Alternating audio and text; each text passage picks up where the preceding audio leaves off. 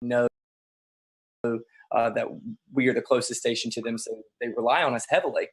Um, but thankfully, I believe the heaviest damage that was sustained in that area was at a hog farm.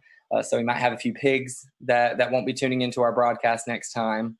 But like I said, just very thankful and blessed that we had 0 fatalities, 0 injuries throughout the entire morning. Shane, I got a good chuckle out of that. Thank you.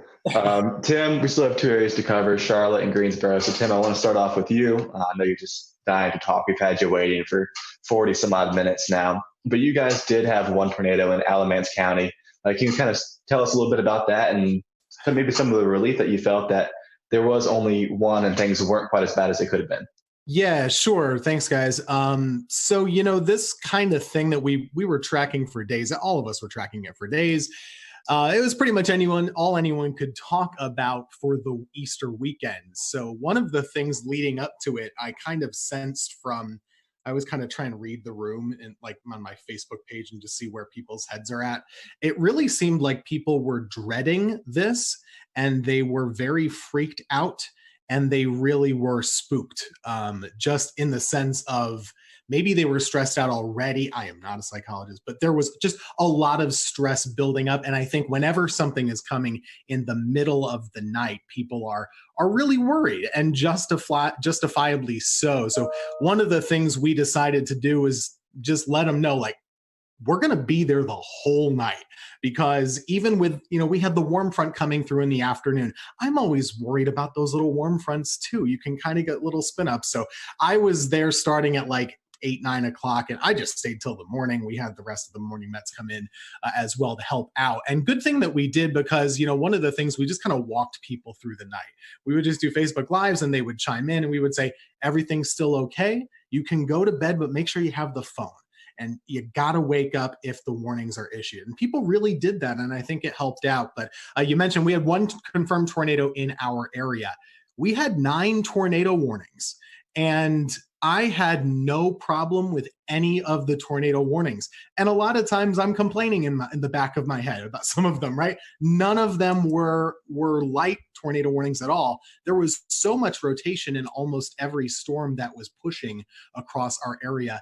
Everyone in this chat knows this. We have a radar issue here. The radar beam is so high. So of course, when we're showing these warnings, it's showing more mid-level rotation. It's not at the ground. So all we can do is say, hey, this storm is spinning like crazy. Our first tornado warning came in at 4:20 in the morning, and we had continuous tornado warnings until 7 in the morning. So we were on for a while with all of those different storms. And it turned out that the last one in Alamance was the one that, in fact, was confirmed. And we confirmed it on air, too. We were watching it, Taran Kirksey and myself, and there was a clear as day debris ball just a few scans after the first couplet showed up. So I believe they talked about this in South Carolina, too. Some of these, they formed, they came right down, and they did the damage right away. And it was very quick. And thank goodness, the Weather Service did a bang-up job. They had a warning on it right away. And we were just bouncing around. It was a very busy morning. But I think people were very appreciative that we were there the whole time with them, just kind of holding their hand. There's this storm. Here's what you do. Grab the kids, grab the dog, put a helmet on, put shoes on, and get ready to go. And, we made through it. Thankfully, there were no injuries or fatalities in that one tornado. On the same token, in the squall line itself, we did have a tree, unfortunately, kill somebody in their home. And one of the things with this line that we also tried to do, you have to give the highlight coverage to the tornado warnings, but this whole squall line, we knew it was capable of putting down 80 plus mile per hour gusts, just with all the wind fields. So we did try and bounce around and say, hey, you're not in a tornado warning in Guilford here right now, but this line is nasty, so you should probably be in your safe spot too. So it was a very busy morning, but we anticipated it. Everybody in the Weather Enterprise talked about it for days. People knew about it. And I actually think it's a big success story that in the middle of the night, people were still well prepared and took good action. And the fatalities really, I think, were minimized, at least in the Carolinas, as far as I could tell. And Tim, you're already kind of making my transition easy, because the second question I wanted to ask was about there was some information going around on Facebook before the storm that was a little bit unsettling for a lot of viewers, and it was definitely not accurate information. But I know that you were definitely a part of reassuring people, reassuring your audience that the storm, while yes, it was definitely going to be dangerous, this is not something that they couldn't handle. Talk about the importance of the trust that your viewers have in you, and how you're the source where they get all of their information from. I mean, social media is a blessing and it's a curse, right? Like it gives good information and it gives bad. There was some post floating around out there that was advertising potential for EF5 tornadoes in North Carolina, even though we've not had one before on record. But people were freaked out initially. We of course saw the damage in Mississippi and Alabama. That can freak people out here when they know it's coming our way. So, one of the things I tried to do in the days up leading to the event is, everyone's freaked out right now just in life. I don't get freaked out by weather. I'd get freaked out a little bit about this pandemic, if I'm being honest. So one of the things I told them was just saying, hey, we're living in crazy times. We don't know exactly what's going to happen with daily life with this virus and stuff, but we know how to handle severe weather. We have the technology. We do this every year. We got this. It could be bad, but we know what to do. And if it is bad, we're going to let you know about it. We're not going to go crazy. We're just going to let you know where the storm is, where it's going, what you should do, and what to do next time, because there's always a next time with weather. This is not abnormal, really. We had a lot of tornadoes, but 1 year ago, basically in April, North Carolina had 12 tornadoes also. So this is not really that different. We do know what to do. And I think that was reassuring to folks, just to let them know, hey, okay, well, they're used to this. They're going to keep us covered. And that's really the whole reason why we're here. We're not here for the sunny days like today. I could not show up and it would be fine. But Monday, we're pretty important to keep folks calm and hopefully encourage them to make the right choices. And I think a lot of people did. Absolutely. Yeah, Scotty. And so, Tim, talking about radar coverage, that brings me to Mr. Brad Panovich. And Brad, unfortunately, we had a tornado kind of go under the radar, like that little pun there, in the Charlotte area. So we had one in Anson County, but you've been on the show several times talking about our radar gaps, and this one kind of bit us in the behind because we didn't catch this one. Yeah, and I'll give a little bit of a pass to the Weather Service on this one, because I think Tim brought up a good point. Something we were doing on the air Monday morning was we were telling everybody to treat the severe thunderstorm warnings like tornado warnings on Monday morning, because every severe thunderstorm warning had a tornado tag in it, and we knew the environment that these storms had. I didn't want people near a window or near the outside walls with straight line winds on Monday morning. So we actually, for the first time in a long time, I basically treated every severe thunderstorm warning like a tornado warning. But you're right, there was no warning with the 2 tornadoes we had touched down in Anson County. Even though in hindsight, looking back even at the Raleigh radar, there were signs of rotation. But I mean, we were all looking at radar Monday. I could have issued 100 different tornado warnings on some of these. It was just, you knew there was probably a tornado in there. There were several times I saw little couplets trying to spin up where you saw that inflow notch starting to increase, and you're waiting for the outflow to kind of kick in, and it never did. So, there probably was numerous small spin ups in there that we never recognized, but it does highlight the same issue, right? We've had this huge radar hole over the Charlotte metro area that goes up into the Greensboro metro and really out towards the Fayetteville area. It's kind of that triangle of just horrible radar coverage. So the Raleigh office, they're trying to issue a warning in Anson County, which is basically closer to Charlotte than it is Raleigh. And the 2 radars they're looking at is Raleigh, Greer, and a terminal Doppler at Charlotte Douglas, which doesn't actually have the range to make it into Anson County. So it's a tough situation in a morning like that. Unfortunately, that tornado did damage about 10 homes. It was an EF2, and we had several farms damaged. So it did quite a bit of damage, actually picked up a couple mobile homes, but it does highlight the issue. I just hope that at some point, I think this COVID-19 thing has kind of set back our North Carolina radar project to do some private-public partnerships, but this problem's not going to go away. And hopefully in the very near future, we'll have, the goal is to have 3 C-band million-watt dual-pole radars spaced out over that radar gap to enhance radar coverage going forward. But man, that was every time this happens, I'm like, I wish I had a better look. I wish I had it, especially that time of the morning when no one's spotting these things. You need that radar coverage. And it really makes it difficult. And I'll just say one of the things about the coverage that morning, everybody knew this was coming. The only messaging issue that I had with this whole event was because of the timing being between day 1 and day 2 outlooks from SPC, there was a lot of disconnect about this thing like skipping over us. And the one thing I tried to do Sunday night and Monday morning was like, hey, you got to understand the day 1 outlook goes from 8 a.m. Sunday to 8 a.m. Monday. And then the new one comes out for Tuesday. It's 8 a.m. Tuesday to 8. And so it looked like it was going to jump over the Piedmont, but it really was just an artifact of it being right at that time of day between the 2 outlooks. So that was the only issue I had communicating. A lot of people thought this was going to happen on Sunday, and it really was a Monday morning event. So from that standpoint, I'm glad a lot of people paid attention, but the timing was a real problem because of the way the outlooks are issued from SPC.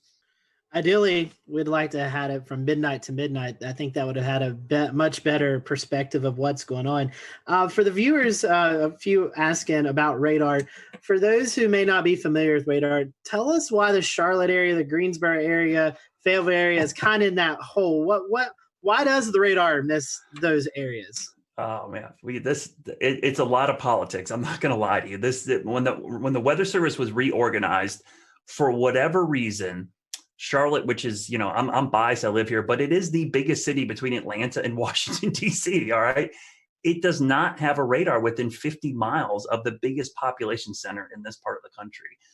And that doesn't just affect us. It affects Tim up in Greensboro and Winston-Salem. It affects Hickory, Boone.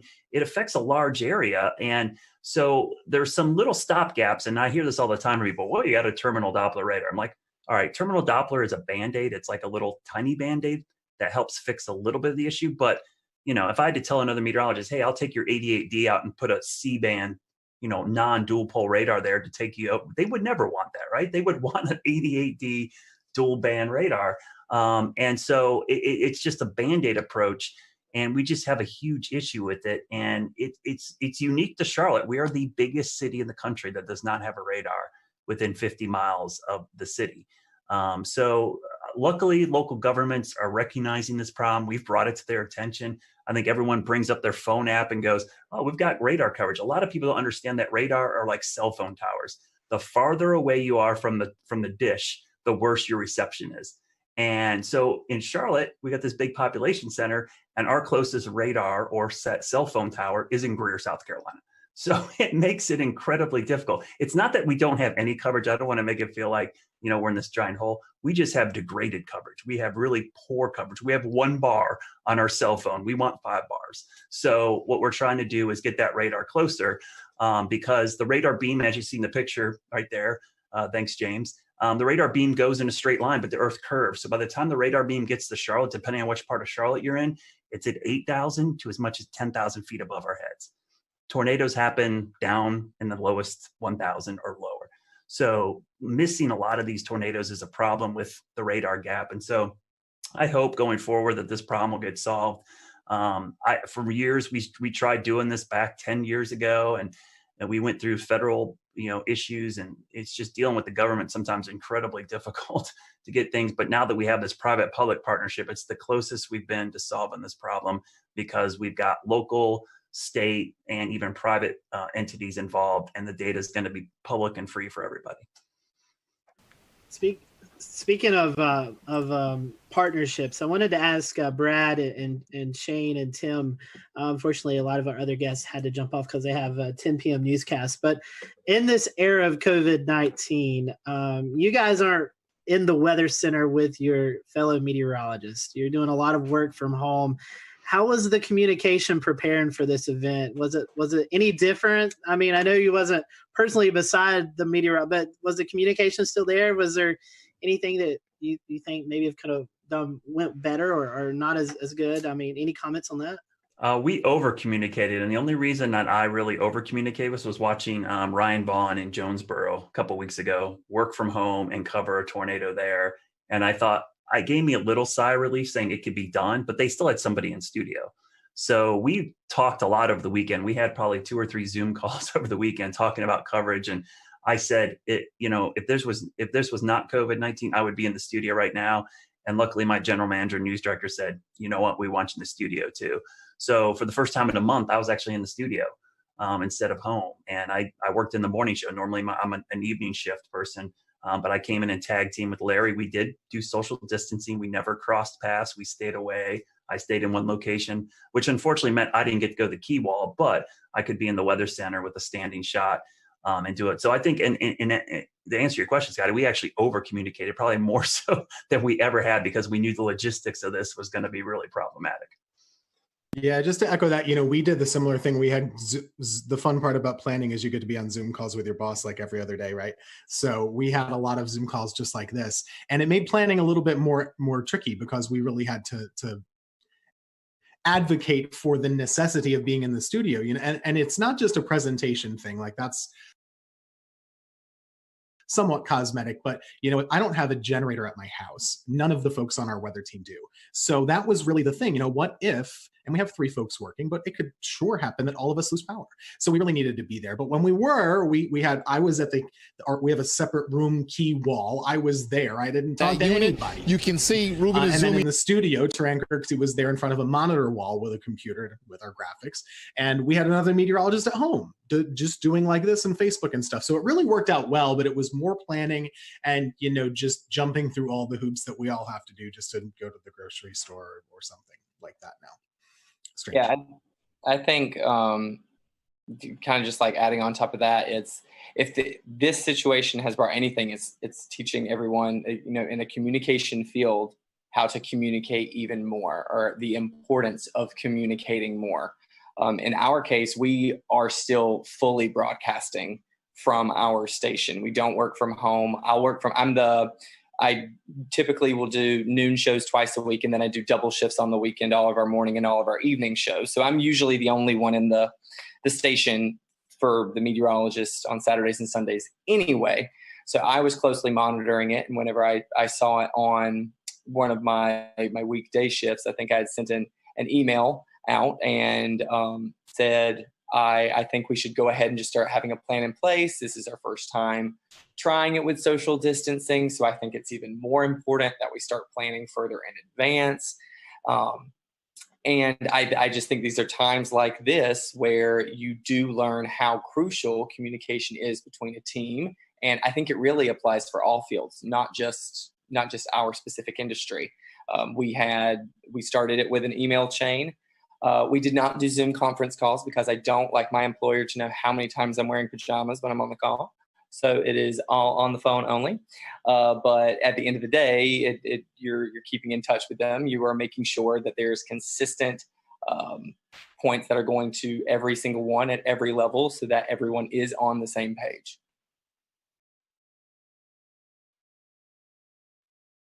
Yeah, I was going to say real quick, Tim, we had that same issue. That was our biggest concern, was the generator issue.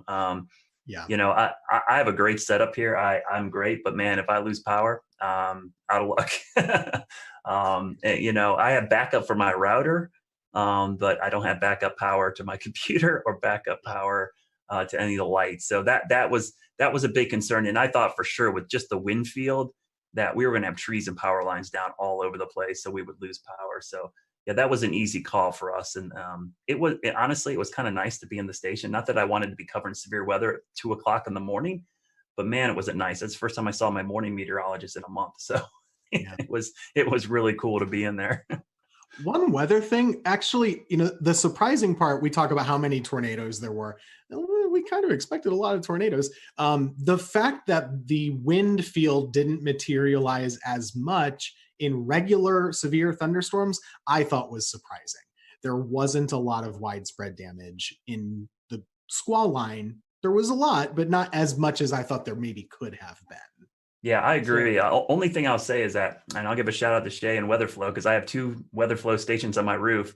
I had 30 minutes of continuous gust over 50, which was the highest sustained gust above 50 since probably Hurricane Michael came through here. I've had those things for 2 hurricanes passing overhead, or at least the remnants, and that was by far the highest.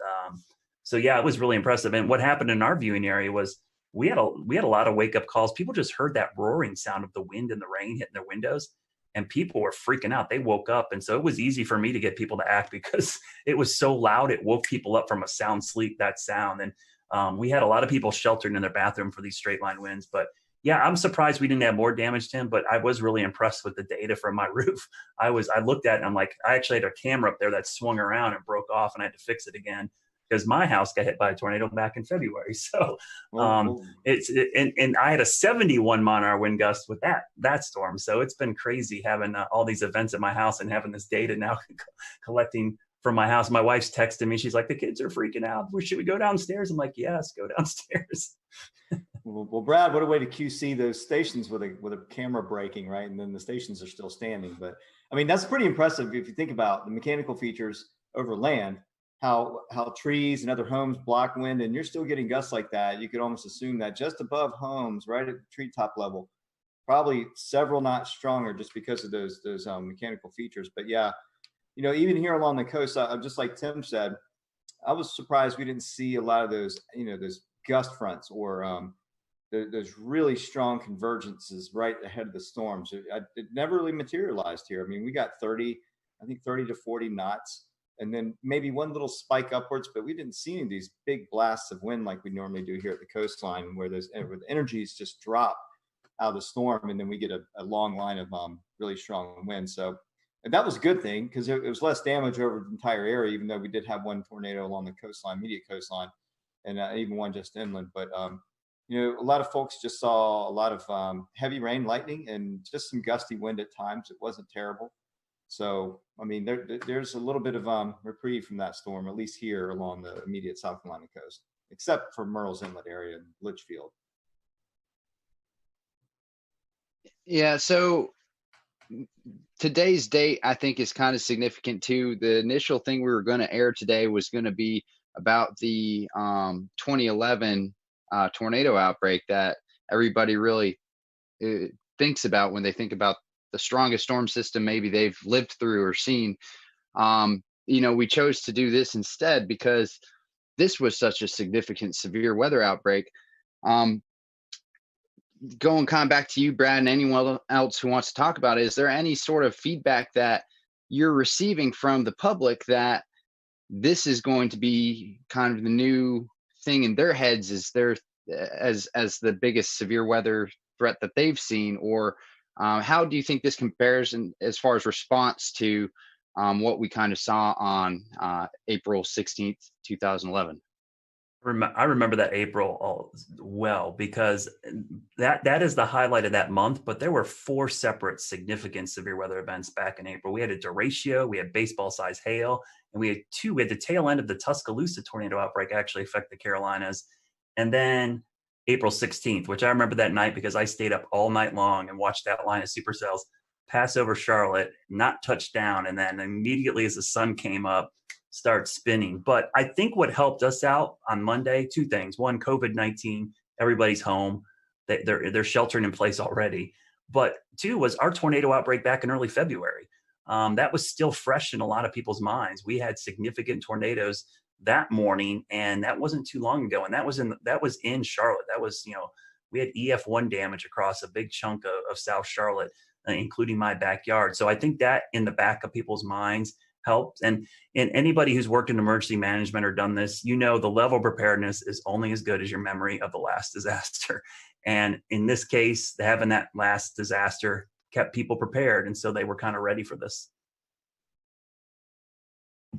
Yeah, for here, this one is not going to be remembered for years for most of the Piedmont area, and at least near the Triad, I wouldn't say, except for the folks who actually were in the tornado path in Alamance County.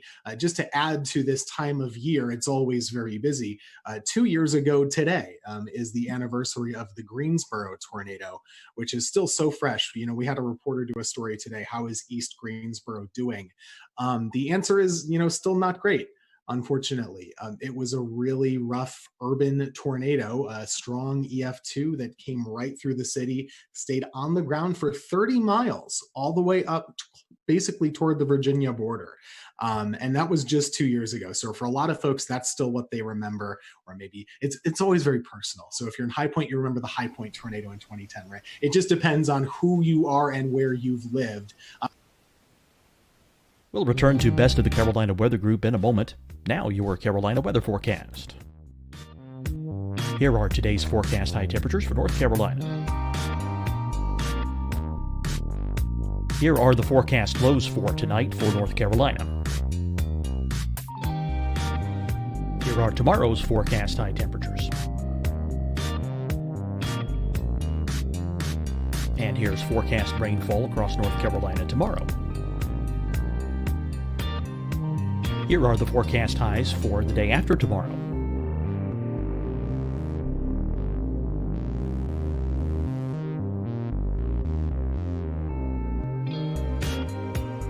And here's the forecast rainfall across North Carolina for the day after tomorrow. This is the total rainfall forecast across North Carolina for the next 3 days. Here's the severe thunderstorm outlook for today from the Storm Prediction Center.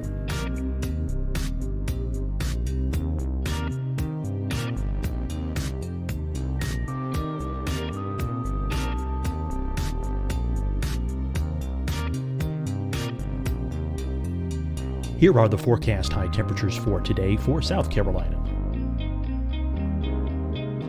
Here are the low temperatures for today for South Carolina.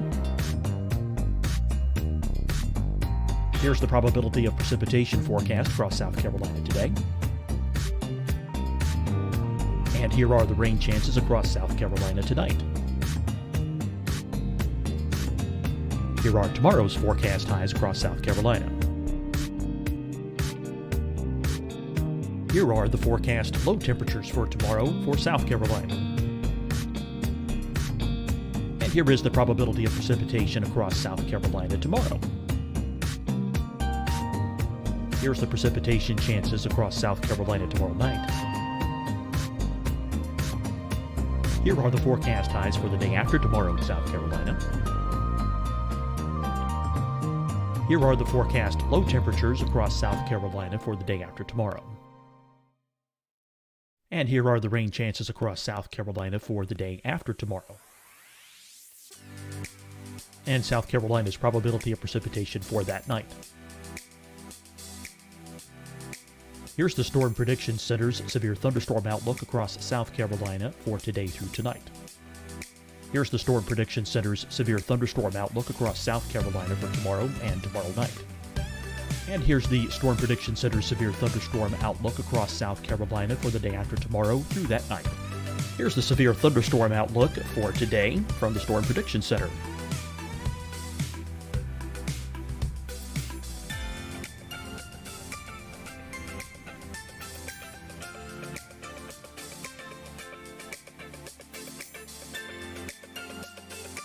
And now here's a live look at weather radar across the southeast. Deciding when to wear a mask isn't about who you know or how well you know them. Just ask yourself, will I be with anyone I don't live with? If the answer is yes, get behind the mask.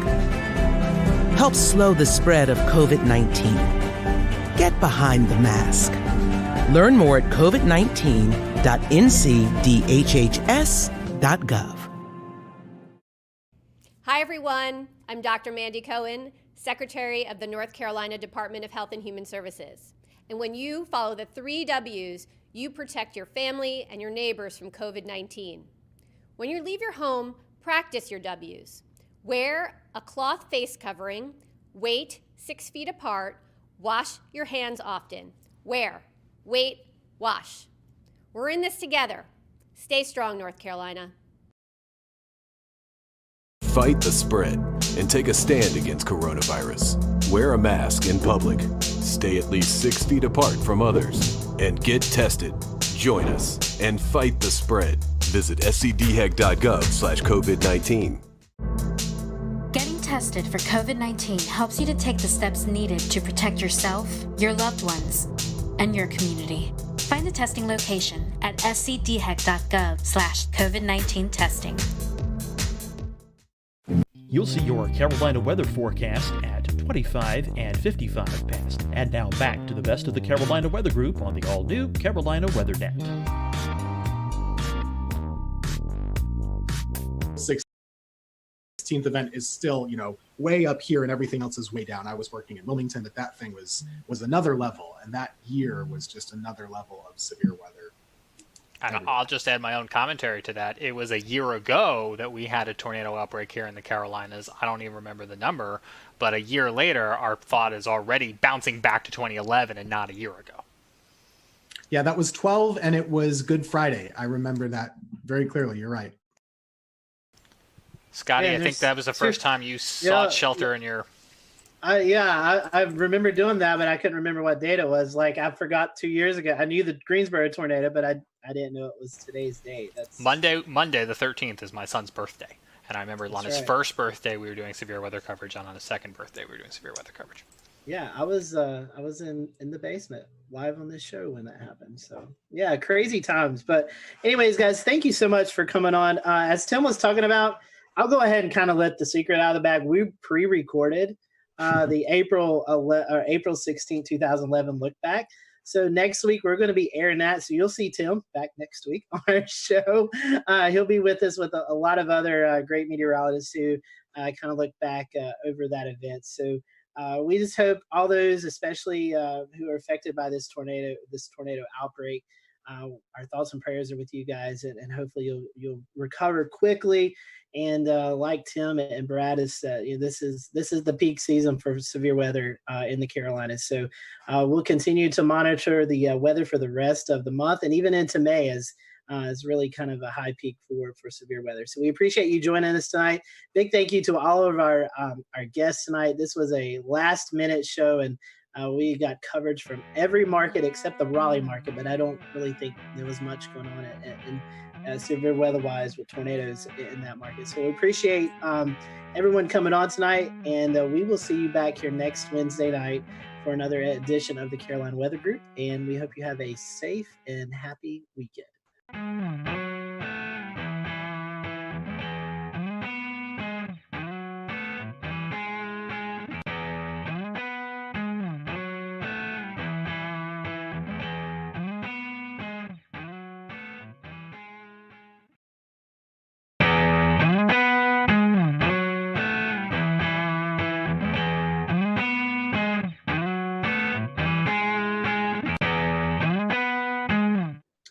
Good evening, everyone. Welcome to the Carolina Weather Group. This is the April 1st, 2020 edition of the Carolina Weather Group. We hope that you're doing well on this Wednesday evening, hoping that you and your family are safe and sound during these crazy times that we're experiencing. And that's kind of the topic of tonight. We're going to be talking about coronavirus, COVID-19, and weather. We still have weather going on during this crazy time that we're experiencing throughout the country. And in fact, tonight, we're going to be talking to Ryan Vaughn, who was covering a EF3 tornado that struck in Jonesboro, Arkansas this past weekend. So we're looking forward to that. We are streaming live right now on our many streaming platforms. So if you'd like to interact with us tonight during the conversation, just drop a comment in the Facebook Live or the Twitch or Periscope link, and we will monitor those throughout the show. And James, I'm going to toss it off to you because you have been working from home for the past couple of weeks, and we're starting to see more and more people work from home. And so I know it's been a crazy time for you and everyone involved in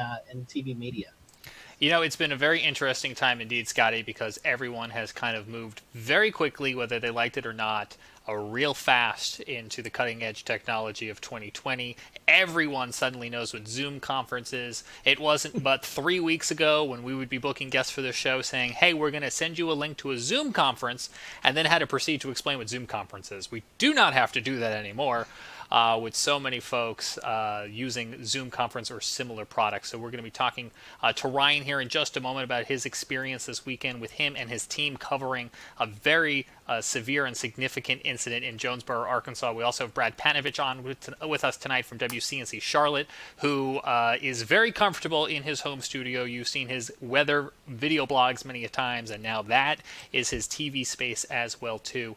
And we're also going to be talking with somebody here in Mecklenburg County who does some paramedic work about what this means, the coronavirus means for their line of work too, because as Scotty mentioned, the weather is still continuing to happen. We had a line of storms roll through South Carolina yesterday, prompted numerous severe thunderstorm warnings down in the Charleston area. Luckily, we didn't have any tornado warnings to account of, despite having a tornado watch, but it was a much different story this past weekend in Arkansas. Let's bring in Ryan. You were actually working from home, and you had your other meteorologist back in the station. Just bring everybody up to speed if they're not familiar with what took place this past weekend. Okay, so typically in a severe weather situation, we would all be in the studio. We were going into this, we were low wind severe weather threat. We knew tornadoes weren't out of the realm of possibility, but we were kind of thinking gusty winds, and I think everybody, even the Storm Prediction Center, kind of had northern Illinois pegged for the hot spot. Well, tornado warning comes out for one of our southern counties, and we had already kind of discussed that, okay, in the interest of social distancing, and we were already kind of playing that that role already was already kind of unfolding. I said, well, we've got a solid system here. How about I go here and you guys stay back there, and we wouldn't be there. And hopefully we wouldn't go into long form programming. And so the tornado warning came out for Woodruff County a little bit after 4 o'clock. And at that point, you could draw a line and see that there was a chance that this was going to come into Jonesboro. We have some video from your coverage. We're going to pop up here in a double box. Oh, man. Walk us through. This must be the moment that tornadic cell started producing in Jonesboro, if I'm correct. Hold on one second. I just now lost. There we go. I'm back, I think. Yeah, that's this is where it was producing here. So what was going on? Zach Holder is in front of the chroma key wall, and we had already at this point had a pretty large tornado out of Jackson County. So we were watching this one pretty close, and the meso was going right over town, and we really just started getting some indication that it was cycling. And sure enough, we were concerned that it was going to, if it cycled through and it produced a tornado, it would be right in the middle of Jonesboro. And you see what unfolds here. Now, for Zach, he's in his 20s. He hasn't covered a ton of, tornadic storms, especially like that in front of a weather camera. He did spectacular Aaron Castleberry. If I'm not mistaken, I think that was his first severe weather event ever covering broadcast wise. So it was hard to not get emotional. I've lived here almost 20 years, and outside of a couple of years, I lived in Alabama, and to watch that go through the town that you've forecast for and covered for so many years, it was tough to kind of hold the emotions back on that one. I want to ask Ryan, you. Go ahead, Ricky. I was going to say, talk about having to work with the delay and the live view delay or the TVU delay, and being able to hear Zach and the folks in the studio at the same time. Yeah, that was tough. I learned some lessons. We had the delay, and stepping on each other and things like that was a little bit of an issue. Because when you're in severe weather coverage, you speak in half sentences. You can be sitting there talking about, okay, guys, this tornado is coming for, and you'll stop, and you're thinking they're done, and you step in. And so there was a little bit of an issue there in the middle of that also. So while we're all going through that, Southwest Power Authority feeds Jonesboro and Paragould. So even though I was 19 miles to the north, when they started taking power hits, I started taking power hits. So I lost programming. I lost what they were seeing. And then also was losing access to Max. So I had Max 1 up in here. They were using Max 2. Then they lost Max 2. So they needed access to Max 1. So after I lost programming, after I lost ability to have Max, and they needed it anyways, that is when I grabbed my phone, grabbed my laptop, and that's when I went out chasing, if you saw the coverage afterwards. Ryan, previous to this weekend, had you ever done live TV from home? Oh, live television yet from home. Yes, that past Thursday we had done all shows. We were kind of dabbling. We're going, okay, do we want to do this completely from home? Do we not? And so Thursday was a beautiful day. Zach was back at the studio, and so we did that. I went live from my backyard, and it went great. Everything went great. And so that's kind of where we were going into this, going, okay, this could work. I will say there was another time about 2 years ago. We had a just random tornado warning. No watch. I'm not even sure if we were in an Outlook. Random tornado warning. Didn't produce a tornado, but it was about 2:00 in the morning, and master control calls. And of course, my weather radio and everything's going off. And I told them, I said, I don't have time to make it to the station. So I pulled Max up in my office and I said, pot up the phone. I'm controlling Max. I'll talk over it. And we did it then. So, I had done that one other time, and no one really even knew then that I was at home. We just talked over it, went through about 30 minutes of a tornado warning, and that was done. Hey, Ryan, looking at the weather outlook from last week, it looked like the severe weather was going to be maybe in Illinois area. How did you and your team go about preparing for this with, trying to keep as minimum people in the studio? What was the preparation like for the days leading up to the tornado on Saturday? Well, we were going into anytime we have that we think there will be watches, warnings, or advisories, we mark that on the 7-day forecast as red. And we do certain things like put social media graphics out there specifically for social media. So we were ramping it up. We knew the possibility was there. Of course, you look at it. If that had been over an open field, yeah, it would be a big deal, but not this big of a deal. We knew the possibility was there for tornadoes. But not enough to risk everybody being in the same studio together, if that makes any sense. That morning, I can remember Zach, we kind of have like a little group chat going on with text messages. And I can remember that morning, Zach goes, I'm getting a little concerned about the tornado threat on this also. So, we knew it didn't sneak up on us, but it was still kind of a low end deal. We put a medium risk out a little bit farther down to the south into southeast Missouri. But it still didn't play out exactly like I think anybody thought. I think one of the remarkable things about this was being able to show the images live. Talk about your camera network and how valuable being able to see that. Because I was watching it on radar in real time. I'll tell you what, if I didn't have that camera at the same time, I would have thought for sure it was producing it on the ground, but it wasn't yet. No, it wasn't. I kind of thought that also when we have 8 cameras. I think 9 cameras across our viewing area. And that goes back to, that's a James Spann thing. I worked for 2 years down in Montgomery, Alabama. And of course got to know all the stations down in that area. And, James was really big on cameras back then. And it did just make sense. It's like, man, if you can get eyeballs in every single county, especially when you live in as flat of an area as we are in, it's going to be really hard for a tornado to sneak by us. So we have several cameras in Jonesboro. We have some to the west down in Batesville. We've got some up here in Paragould. I say some, one in Paragould, one up in Pocahontas, one in Walnut Ridge. We've got almost every county around us covered. Now after this, I want 2 or 3 more.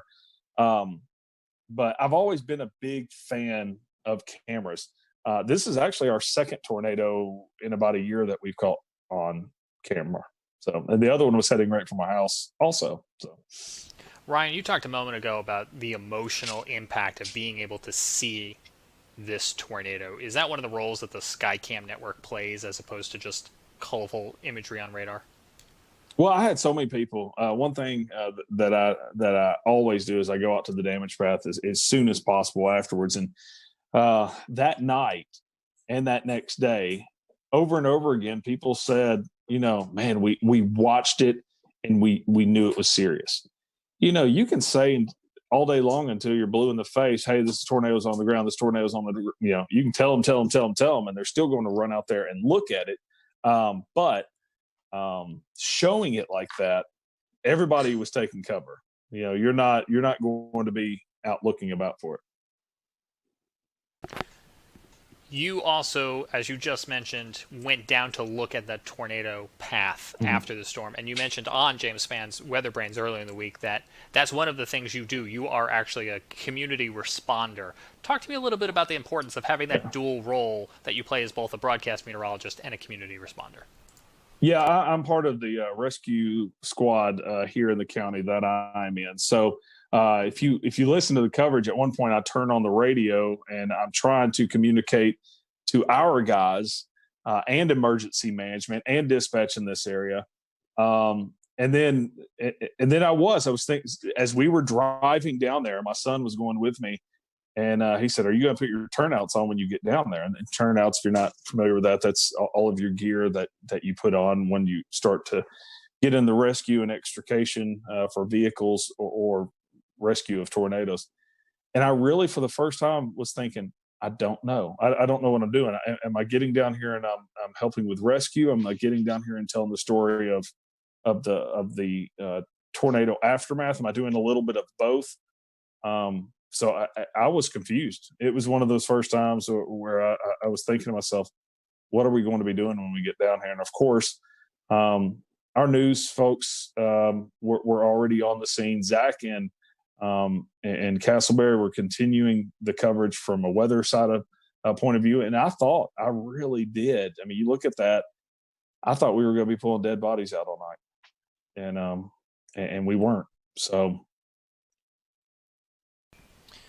We had Damon Lane from KOCO in Oklahoma City on our show 2 years ago, and he talked to us about what it was like one day to be on television at the studio tracking a storm as he knew it was coming into his neighborhood.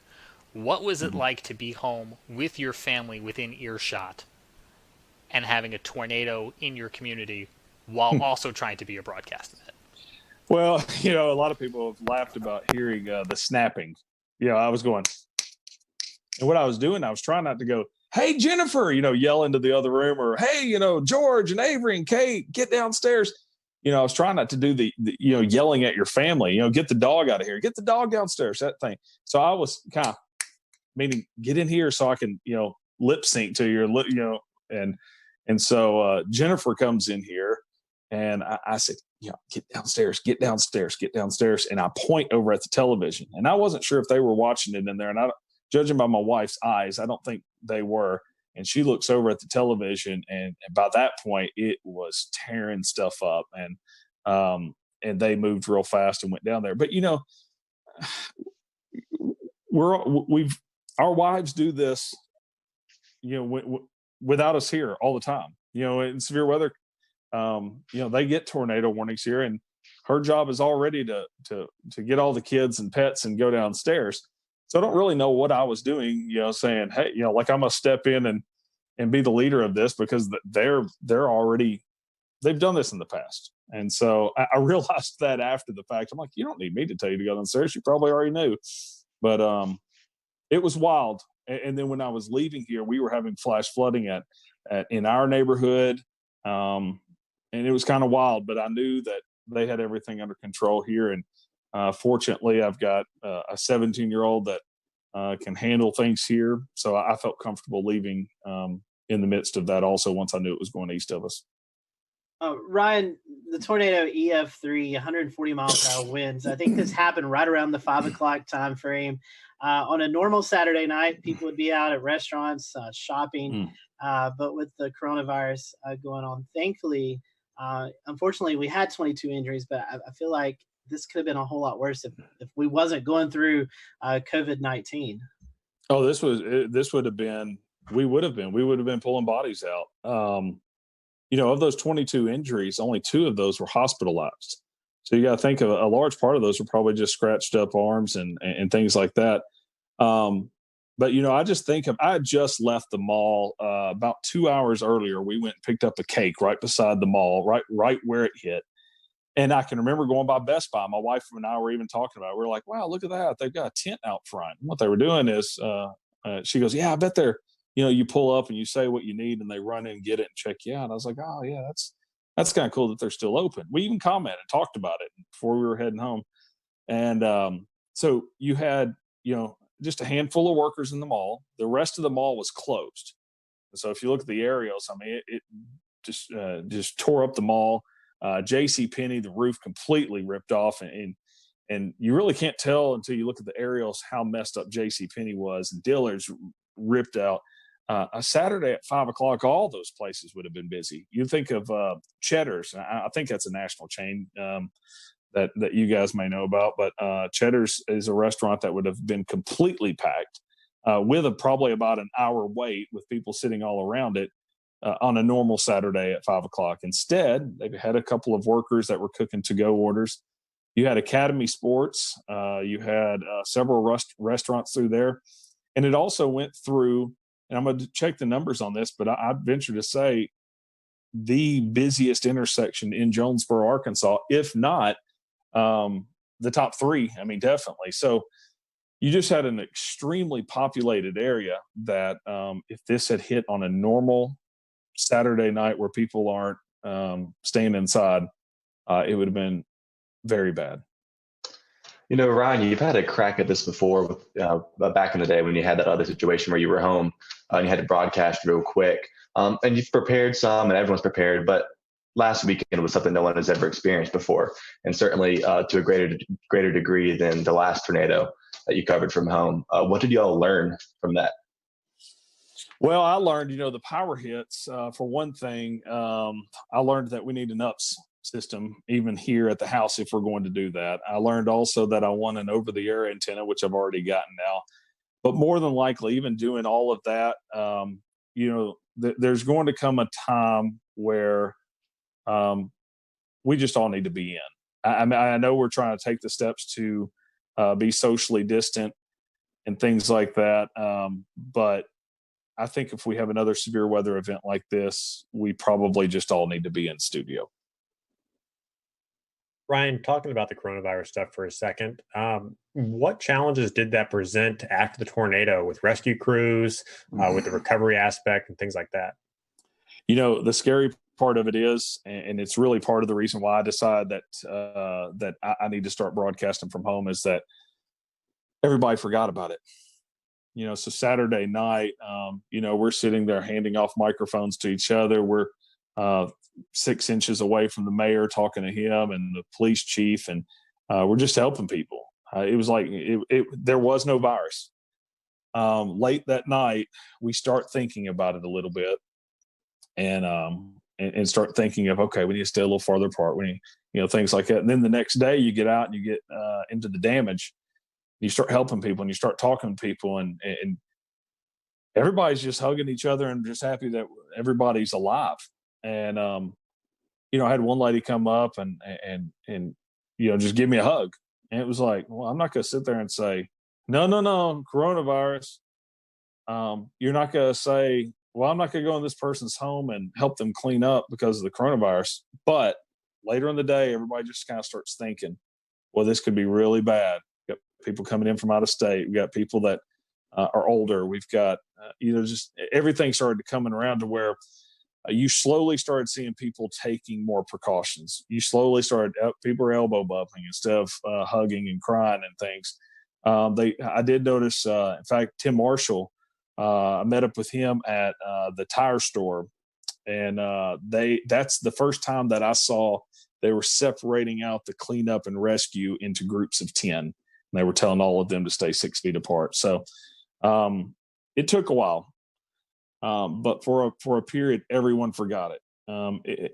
As I said, I'm on the rescue squad, and we 3 weeks back were handed masks, and we were supposed to be wearing masks and responding. Well, I wasn't rescuing people at that point, so I was just like, oh, I'm not doing that. So I don't have to follow any rules because I'm not, doing that side of it, and I'm back on the media side of it. But, I look back and I'm like, man, I hope 10 or 14 days from now, we're not looking at this going, we all got a little too close. So. And that's it'll be very interesting to see how that goes. And you're right, it is weird. I mean, even me personally forecasting on a day-to-day basis, I've kind of had to tell myself, hey, this is still important, but it feels less important on a day-to-day basis with everything going on. So I want to bring in Corbin here real quick to kind of talk about maybe something that you guys experienced too, Ryan. And it was trying to shelter people during severe weather and with the whole coronavirus situation going around. And Corbin, you kind of work in the emergency management field a little bit. Talk about what scenarios would play out and what problems play out with sheltering people during severe weather events while this virus is going around. So obviously that's one of the things that we really want to look into. Is sheltering in general is never a good situation per se, especially. We'll return to Best of the Carolina Weather Group in a moment. Now your Carolina weather forecast. Here are today's forecast high temperatures for North Carolina. Here are the forecast lows for tonight for North Carolina. Here are tomorrow's forecast high temperatures. And here's forecast rainfall across North Carolina tomorrow. Here are the forecast highs for the day after tomorrow.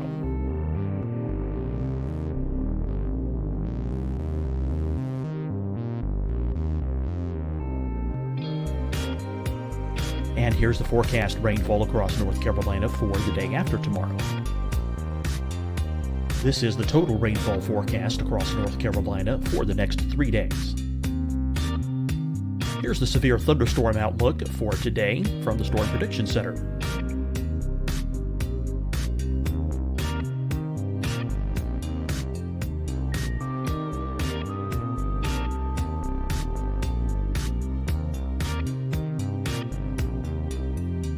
Here are the forecast high temperatures for today for South Carolina. Here are the low temperatures for today for South Carolina. Here's the probability of precipitation forecast across South Carolina today. And here are the rain chances across South Carolina tonight. Here are tomorrow's forecast highs across South Carolina. Here are the forecast low temperatures for tomorrow for South Carolina. And here is the probability of precipitation across South Carolina tomorrow. Here's the precipitation chances across South Carolina tomorrow night. Here are the forecast highs for the day after tomorrow in South Carolina. Here are the forecast low temperatures across South Carolina for the day after tomorrow. And here are the rain chances across South Carolina for the day after tomorrow. And South Carolina's probability of precipitation for that night. Here's the Storm Prediction Center's severe thunderstorm outlook across South Carolina for today through tonight. Here's the Storm Prediction Center's severe thunderstorm outlook across South Carolina for tomorrow and tomorrow night. And here's the Storm Prediction Center's severe thunderstorm outlook across South Carolina for the day after tomorrow through that night. Here's the severe thunderstorm outlook for today from the Storm Prediction Center.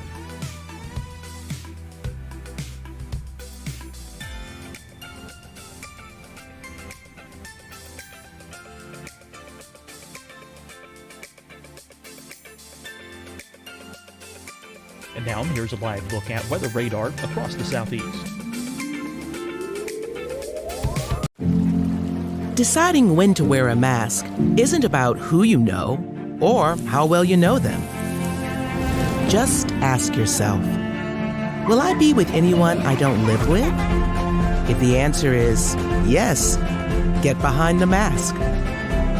Help slow the spread of COVID-19. Get behind the mask. Learn more at covid19.ncdhhs.gov. Hi, everyone. I'm Dr. Mandy Cohen, Secretary of the North Carolina Department of Health and Human Services. And when you follow the 3 W's, you protect your family and your neighbors from COVID-19. When you leave your home, practice your W's. Wear a cloth face covering, wait 6 feet apart, Wash your hands often.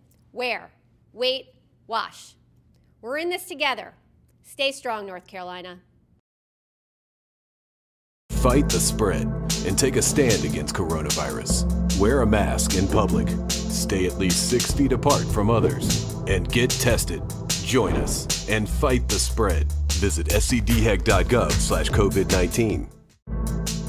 Getting tested for COVID-19 helps you to take the steps needed to protect yourself, your loved ones, and your community. Find the testing location at scdhec.gov/COVID-19 testing. You'll see your Carolina weather forecast at 25 and 55 past. And now back to the best of the Carolina Weather Group on the all-new Carolina WeatherNet.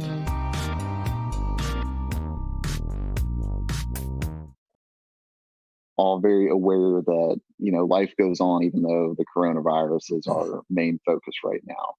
So one of the main things, obviously, is social distancing.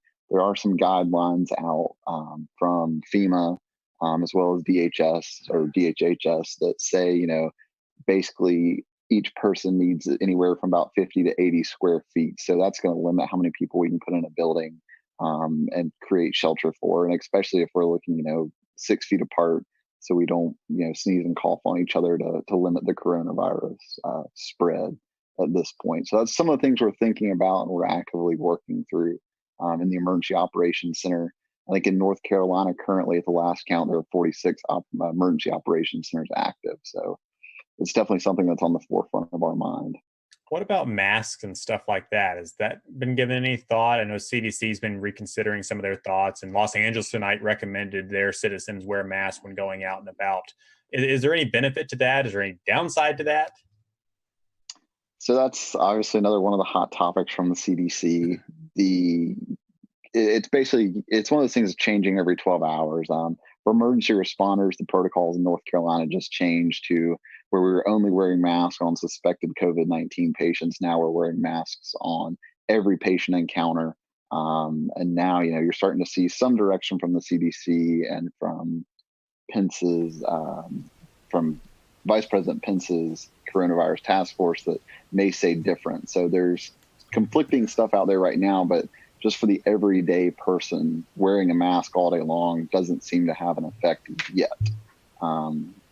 But we'll see what the data shows as the days come. Corbin, we learned today that a paramedic with medic tested positive for coronavirus. You mentioned a minute ago that more people might be wearing masks as they go out and tend to emergency responses.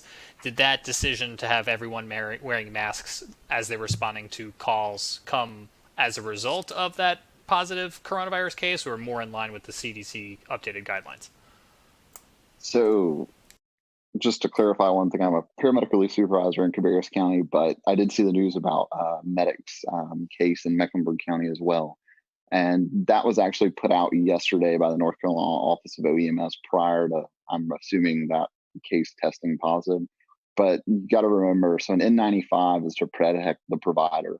A surgical mask also protects the provider, but it's better to kind of put on the patient because it's going to prevent them from spreading their germs, just like a surgeon in surgery. Patty, I think you had something.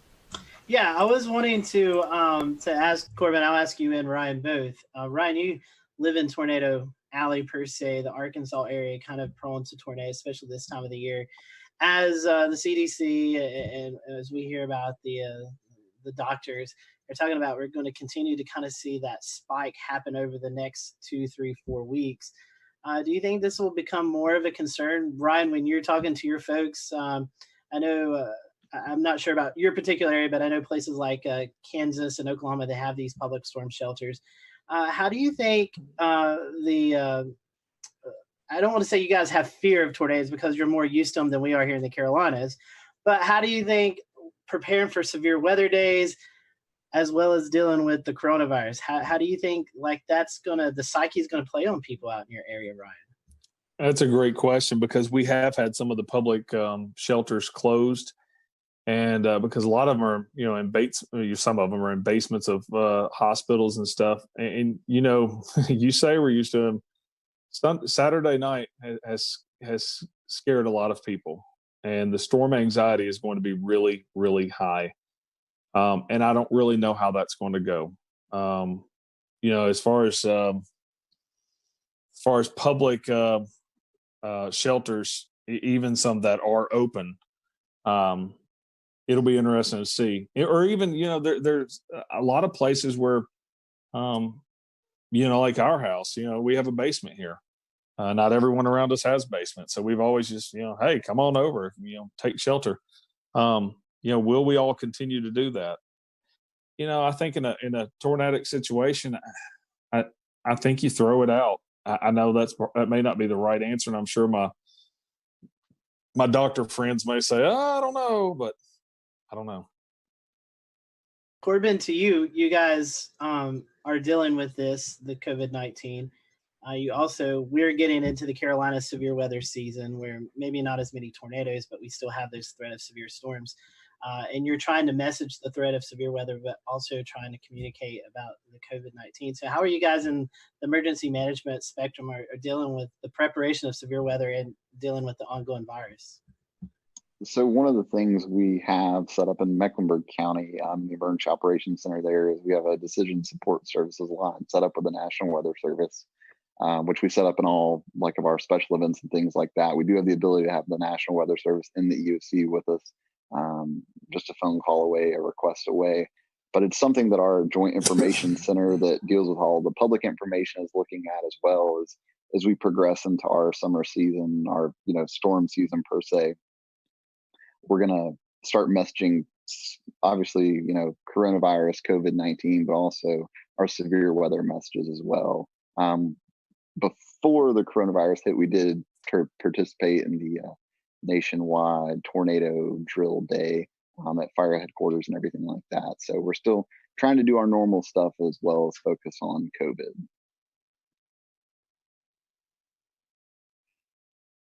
Let's bring in Brad Panovich, who is a broadcast man at WCNC in Charlotte. Brad, if you were to go to air tomorrow for a tornadic situation, do you have something in mind that you would tell people in the event they either needed to leave a manufactured home to go to a sturdy shelter, or even afterwards if their homes were damaged? I found it was interesting. I read the press release that I think the governor of Kansas sent out. I think it was yesterday or today, basically saying, you got to prioritize the threat. So if a tornado is coming, that's your most immediate threat. So you need to seek shelter. But if you are going to seek shelter in a community setting, try to do the social distancing the best you can. But it's one of those things. If there's a train coming at you, you get out of the way of the train first, okay? And then you worry about all these other things secondary. So I think that what I would tell people is, do the best you can, but please avoid the tornado because that's the most immediate threat and most likely going to cause you your life. But I was glad to see Ryan's work, which was spectacular because it kind of gave me a little relief that, hey, we could do this remotely from a broadcast standpoint as well. But just like Ryan, I think if we knew a couple days ahead of time that we might have a moderate threat day, that we probably are going to send one of us into the studio, likely me, and we'll keep everybody else out of there. But the fact that we can do this remotely with somebody in studio is great. The whole reason I had this monitor behind me was I was thinking ahead, like if I have to track storms at home, I wanted some kind of graphic behind me where I could be in front of it. So I think that potential is there as well. But it's the first time in a long time, as a meteorologist, I'm like, I hope we have a super quiet spring. I'm just like, I do not want to have the added worries of severe weather. And I've already been thinking about hurricane season as well. I don't want to have to deal with any hurricanes. I just want it to be quiet because I think it's the last thing people need to worry about right now. But we know, it's April. For us, April's the peak of severe weather season. Hurricane season's around the corner. So at some point in the next couple months, we're going to be dealing with severe weather and coronavirus at the same time. And hopefully we'll be a little more prepared by then. Thing else to think about, guys, through all this is I wonder what the viewership numbers are, and I wonder what the connected people numbers are. Are people using Netflix more? Are people watching these streaming services more? and maybe not watching actual television, my cable box will override with the EAS if something happens. But Netflix and things like that won't. So it'll be interesting to see if more people pay attention, less people pay attention. You're not at work, so maybe you're more connected. Well, it's a good point, Ricky. But I think one of the things, what happened in Jonesboro is a good example. I think the fact that everybody's in a home already is a good start. I mean, at least they're there. One of the things that I love what Ryan did during this event was, tell people to call people. I mean, the thing is, as a broadcast meteorologist, you can never assume everyone's watching you. They're not. So, but you can connect other people to the people that are watching you by telling them to call people, DM them, text them, do whatever, amplify your message. And that will wake people up and get them, away from Netflix and maybe flip on the broadcast network. But this is where digital and social media is really important to us as broadcast mets. It's a way for us to reach people when they're not watching us. And so hopefully they'll flip us around. The thing I worry about, Ricky, honestly, is that, and we've already seen this, our internet and digital systems overwhelmed with so many people at home. Are the WIAs going to be bogged down? Are the cell networks going to be clogged up? Are we going to be able to push out this information because there's so many people using all this bandwidth right now? Yep, good point. James, I think you had something. Yeah, I had a question for Ryan. And, so often in interviews, we end the interview by saying, what else did you want to share? What did we not ask you? And while that's exactly what I want to post to you now, because we are trying to think of everything, but inevitably we're not. And unfortunately, you had a situation where you've now experienced one of these scenarios that we're still fearing. So let me ask you, what did you learn that we're not even thinking of? Well, two things. This wasn't my first time to have a tornado in front of us on live television, but it was the most populated. And you just have to remind yourself to keep your emotions in check. It's tough, and you can say it a million times, oh, I would, but you really have to keep, stay calm, because it's going to continue moving forward. And so that's one thing that, for every broadcaster, as Brad said, telling people to call people. And that was huge. There was a lot of people that I didn't run into anyone that said they didn't know it was coming. It was either I was watching you guys, your app went off, or my mother or sister or whoever called me and said it was coming. So nobody knew it wasn't coming, but you got to spread out the tentacles and get everybody working for you, more or less. But from the side of this whole new thing with social distancing and everything, is in the cleanup process. Even though we're all wanting to hug each other for all being alive and making it through it, we just got to be smart through this whole thing.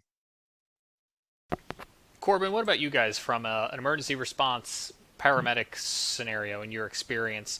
Do you think if we got into a weather situation, the response might look slightly different, or the advice coming out from officials to the public might look slightly different? It may look slightly different, but obviously we're going to prioritize life and safety first before everything. So everything we do is to save life. And if that means, that we have to put people at risk of getting COVID-19, then it's probably something we're going to do in that situation. Whereas if it's a sheltering situation, it's a little different. We can, open more shelters per se for less people. Instead of a shelter we put 300 people in, we may just put 100 people in and then open 2 additional shelters, something to that effect. So it's something that, it's taken into consideration, but ultimately that life safety is the priority of every first response agency out there. Yeah, it's certainly a lot to weigh. Brad mentioned it a minute ago in an analogy with the train, and Ryan, you mentioned it as well too, in that, in some sort of silver lining, not having people out at the restaurants and the malls and the supermarkets may have done you guys some good. That is a huge lifesaver. Not having the people on the road. We still had people on the roads, but not having large numbers of people out there it saved lives.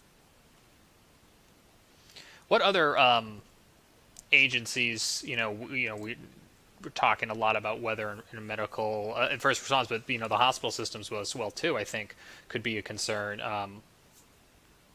Brad, what's on your mind, I guess, when you think of this strain on the entire system? Well, when you have so many people in the healthcare, emergency management, everybody working on this COVID-19 pandemic, if we have a mass casualty event or some kind of huge, you worry about how the resources are stretched so thin already. And I even think about it from a health standpoint. It's like, this is not the time to have a broken arm or leg, because you are not a priority at the hospital when you go in there. And in fact, going to the hospital puts you at more risk than, treating yourself maybe outside of the hospital. So that's what I worry about. If we have a big event in a populated area, and I'm sure that's what Ryan was worried about on Saturday, is like, this thing's plowing through his main metro. It's like, man, how are we going to handle this with all this other stuff going on? So I think that's a big concern. And that's why I think just people in general have to be very cautious over the next couple of months. We don't need to have unneeded visits to the ER for things that, we could prevent. Like, I've even talked to my kids like, hey, let's not jump out of the tree, okay, for the next month or so. Let's not try to jump the bike over the rock, because we're probably not going to be able to get into the ER. So from a weather safety standpoint, don't take that added risk. If there's lightning outside, let's just go inside. We don't need someone to get hit. If there's severe weather, let's be overly precautious and safe in this situation, because we don't want to have to go to the hospital or ER in this situation when they have a whole mess of another concern to worry about right now. Yeah, absolutely. And I think the trick there is going to be getting people to maintain that attitude for a prolonged period of time. Scotty read an interesting article today, and I'm going to go to him in a second to summarize, talking about weather data and observation. And I feel like now is a good time to bring it in, because we're talking about the strain on the response system, but also the strain on that data system. Going back to what Brad was talking about could the systems be overwhelmed, the emergency alert systems, or even the data observations? Scotty, that was something that you were reading about today, right? Yeah, so the World Meteorological Organization, the WMO, came out with an article today talking about COVID-19 and how it could affect some of our weather modeling, weather forecasting. I can maybe toss this to Brad here in a little bit, and Ryan, maybe they can tell you a little bit more than I can. But basically, there's all kinds of observations. We run satellite radars. If you're familiar with the Carolinas, it seems like one of our radars is always down. And so it takes people to go out and fix those. And with the strain and the social distancing, the folks may not be there to get that. There's also another concern with the airplanes that are taking off, just everyday flights. A lot of these airplane companies have weather observations on them. They send temperature, humidity levels, wind speed, wind direction, and all that's kind of fed into our systems and kind of help us with our weather modeling and our weather forecasting. So with the less flights that are going out right now, with people not traveling from COVID-19, and just the strain on the staff to get out and fix these instruments that we use every day in the weather community, we could start to see some concerns with that as we get longer and longer into this COVID-19. Brad, I know you love to talk about weather models and how we get all that data in. I know you've actually done some weather school talks about that, which we'll talk about in just a little bit. But can you kind of tell the public a little bit about how we could start to see more inaccurate weather data as we get through this process? Yeah, so I actually posted some graphs the other day.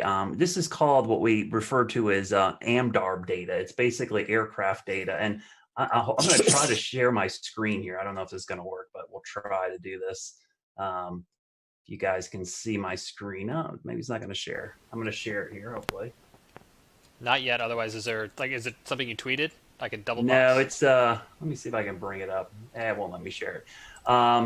But what it was is a chart basically showing the lack of upper air obs from aircraft. People don't realize that every commercial aircraft that takes off and lands collects, data for us. And so what has happened is that we have actually, let me see if I can share it. There we go. You guys see it? Yeah, we got it.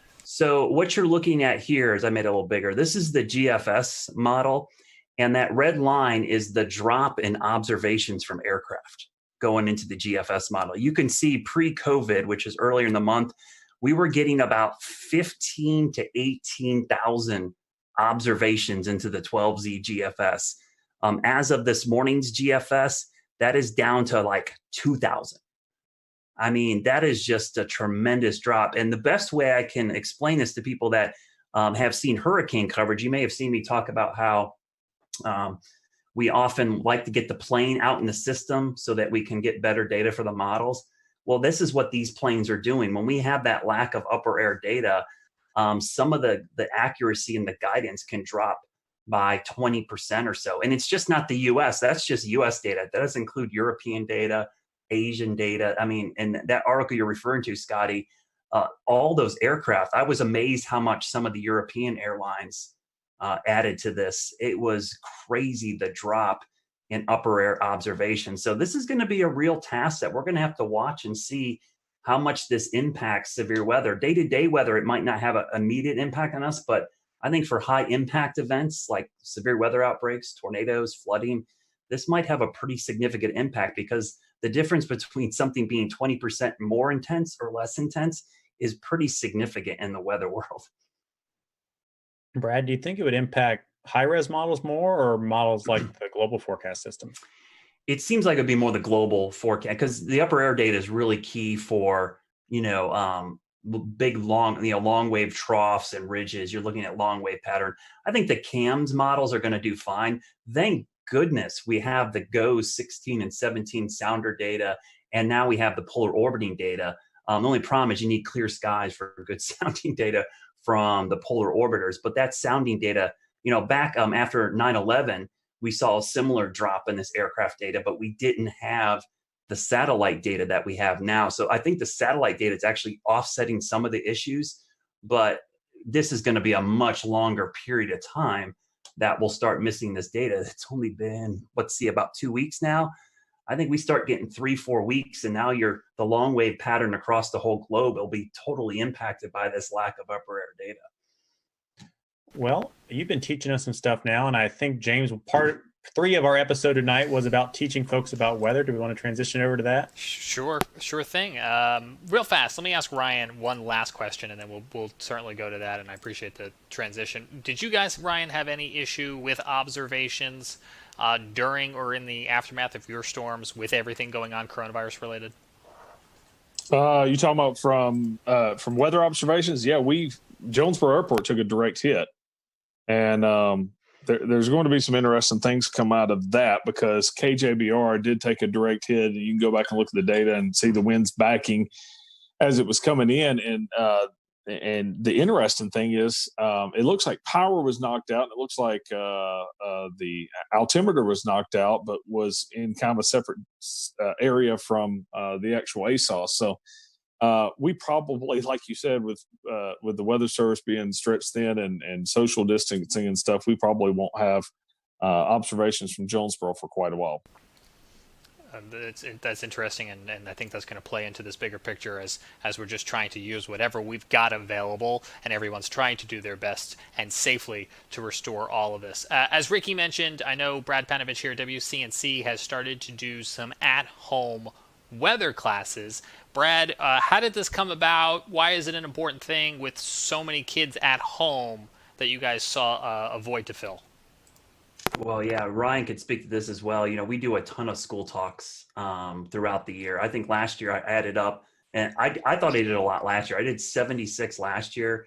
I know some folks, like our good friend Ed Piotrowski down in Myrtle Beach, I think he does like 200 a year. I mean, it's a crazy amount. And so initially when this happened and all the kids were stuck at home, I thought, man, I had to cancel a bunch of my school talks. I do a 1-hour presentation where I go out, and I had a ton scheduled in the spring for 2nd and 5th graders here in North Carolina, which is weather is part of the curriculum in those courses. And so what I did the first couple days we were out, I decided, you know what, I'm just going to do my 1-hour presentation at home, and I'm going to stream it. And I did it with my kids, and it did pretty well. And then my general manager in the station said, hey, let's do this every day at 1 o'clock. I'm like, every day? I was like, an hour? They're like, no, we're going to do small, one topic at a time. Let's break that hour thing down to one topic, and we'll do it every single day. And so I got the rest of my weather team involved. And it's put another thing on my plate, but I enjoy it. I mean, I produce the thing from home completely. I do it all out of this computer right now that's in front of me. And we send it out every day at 1, and on YouTube, Twitch, Periscope, Facebook, our app, and our website. And the cool thing is our YouTube page, we have a playlist built that James put together that archives all these. So if kids miss them or teachers miss them, they can go back and watch them again. And it's been a lot of fun. I think we created a monster, though. I have a bad feeling when sales starts asking questions about it, I'm like, uh-oh, what did we do here? So we've already had that inquiry. I know nothing about this. Yeah, so you're like, oh, what did we do? Now it's going to have a sponsor, and we're going to have to do this every day for the rest of our lives. But I think it's really important because the cool thing about weather, I'm a weather geek. We're all weather geeks, right? We love it. But to me, it's one of the few sciences for a kid. It's just not something in a textbook.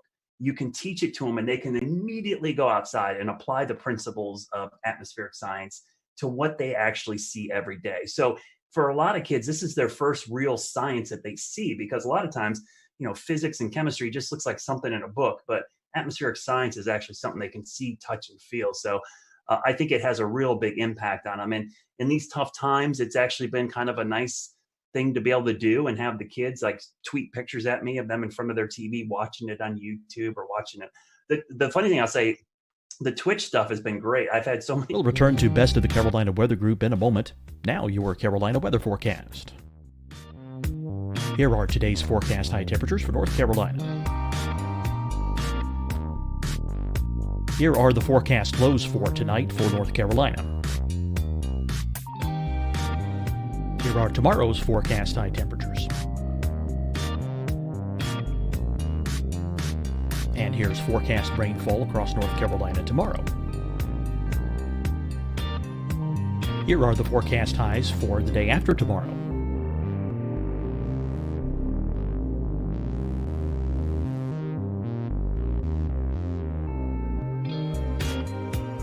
And here's the forecast rainfall across North Carolina for the day after tomorrow. This is the total rainfall forecast across North Carolina for the next 3 days. Here's the severe thunderstorm outlook for today from the Storm Prediction Center.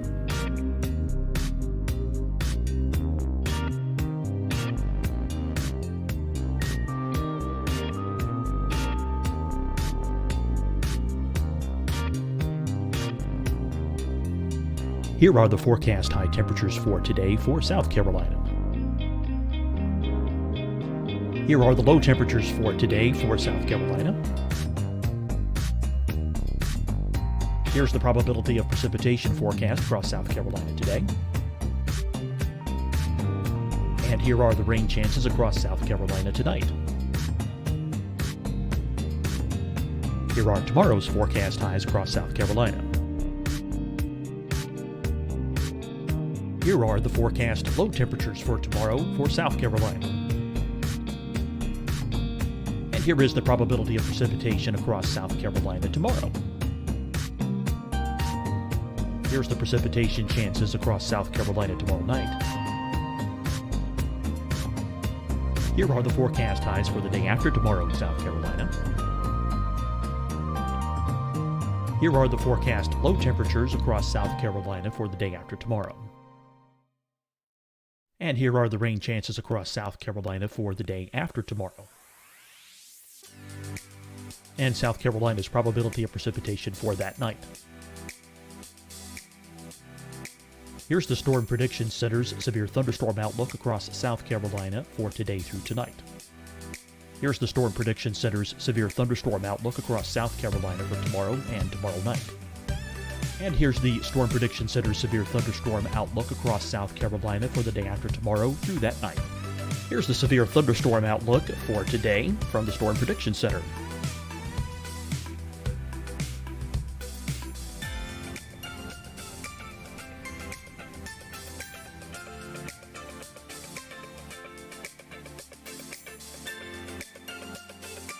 And now here's a live look at weather radar across the southeast. Deciding when to wear a mask isn't about who you know or how well you know them. Just ask yourself, will I be with anyone I don't live with? If the answer is yes, get behind the mask. Help slow the spread of COVID-19. Get behind the mask. Learn more at covid19.ncdhhs.gov.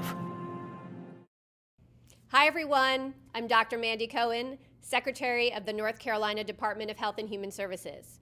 And when you follow the 3 W's, you protect your family and your neighbors from COVID-19. When you leave your home, practice your W's. Wear a cloth face covering, wait 6 feet apart, wash your hands often. Wear, wait, wash. We're in this together. Stay strong, North Carolina. Fight the spread and take a stand against coronavirus. Wear a mask in public. Stay at least 6 feet apart from others. And get tested. Join us and fight the spread. Visit scdhec.gov/COVID-19. Getting tested for COVID-19 helps you to take the steps needed to protect yourself, your loved ones, and your community. Find the testing location at scdhec.gov/COVID-19 testing. You'll see your Carolina weather forecast at 25 and 55 past. And now back to the best of the Carolina Weather Group on the all-new Carolina Weather Net.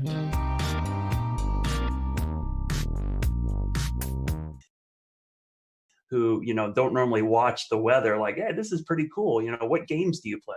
So it's like, everyone wants to wants me to game with them online, and maybe me and my son will team up and we'll get in there and get a server going, and we'll start playing some games with some people online. But it's been fun. Last week we played one of the virtual storm chasing games Yes. on our Twitch. Exactly. Yeah, I think that'd be fun. I would like to play like NBA 2K with like some other anchors at the other stations. I think that'd be cool to have a little like tournament in the market. Broadcast Met iRacing. What's that? Broadcast Met iRacing. Yeah, or something. I think that would be cool. I think viewers would eat that up. We could stream it online. It would be great.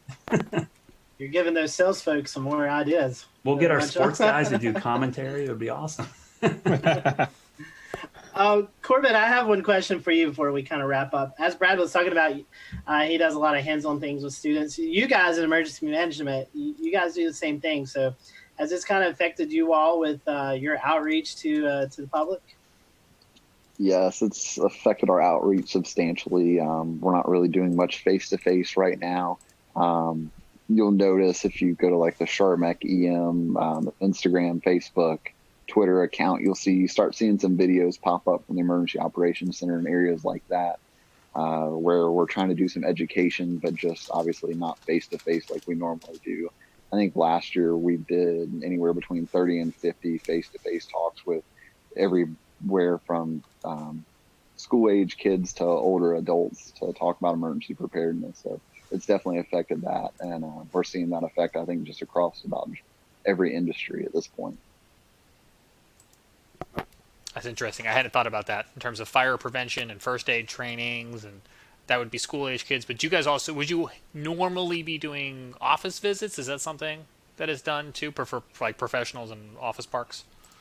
So we have a public information officer, and she goes out and does a lot of talks. One of the most recent age groups has been like older folks in not retirement communities, but maybe apartment complexes over the age of 50 to talk about emergency preparedness and what they can do just in a general emergency, a weather event, having 72 hours worth of supplies on hand, just general things like that. Let's not even talk about supplies because we know those are scarce right now.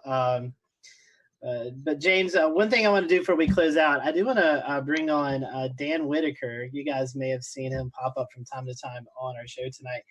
Dan is our newest panelist here with the Carolina Weather Group. So Dan, for those who are watching tonight, why don't you introduce yourself to everyone? Hey, thanks, Scotty. Yeah, so I have been involved with weather as a kind of weather geek and weather follower since 2008, and have really I'm strong on the storm observation, visual storm aspects, storm spotting, storm chasing. I'm kind of in the field, in the storm type of guy. So nice to be able to kind of join everybody and represent that angle when I can. And definitely great listening to all the different kind of pieces to the conversation tonight. Honestly, I have kind of one thought, that kind of reaches out to a lot of the different things that were being talked about from tonight, which is, as a person who enjoys the spectacle of nature and following everything from nice day cumulus clouds to supercells in the Midwest. For those who want to experience more outdoor weather during this time when we want to travel less and we want to do more staying at home, short of tuning into Brad Panovich's weather lessons to get some real world observation. Is there a way that anyone wants to kind of speak to that would be a good way for people to do that right now? Definitely so, Dan. And we are happy to have you on the team and can't wait. Well, maybe we can't wait till hurricane season, but we can't wait to see your footage out there. Evan, I wanted to bring you. I know you had something you want to mention, but you also did a little chasing of yourself today, but not storm chasing. Yeah, I do my little cheesy snow chasing. It's really not nearly as complex as the stuff that Dan does. But as long as you drive high enough up on a mountain, you'll eventually run into snow. So I went up to Craggy Gardens today. Parkway was closed at about 4,900 feet, but I ended up running the rest of the way up to Craggy Pinnacle at 5,900. And it was beautiful, about 3 inches of snow up there, real windy. I'll share a picture since I can see James yearning and trying to share a webcam. I was trying. Yeah, so then that's what it looked like up on Craggy, right near the Craggy Pinnacle Tunnel. It was real pretty. But you're right, Scotty. The one other thing I wanted to mention tonight before we close is that we've talked about a lot of the challenges that have been presented to us over the last couple of weeks as we suddenly get thrown into this new coronavirus situation.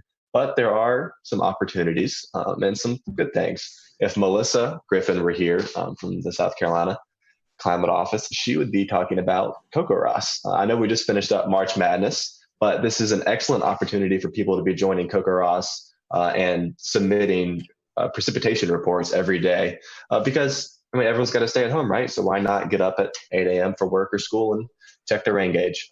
So she would want us to mention that. And just because it's not March doesn't mean we can't do it. But go join Coco Ross. We'll tweet out a link later tonight. That sounds good. That's a great point, Evan. We definitely, I think I read a tweet, North Carolina second in Coco Ross reporters. So that's pretty cool. And I know South Carolina is up there as well. So the Carolinas representing really well. So anybody have anything else before we kind of close up shop tonight? All right. So I appreciate you guys watching tonight. We hope that you stay safe out there.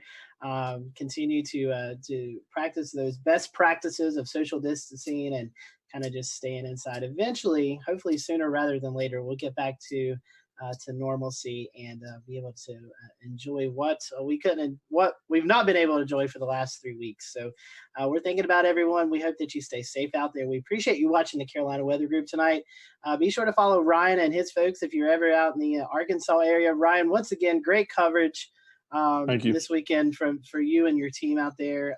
Spectacular. And we hope that everyone in your community will get back to normalcy with the cleanup from the tornado. And we extend our thoughts and prayers to your folks out there as well. So we hope you all have a great week, and we'll see you back here next week for another episode of the Carolina Weather Group.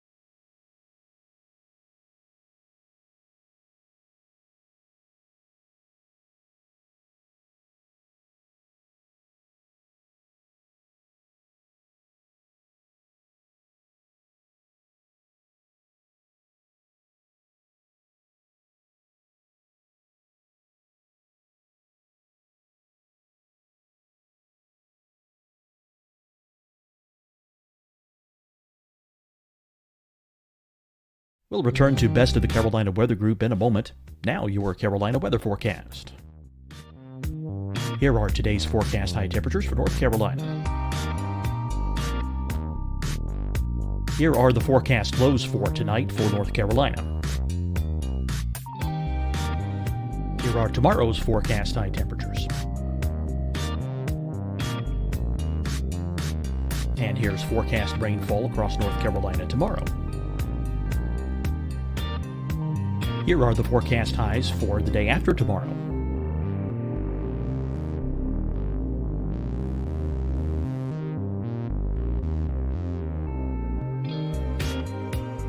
And here's the forecast rainfall across North Carolina for the day after tomorrow.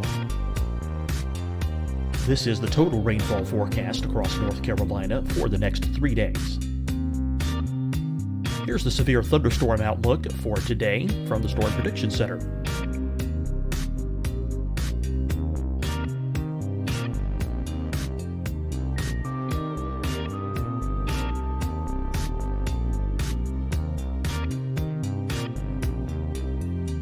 Here are the forecast high temperatures for today for South Carolina. Here are the low temperatures for today for South Carolina. Here's the probability of precipitation forecast across South Carolina today.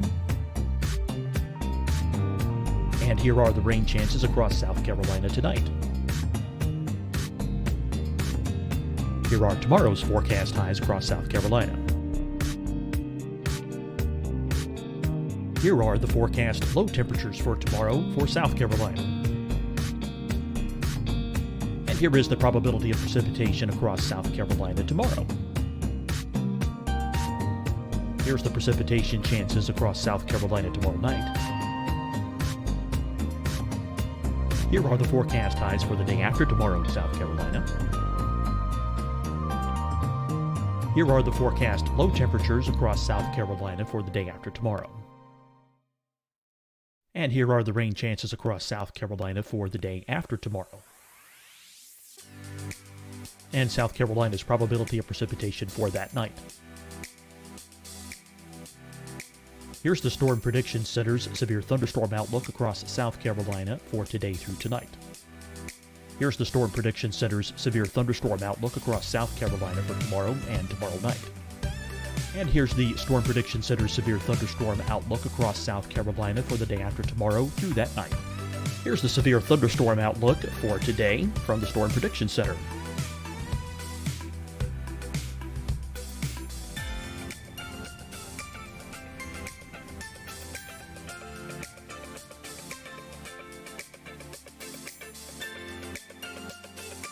And now here's a live look at weather radar across the southeast. Deciding when to wear a mask isn't about who you know or how well you know them. Just ask yourself, will I be with anyone I don't live with? If the answer is yes, get behind the mask. Help slow the spread of COVID-19. Get behind the mask. Learn more at covid19.ncdhhs.gov. Hi, everyone. I'm Dr. Mandy Cohen, Secretary of the North Carolina Department of Health and Human Services. And when you follow the 3 W's, you protect your family and your neighbors from COVID-19. When you leave your home, practice your W's. Wear a cloth face covering, wait 6 feet apart, wash your hands often. Wear, wait, wash. We're in this together. Stay strong, North Carolina.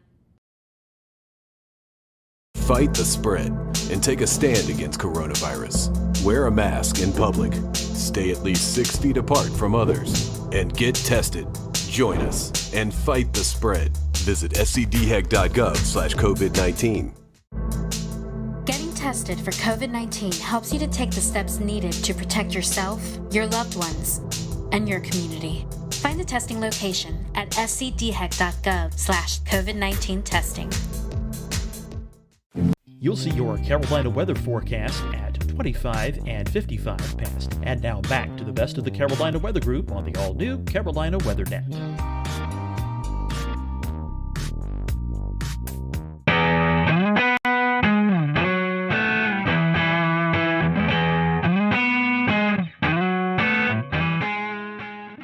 Good evening and welcome to an all-new Carolina Weather Group for this Wednesday, July 28th, 2021. I'm James Brierton here in Charlotte. We have a great show for you this week. It's a brand new episode featuring North Carolina State climatologist Dr. Kathy Dello.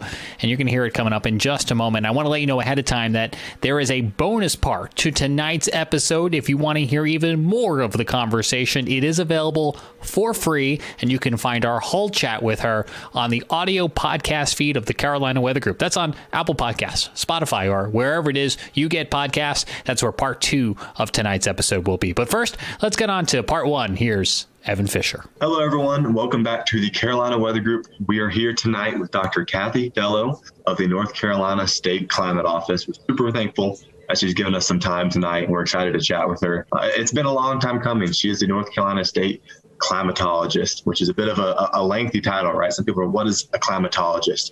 That's a question we're going to cover tonight. We're really excited for this, and we're going to chat more about North Carolina climate and everything that the North Carolina State Climate Office does. Kathy, one thing that we love to do with our first-time guests is ask them about their weather journey. How did you get into all of this? Yeah, so I'm from upstate New York, Western New York, as I'm supposed to say as a New Yorker, and lake effect snow just really blew me away, that you could get feet of snow in the course of a day.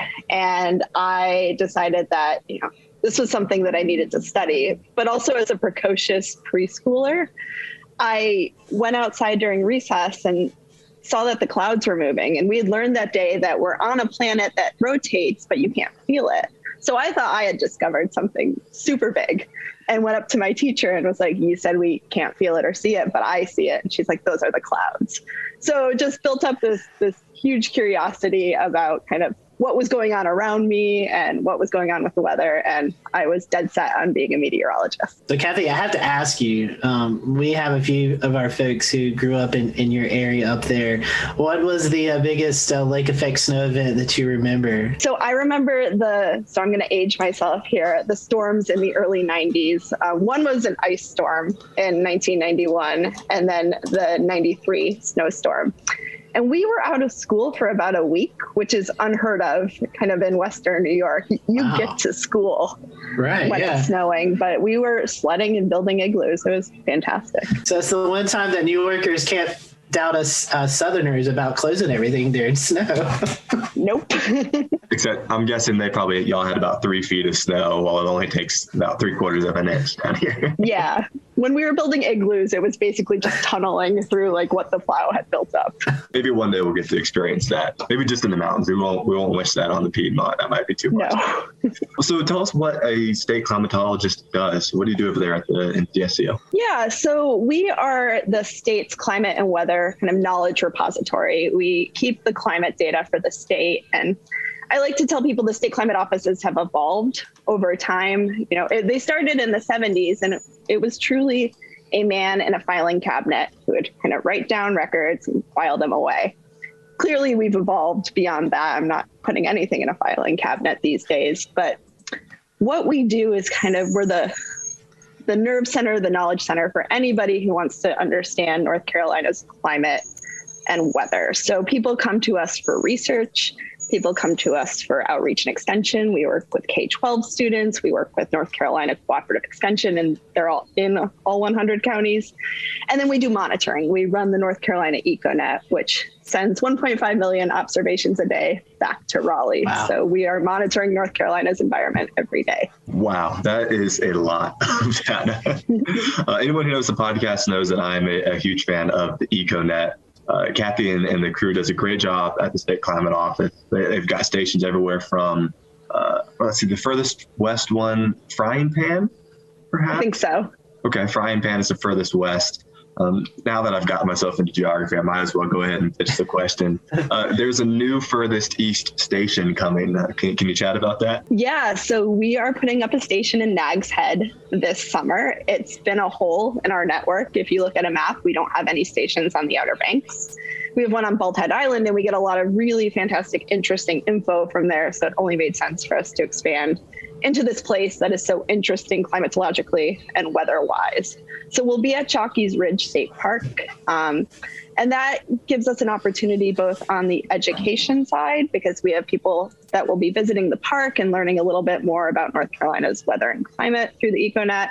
And then from a monitoring standpoint, we have stakeholders who have requested a site, especially ahead of hurricane season, to understand a little bit more about their local weather. Kathy, we call this like a mesonet program, and several states have those. But tell us what goes into put one of those weather stations there. I mean, what are all instruments? What all are you observing, taking in data? What does that look like? Yeah, so it is a 10-meter tower. So they're not small. So when we were thinking about the Outer Banks, it had to be in a place where it wasn't going to be next to a $1 million beach house, obviously. And we're putting all sorts of sensors on these towers. We measure soil moisture, we measure temperature at different levels, we measure wind at different levels, which is good for understanding inversions and fire weather, which they are interested in Nags Head as well. We're measuring solar radiation, precipitation through an impact sensor and a rain gauge. Really, we have all the bells and whistles except for cameras, which our colleagues in New York State have. Yeah, those stations are amazing. The amount of data, 1.5 million. Holy cow, I can't imagine what you guys must have to go through to sort that, QC it every day. That is a lot of algorithms, I'm sure. Yeah, and it does get QC'd every day, and it catches most of the big errors. Sometimes things slip through, and Evan, you've caught some stuff before, and folks email us, and we love that because it's always great to have another set of eyes checking your work. But it's a ton of data, and it gets ingested into the State Climate Office every 5 minutes, except for Mount Mitchell, which comes in every 15 minutes. Oh, interesting. I did not know that. That's good. Yeah, we don't have cell service up at Mount Mitchell, so we have to use an old modem. Interesting. Huh. I didn't realize that. Well, with the online products that you'll have, I know there's a big overhaul earlier this year to introduce a bunch of new web products, one of which is Cardinal. Can you chat a little bit about some of the stuff that you released earlier in the year? Yeah, so going back to how the state climate offices have evolved, it's no longer Kathy sitting with her filing cabinet of observations. We have all these data coming in from our network, from NOAA, from USGS, and we want to think of a way to serve it up to North Carolinians in a way that's accessible for them to access and use and kind of repurpose for their needs. So we had a system called Kronos. It was developed in 2003. So Kronos was old enough to vote by 2021. And no online system needs to be around for 18 years. And if you looked into Kronos, the code started to get a little bit wacky. So we decided to start from scratch. And we went to North Carolina Cooperative Extension and said, what do you need from us? What would make your job easier when you can't always, call up the folks at the State Climate Office and get the data that you need? So they talked about some online tools that would be really helpful, a kind of three-pronged approach for getting the data. We have Station Scout, which is a way to just kind of quickly look at the data and plot some graphs. Cardinal, which is a way to get a lot of data, and then an API, which Evan, I know you've used, which is for more of our more advanced users. Yeah, I do like to pull more data than I probably should, and it's nice to be able to now. I really appreciate all the new products. It's super, super interesting. And one note for our podcast listeners, I don't know if anyone out there actually cares about grandfather mountain winds as much as I do, but I did just notice last night that a platform has been re-uploaded for the Grandfather Mountain weather station, which it's not technically part of the EcoNet, but it was part of Kronos, I guess, probably the way to say it. And it's fabulous. I'll tweet out a link on the Carolina Weather Group page, and you can find it on June 16th of 2021. Scotty, I guess I'll pass to you. I've been talking a lot. Yeah, well, Kathy, one thing that's new this year, 2021, is the new climate norms. And we get those, I think it's every 30 years. And so we've kind of closed out that cycle. And can you tell us a little bit about why we take like 30-year snippets, and then what has changed from the last cycle to this current cycle? Yeah, so we look at 30-year snippets of climate because we know that day-to-day weather is variable and day-to-day climate is variable. And these were developed even before, the climate really started warming. So they were used for kind of growing purposes and energy purposes, it was a good baseline for everybody to operate from. And they're updated every 10 years, and they're obviously still updated every 10 years. So we got the 91 to 2020 normals a couple months ago. And what they're showing, unsurprisingly, is warmer temperatures. So when you shift that baseline and you have those decades where it has been warmer, it shows up in the averages. But then we're seeing some parts of the country get wetter, including coastal North Carolina. But some parts of the country get drier. We're seeing a massive drought out in the western US where I used to live, but also Western North Carolina shows up as dry in the new normal. So we're seeing some in-state variability as well. I see Scotty already scrambling at the keys, going pull numbers. Yeah, so one thing that we're working on at the State Climate Office, which I think is super cool with this conversation, Kathy, is a new climate trends analysis tool. And I've been poking around at it the past few days, and it is really interesting to see how parts of the Carolinas, despite how incredibly wet it has felt, there are parts of the Carolinas that have actually gotten drier, and a significant trend towards dryness over the last 30 to 50 years, I should say. Yeah, I mean, one of the fun things and tough things about working in North Carolina is that our terrain is so variable. So even without a changing climate, the fun fact that Lake Toxaway is the wettest spot in the state and Asheville's the driest spot, and they're so close to each other. We have all this internal variability going on within the state. And then obviously we've got our tropical systems. We get the direct hits on the coast in the east, but then we get these remnants that creep up from the Gulf hits in Western North Carolina. And we saw it last year kind of come at us from both ways. Yeah, I think many parts of West North Carolina are still recovering in a way from 2018. And that was an incredibly wet year. And it did set the stage for a series of wet months going through the rest of 2018, 2019, 2020. It just felt like it wouldn't let up there for a while. And now we find ourselves in a bit of a drier pattern. I think Mount Mitchell is actually having its driest year to date on record, which is pretty unusual considering they had 50 inches by this time in 2018. Yeah, it's amazing. We came off North Carolina's second wettest year on record in 2020. We had this really wet winter in Raleigh-Durham. It was the second wettest on record. Then we went to the driest spring at Raleigh-Durham Airport. And then the first 10 days of June have been extremely wet. So these swings between very wet and very dry. And farmers are telling us it's too wet to plant. And then when I can get in and plant, the soils are too dry and my crops are being compromised. So it's a big conundrum. Well, while we're on that topic, we, as of this taping in mid-June, you were talking about how dry it's been, especially in eastern North Carolina.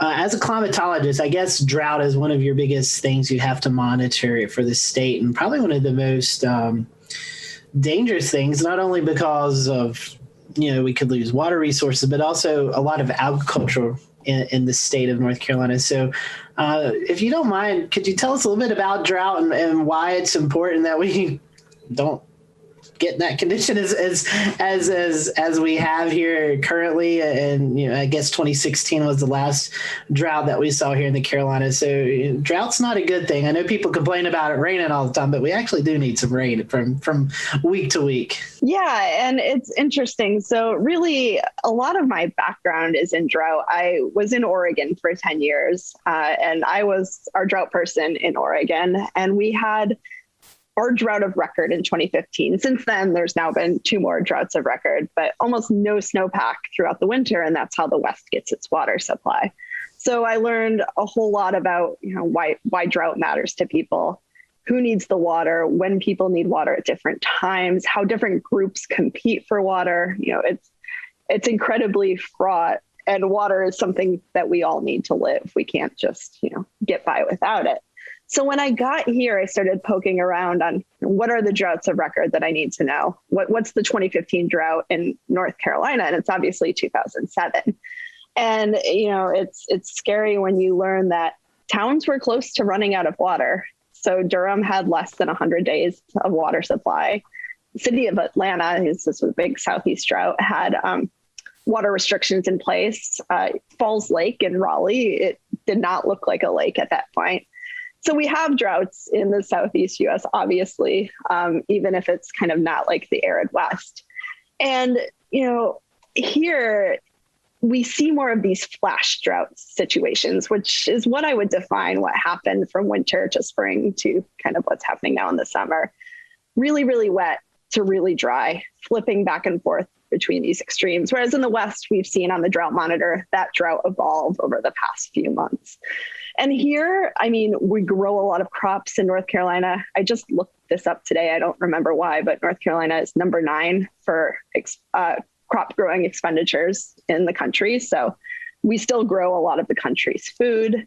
We need water, obviously, to live. And some of the towns in North Carolina in the past few weeks issued some voluntary restrictions. So they weren't required, but maybe people should start to think about saving some water. And that also kind of leads into a tool that I use a lot from your website, and that's the fire danger, which I really enjoy that product and so glad that it's available. But those drought conditions also can lead to wildfires. And thankfully, during this drought spell, I don't recall of any major events happening. So correct me if I'm wrong with that, but I think we relatively got lucky during this dry span that we've not seen big fire events. Yeah, and people ask me what are the climate and weather events that keep me up at night.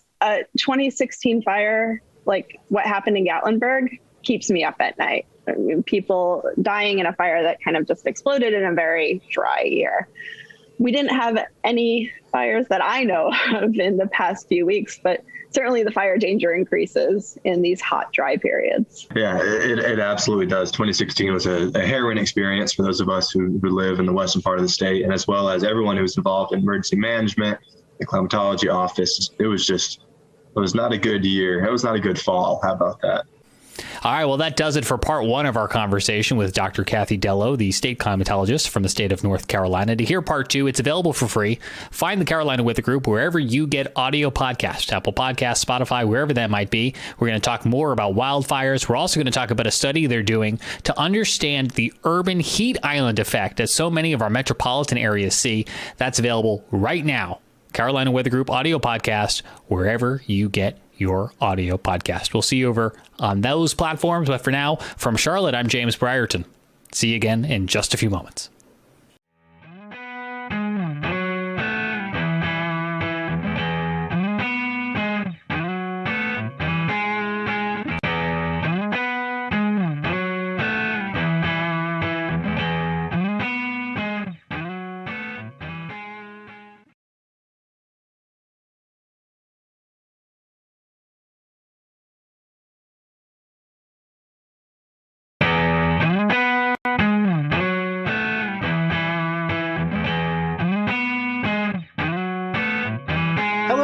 Welcome to the Carolina Weather Group. We're happy to have you this evening. Tonight, we are joined by the WLTX weather team out of Columbia, South Carolina. That is the CBS affiliate there. So if you watch Channel 19 at Columbia, you probably see some familiar faces. And if you don't, hopefully after tonight, you'll get to learn about these meteorologists and tune over and check out the weathercast. So Efren, Daniel, Alex, and Danielle, thank you for joining us, and happy to have you all, and thank you for a little bit of your time. So we're going to start off this question, probably one you've been asked several times, but we're going to ask it again. How did you guys, how did you know you wanted to be a meteorologist? What persuaded you to do that? And Efren, I'll start with you, and I'll just let the team continue after that. Actually, the interesting thing is that when I went to school, I actually wanted to be an aeronautical engineer. I had an interest in weather, but I never had an interest in meteorology as far as a study. And I took one class, and it was an orientation to professional meteorology. There's a one credit class, and I got hooked. It came down to really the same thing. I'm always talking to kids, high schoolers, college students. It comes down to the one word I always say when I talk to people about meteorology. It's why. Why is it sunny? Why is it hot? Why does that cloud look like it's cut in half from the bottom?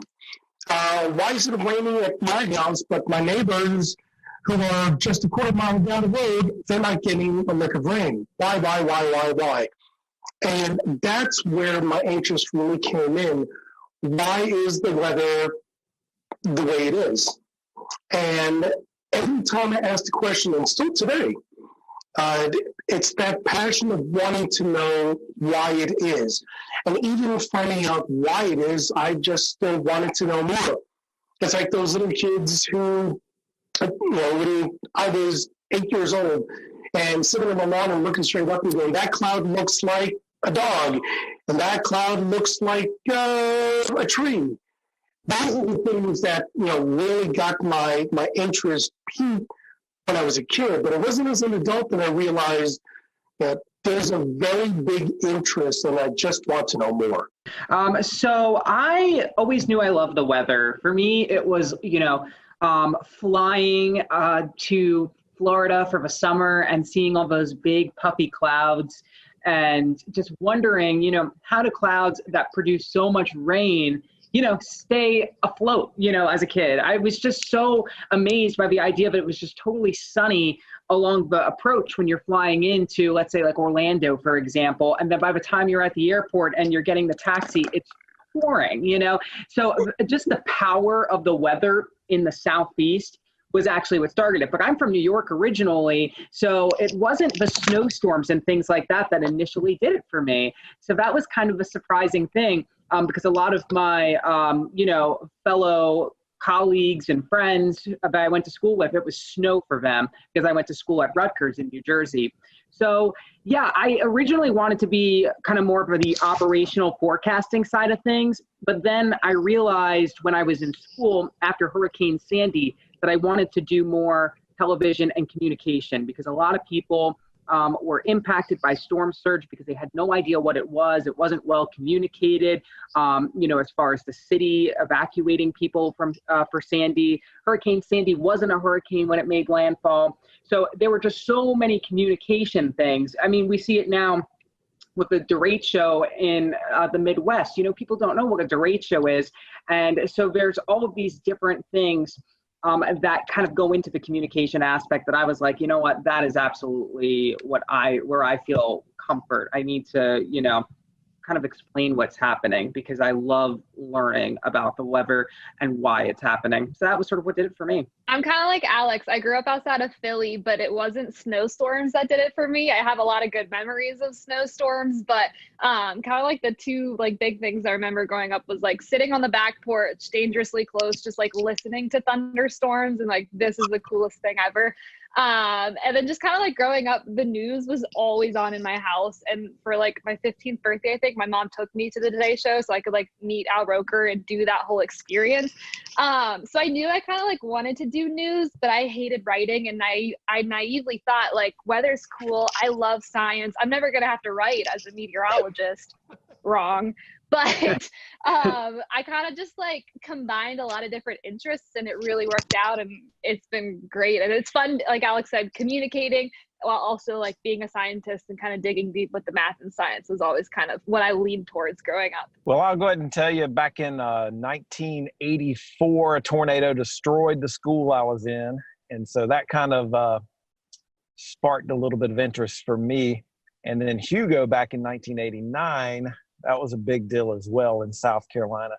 And all y'all know it as well. That's still the litmus test for hurricanes is Hurricane Hugo. But I think those are the two things that kind of sparked my interest. I do apologize. I'm sitting in the car. They don't like for us to stay in the station. So I'm sitting in the car kind of holding the phone. You look good, Daniel, and you sound good. Appreciate that. Hugo, definitely one of those benchmark storms for the Carolinas. Speaking of that, Daniel, I heard you mention Al Roker. So our next question, was there a meteorologist that you looked up to growing up or maybe even in college with internships, someone that you looked up to as you went through your career? I can start. So yeah, Al Roker, when I was growing up for sure. And then, so I got to go to school at UNC Charlotte. And so being in Charlotte, Panovich is who you kind of watch and who you're kind of following along. So on the more local scale, Panovich was definitely a really good mentor and then ended up being a teacher at school. So he was one of the people that definitely helped solidify that for me. When Daniel? When I was a kid, I watched a lot of Weather Channel. Anytime I was sick at home, I was so excited that I could just watch that all day long and, just hear the forecast around the country. So honestly, growing up seeing a lot of those meteorologists, all of them, I was just totally attached to and interested in because I felt that they were very knowledgeable and that they dug in deep to the weather. So We'll return to Best of the Carolina Weather Group in a moment. Now your Carolina weather forecast. Here are today's forecast high temperatures for North Carolina. Here are the forecast lows for tonight for North Carolina. Here are tomorrow's forecast high temperatures. And here's forecast rainfall across North Carolina tomorrow. Here are the forecast highs for the day after tomorrow.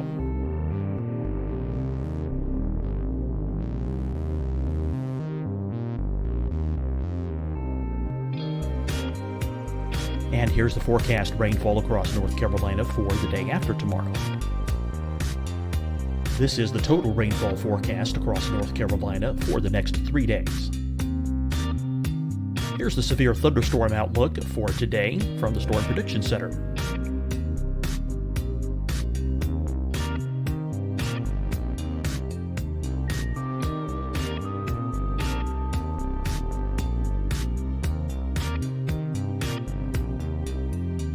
Here are the forecast high temperatures for today for South Carolina. Here are the low temperatures for today for South Carolina. Here's the probability of precipitation forecast across South Carolina today. And here are the rain chances across South Carolina tonight. Here are tomorrow's forecast highs across South Carolina. Here are the forecast low temperatures for tomorrow for South Carolina. And here is the probability of precipitation across South Carolina tomorrow. Here's the precipitation chances across South Carolina tomorrow night. Here are the forecast highs for the day after tomorrow in South Carolina. Here are the forecast low temperatures across South Carolina for the day after tomorrow. And here are the rain chances across South Carolina for the day after tomorrow. And South Carolina's probability of precipitation for that night. Here's the Storm Prediction Center's severe thunderstorm outlook across South Carolina for today through tonight. Here's the Storm Prediction Center's severe thunderstorm outlook across South Carolina for tomorrow and tomorrow night. And here's the Storm Prediction Center's severe thunderstorm outlook across South Carolina for the day after tomorrow through that night. Here's the severe thunderstorm outlook for today from the Storm Prediction Center.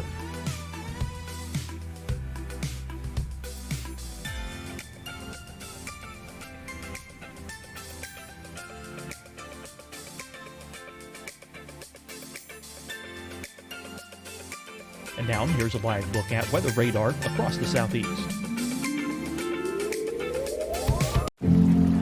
Deciding when to wear a mask isn't about who you know or how well you know them. Just ask yourself, will I be with anyone I don't live with?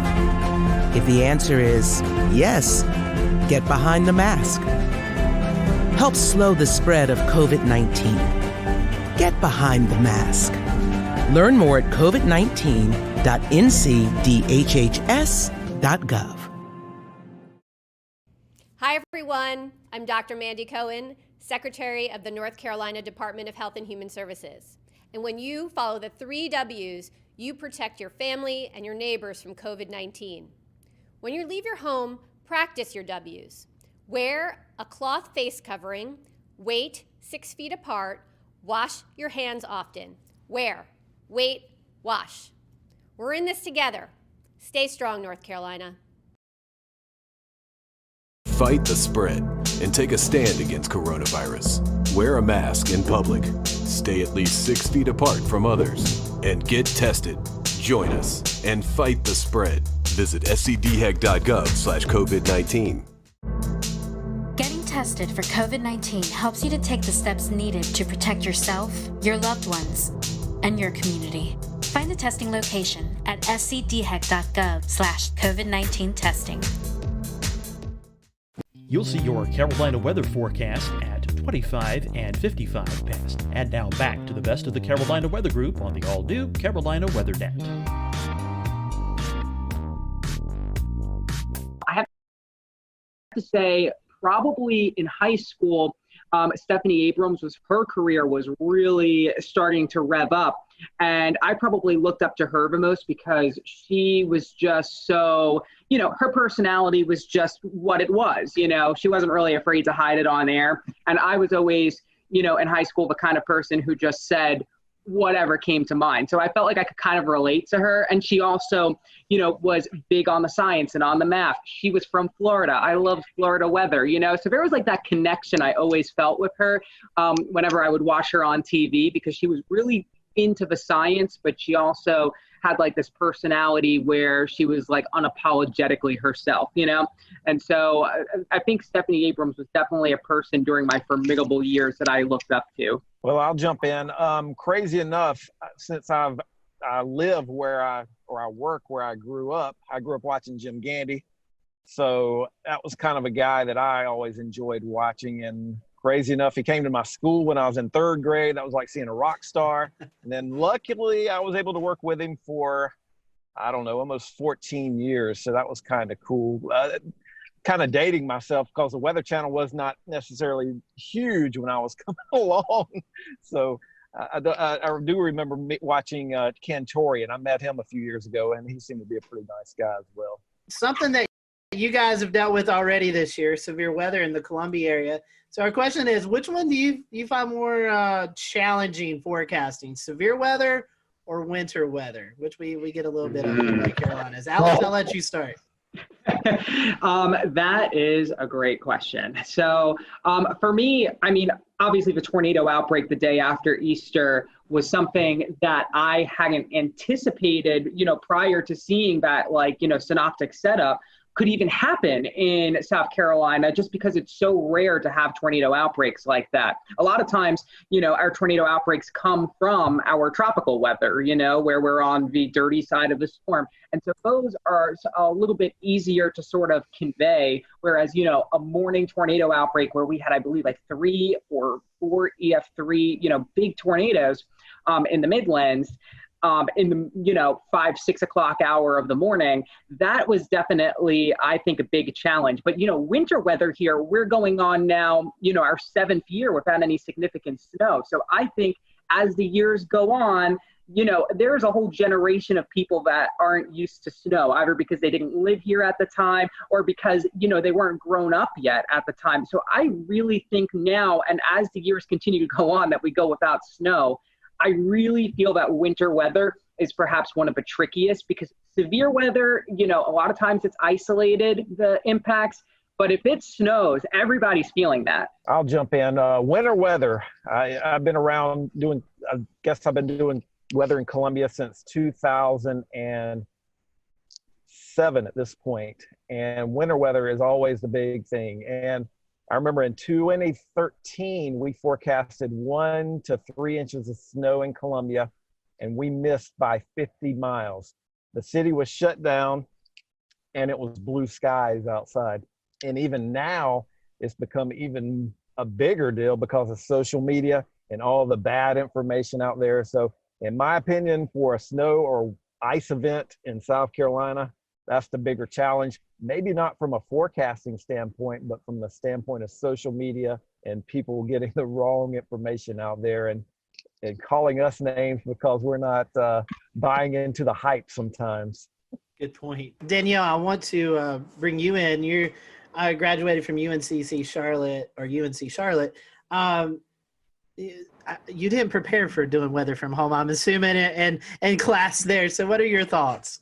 No, I barely made it 9 months into my career per se that I had to transfer to my 500 square foot apartment. So I definitely was not equipped like other meteorologists have their green screens, blah, blah, blah. I didn't even have this map here. The station was like, we're going to throw something on your wall for you. So I was not prepared whatsoever, but I think I really do like what it has offered. Now that we're going back to the station, it's showed like how much flexibility we could potentially have in our job. Like we can work and build our graphics and do everything at home on a quiet weather day. And I live across the street from the station. I can pop over, do my show, and come on back. So that's kind of been nice. And with like Alex's setup, it has been so cool to see him like, just like, that'll be great if he could stay home on a nice weather day and say, check out my plants, check out the beautiful sunshine. It's fantastic. So I didn't really prepare. Thankfully, it had been kind of smooth. There hasn't been a ton of hiccups with it. My dog has only barked on air once. So like that has all been positives. But I don't think we're going to stay like this, but I think it does show that we could have more flexibility in our jobs that we didn't really think we had beforehand when it comes from like working from home. Yeah, just beyond this window is my porch, and I have hundreds of plants out there. So it's been really fun to show off, the different plants and how they're growing. Like my banana tree is growing a new leaf every single week because of how hot and humid it's been. And so there is this opportunity to tell the forecast in a different way. Sometimes during the morning show, the wind will actually shift from behind me, which is my south, to in front of me, which is my north. So I can talk about the reason why there is maybe some fog because, the temperature has now reached the dew point because of this northerly breeze that's coming in. It really has been a good opportunity. And a lot of people have come up to me and said that they really like that I'm out on my porch because I'm wearing a jacket when it's cold out and, I'm wearing my windbreaker when it's misting. Luckily, I have a roof over my porch, so I don't have to worry. And since it's the morning show, I don't have to worry about storms very frequently getting in the way either, because if there was lightning, then I would not be outside. And that's only happened once during the morning show. So yeah, it's been a good opportunity to sort of change things up a bit. I still have my forecast graphics. I'm still doing, still showing the same things, but now I get to like bring the weather outside where it's happening. And I feel that it's kind of made me a little bit more intuitive, like to see the sunrise earlier in the morning. It's I see hummingbirds flying at 7 a.m. It's just made me so much more in tune with nature, which is really needed when you're not around people. You need something to hold on to. Let's switch it up a little bit. Let's get some fun questions here. These are just some questions to get to know you guys a little bit better. So beach or mountains? Which one do you guys prefer, beach or mountains? Beach. Beach, all right. Easy. I'm beach. I'm Danielle. That's good. We're all beach. I love the beach too. Favorite food? Anything pasta for me with cheese. That's my anything Italian food is great. Pizza and everything pizza. I really like just a good like baguette and some nice cheeses, a little charcuterie spread. That's what I'm gonna say. Everyone's talking about pizza, so we had a few questions about pizza here. A, does pineapple deserve to be on pizza? And B, if you only had one topping besides cheese, what would it be on pizza? Pineapple does not belong on pizza. I actually, surprisingly, do like pineapple on pizza. I didn't first have it until after I left New York because that's just not something you tend to see up there. But I love the sweet, salty. So, I'm like not afraid of, some odd and unusual kind of toppings.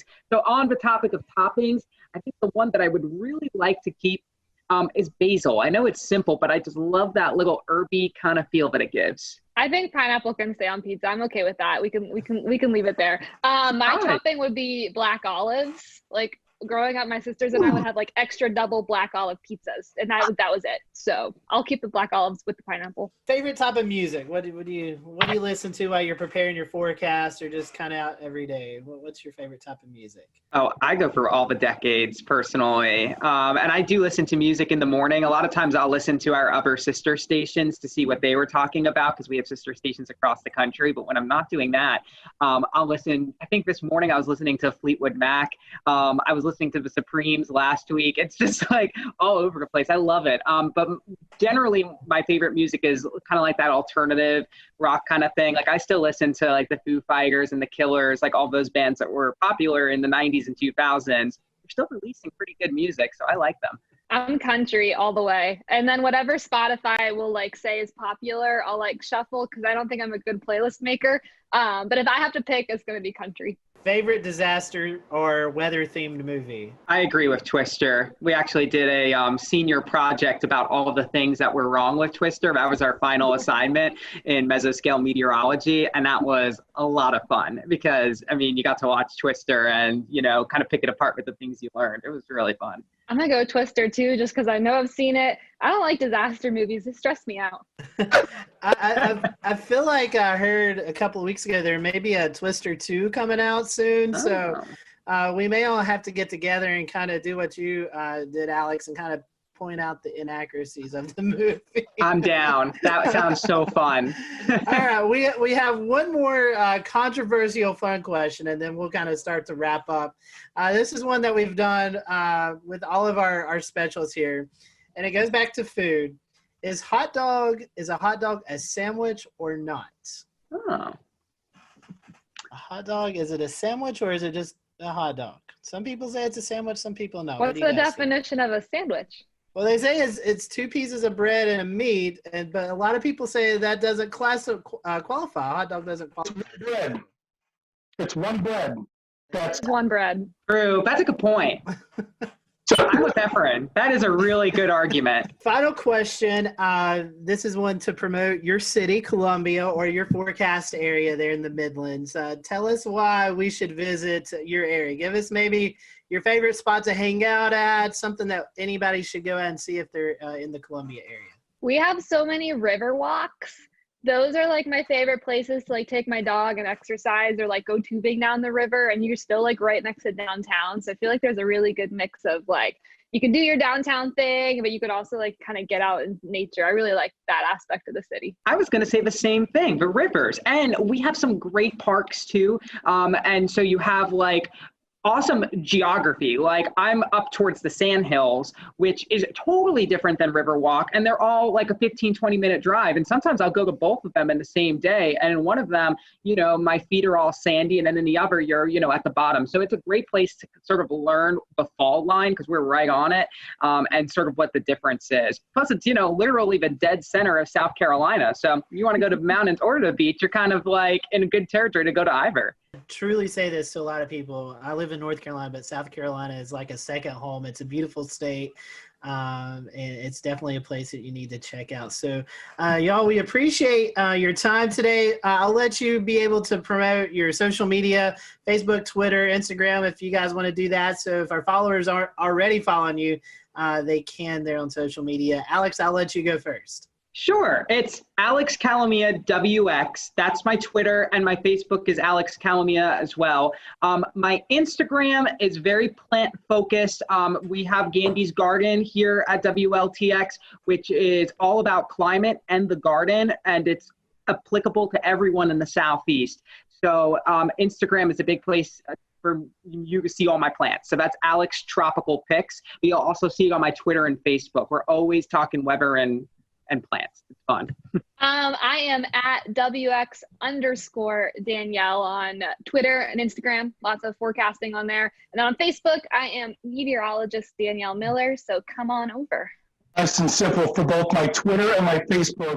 It's Efren WLTX. EFREN WLTX. You can find it on both of them. It's easy. As long as you spell my first name correctly, you'll be able to find me. Daniel just emailed me, said his phone was overheating, so he wasn't able to stick around. But if you want to follow Daniel, it's Daniel_Bonds on Twitter. And then on Facebook, I think it's the same thing. You can follow his weather page, Daniel Bonds. Just search it up, WLTX. So we want to appreciate you guys watching us here at the Carolina Weather Group. Guys, thank you for spending some time with us. And we will see you all next time here on the Carolina Weather Group.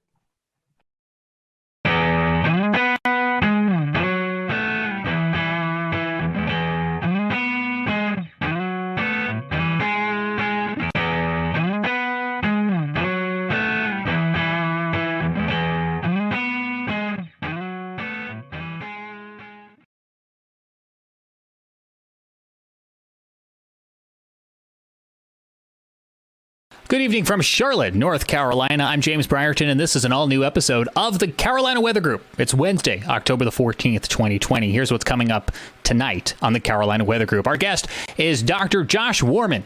He invented the Dow, the Doppler on wheels, and he appeared alongside his famed vehicle on numerous TV shows, including Storm Chasers. He's an atmospheric scientist and the president of the Center for Severe Weather Research, that is, and we'll be talking to him coming up in just a moment. We also have on deck for you a check of your forecast with meteorologist Frank Strait. Before we get started tonight, a reminder that the Carolina Weather Group has a new Insiders Club. You can join us on Patreon, patreon.com/Carolina Weather Group, and unlock exclusive extras, including for just $1 a month, video extras and behind the scenes. There are 4 moments from tonight's interview that we weren't able to get into the final edit of the episode you're about to see. So if you want to check those out for just $1, you'll unlock those on Patreon. For $3.99 a month, you'll be getting early access to select videos, including this episode was available early on Patreon, and future select episodes will be made available onto Patreon supporters who pledge us at our full tier of $3.99 a month. If you're already a Patreon supporter, thank you so much for joining us at patreon.com/Carolina Weather Group. If this is the first time you've heard this pitch, rest assured the Carolina Weather Group, our weekly flagship show, is still always going to be free, just like you're about to see a full 30-minute interview as you would on any other week, and our severe weather coverage, as you saw this past weekend, always remains free. We thank those of you who are supporting us on Patreon so that the Carolina Weather Group can continue to grow and bring you the show that you know and love.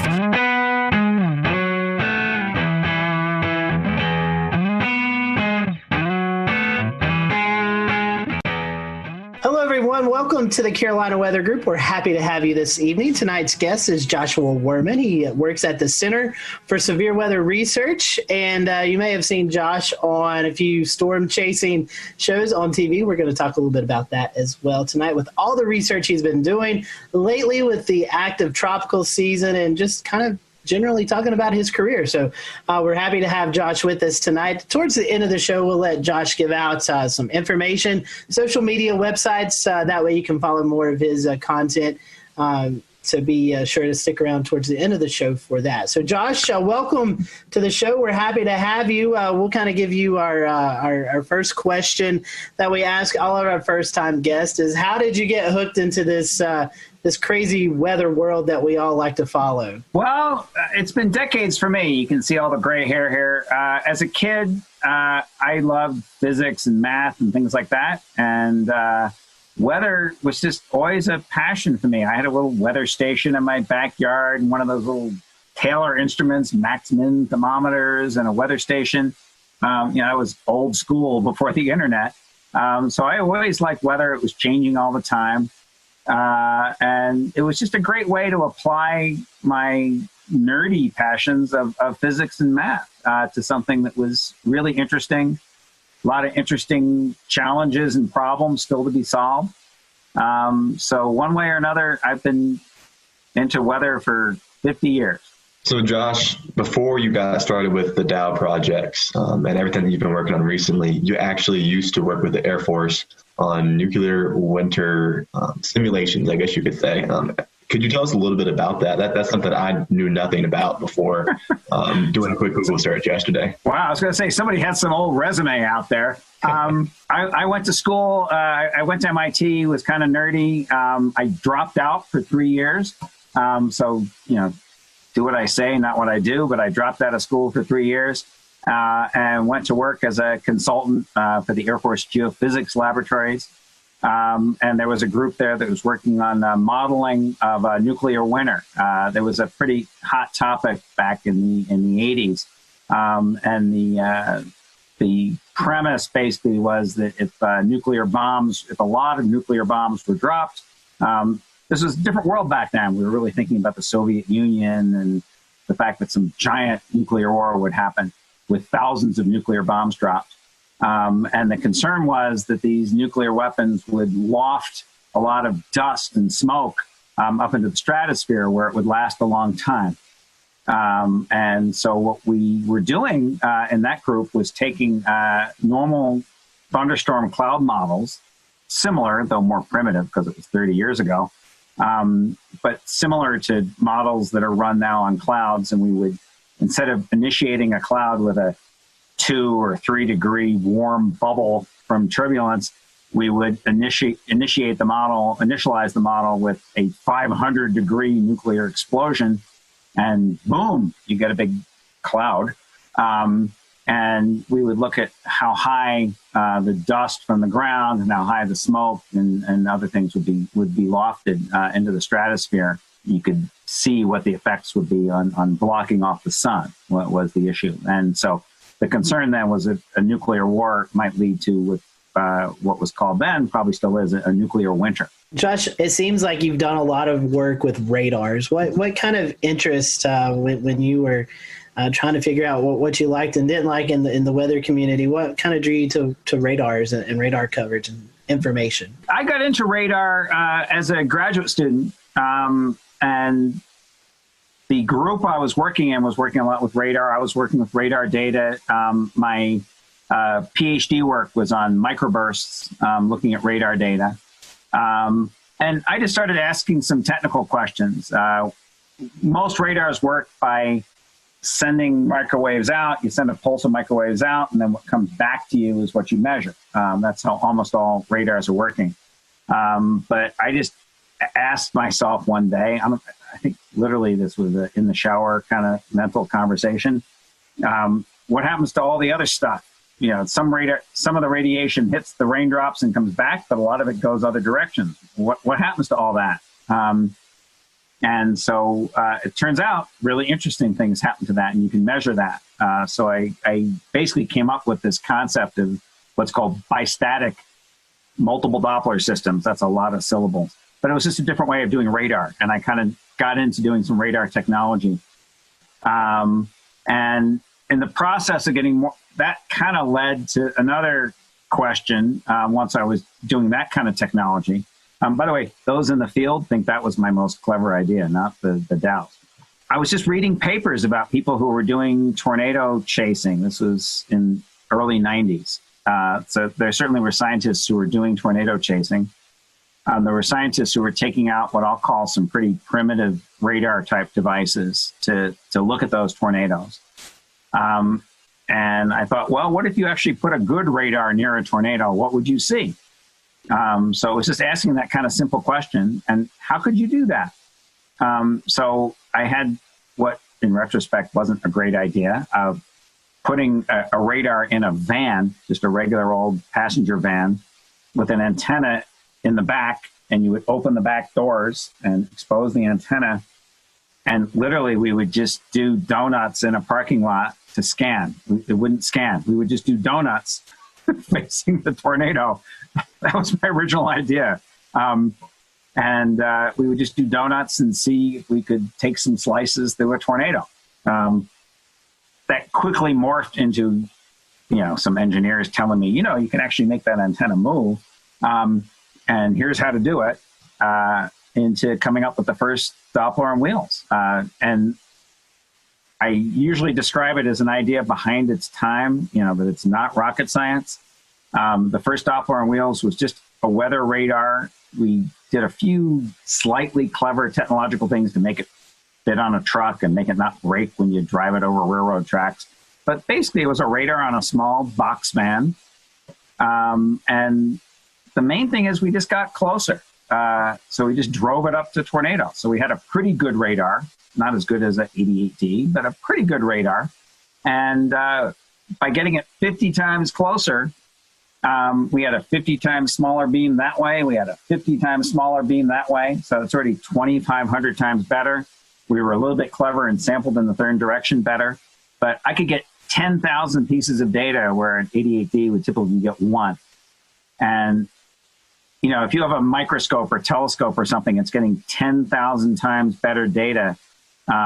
It's easy to get new science out of that. And that's what we did. The whole thing was just getting closer, getting finer scale data, looking with a better microscope, with a better telescope at tornadoes and anything else. I know you mentioned tropical stuff, and we just came back from Sally and Laura. Well, we got in the eyes of those storms, in the eye walls of those storms, and with a better microscope, we got up close. And so we're seeing lots of things you just can't see from farther away with our technology. I guess for the viewers and the listeners who aren't as familiar with what the Doppler on wheels looks like and kind of, what is the epitome of that now? I guess some basic descriptions of what it's like having a Doppler on wheels, what's the size of it, and kind of what's the situations that you would prefer to drive it into. Are there other things besides scanning tornadoes and hurricanes that you find it useful for? Sure. So let me start out. I'll back up one step and start, just in case there's some people who don't even really have a great feel of what radars do. I mean, radars basically send out a narrow beam. It's kind of like a flashlight beam, as narrow as you can get it. And they're scanning through storms of whatever type and trying to get the smallest details that you can by scanning that flashlight beam back and forth. The Doppler on wheels is basically putting all that radar stuff and that flashlight on. We'll return to Best of the Carolina Weather Group in a moment. Now your Carolina weather forecast. Here are today's forecast high temperatures for North Carolina. Here are the forecast lows for tonight for North Carolina. Here are tomorrow's forecast high temperatures. And here's forecast rainfall across North Carolina tomorrow.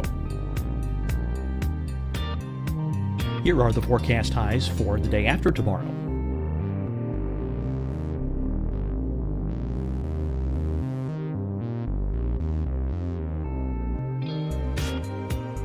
And here's the forecast rainfall across North Carolina for the day after tomorrow. This is the total rainfall forecast across North Carolina for the next 3 days. Here's the severe thunderstorm outlook for today from the Storm Prediction Center.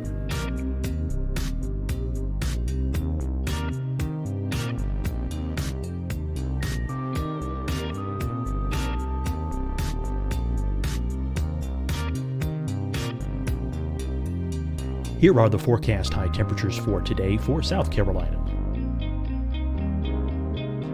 Here are the low temperatures for today for South Carolina. Here's the probability of precipitation forecast across South Carolina today. And here are the rain chances across South Carolina tonight. Here are tomorrow's forecast highs across South Carolina. Here are the forecast low temperatures for tomorrow for South Carolina. And here is the probability of precipitation across South Carolina tomorrow. Here's the precipitation chances across South Carolina tomorrow night. Here are the forecast highs for the day after tomorrow in South Carolina. Here are the forecast low temperatures across South Carolina for the day after tomorrow.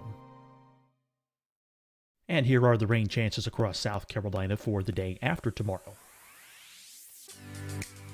And South Carolina's probability of precipitation for that night. Here's the Storm Prediction Center's severe thunderstorm outlook across South Carolina for today through tonight. Here's the Storm Prediction Center's severe thunderstorm outlook across South Carolina for tomorrow and tomorrow night.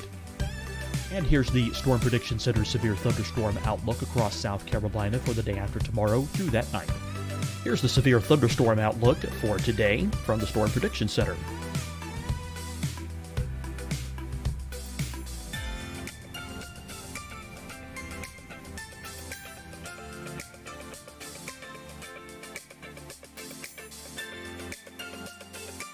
And now here's a live look at weather radar across the southeast.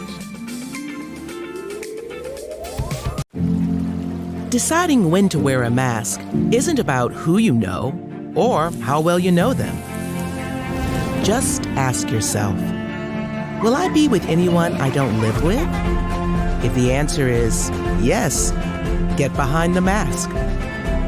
Help slow the spread of COVID-19. Get behind the mask. Learn more at covid19.ncdhhs.gov. Hi, everyone. I'm Dr. Mandy Cohen, Secretary of the North Carolina Department of Health and Human Services. And when you follow the 3 W's, you protect your family and your neighbors from COVID-19. When you leave your home, practice your W's. Wear a cloth face covering, wait 6 feet apart, wash your hands often. Wear, wait, wash. We're in this together. Stay strong, North Carolina. Fight the spread and take a stand against coronavirus. Wear a mask in public. Stay at least 6 feet apart from others. And get tested. Join us and fight the spread. Visit scdhec.gov/COVID-19. Getting tested for COVID-19 helps you to take the steps needed to protect yourself, your loved ones, and your community. Find the testing location at scdhec.gov/COVID-19 testing. You'll see your Carolina weather forecast at 25 and 55 past. And now back to the best of the Carolina Weather Group on the all-new Carolina Weather Net.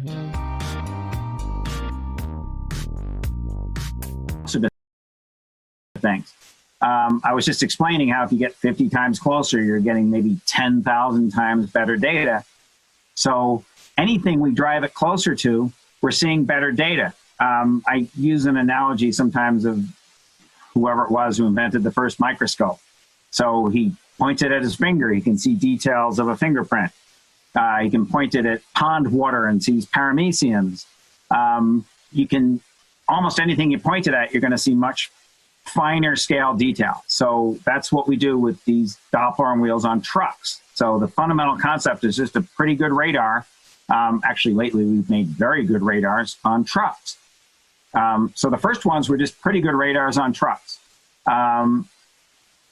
What we've done is we've made our trucks better, but we've also made the radars a lot better. So now we have dual polarization radar. So we can see the difference between hail and rain if they're making, rain has kind of hamburger shaped raindrops, whereas hail is these big ugly things that are tumbling. We can tell the difference with dual polarization. We have 2 different frequencies, so we can look at what happens at 2 different frequencies. We also have pretty good if you're driving over railroad tracks, like I was talking about. If one frequency goes down, we still have the other one, so it's just more reliable. So we've done a lot to make the radars better. Getting closer is great for tornadoes. We can make maps of tornadoes and multiple vortices and what's happening near the ground, all kinds of stuff you just couldn't see before, just like looking at a paramecium in a pond. But that's true of all kinds of different phenomena. We've had these radars up on mountain peaks in Idaho and Wyoming for winter storm projects where we're looking at what happens with snow bands and what happens with snow bands when you see them in really remote areas. Well, for a radar that's 100 miles away in Boise, you can't see what's happening in that remote area, Idaho. But we put the radar right on the mountains where we're doing the seeding, and we can see what's happening close up. We just took the radars, just a year and a half ago. We took them down to South America to look at storms down there. And by getting up close and targeting those storms, we can see the small-scale details of what's happening. They weren't making tornadoes pretty much. They were just making big hail, actually huge hail, and torrential rains, just horrible flooding. Some of the biggest, strongest storms are happening down in Argentina, northern Argentina. We've taken the trucks up to New England to look at coastal storms there and watching all the small-scale details and banding and other phenomena that we don't even understand what they are. We're still trying to get funding to go study what those things. We've seen some things we don't understand. And so what our normal course of action is, we see something we don't understand, then we go and ask the government, can we have some money so we can go do this better and understand it? So we're still in that middle phase right now where we're trying to get the money to go do the project better to understand it. We just went to Hurricanes Laura and Hurricane Sally. And we're trying to get in the eyes of those hurricanes to see the small scale details. So I invented the first Dow back in late 94 and 95, got some hurricane data in 95. In 96, I just thought, hey, I wonder what you'd see if you went inside a hurricane. Nobody had ever, I know now hurricane chasing with chasers, recreational chasers is reasonably popular, and there's several scientific teams that do that. Back then, 1996, no one did that. The idea was basically a hurricane was a zone of death. You just don't go in.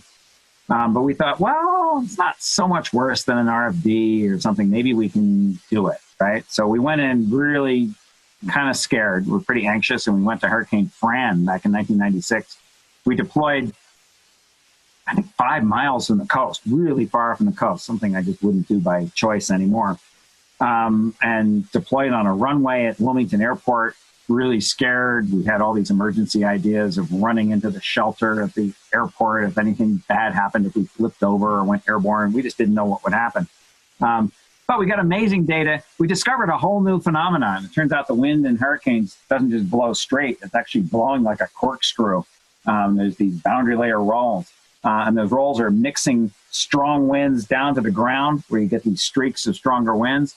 But over the ocean in particular, it's mixing the warm, soupy air up from the ocean surface and feeding the storm. And measuring that flux of not only momentum downwards, but warmth energy upwards is really important, critical for these hurricane intensification models.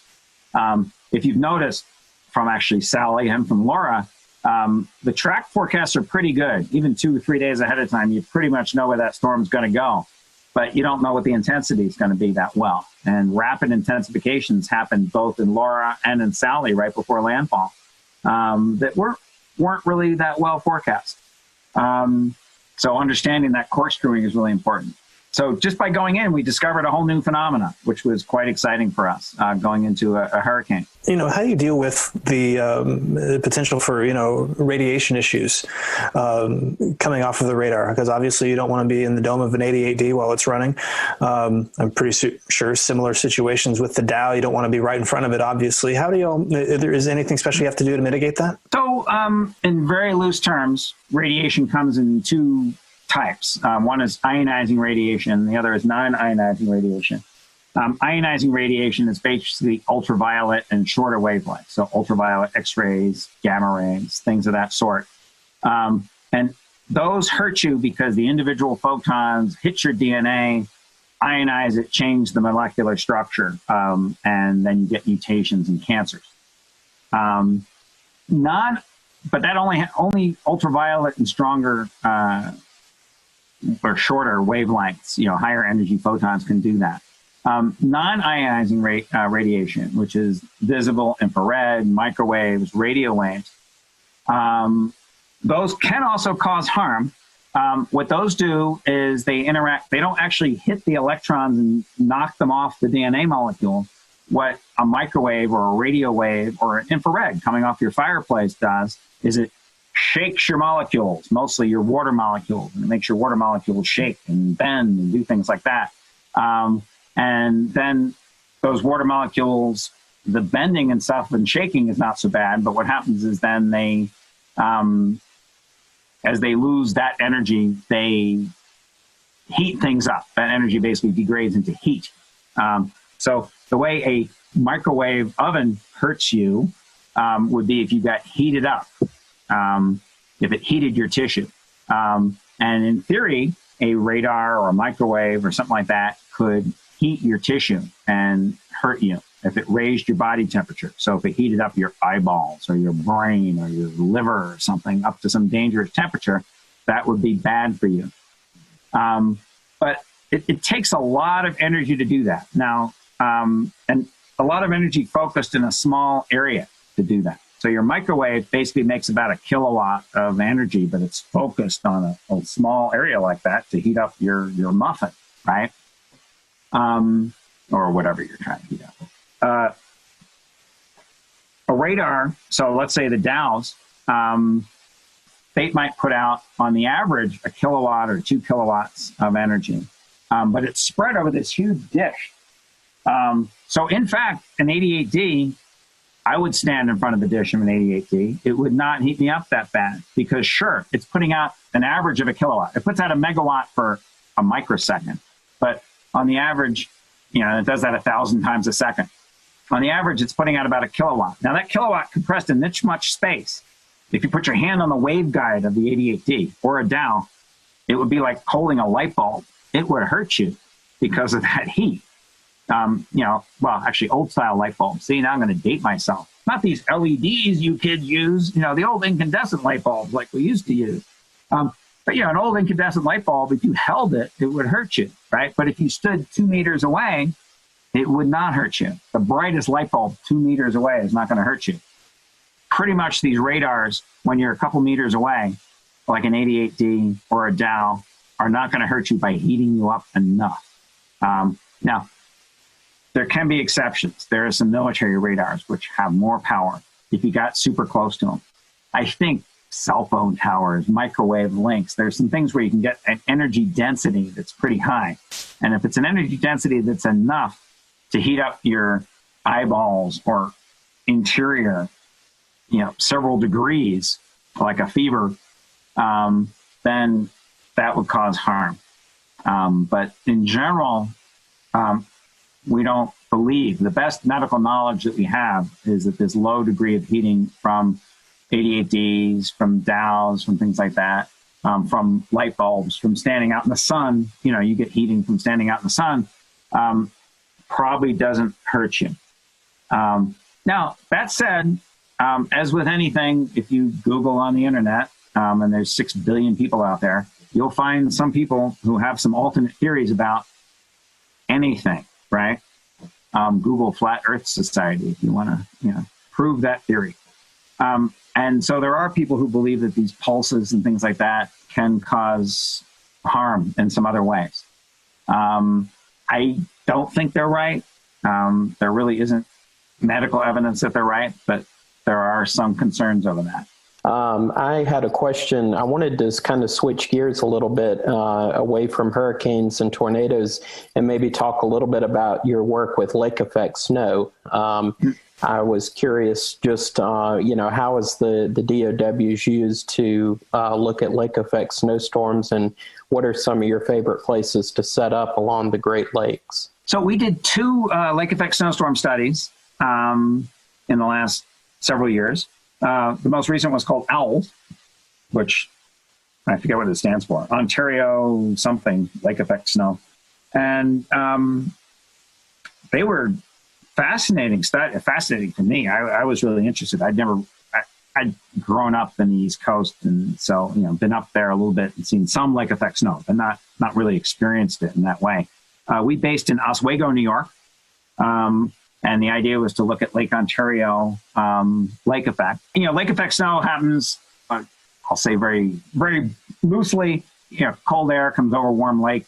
You get moisture and heat coming up from the lake, and you get convection. Lake Ontario is deeper. Lake Ontario, Lake Erie, you get a lot of lake effect, but Lake Erie freezes over in the winter. And basically that warmth and moisture coming up stops. So the lake shuts off. Lake Ontario is deeper. Has more mixing, so it stays, open for business. They say for most of the winter, usually the whole winter. So we based in Oswego, which was on the southeast side of the lake, and with the Dows, we could operate different places along the lake. So we went as far west as Buffalo, as far east as the Canadian border, up on the northeastern side of Lake Ontario. And what we did the fall before the project is we scouted out lots of potential sites where we could park our radars. We had 3 radars up there, and we were trying to operate them in triplets to triangulate on the different parts of the storm. And depending on the forecasts, we would drive to site 1, 2, and 3, or site 15, 16, 17, wherever it was along the lake, and then scan there for the duration of the storms. Sometimes it was a bust and the bands didn't happen where we thought they would. Sometimes it was pretty amazing. These bands would happen right there. And very impressive snow. You get these, it was kind of windy.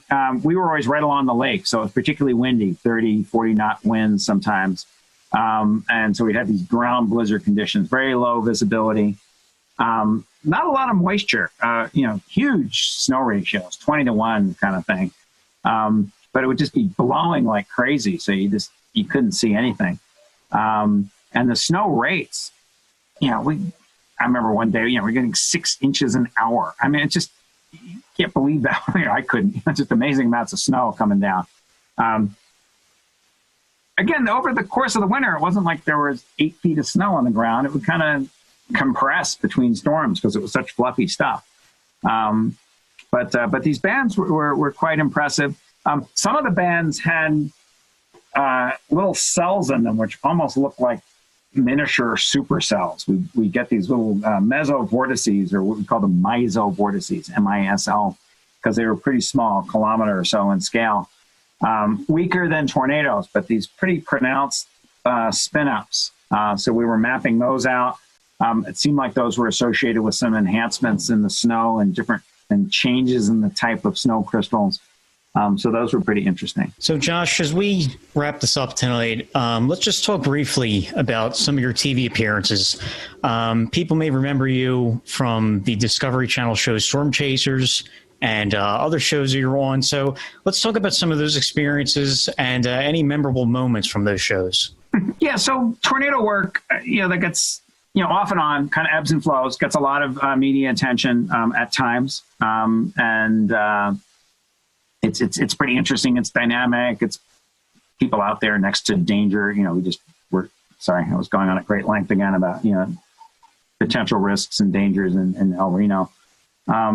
Discovery Channel was a very different character of show because instead of just doing a documentary type of thing like we've done with History Channels and Nat Geos and Novas, they wanted to film something which was kind of documentary-like, but then evolved into being more reality show-like, and multiple seasons of reality show. And so that was an interesting kind of thing to do.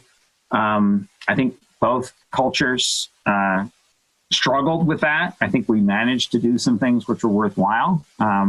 Discovery Channel funded and supported a lot of our science, and they stuck with us during uncertain seasons where we weren't getting a lot of data, but other seasons where we got good things. I think we were probably very difficult. Reality shows thrive on people who want to be on TV and who want to act up, and it's known that the more crazy you are and the more outrageous and the more you scream or have fights or do whatever, the more you're going to be on TV and the more it's going to be interesting. That is the opposite of what boring scientists like me want to do. I mean, we are just not into that. And so getting enough interesting TV out of people like me, I think is a real challenge. Dealing with people who are trying to make a drama show and not do serious business like I want to do is a challenge for us.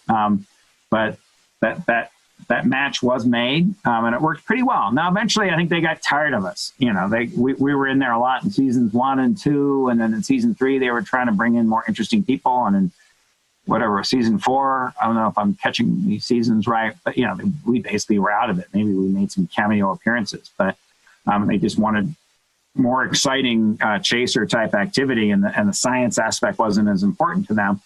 I wish they kept doing science more, but that's not what they're trying to sell pickup trucks and pills or whoever advertises on Discovery Channel. It's a business. So I'm sure they were making commercially sensible choices for what's good there. As we were making choices for what was good for our science. I mean, we didn't care about pickup trucks. What we cared about was getting good data. So it was interesting working with that. For those who are listening or watching the podcast or the live stream, if folks want to learn more about what you guys are doing with the Dow project and all the other things you're doing, how can they do that? Do you have social media, website our folks can follow? So first, because I'm old, but second, actually, because of Discovery Channel, I basically don't do social media. So first of all, my phone number here at home is not under my name. I don't have a Facebook page. The problem was I think they had 3 million people watching that show. Let's say 1 out of 1,000 of them are crazy, right? I don't want emails or Facebook or stalking or, phone calls from that 1 in 1,000 who are crazy. So I basically never got involved with any of that sort of thing. That's so old, it probably wouldn't matter anymore. But so how can they do it? I mean, we're just not good at publicizing our stuff. We have a bad web page that's mostly out of date. Every so often we update it with something. I think we put some Hurricane Laura stuff on it. Like I said, I don't do Facebook. Maybe some of my team members do. We're I don't know, boomers. We don't do that kind of thing much. I will say this. I'll give you a plug for your website. It's cswr.org. And I do see the article there about the Dows being deployed during Hurricane Laura. So if you want to check out the website, in fact, that's how I got in touch with you, Josh. So okay. So check that out. So, but we appreciate you. Go ahead. Sure. I said that's the best formal thing is that website, and I don't even do it. I mean, actually, back in the day, I used to actually type HTTP, which also was probably a boomer thing. But I have somebody on my team, and I say, hey, put some link to our Washington Post article on there if you can. So sometimes we get some things like that. Maybe there's something about our fire, but so we went to this Cameron fire and got data, and I don't know if that's on our webpage. I don't know how you find out about it. I mean, we're just not good at publicizing ourselves. No, we need some influencers on our team. I think. Well, hey, I know a group right here that would love to help you out. But in all seriousness, though, Josh, we appreciate the work that you and your team do and the valuable research that you provide to all of us here in the weather community. We appreciate you joining us tonight, and we hope you stay safe out there the next time you venture out into hurricanes or tropical storms or tornadoes or this upcoming winter storms. We wish you the best out there, and we'll stay in touch. Okay, thanks. It was great talking to you. Terrific questions, all of you. It was fun to answer those, and I'm happy to answer others or do something like this again whenever you guys are interested. Thank you guys for watching the Carolina Weather Group. We hope you have a great evening, and we'll see you here next week.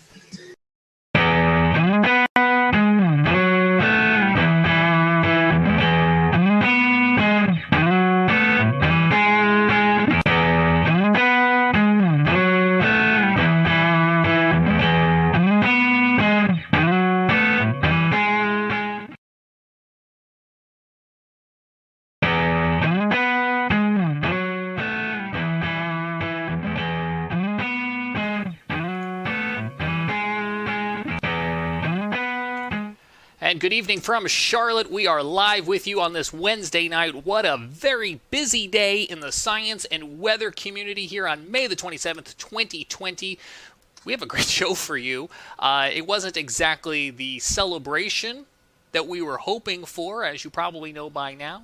SpaceX Demo 2's launch from the Kennedy Space Center in Florida scrubbed today due to weather, so we were going to talk a lot about the weather. We also had a surprise appearance by a tropical storm named Bertha, who suddenly came together off the coast of South Carolina, came ashore, and then brought flooding rains here to Charlotte. So we'll have Chief Meteorologist from WCNC, Brad Panovich, on to talk about that, and also geek out with us about space. And we're also joined by Tony Rice, our go-to friend of the show and space expert, and we're so happy that you all are here. Let's get right on into it. If you're joining us live tonight on Facebook, on Twitch, on YouTube, or Periscope, you can comment along with our show. If you're listening to the audio podcast or you're happy to catch this replay on the new Looping Carolina WeatherNet, hello to you as well, too. Tony, let's just start with the elephant in the room. Not the day we were necessarily hoping for. But not the day that came unexpectedly either. If you ever had the opportunity to go down and see a launch, if you haven't, do. Once all this current situation is over with and we're back to whatever normal looks like, you get the opportunity to go down to Florida and see a launch, do it. It's just an incredible situation. We were talking about that a little bit before we started here, and it doesn't capture what it's like if you're watching it on TV or on YouTube or whatever, what the experience is like down there. So that out of the way. If you have ever been down there, you know that Florida weather is Florida weather, and we kind of expect these things to happen. I think there's one or two other places on the planet where there is more lightning activity. So we scrubbed today because of weather, but we scrubbed today mostly because of the potential of lightning. And that's something that we learned back during Apollo 12, even when the Saturn V was hit by lightning on ascend and basically rebooted the rocket. Several hundred feet above the pad. We learned more about that through subsequent launches. So there's some very specific weather launch criteria, and we can get into that. But basically what happened today is we violated one, maybe more, and definitely know of one of those launch weather criteria that has to be met before we're going to go fly. I just pulled a Scotty and forgot to unmute myself. We're certainly going to get into some of that weather criteria, and we're going to break it all down because we got some really interesting information. I don't want to get too far into the program for anyone who doesn't know. Tony, let me have you explain it. What is the significance of this mission? So this is the first time in basically 9 years that we attempted to launch astronauts from U.S. soil. So at the end of basically construction of the International Space Station, we retired the space shuttle. Space shuttle, the best way to compare it, and the reason that we didn't continue flying the space shuttle to take astronauts back and forth, astronauts stay about 6 months on board station before they come on back home. So we're continually rotating people through there. The best way to compare it is you wouldn't take a tractor trailer to go get groceries. And that's about the volume of space that was in the back of the shuttle's payload bay. If you're just taking supplies, well, we can send an uncrewed mission up there. SpaceX has been doing that for a while. We've got some other ways of getting cargo up there. But to take people back and forth, we've been buying seats on the Soyuz, launching them from Baikonur Cosmodrome out in Russia. We'll return to Best of the Carolina Weather Group in a moment. Now your Carolina weather forecast. Here are today's forecast high temperatures for North Carolina. Here are the forecast lows for tonight for North Carolina. Here are tomorrow's forecast high temperatures. And here's forecast rainfall across North Carolina tomorrow.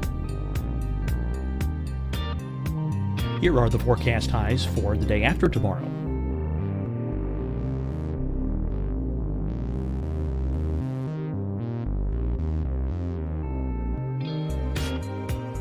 And here's the forecast rainfall across North Carolina for the day after tomorrow. This is the total rainfall forecast across North Carolina for the next 3 days. Here's the severe thunderstorm outlook for today from the Storm Prediction Center.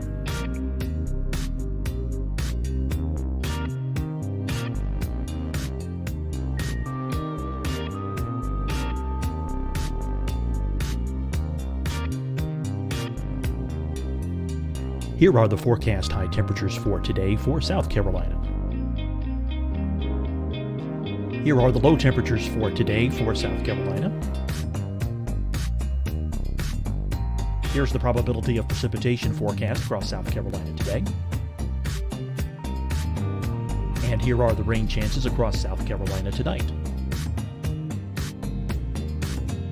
Here are tomorrow's forecast highs across South Carolina. Here are the forecast low temperatures for tomorrow for South Carolina. And here is the probability of precipitation across South Carolina tomorrow. Here's the precipitation chances across South Carolina tomorrow night. Here are the forecast highs for the day after tomorrow in South Carolina. Here are the forecast low temperatures across South Carolina for the day after tomorrow. And here are the rain chances across South Carolina for the day after tomorrow.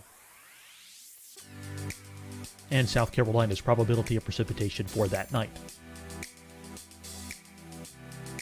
Here's the Storm Prediction Center's severe thunderstorm outlook across South Carolina for today through tonight. Here's the Storm Prediction Center's severe thunderstorm outlook across South Carolina for tomorrow and tomorrow night. And here's the Storm Prediction Center's severe thunderstorm outlook across South Carolina for the day after tomorrow through that night. Here's the severe thunderstorm outlook for today from the Storm Prediction Center.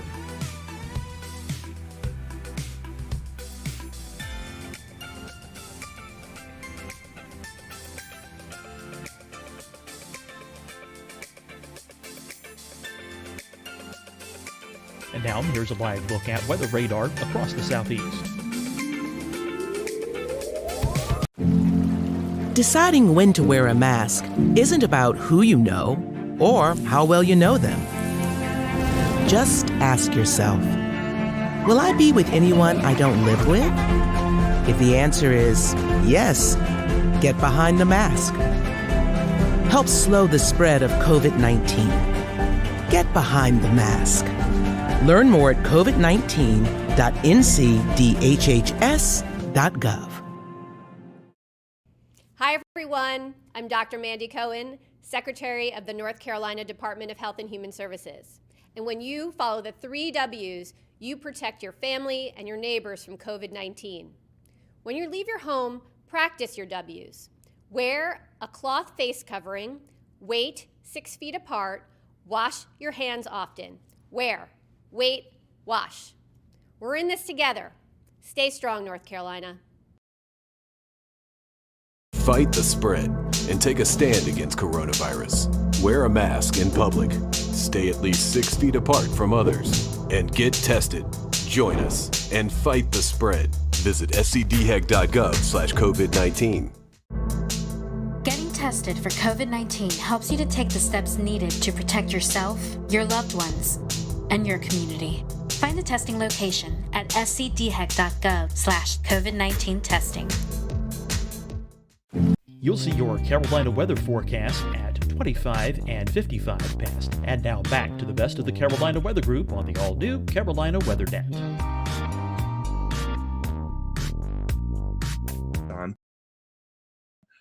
But we really wanted to get that capability back onto U.S. soil. So several years ago, NASA, as a part of the commercial program that includes cargo as well, we want to hand over basically low Earth orbit to commercial agencies. SpaceX is one of them. Boeing's also working on getting some capability there. So it was really important to get this capability back on U.S. soil. And Administrator Bredenstein talked about it today. One of the main reasons we want to do that is we have one American up there right now. We want to have more. The more Americans we have up there, the more they can focus on specifically U.S. science. So the Dragon capsule that we attempted to launch today, we're going to give it another shot on Saturday, weather willing. Has the capability of taking 4 up at once. That's even a better option than using the Soyuz, because the Soyuz can only take up 3, and those are at most going to be 2 Americans, and it's generally only 1. The Soyuz as well, and I don't know if others feel this way, but when I watch it, I feel like it's something straight out of a James Bond Soviet Union era technology, and that is like the complete opposite of what SpaceX has developed here, because they not only did hopefully a very efficient rocket based on what we've seen with the uncrewed missions, but also, and Brad, you were touching on this before the show, there's a little bit of style that they incorporated into not only the spacecraft but also the suits we're seeing here. Yeah, they're very interesting. I love the helmets. The rest of it, I don't know. It almost looks like some kind of weird like leisure suit, and then they've got like shrimping boots on or something. Those were actually designed by a Hollywood costume designer. Elon Musk went out and specifically got one of the costume designers that was working on Marvel films and said, you go sketch us up something. You tell us what these are supposed to look like. Then they handed it over to the geeks who actually made it work and made it functional so it can protect the astronauts when it needs to protect them. But yeah, the helmets are cool. Those cool helmets, I love. They do look pretty cool, don't they? I will say one thing about the Soyuz, though. If you've ever seen pictures of the outside of the space station, you can pick those Russian elements out really, really easy. They're bulbous.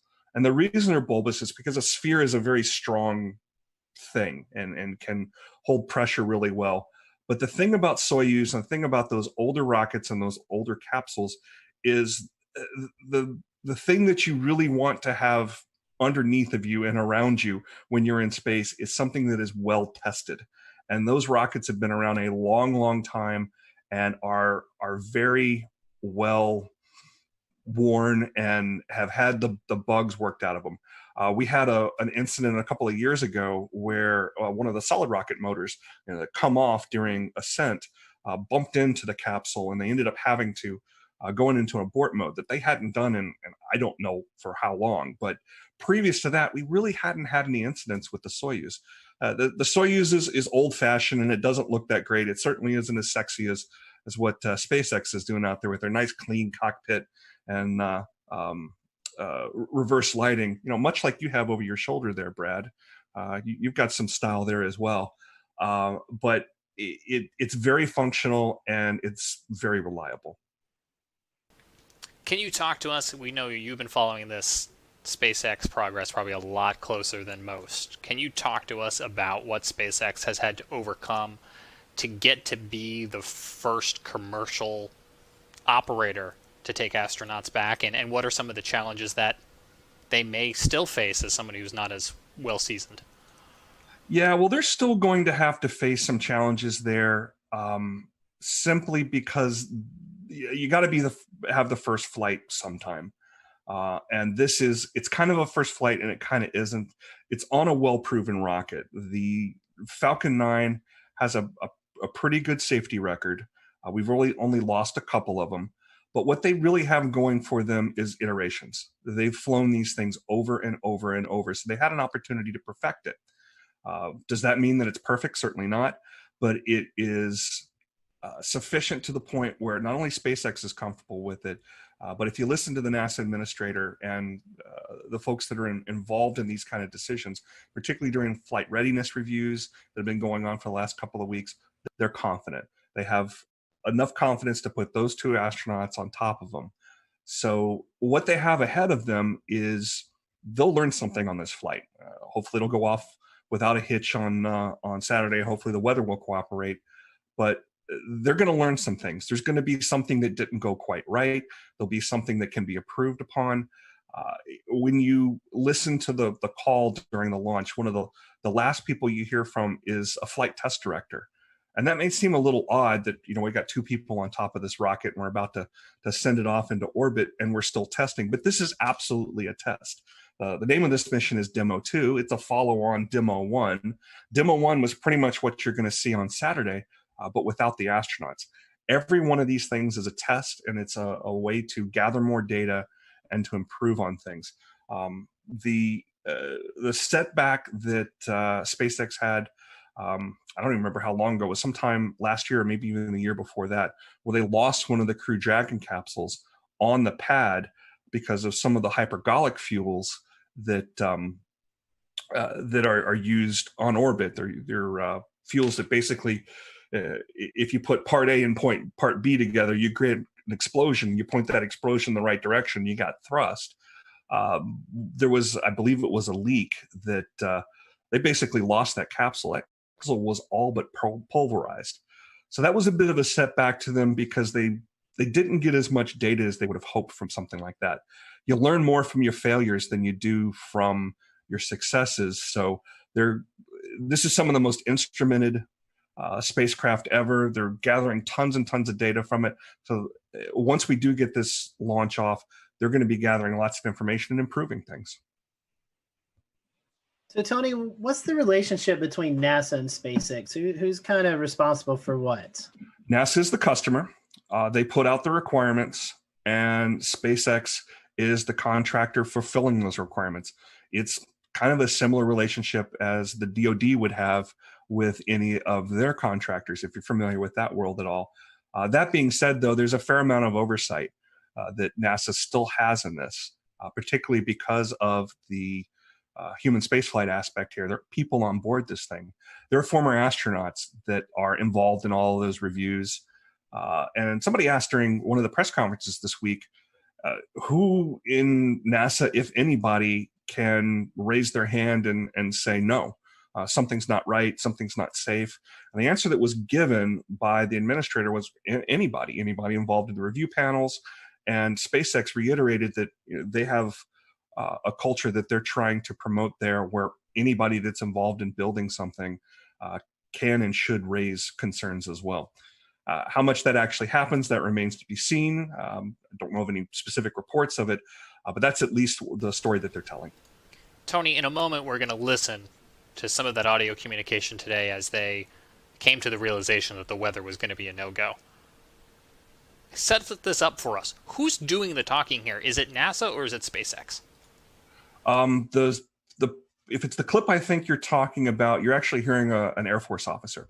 So there is a wing of a part of the 45th Space Wing down at the Cape Canaveral Air Force Station that is responsible for forecasting weather all along the Cape Canaveral Air Force Station, where there's additional launch pads. SpaceX is using one of the launch pads there in addition to the one that was in use today, the historic 39A launch pad. That's actually on the Kennedy Space Center side of things. They're responsible for forecasting weather involved in launches. They also provide weather forecast for the station itself whenever they're moving around equipment and want to know about things like winds and rain and that sort of thing. The person you were hearing there was called the launch weather officer, and they are on equal footing with anybody else that is giving the go, no go call during that final pull before they decide to actually light it or scrub and wait until the next opportunity. But they are someone who is speaking for a larger team of experts. And many of those experts are very focused on looking at things like lightning. And that's kind of how things shook out today. There was a lightning concern that we can get into. Yeah, let's listen to the audio here, and then we'll talk about that exact lightning concern. Unless you can give us another 10 minutes, I don't think we're going to get there with any of the rules today. I'm going to give you 10 minutes. I mean, another 10 minutes past T0. Oh, 16:45 local. I think we'll probably be clear on all the rules, but not quite going to make it for this. Okay. We're going to check back in with you in about 2 minutes, and then I'll call it up at about T-minus 17 minutes. Okay. Yeah, there's some of them are starting to count down, but we still have one above 2,000. So if that gets below...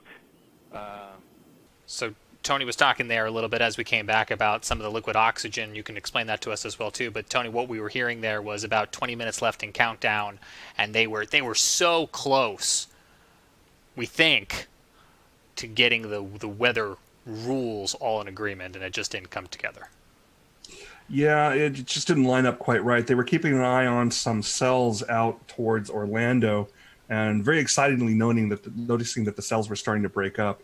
I was watching them, live there as well. There's a rule that says several of the rules mention 10 nautical miles, which if you've ever been down in that area, runs out not quite to Titusville and I-95. So you watch any of that weather between the Space Coast and Orlando to see if those cells are going to continue moving forward, going to continue building intensity, or are going to break up. And the positives were that it looked like they were breaking up, and they certainly were. But that's not the only consideration that they're making there. What they were mentioning was field mill generators, and they dot all around not just Air Force property and NASA property. As you're driving out along the beeline heading back towards Orlando, you might notice some very tall towers out in what look like swamps or farmers field or something like that. These are more weather towers that exist further out towards Orlando, because as you can see, all the weather moves from the west to the east. So they're monitoring that as that goes along.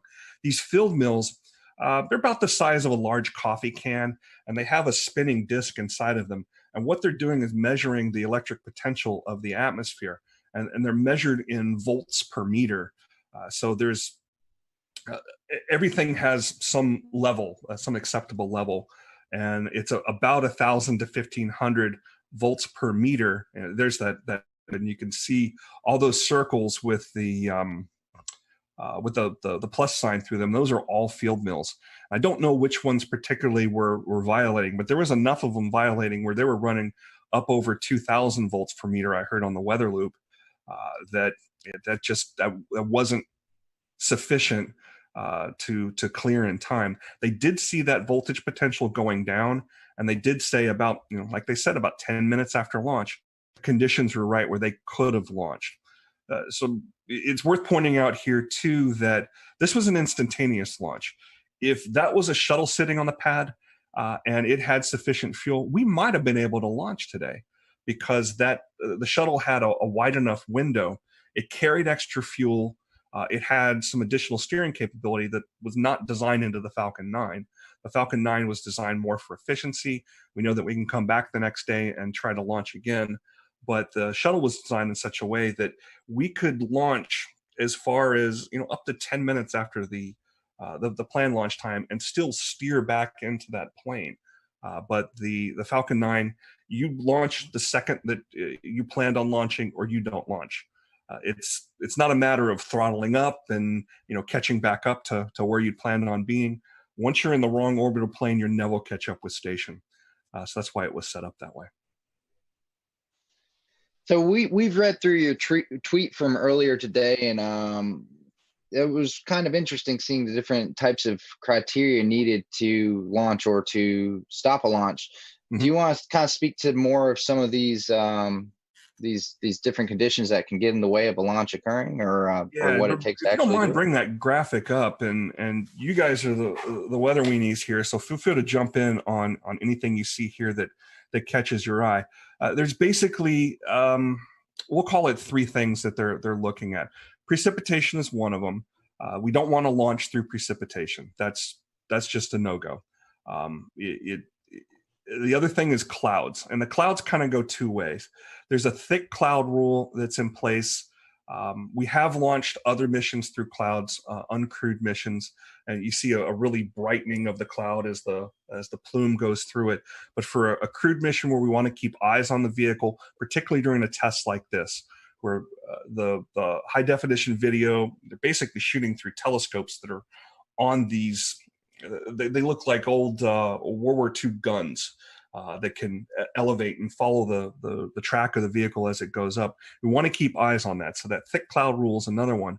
But the rest of the cloud rules, when you really look at them in depth, they are all about lightning.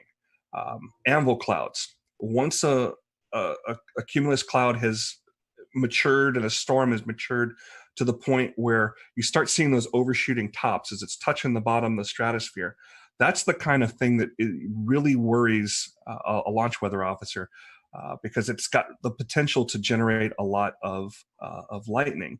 Lightning's very bad for rockets. I mentioned that earlier, how Apollo 12 was struck by lightning. Smoke in the area can trigger lightning. The rockets themselves can trigger lightning.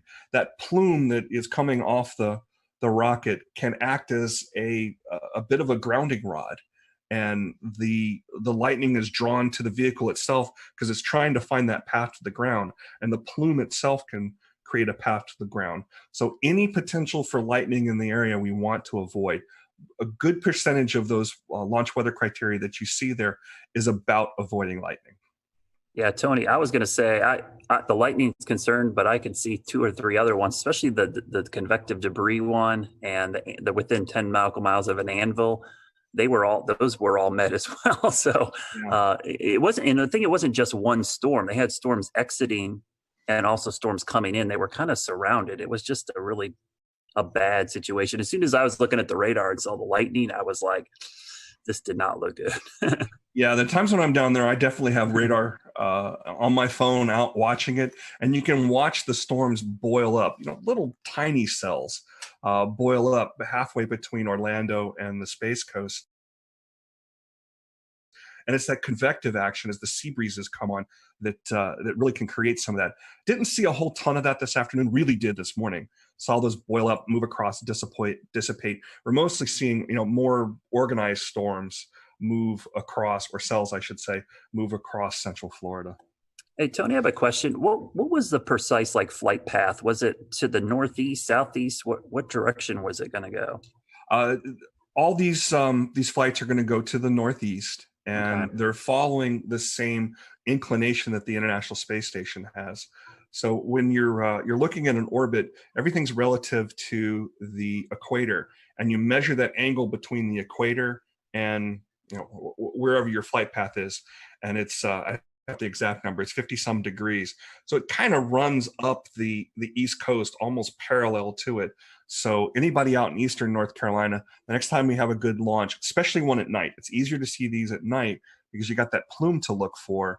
But we should be able to see them definitely out from the easternmost part of North Carolina. But I think you've actually seen them a time or two in Charlotte. Yeah, we got lucky with that sunrise launch because the sun was coming up and it illuminated the plume on the horizon, and it was spectacular. It freaked people out, but as soon as I saw it, I knew right away. I'm like, oh, this is awesome. It was just the perfect setup of lighting and angle and everything. Brad, Venus freaks people out, so. Well, Tony, I have a question. We're talking about the weather, and it kind of scrubbed this launch. So what happens now? I mean, what do you think the mindset of these astronauts are? I mean, now you get pumped up for this, and now it's kind of wait a few more days. I think this is a bit of muscle memory for them. It is not built up in their mind, maybe to the point where we think it might be, because they've done this so many times. There's a comment made on the broadcast today. Well, we got another good dry run. And in their minds, that's probably what this was, a more organized dry run with more cameras and more attention. They saw this as a positive thing. This was another chance to check out the suits. This was another chance to check out, make sure those Teslas would make it to the launch pad without any problems there. I didn't see any superchargers on the launch pad, so I guess those things were fully charged before they popped the astronauts in there. It was another chance to see their families. You know, they've been in quarantine for a good amount of time. That's normal. We always quarantine our astronauts before they go, something we learned back in the Apollo days. So they've done this so many times in simulations and in dry runs and things like that, that this is kind of business as usual. This is their office. I'm sure they wanted to fly today, and they would have rather gone today than have to wait a couple more days. But it's another chance to do a little more study. It's another chance to work through some of these things in their heads. So in the end, it's a positive thing. Tony, actually playing on the screen right now is some emotional video of them saying goodbye to their family, and it's most notable in these coronavirus times that they are 6 feet apart and social distancing. But I think you just hit upon it too, in that space is a very sterile environment, and there typically are some separation and some quarantine. Can you talk at all about, did coronavirus amplify that? Not really. The main thing that the main impact that it had on this launch was in the support personnel. The folks that are working directly with the astronauts, this is the operations checkout building. It's existed since I believe the Gemini days, or definitely during the Apollo days. This is where there's some small apartments the astronauts stay in. There's some dining facilities. There's, of course, a kitchen there. And there's folks that support that. So there's fewer people involved with that. And the people involved with that were in their own quarantine as well. But this, that distancing you saw there used to be when the astronauts would arrive from Houston into the Kennedy Space Center, near that landing strip where their aircraft would come in, there was this drainage ditch, that the families would be on one side and the astronauts would be on the other. And that was where they said their goodbyes. So it's very common for the families to be separated from the astronauts just for their safety. One thing that's worth noting in that great video where you saw the two boys, the similarities with these two astronauts are kind of fun. They both have two boys about the same age. Both the astronauts are about the same age. They joined NASA. They were accepted into the astronaut class of 2000. So there's a similarity there. They're both test pilots. One was in the Air Force, one was in the Marine Corps. They both married astronauts as well. And both of their wives have PhDs. One's an oceanographer and the other is a mechanical engineer. But they're kind of similar in that regard. So it's really cool that they got to see their families here.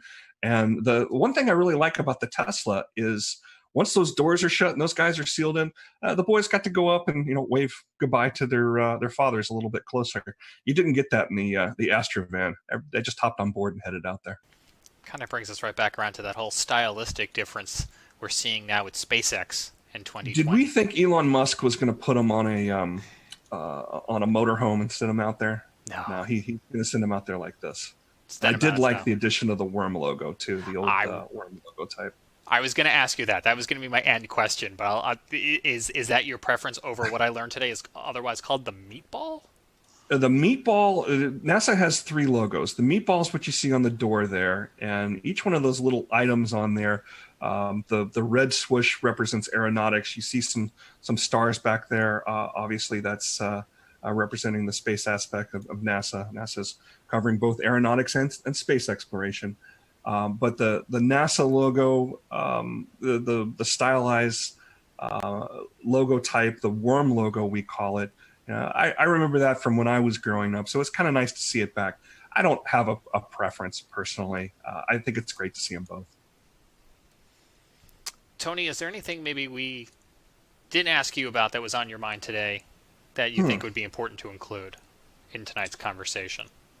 Something to look for in the future. Well, obviously, we will keep an eye on the weather on Saturday and Sunday. The next launch opportunities, Saturday at 3:22 p.m. NASA's TV is going to start about 12:15 with coverage. So there'll be plenty of things to see there. There's a backup opportunity on Sunday at 3 o'clock. So hopefully we'll be able to get this thing off this weekend. But once that's finished, the next set of astronauts that go up on this Crew Dragon, I believe they're going to use all 4 seats. So we'll see this really starting to meet the demands that it was set out there for.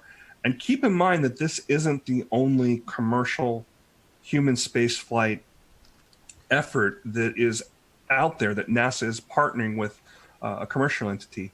Next, we're going to see Boeing. And we don't have dates on when that's going to be, but Boeing has a Starliner, is what they call their capsule.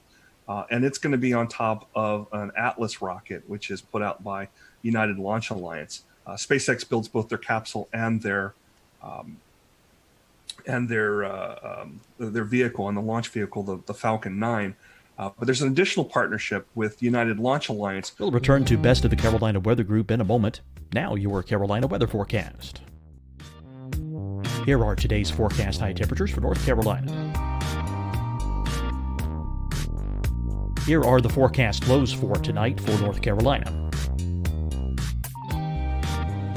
Here are tomorrow's forecast high temperatures. And here's forecast rainfall across North Carolina tomorrow. Here are the forecast highs for the day after tomorrow.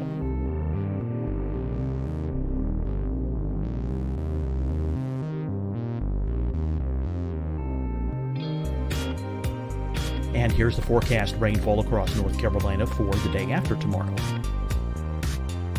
This is the total rainfall forecast across North Carolina for the next 3 days.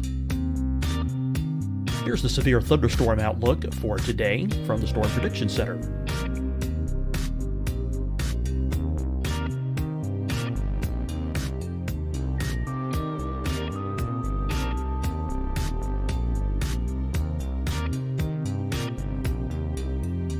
Here are the forecast high temperatures for today for South Carolina. Here are the low temperatures for today for South Carolina. Here's the probability of precipitation forecast across South Carolina today. And here are the rain chances across South Carolina tonight. Here are tomorrow's forecast highs across South Carolina. Here are the forecast low temperatures for tomorrow for South Carolina. And here is the probability of precipitation across South Carolina tomorrow. Here's the precipitation chances across South Carolina tomorrow night. Here are the forecast highs for the day after tomorrow in South Carolina. Here are the forecast low temperatures across South Carolina for the day after tomorrow. And here are the rain chances across South Carolina for the day after tomorrow. And South Carolina's probability of precipitation for that night.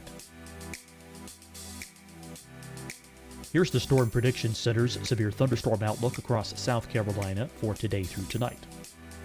Here's the Storm Prediction Center's severe thunderstorm outlook across South Carolina for tomorrow and tomorrow night. And here's the Storm Prediction Center's severe thunderstorm outlook across South Carolina for the day after tomorrow through that night. Here's the severe thunderstorm outlook for today from the Storm Prediction Center.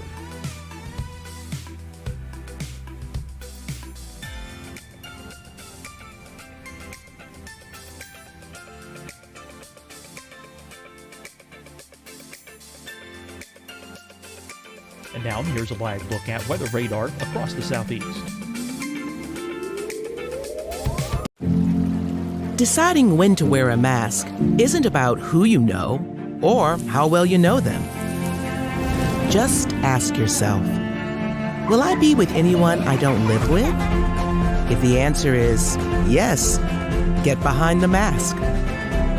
Help slow the spread of COVID-19. Get behind the mask.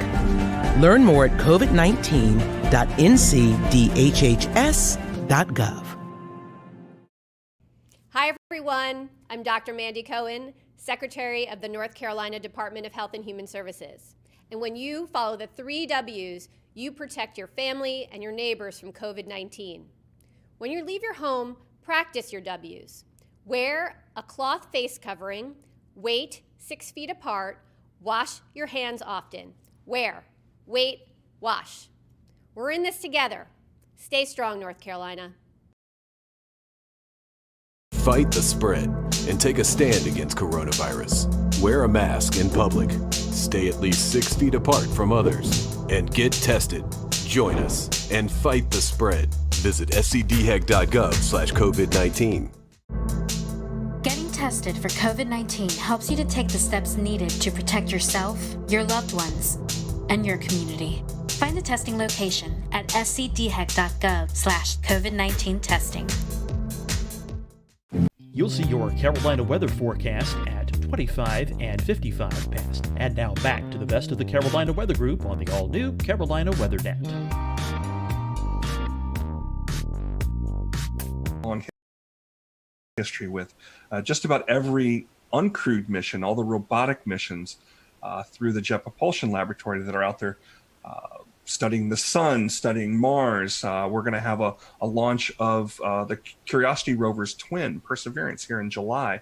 That's going to be on a United Launch Alliance rocket as well. That's a very well-proven rocket, too. It's actually the rocket I've seen launch the most. The times I've gone down there, mostly to see uncrewed launches. So keep an eye out for that as well. Is the plan here to get some commercialized versions of the International Space Station up there orbiting? That's one of the things that's being discussed, and it's certainly not going to be the last station up there. It is the most expensive, most complicated things humans have ever built. So I don't think SpaceX is going to be putting up their own version of this anytime soon. Are there commercial benefits to having an ability to do science and do manufacturing in low Earth orbit and taking advantage of the microgravity? Absolutely. We're doing things like we're even 3D printing human organs on station, something that you just can't do in the normal gravitational environment of Earth. You have to be up there in microgravity to do it. So there's applications. That's something that's going to happen. Is it going to happen in short order? Probably not. But there's definitely applications in space, and that's the direction things are going. Tony, we appreciate your time. Our fingers are crossed that we can get this off the ground this weekend and return United States astronauts to the space station from U.S. soil. Hopefully the weather cooperates. And I think you've got some TV obligations coming up there in the Raleigh area. And so we'll let folks in that area know they can catch you here in a little bit on TV. And we appreciate you squeezing us into your very busy day. Does anybody want to go on record and make weather predictions for Saturday? Are we gonna launch on Saturday? It's Florida, like you said, Tony. Someone asked me, what's it look like? Hey, especially that time of day, mid-afternoon in Florida, basically at the end of May, early June, it's a 30-40% chance you can pretty much, write it down. I think it'll be a lot like today. I think, they just got to get lucky that they'll be in between storms right at that time. And the weather's very different in Florida than it is here in the Carolinas, in that stuff will spin up and it'll move through. Florida's not a very wide state, so it can move through in just 2 hours time from coast to coast, and it'll be a bright sunny day. It's the same reason I always cringe when people have trips to Florida and they look at their app and go, oh, looks like it's going to rain every day. And I'm that's every single day during the summer. And like you said, Tony, it'll pop up. Yeah, it'll pop up and be gone. You just got a 30-minute shower. Our challenge again with these instantaneous launches is the weather's got to be right at that time. So what I tell folks, there's going to be another launch weather forecast that comes out here. The 45th Weather Squadron will put another one out probably on Friday. We'll definitely see one on Saturday. And when you see that go, no go percentage, follow me at RTP Hokie on Twitter. I always tweet these things out because they're a great source of information about what to look for. Don't get too wound up if the no-go percentage, is too high. I've seen things be canceled for weather, again, because of what you described with Florida weather, in the high 90s for go. And I've seen things be canceled for exactly have the ability to launch with absolutely horrid looking conditions a day before or even the morning before. There is truly a 50-50 chance that we will launch on any given day, and it's either we go or we don't, and it's based on what the conditions are right then and there. Tony mentioned during our broadcast tonight the Air Force 45th Weather Squadron, who was watching the weather very carefully down there and providing not only real-time conditions but forecasts for this and many other launches. We had the opportunity to have them on this show in January of 2018. There's a whole episode where we talked to them about all sorts of things, but we pulled the soundbite about lightning, and Tony showed it earlier, all those different lightning detectors. Let's just roll a little bit of that clip so we can hear straight from some members of the 45th, at least at the time here when this was recorded, about how they go about tracking some of those weather conditions. And with the lightning, tell us about the threats that lightning would pose to a vehicle being struck on the pad. And then this may be something more for the active duty members, but tell us about the new lightning defense systems that are on the pads now. So one of the major threats, again, for the range is lightning. And the reason why this is a threat is it poses a risk to the electrical system of the rocket. And it can actually cause a threat to the steering system. And so we want to make sure, and every time there's a lightning strike close to a pad where there's a rocket exposed, they have to kind of take it back into the hangar and run several tests to make sure that none of the circuits of the rocket got closed circuit or there was any damage to the steering system. Because again, and we have a sensor of 10 or a network of 10 sensors, very, very strategically positioned. And they are using the radio frequencies to be able to localize the different lining step leaders. And so each step leader is sending out a signal, and via triangulation, we are locating that step leader. So with those sensors, we can start pinpointing cloud to cloud or cloud to ground lightning strikes. Right now, the resolution that we have is 50 meters. So we can localize or we can pinpoint a lightning strike within 50 meters of the actual location where it's struck. Some very interesting stuff. You can find that show in the Carolina Weather Group archive. We also have it looping this week if you're checking out our new nonstop Carolina Weather Net channel on YouTube and on Twitch. We want to switch gears now and talk a little bit about the surprise that was Tropical Storm Bertha today. We'll bring in Brad in a minute to talk about some of the lingering flooding concerns. It looks like we still have one of the two flash flood warnings right now at this 9 o'clock hour here in Charlotte, but I know Jared Smith in Charleston is on a tight time crunch as well too. And Jared, you guys woke up in the bullseye of this thing this morning. Yeah, it started as we knew that something was going to happen. So I think that's the most important thing to note, is that the surprise was the naming. It wasn't necessarily the fact that we were going to have heavy rain, that we were going to have gusty winds, that we were going to have a marginal tornado threat. All of those things, we went into this knowing that was a possibility. And we went into this knowing that there was a 20 to 30% chance that this thing could turn tropical. The Gulf Stream, much like you two, moves in mysterious ways. And so it was again this time. It just absolutely took off like a rocket. It started as a very strong velocity couplet. The Weather Service in Charleston had actually put out a special marine warning that ended up acting like a cone of uncertainty, because during the time of that special marine warning, the National Hurricane Center bumped the probability up to 70%, and then by 8:30 they had classified it as Tropical Storm Bertha, just 30 miles offshore. And so we're like, oh, okay. So this is happening, and yeah, it came ashore. It was had some pretty good wind gusts. The buoy at the Edisto buoy went to 59 miles an hour, which was pretty good. 30, 40 mile an hour wind gusts. Some scattered power outages, especially as you got into Myrtle Beach. Wasn't that bad. We've had way worse. We had tornadoes last week, right? And we had even heavier rain. Of course, we had flooding downtown, as we often do, but we had that even worse last week. So, again, we kind of knew that there was going to be something here. The fact that it got named when it did, was kind of like, okay. But you could see it. I mean, you could see it coming together on the radar, and that guy, it started developing a little eye. It's like, wait a second. You start to see that it's expanding out from being this water spout producing supercell to something a little bit more, a little bit broader. So, it was caught us by surprise a little bit as far as that development. But again, we knew that this was going to kind of be how it went. There was nothing really surprising about that part. No major problems here in Charleston aside from the flooding that we're used to. But now it's just going to go up the gut and send a bunch of rain up there. We did set a rainfall record at the airport today, 2.08 inches, new record. Breaks a record set in 1977 of 2 inches straight on the dot. So we got another pretty good deluge of rain after the bone dry start to May. So. Yeah, it was an interesting day. I'm still getting comments tonight on Twitter and Facebook saying, "Is like, oh wait, there was a tropical storm. What?" It's like I was too busy.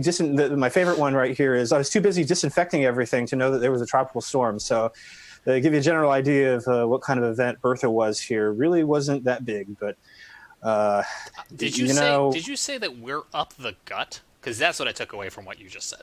Yeah, well, it's running. You do a little football analogy here. We're just going right up.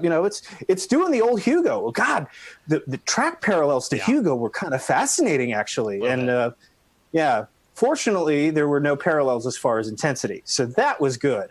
So that got some locals, buzzing a little bit as far as like, ooh, that looks familiar. We've seen that before. But yeah, at landfall, the Hurricane Center said it had 50-mile-an-hour winds. Now, Shay Gibson, our panelist, he helps maintain a pretty dense mesonet of weather stations here, and really along the southeast, and with weather flow, and they didn't see anything like that. So it'll be interesting to see kind of what the postmortem looks like on this. I'm going to be very interested to see how this goes. I know that. And I'll tell you what, it's like the local weather service had everything, nailed down and ready to go. And so to switch to tropical mode just on the fly like that, usually they have some time to prepare for that. Today, they had to just flip-flop into tropical operations, and kudos to the weather service in Charleston for making that just so seamless. They did such a wonderful job keeping everything flowing, keeping everybody informed. So not an easy day for anybody in weather, to put it mildly. Well, Brad, your colleague to the south, Chief Meteorologist Efron Afante at WLTX, had a graphic. I was just looking to see if he tweeted it. I saw it on the air earlier that kind of just did a timeline, and I'm going to paraphrase because I don't have it in front of me, but it was essentially 5:30 advisory, 20% chance, 7:30 advisory, 70% chance, and then somewhere at like 9:30 it was like landfall. Jared mentioned the tornadoes. I think when that 70% came out, it was probably already a tropical system. Probably. They needed to get a little bit closer for all those sensors, I guess. Yeah. It brings up a good point. I think Jared was exactly spot on. It's funny how this just getting a name makes a big deal of it, but literally the forecast and impact, nothing changed. It's like I joked all day. It's like, hey, our rain now has a name. It's like pretty much, we were forecasting the flood threat. The timing was exact. I was calling it a tropical low for the last 3 days. I really wasn't referring to it as a tropical wave because it looked like it was going to have some spin to it. All those short range guidance had some rotation. But it is interesting that it gets a name, and it's, the B storm. It's weird. It's the third time in the last 10 years we've had the B storm before June 1st. So that is rare, but it's happened a lot more frequently in the last 10 years. And I looked it up today, and I'm pretty sure, I think it tied for the third or fourth earliest B storm on record, at least formation-wise. But it's probably going to set a record for the shortest duration tropical system because I think it was last year we had the A storm. Was it Andrea? Only like 3/4 of a day did it maintain tropical characteristics. So this will be interesting to see what kind of longevity stats it's going to come up with. But the thing to remember about these is, I think, as a communicator with the public, is the name really isn't important. It's the impacts. And I think if people focus on the impacts more, the name is not that big of a deal. For instance, everybody was freaking out about this today, but it honestly did less damage and issues to us than a cutoff no-name low last week, which plagued us with flooding for 4 days, tornadoes, straight line winds. So it's a really good wake-up call about how we communicate weather impacts. I know for insurance purposes, especially on the coast, that the naming is a big deal for deductibles and stuff. But in the grand scheme of things, the overall impacts did not change at all just because we gave it a name today.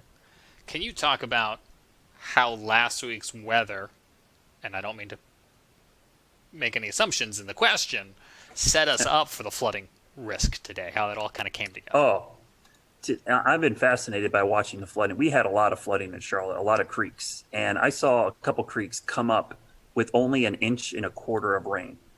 That's almost, I never seen that happen. The problem was everything's saturated. That 1.25 inches of rain went right into the creek. Nothing soaked in. So we had several creeks flood almost instantaneously because of the 4 to 6 inches of rain we had last week. There's just, it's like a wet sponge, trying to clean a wet table with a wet sponge. You just spreading the water around. You're not really soaking anything up. And so today we actually set a rainfall record as well. I'm glad Jared brought that up because I had to check. In Charlotte, we did set a rainfall record for today as well. 1.55 broke, or 1.64 broke the old record of 1.55 in 1981. So I think that's the 9th or 10th 1 inch or more rainfall in a day this year. I think that's a record for this early in the year as well. So yeah, last week's rain really set the table for the flooding issues today. And we're going to see a lot of the creeks and streams continue to rise in the next 24 hours because this is all running off back into the Catawba, the Rocky River. It's flowing into the PD. I bet you're going to see some pretty substantial and surprising crest on some of these rivers because people don't expect the little bit of rain we got today to cause a quick jump in water levels. And just watch any of the storms that pop up the next 2 days. They'll be more scattered, but any one of those is probably going to produce flash flooding pretty quickly. I've been doing a lot of talking in this episode. I want to just pause for a moment and see if anyone else wants to hop in so I don't steal all the questions.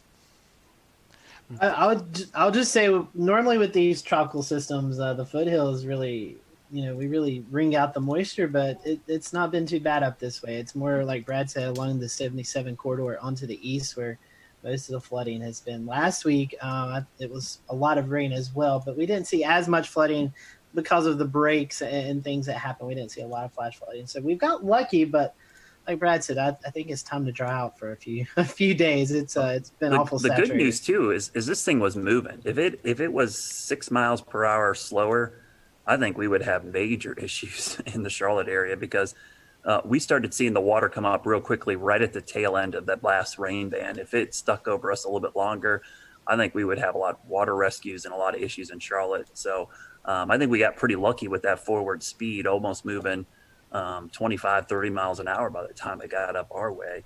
I think what's interesting is one of the comments I've been getting a lot today, and I think this is always one that's kind of the public sees these early storms and they go, uh-oh, looks like a bad season. And honestly, it doesn't really mean a whole lot for the season.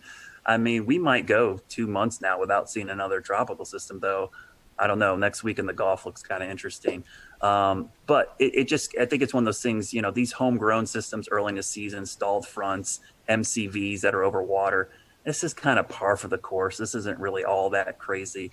The only thing that would have me concerned, and Jared brought this up, is how warm the water is in the Gulf Stream and in the Gulf of Mexico. I think the sea surface temperatures are something I'll be watching a lot this hurricane season. But if we have a busy season and they're all fish storms, nobody's going to say anything about these later on in the season. And we'll remind folks that last week the Hurricane Center came out with their outlook for the season, and it was kind of at or above normal range. Yeah, it looked a lot like last season. Honestly, when you look at the numbers, it's almost like a regurgitation of last season's exact numbers we got. So, those above the seasonal forecasts get a lot of publicity. And there is some skill in them. Some of the forecasters do an amazing job. But the thing I always caution the public is the number of storms does not mean anything to you. One storm hitting you is a bad season. So I always bring up 1992, Hurricane Andrew. first storm of the season, one of the worst storms in U.S. history, the A storm. I think we ended up with 7 total named storms the entire season. But everyone will remember that season for Andrew. They won't. No one's going to go, 1992 was a great hurricane season. We only had 7 storms, you know. So the number isn't always important. It's the 2 or 3 that end up affecting you that really defines the season, in my opinion. Brad, let me ask you a non-hurricane question, a lifestyle question for Charlotte and I think beyond. It's been raining so much lately, I haven't been able to get out and cut my lawn, tend to the garden. Oh. When am I going to be able to do that? I think this weekend, this cold front, you know, I think this, if we didn't have all this rain and all this other stuff going on, we'd be talking a lot about this cold front in early June. I mean, it's going to, Monday and Tuesday, we're going to be in the low to mid 70s in Charlotte, morning lows in the 50s. That's the first 2 days of June. And dew points in the 40s, that's like heaven. So it is interesting to see that after this rainy pattern, we're going to get this great treat of weather to kick off the meteorological summer. So people will get the chance to mow their lawn and let their yard dry out. I've been pretty happy because my lawn looks amazing this year. If you say so yourself. Yeah, we got so warm so early. I was able to get the fescue like in shape, and then getting rain. I haven't turned my irrigation on once. It's been amazing. The problem is just getting out in the yard to work on it. It's just been so wet. And if you're trying to do a garden, it's been tough. Your plants are getting drowned out. So this weekend things dry out, and next week looks a lot better, and we get back to typical summer weather. It looks like by the end of next week. I think pools will start opening, and now that we're getting to phase 2 of the reopening as well, I think people kind of wanted to warm up and dry out so they can enjoy some of those summer activities. Scotty, we had a big NASCAR race kick off this past weekend in Charlotte. They got in the Coca-Cola 600. It went to overtime after a long weather delay, but there's still some more races they're trying to get in, right? Can you give us a weather sports update? Can you see the bags under my eyes? I mean, it's been a long couple of days. Yeah, we had rain for the Coca-Cola 600, made it the longest race, 607 miles.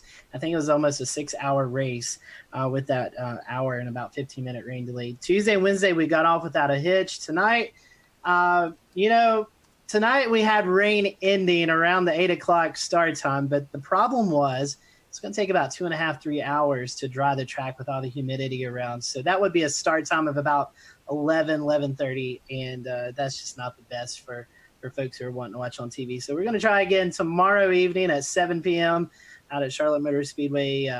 Weather looks good unless we get one of those pop-up thunderstorms around the area. So I'll be watching for some storms in the vicinity. Hopefully they all stay away from the track and we can get this race in, because they turn around in their shops on Friday and they head to Bristol, Tennessee on Sunday and Monday for this very condensed every other day, it seems like, racing right now for NASCAR to get called back up from all the missed races. It's like the baseball schedule, but for NASCAR.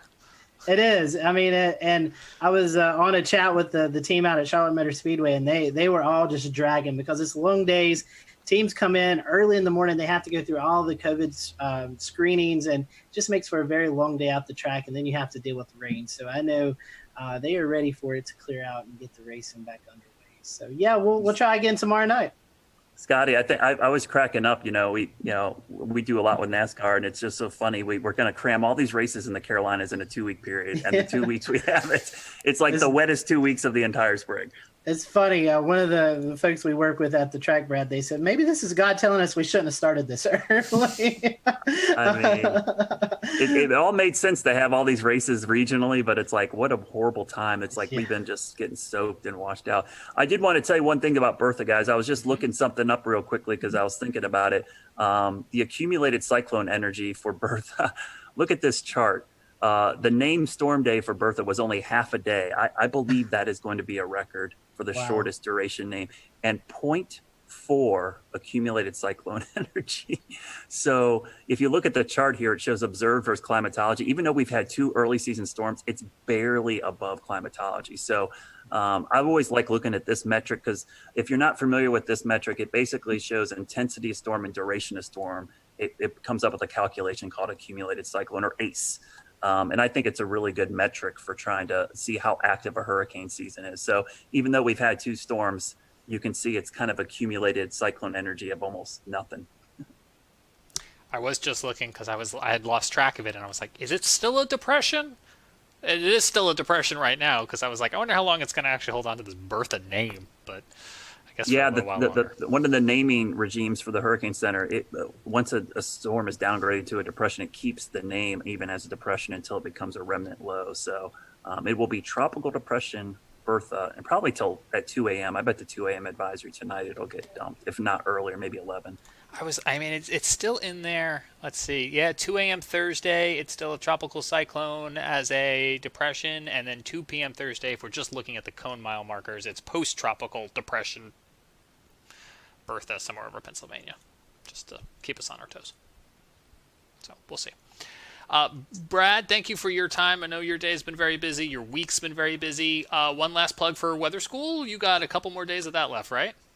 Yeah, 2 more days of weather school. We will have, I believe if my numbers are correct, without our glitches, I think exactly 60 episodes of weather school a DVD since box the set beginning out. of March. That's pretty impressive that we've been able to do that every single day at 1 o'clock. We've done a weather segment online live and on YouTube. So 2 more days of the school year. I will be happy. We'll return to Best of the Carolina Weather Group in a moment. Now your Carolina weather forecast. Here are today's forecast high temperatures for North Carolina. Here are the forecast lows for tonight for North Carolina. Here are tomorrow's forecast high temperatures.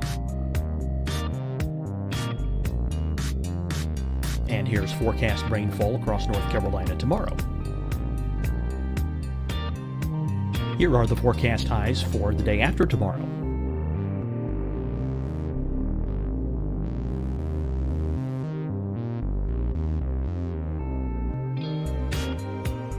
And here's the forecast rainfall across North Carolina for the day after tomorrow. This is the total rainfall forecast across North Carolina for the next 3 days. Here's the severe thunderstorm outlook for today from the Storm Prediction Center.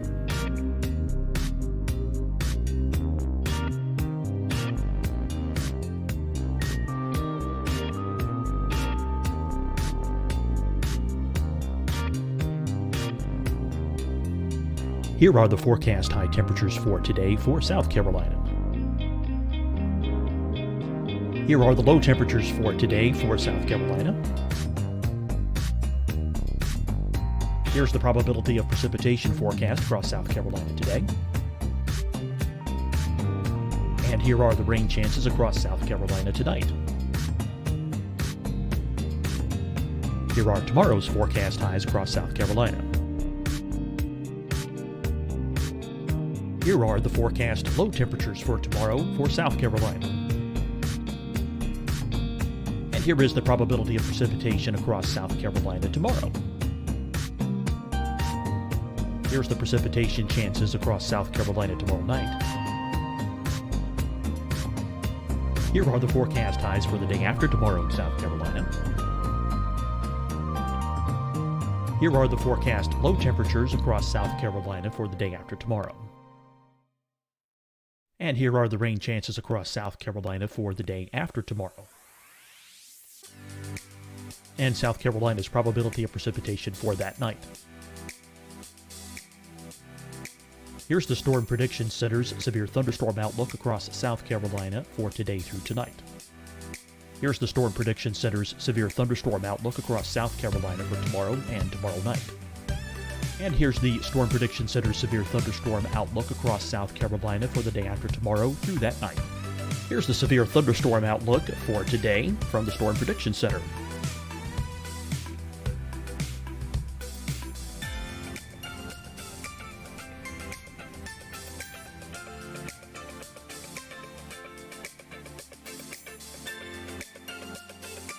And now here's a live look at weather radar across the southeast.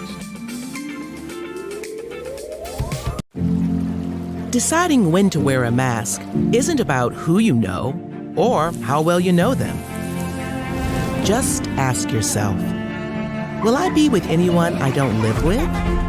If the answer is yes, get behind the mask. Help slow the spread of COVID-19. Get behind the mask. Learn more at covid19.ncdhhs.gov. Hi, everyone. I'm Dr. Mandy Cohen, Secretary of the North Carolina Department of Health and Human Services. And when you follow the 3 W's, you protect your family and your neighbors from COVID-19. When you leave your home, practice your W's. Wear a cloth face covering, wait 6 feet apart, wash your hands often. Wear, wait, wash.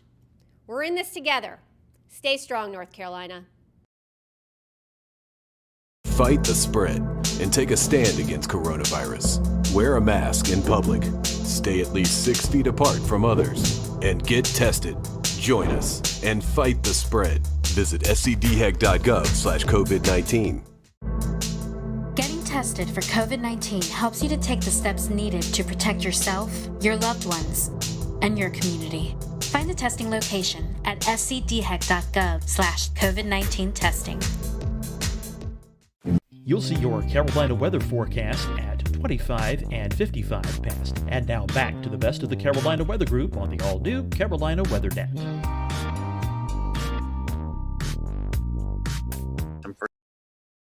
For some long days, especially when you have to get up and start at 11 o'clock producing this thing and get your day rolling, and then try to teach 2 kids in your house their homeschooling as well. So it's been an interesting, I love it, but I love the fact that it's all online, James. That's the great thing about it, is that archive is there now, and people can go back and use these. They're evergreen. They're going to be able to go back, and that playlist is on the WCNC's YouTube channel, and you can go watch them and use them for lessons in the fall, next spring, whenever. They're always going to be there. So that's the cool thing about it. Absolutely do want to acknowledge you guys have been working real hard on those. You've been doing some long days because you've still got television due until 11:35 at night. But yeah, WCNC.com/weather school will take you over to that playlist, and they'll live there forever. And so a lot of hard work, and now you've got this great archive that folks can utilize at any point. We'll let folks know that, as always, you can check out the Carolina Weather Group podcast, the audio version of the podcast on Spotify or on Apple Podcasts. If you're on Apple Podcasts, we'd love for you to leave us a rating and a review. It certainly does help. You can always watch the show live when we do these roundtable discussions by joining into the conversation on YouTube, Facebook, Periscope, Twitch, and as I mentioned earlier, we're experimenting with a new nonstop channel called the Carolina Weather Net on YouTube. So you may see episodes just like this one repeating at a future time in a wheel. We will be back on all of our streaming platforms this weekend for the launch of SpaceX Demo 2. And we leave you tonight with some sound from astronaut Christina Cook. She spent almost a year aboard that International Space Station starting in 2019, and she is a graduate of NC State, and she had this to say about the mission, and she spoke earlier today with NASA TV. Thank you, Marina. I now have the distinct pleasure of being joined by one of NASA's record-setting astronauts and a recent resident aboard the International Space Station, Christina Cook. Christina, thanks for joining us. Great to be with you, Dan. Christina, we're coming up on 20 years of continuous human presence on the space station, and you were one of those humans. What's it like to see a new milestone like this launch unfold after so much history already? So much history indeed. It is really just such a testament to NASA. Not only are we pushing the boundaries of knowledge and discovery and exploration, but we're pushing the boundaries on how we accomplish that mission. We're bringing in commercial partners. We're fostering a space economy. So we're making sure that we're always pushing forward, always taking that next step. I think it's such a privilege to be part of an organization that recognizes if we're not actually making steps and innovating every single time we do this, then we're not truly answering humanity's call to explore and to push those boundaries. Christina, I know Bob and Doug are veterans themselves, but what advice do you have for Bob and Doug, given your experience as a long-duration station crew member? Well, being able to live on board the International Space Station and work there is just such a privilege. You know, you're a steward of this amazing laboratory that's bringing so many benefits down to Earth and also learning how we can push farther into the universe. So it is quite an honor, and I think that's the main thing about how it feels to be up there for a long duration. You know, in terms of advice, Bob and Doug have been great mentors for me. They've given me advice for so many years. It's strange to be the one who could be in a position to offer them anything. But I would say that as, you know, shuttle flyers, they used to participate in missions that were really, really intense, go, go, go all the time. Long duration space flight is more of a marathon than a sprint. So I would tell them to take that moment, enjoy it, and, really welcome the opportunity to have part of your mission be taking it all in and sharing that with the people that got you there. Thanks again, Christina. Always a pleasure to hear from you, and fantastic words. Thank you for sharing. Thank you. My pleasure.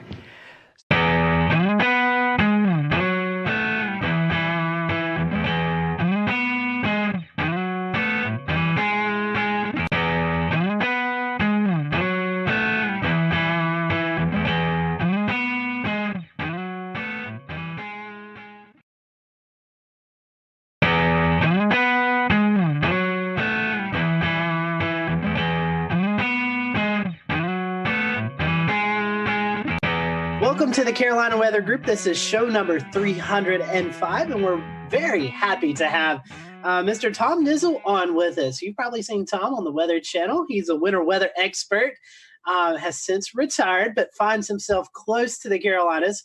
And we are happy to have Tom here as we're in the heart of winter weather season. We thought, well, it's appropriate to have Tom on. So, Tom, welcome to the Carolina Weather Group. We're happy to have you on with us this evening.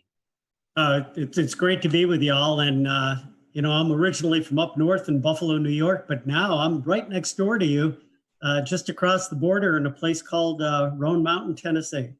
Yes, Roan Mountain, Tennessee. You've probably heard about that on the show here. Ricky Matthews, meteorologist up in the Bristol, Tennessee area, talks about Roan Mountain, as does Evan Fisher, who goes up several times throughout the winter season to do some snow chases. So you've heard about Roan Mountain, so now you can kind of put a face with the place tonight. So, Tom, you have been dubbed the winter weather expert at the Weather Channel. You work for the National Weather Service. You've been able to develop some weather programs, some tools. Kind of talk to us about your weather journey. How did you catch the weather bug? Kind of go through with us on your journey and how you got to each stop along that journey. Yeah, well, thank you. And again, thanks for having me on. This is an honor. Like so many of you that are in tune to this podcast, you're weather geeks, right? You're weather weenies, and something turned you on at some point in your life. For me, coming from Buffalo, New York, of course, they say up there's two seasons, July 4th and winter. And we, of course, really got to enjoy winter as kids. I also lived very close to the Buffalo airport. And when I was a little one, there were 10 boys in my neighborhood. My dad used to load all the kids into the car and go over to the airport to watch airplanes. And we'd park next to this crazy looking building. It had a little dome on top of it. Well, while the rest of my friends were watching the airplanes, that building was the upper air site for the Buffalo Weather Office. And that's where they sent up the weather balloons. And I got interested in weather just by watching the technicians taking readings and sending up balloons. And my love of winter weather, of course, was in my DNA, because when you live in Buffalo, you learn to enjoy the snow and get out and play in it. So that was kind of my beginnings. And Tom, talking about winter weather, before we kind of transition into more conversationally, winter weather is different. You said you grew up in Buffalo, you're kind of used to it. Now you live here in the South in Tennessee, where the mountains of Tennessee obviously sees more snow than when, let's say, you lived in Atlanta, Georgia. So can you talk a little bit about the differences of how people perceive snow maybe in Buffalo compared to here in the Southeast? Well, yeah, it is fascinating. And, when I lived up north, we used to, and I mean this in sort of a respectful way, but we would laugh at the people down south having all kinds of problems with a few inches of snow. Well, then I moved down to Atlanta, and we got a couple of interesting events with only a couple of inches of snow, but temperatures below 32 degrees that turned that snow immediately into ice. Atlanta's a pretty hilly area. I came from flatlands up in Buffalo, and I very quickly found out that when there's no salt to salt the roads and treat the roads, and you're in hilly conditions, I don't care how good a driver you are, you're going to be stranded. You can't get around in that kind of weather. And so it's not as much that people are wimpy in the South and can't handle the snow. You're just not set up for it. So it was a really interesting education to me. But it was also fascinating when I first got to the Weather Channel that when we would talk about snow in the South, I would kind of just push it off like, yeah, there's going to be a little bit down here. And everybody would say, no. That's the point. All you have to say is the word snow, and it puts everyone into a panic.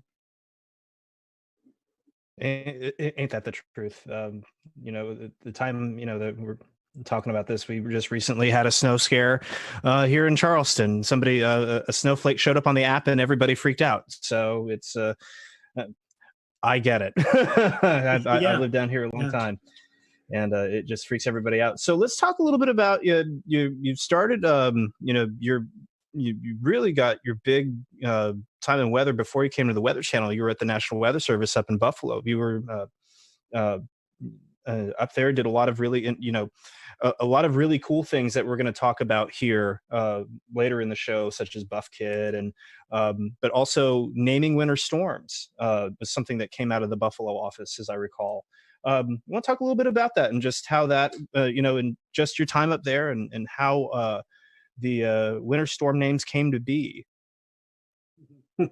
Well, let's start with career real quickly here. It's great to be in the right place at the right time. When I graduated from college with a bachelor's degree out of State University of New York in Oswego, one of the lake effect snow capitals of the world, I worked research for about 3 years in the Buffalo area in atmospheric science, and then transferred over to, at that time, the Weather Bureau, now the National Weather Service office in Buffalo. And, immediately began this interest in lake effect snow, this crazy type of snowstorm where it can be snowing in one part of your town with 2 feet of snow, and 10 miles away, you could have green grass. I was born and raised with that, but I didn't understand it that well. So getting into the Weather Service office in Buffalo really sprang my career into learning more about lake effect snow. And, as I went through that career there, a 32-year career, I went from a forecaster to a science officer and eventually the meteorologist in charge there in Buffalo. Great time, just a wonderful time to work in an office where so many people had an interest in winter weather. And, we developed a lot of tools to help predict winter weather. So tell me a little bit about, you worked on some really innovative things, including Buff Kit. And Buff Kit is, we love it here for fog prediction, smoke dispersal, things like that. Talk a little bit about, what that was like, seeing that get off the ground and how that has been applied across the weather enterprise. Yeah, Buff Kit. It's a fascinating story about a tool that was developed by forecasters for forecasters in the operational environment. Way back when I started in the Weather Service, there were only very basic computer models with very basic information. But in getting to network with people from Washington, D.C., we were able to pull much more data out of the computers at Washington and be able to develop programs that would display that information and that data, forecast information on an hourly basis from computer models that up to the point in my career, you only got information and weather forecast at 12-hour intervals at just the mandatory levels in the atmosphere. So we had this plethora of tremendous amounts of data that were coming into our offices, but no way to really display them. And we developed this tool called Buff Kit. I was in on the ground floor with the development of that. But the guy who was really responsible was a guy by the name of Ed Mahoney that still is in the National Weather Service at the Warning Decision Training Branch out in Norman, Oklahoma. Ed was an amazing programmer. Came in as our science officer to Buffalo. And over the course of about a year and a half, it turned into this magical laboratory right within the forecast office. We would say to Ed, we want a tool that's going to help us predict fog, or maybe predict strong winds with momentum transfer down through the atmosphere. Ed would look at the data, go into his office, sit down at the computer like Scotty at the computer in the enterprise, right? And just type away. And about 3 hours later, come out with another tool that we added to this toolkit designed in Buffalo, and hence the name Buff Kit. I wanted to get back into one of the topics that we brought up a little while ago, which was lake effect snow. So Buffalo being on the eastern side of Lake Erie, we all have heard stories about just some of the amazing amounts of snow that fall from lake effect snow in the Buffalo area. Specifically, a couple of years back, there's about 5 feet of snow that fell during one event. that it was forecast. It was a huge event. But talk to some of our viewers about what is lake effect snow and how you understood it in your office. How did you forecast for that? Lake effect snow, of course, when we talk about lake effect, it's mainly in reference to the Great Lakes, though it can occur in bodies of water all around the world. Essentially, they're a snowstorm on about the scale of a summertime thunderstorm. So they can only sometimes be just a few miles wide across the length of a band of snow that comes off the lake itself. The snow develops as cold air comes across that relatively warm water of the Great Lakes. So you may be moving air at maybe 10 degrees Fahrenheit across a lake that's 40 degrees. You get a tremendous amount of latent heat release and heat and moisture that actually rise off the lake into that air. And as it continues to rising, cools, condenses into snow. And then the wind direction is what determines where that snow falls. So as the winds change direction, the snow band will move downwind of that. And that's what the big challenge is to predict lake effect snow. You got to think about the fact that you're predicting for one side of the city, maybe 2 feet of snow, whereas your friends that live on the other side of the city may see no snow at all. So it was a tremendous forecast challenge. And early on in my career, it was long before you guys were, some of you may be on the face of the earth, computer models were at a much lower resolution because you didn't have the computer power to work with these models. And some of these early models did not even see the Great Lakes. That is, the Great Lakes weren't even an input into the model. So they wouldn't even recognize the ability to predict or simulate a lake effect snowstorm. So early on, we actually had forecast methods that we used to predict these snows. And again, you see the Great Lakes there. These are huge bodies of water. I mean, they compose 20% of the fresh water in the world. I think about that. And I read a statistic on that. If you take all the water in the Great Lakes and you spread it across the entire United States, it would be 9 feet deep. So put that in your head and think about it. These are huge volumes of water, and they actually control the weather, and not only on a local scale, but on a regional scale across the eastern United States. And yes, and we may touch on this a little later, if you get the right wind direction off the Great Lakes, you can actually see lake effect snow down along the Appalachians. Very, very interesting. So a little bit, I just want to dive a little bit more into this, right? Because we touched on what the lake effect snow is. Wind direction for Lake Erie. If you look at the length and the width of the lake, not so much the depth or the longitude, but the latitude, you think west-southwest winds. And then how do you forecast the time that it's going to occur? Say, like you said, 10 degree Fahrenheit air moving over 40 degree waters. At what point does that stop? We're looking at what kind of difference in for maximum occurrence to happen, and then for how long is this going to occur? How do you know when the valve shuts off? Yeah, it's a very interesting and important question there. I like the question. The question is, how long is it going to last? What's the intensity going to be, in addition to where it's going to occur? What's important is you need cold air moving across the Great Lakes, but that cold air has to be deep enough to allow clouds to grow to a great enough depth to produce snowfall. If the cold air is really, really shallow, like that cold air that dams here on the east side of the Appalachians and is really shallow, you're not going to develop the clouds to produce lake effect snow. So that's a very important parameter.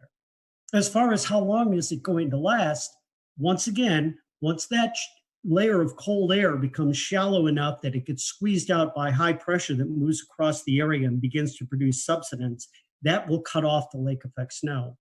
But in any particular locale, any location, it's the wind direction that determines where the snow band is going to be. So that snow band may be going like crazy over your little suburb, your area, and as little as a 10-degree shift in wind, just like that, will kick the snow band 10 or 15 miles north of you or south of you, and you'll go into clear skies at times.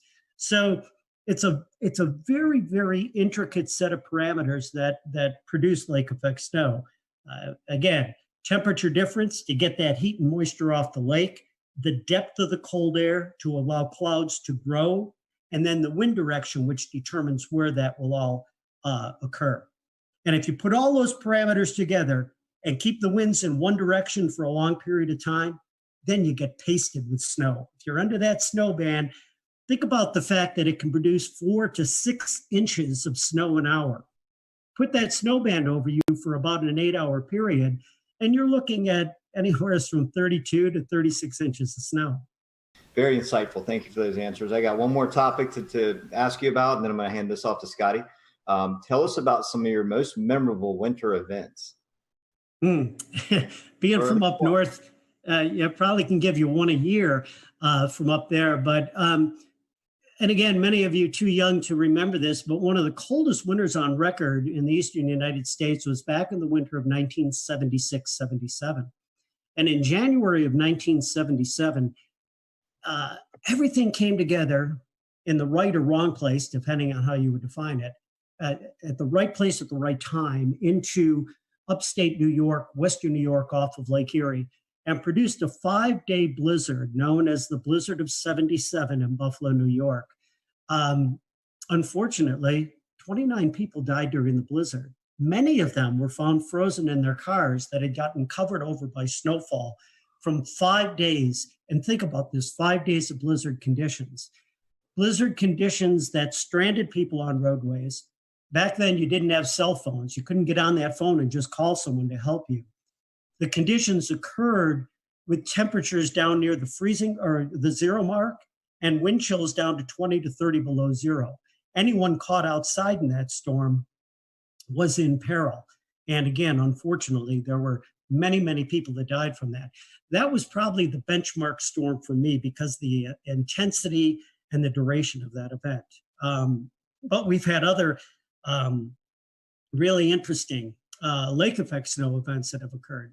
Back in Christmas week of 2001, I was working at the office in Buffalo, and during that week, we picked up 82 inches of snow.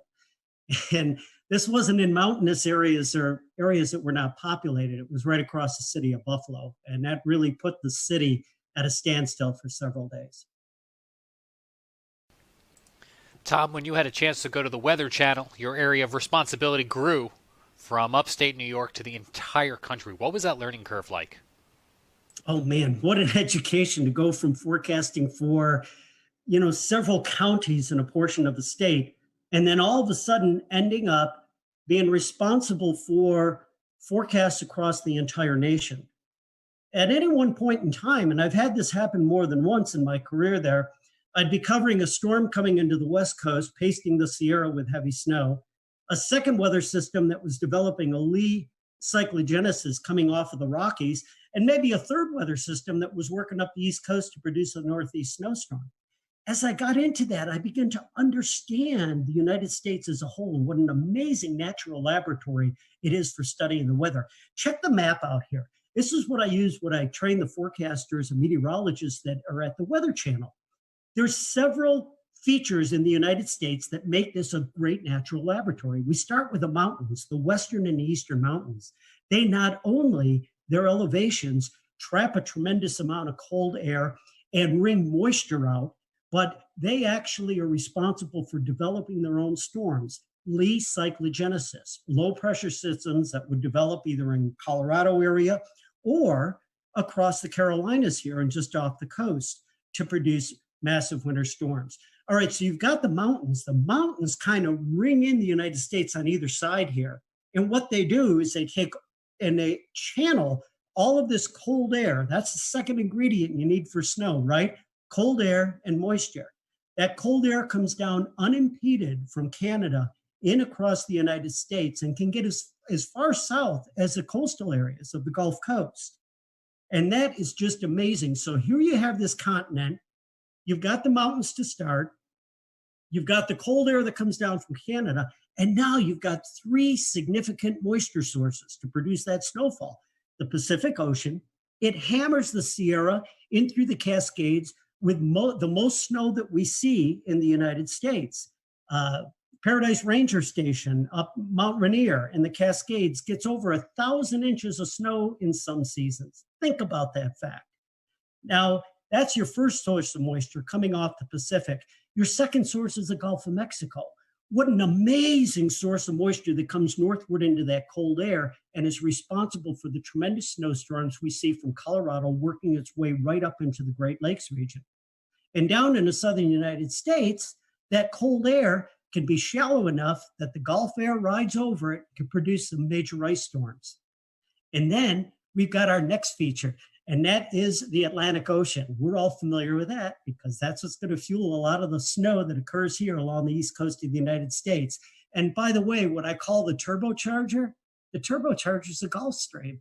I don't take that storm that's really firing up off the Carolinas and infuse it with so much more energy that it really cranks as it develops into a nor'easter going up into New England. So all in all, that education in the 7 years at the Weather Channel taught me just how amazing the United States is and the North American continent for producing winter weather. Tom, let's take a little bit of that and translate it into the Southeast here in the Carolinas, Tennessee, Virginia, Georgia. For us to get winter weather here, you kind of talked a little bit about the CAD situation. What are our typical setups? We hear Miller A, Miller B systems. Talk to us about what we need to see here in the Southeast to get a winter storm. Well, again, I always talk about two ingredients, right? You need cold air and you need moisture. And it doesn't have to be exceptionally cold air. It just has to. We'll return to Best of the Carolina Weather Group in a moment. Now your Carolina weather forecast. Here are today's forecast high temperatures for North Carolina. Here are the forecast lows for tonight for North Carolina. Here are tomorrow's forecast high temperatures. And here's forecast rainfall across North Carolina tomorrow. Here are the forecast highs for the day after tomorrow.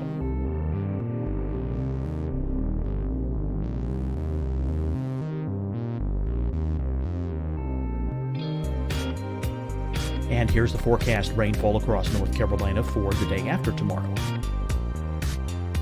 This is the total rainfall forecast across North Carolina for the next 3 days.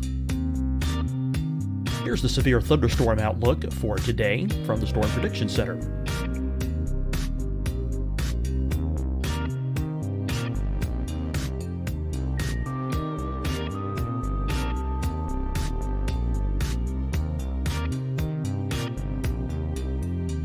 Here are the forecast high temperatures for today for South Carolina. Here are the low temperatures for today for South Carolina. Here's the probability of precipitation forecast across South Carolina today. And here are the rain chances across South Carolina tonight. Here are tomorrow's forecast highs across South Carolina. Here are the forecast low temperatures for tomorrow for South Carolina. And here is the probability of precipitation across South Carolina tomorrow. Here's the precipitation chances across South Carolina tomorrow night. Here are the forecast highs for the day after tomorrow in South Carolina. Here are the forecast low temperatures across South Carolina for the day after tomorrow. And here are the rain chances across South Carolina for the day after tomorrow. And South Carolina's probability of precipitation for that night. Here's the Storm Prediction Center's severe thunderstorm outlook across South Carolina for today through tonight. Here's the Storm Prediction Center's severe thunderstorm outlook across South Carolina for tomorrow and tomorrow night. And here's the Storm Prediction Center's severe thunderstorm outlook across South Carolina for the day after tomorrow through that night. Here's the severe thunderstorm outlook for today from the Storm Prediction Center.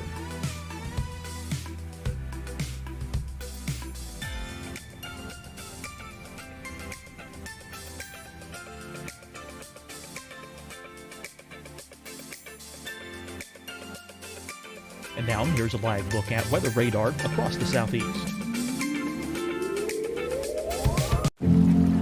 Deciding when to wear a mask isn't about who you know or how well you know them.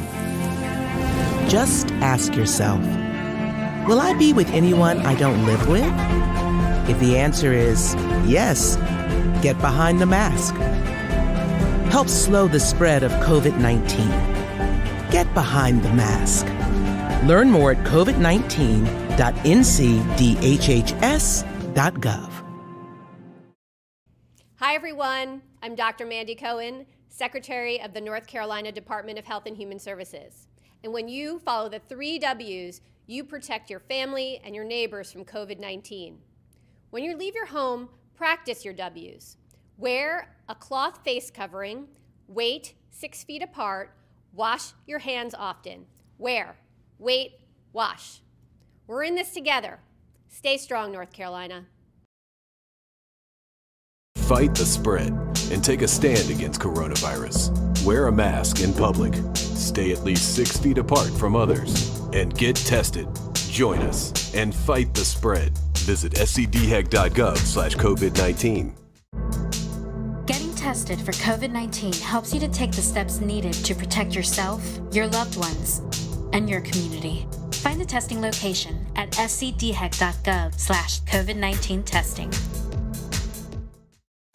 You'll see your Carolina weather forecast at 25 and 55 past. And now back to the best of the Carolina Weather Group on the all-new Carolina WeatherNet.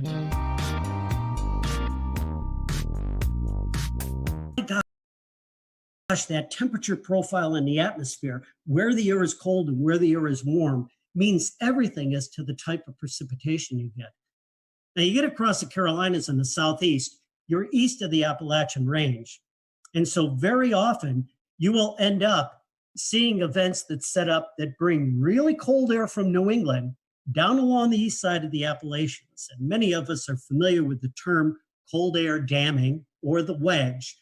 That cold air that slides down, it's very shallow. It's kind of like molasses.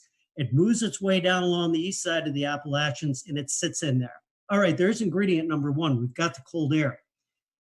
If the cold air is really, really shallow, then that can be a real serious issue for the Carolinas. Because ingredient number two is typically going to be a system that is coming somewhere out of the Gulf of Mexico. We talk about the Miller Type A, Miller Type B systems, but let's keep it even more basic than that. Low pressure system coming out of the Gulf of Mexico is bringing all of this moisture northward along the east coast of the US. And it's not exceptionally cold. There's a lot of moisture there, but it's relatively warm. Oftentimes we see in the Carolinas that this moist air will move northeastward along the coast. And what I've got next to me is one of the most interesting storms I had looked at in the years that I had worked with snowstorms and ice storms along the southeastern part of the United States. And this storm is back from December 2nd through 4th. And I think this was back in, trying to look at the exact date on there. I can't see it on there. I think it was 2002. That's right. This is one of the worst ice storms that occurred in the southeastern United States in many, many decades. In fact, in the Raleigh area, I think you had over an inch of ice that occurred from this storm. There were hundreds of thousands of people without power. I believe there were 24 deaths attributed to this storm. But it's a classic setup from a meteorological standpoint here. You've got very cold air to the north of that storm that comes down along the east side of the Appalachians. It's very shallow. You bring more moist air above that. What will happen is snow starts high up in the atmosphere. It melts as it comes down into that warmer air. And then when it hits that cold air right near the surface, it ends up hitting anything that's below the freezing mark and instantly freezing. And because there was so much moisture with this storm, it moved relatively slowly, so there was a long duration. That combination of cold air at the surface and warm air aloft produced what again was an epic ice storm there. As of here in January, mid to late January, much of the East Coast, Southeast, I would even say the Tennessee Valley, has not really seen a lot of winter weather. We've had really warm conditions. As we go back, I know for a lot of locations in western central North Carolina, it's been over 400 days. You'd have to go back to December 2018 since we've seen measurable snowfall outside of the mountains. Obviously, the mountains have seen some snowfall.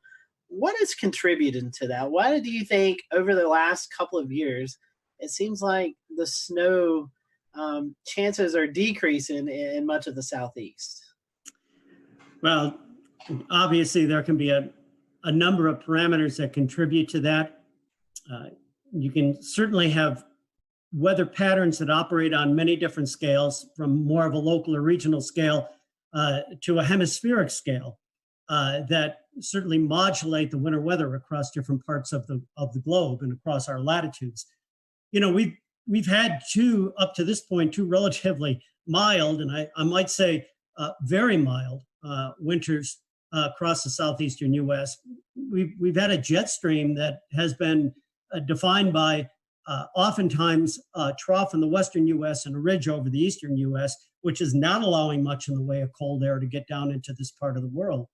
But you can't neglect the fact that all this is occurring on a background of a warming globe. And that climatic change, that warmth, is going to produce certain results. We don't know exactly what that is contributing to in the way of modulating our seasonal weather patterns here, but it certainly has to be doing something. We'll often look at other factors on a large scale that help to modulate seasonal weather across parts of this continent. And so is one example, okay? And we're always quoting El Nino or La Nina, whatever phase of ENSO that we might be in, and looking at that as a possible modulator for seasonal forecasts across the United States. But there are so many other factors that come into play from mid to high latitudes. And when you talk about the eastern United States, you talk about other factors that can influence that pattern in the season. It could be anything from ice cover in the Arctic to snow cover in Siberia, to other factors that influence the mid and high latitude flow across North America. Features that are indexed or measured by things such as the NAO, North Atlantic Oscillation, the Arctic Oscillation. Those types of factors in there also play a role in the seasonal weather.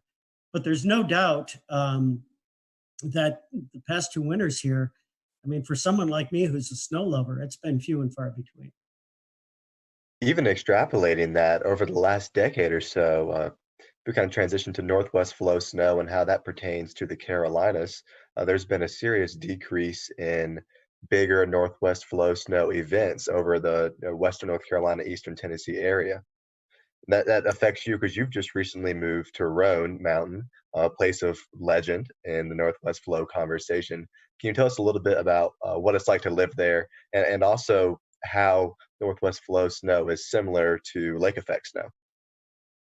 Yeah, well, again, I'll go back to the fact that you need two ingredients, right? For snowfall, you need cold air and you need moisture.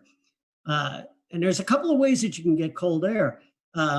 You can move to the far northern parts of the country to get in where it's colder, right? Going up toward Minnesota or Maine in those areas. But you can also get to colder air by elevation. All you have to do is go up in the atmosphere. And so that's why these mountainous areas are so great for skiing, right? Because the temperature drops about 3 degrees per 1,000 feet on average. And so as you get up in elevation here, there's a much better chance for the precipitation to fall as snow. You talk about northwest flow events. These are winds, northwest winds that will come down across the Appalachian Range and produce snowfall. The Appalachians run from the southwest to the northeast. So if you have a northwest wind, it's hitting that mountain range just about perfectly perpendicular, isn't it? And that's the best chance to get lift in the atmosphere, to get what we refer to as orographic lift. And that lift can help squeeze out any moisture in the form of precipitation across the windward side of the mountains, where that wind is coming from. But what's interesting is northwest flow also emanates from an area called the Great Lakes. And so oftentimes, if the flow is very well aligned, it comes off the Great Lakes, you can actually get channels of moisture that will propagate hundreds of miles downstream. When that little area of moist air is moving along and it gets that little kick going over the mountains, that's when the snow can get kicked out. And so oftentimes we get some pretty significant snow events in what otherwise would not be a snowy setup across this part of the world. Well, Tom, we've certainly appreciated your time tonight. If our followers want to follow you on social media, I know you like to tweet and you tweet out articles. How can they do that? Well, I'm at, it'll be at Tom Nizzle, and you'll be able to get to me there on Twitter. And I have my Facebook page as well. And if you're interested in snowflakes, I have a Facebook page called Mother Nature Snowflakes. So you can hit me at all those spots. And yeah, I'll friend you for sure. Awesome. Well, go follow Tom on social media. Great follow. Check out his snow photography. Hopefully we can get you a few more snow events up there in the East Tennessee Mountains before winter ends. And we've appreciated you being with us tonight. As always, we thank you for watching the Carolina Weather Group. Remember to like and subscribe our podcast. Send us any requests. If you have any guests or topics you'd like for us to talk about, send them our way. Until next time, have a great one.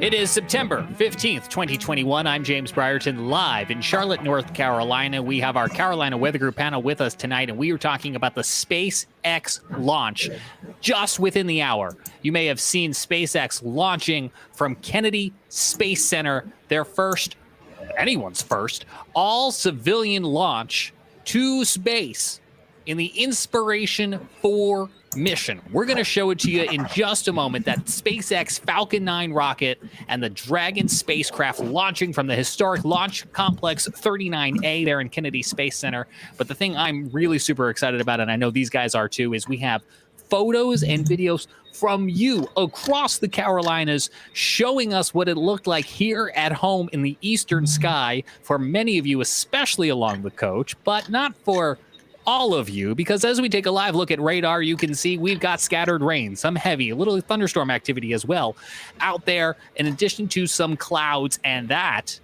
ruined the show for many of us here in Charlotte, in Morganton, North Carolina, where Scotty Powell is. But Jared's going to show us some of that video that some of you did manage to take in just a moment. So if you would like to share with us, you can tweet to us right now at Carolina WX Group on Twitter. It's Carolina WX Group on Twitter. You can find us on Facebook as well too, and we'll take a look at some of those coming up, and we'll hear from these guys in just a moment. But let's get right to it, guys. Let's roll that tape and look here, the final moments of countdown from Kennedy Space Center in Florida just an hour ago. 10,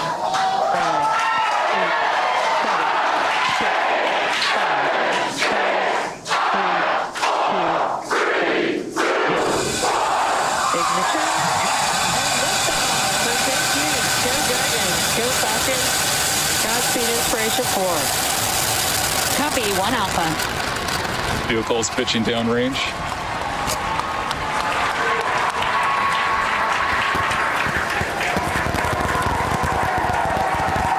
Stage 1 propulsion is nominal.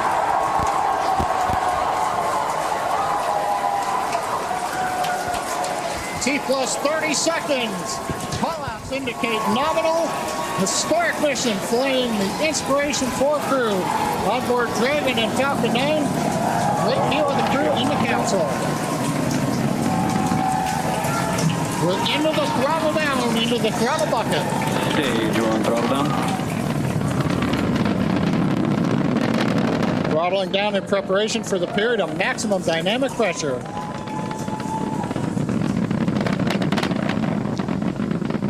And then the flight. 9 is supersonic.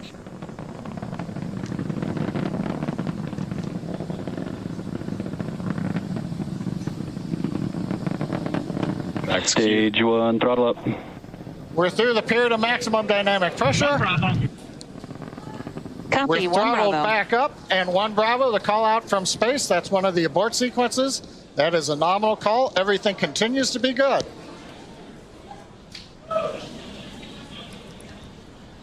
Looks like a smooth ride for the crew.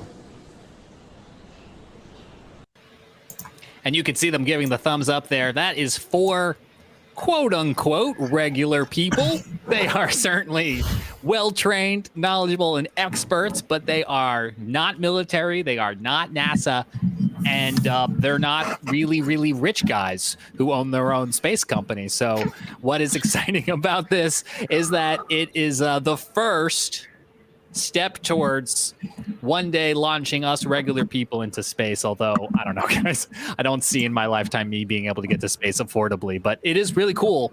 This is all automated. They have to push, as I understand, close to no buttons, and they're just driving this thing from California. But here in the Carolinas, folks like you at home were able to see this. Let's bring in Jared Smith. He is the keeper of the photos and videos tonight, so keep them coming. We'll look for your live comments in chat, but Jared, what are people showing us? Yeah, we got lucky here in Charleston. Really along the entire South Carolina coast, we actually had, it was kind of funny. James and I, we were talking on the phone earlier. I was like, man, I don't feel good about this because we had some showers coming in not too long ago, and I was like, man, I don't know if we're going to get a good look at this. But as it turned out, we got lucky in the Charleston area, and we'll take my screen share here.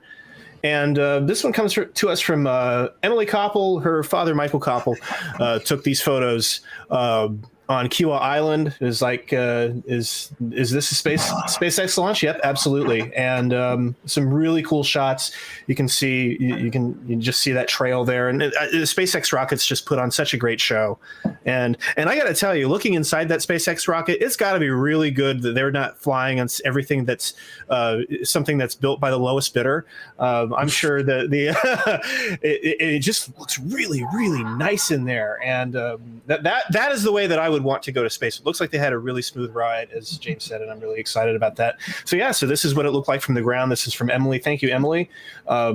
At Total Return on Twitter got a really cool video here. Thought it was a UFO. Nope, it's an IFO. It's an identified flying object.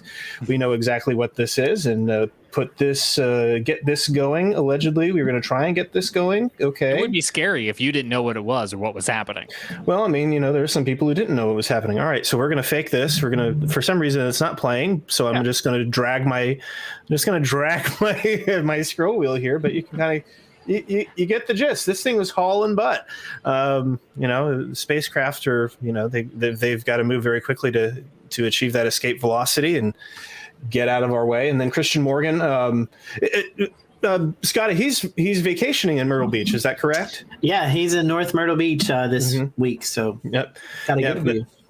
Christian Morgan from WFMY. Yeah, he got a really cool shot here. And then the other cool thing is that we had an ISS pass about 3 minutes after that. The International Space Station came by about 3 minutes afterward. So Skywatchers got one, lucky, and two, a heck of a show tonight, courtesy of the United States Space Program, cooperation with our international partners, and Elon Musk. So this is just a few of them. If you go off on Twitter, the videos are everywhere right now. It was really cool. It was really neat. Just before we went on, Dave Williams at Channel 4 here, WCIV, he was able to catch not only the liftoff but also the return. Because remember, the Dragon, and we haven't cleared it, so I'm not running it. They literally just before we got on here, but the Dragon rocket, as we all know, it comes back to Earth. It's complete. It's a totally reusable system, and so we apparently were able to see the landing too. So that is pretty cool. That is pretty. We haven't mentioned yet one of the folks going into space. Christopher Simbrowski is actually a North Carolina native. Grew up in Kannapolis, North Carolina. So really, so he was one of the 4 members on the crew tonight. Went to school in Kannapolis, grew up throughout his high school years, and then moved off. But a North Carolina native on the spaceship tonight. And they are no stranger to things going fast. In Kannapolis, so that is that's right. Probably the fastest a Kannapolis native has ever traveled. So he's got Dale Earnhardt beat by a couple of miles an hour. Yeah, it certainly does. And Scotty just passed this one along to me. This is so cool. This is a 30-second exposure. Look at that! Look at that trail. Look at that tail there. Yeah, so cool. And I feel Steve is a reporter at WBTV, and he's from my hometown, so we talk a lot. And he's been down there all week, and he's like, I've just been wanting to get one great sunset photo while I'm at the beach this week, and he hasn't been able to get it, but I think this makes up for that. So I'm so glad you brought sunset up, because as I understand it, it's actually the setting sun that makes this possible because it's backlighting it. I'm going to go to Dan in a moment for a little bit more science behind how that light works, but they actually had an angle of this from space. Take a look at what the sunset looks like from space shortly after takeoff. There on your screen, you can see a sunrise horizon there with planet Earth just behind the glowing MVAC engine. Okay, I stand corrected. That was the sunrise as they made it around the globe, but still really, really cool. And Dan, you weren't able to capture this rocket launch, but you're no stranger to capturing rocket launches. As we know, you caught one for us here on the Carolina Weather Group from the Outer Banks when this rocket took off from Wallops Flight Facility in Virginia. So you're no stranger to this beautiful photography. What is it like, Dan, to see something like this and be able to capture it with your camera? Right. Yeah, it must be pretty exciting having, for those who had a good view of it tonight. When you see this going through the sky, it seems surreal.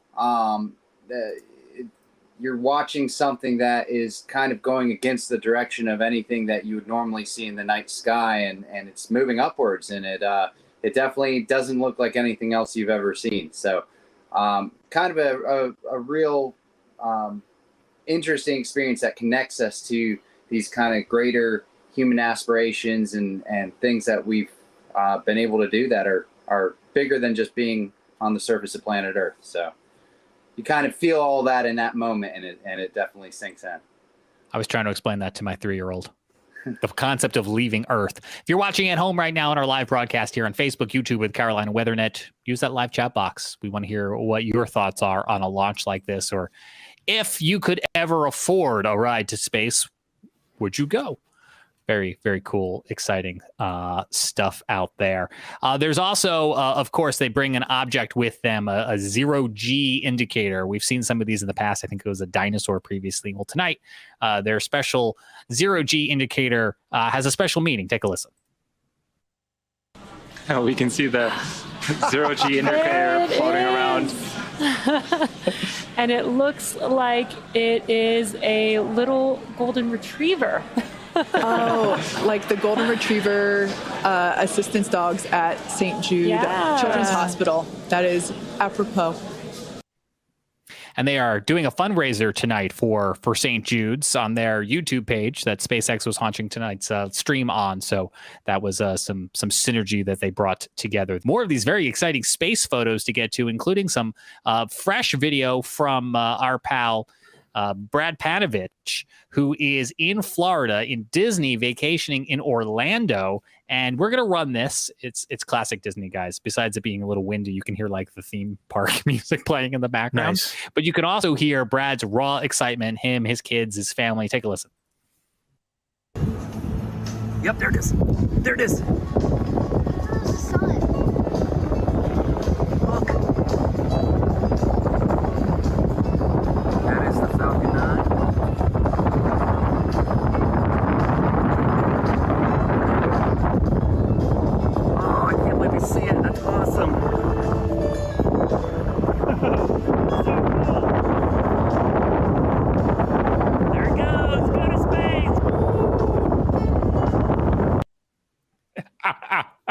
Bye.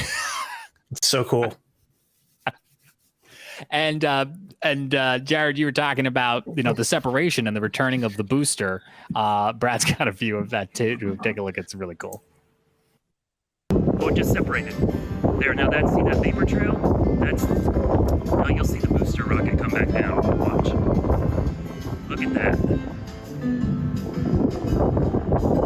That's that shockwave as the separation.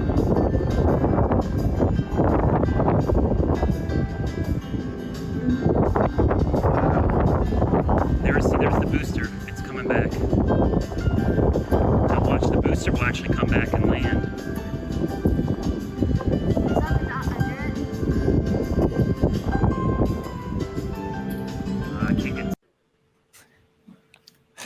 I'm sorry. I just love the music. Yeah, no, it was a pretty good bop. Yeah. You know what that reminds me of? It reminds me, Jared, of your panelist playlist that we did this summer on our Spotify feed. It does have a little bit of a local on the 8s flavor to it. Currently, the temperature is. Yeah, exactly. I mean, reminds me of your TikToks. Yeah. Oh my goodness. Yeah. For those of you who are watching and who are not aware, I have found the retro weather channel niche on TikTok. Yes. And it's, quite frankly, it is the energy I feel like that we all need in the year of our Lord 2021. with all these things going on in the world. Sometimes you just need an old school orange local forecast. So, but yeah, that was. It's just so cool to see normals. I think that's the thing. These are not like. These are not like your typical, the right stuff kind of things. These are people just having fun, and the technology has evolved so much where it's not such a manual process, as you mentioned. They didn't really have a lot to do. And the user interfaces on the SpaceX, on the SpaceX rockets are, just that alone looks really cool. So, probably very user friendly and easy to use. You basically you would hope, right? Tech support. Well, you do. It's called Houston, right? Or California. Yeah. I guess it wouldn't be Houston in this case. Somebody yelling for Houston is like, no, we're not here. But no, it was really cool to see. This is going to be a memorable 3 days. We'll return to Best of the Carolina Weather Group in a moment. Now your Carolina weather forecast. Here are today's forecast high temperatures for North Carolina. Here are the forecast lows for tonight for North Carolina. Here are tomorrow's forecast high temperatures. And here's forecast rainfall across North Carolina tomorrow. Here are the forecast highs for the day after tomorrow.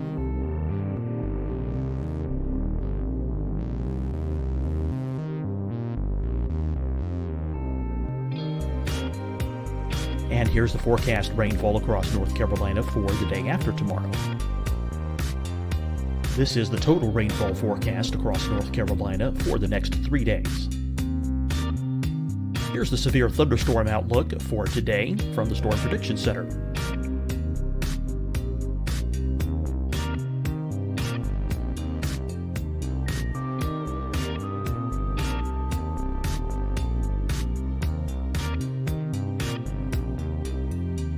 Here are the forecast high temperatures for today for South Carolina.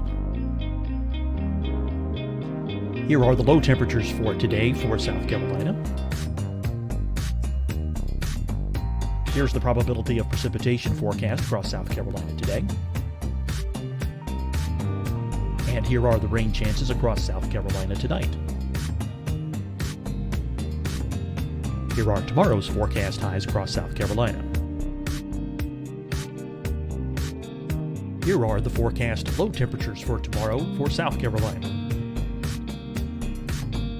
And here is the probability of precipitation across South Carolina tomorrow. Here's the precipitation chances across South Carolina tomorrow night. Here are the forecast highs for the day after tomorrow in South Carolina. Here are the forecast low temperatures across South Carolina for the day after tomorrow. And here are the rain chances across South Carolina for the day after tomorrow. And South Carolina's probability of precipitation for that night. Here's the Storm Prediction Center's severe thunderstorm outlook across South Carolina for today through tonight. Here's the Storm Prediction Center's severe thunderstorm outlook across South Carolina for tomorrow and tomorrow night. And here's the Storm Prediction Center's severe thunderstorm outlook across South Carolina for the day after tomorrow through that night. Here's the severe thunderstorm outlook for today from the Storm Prediction Center.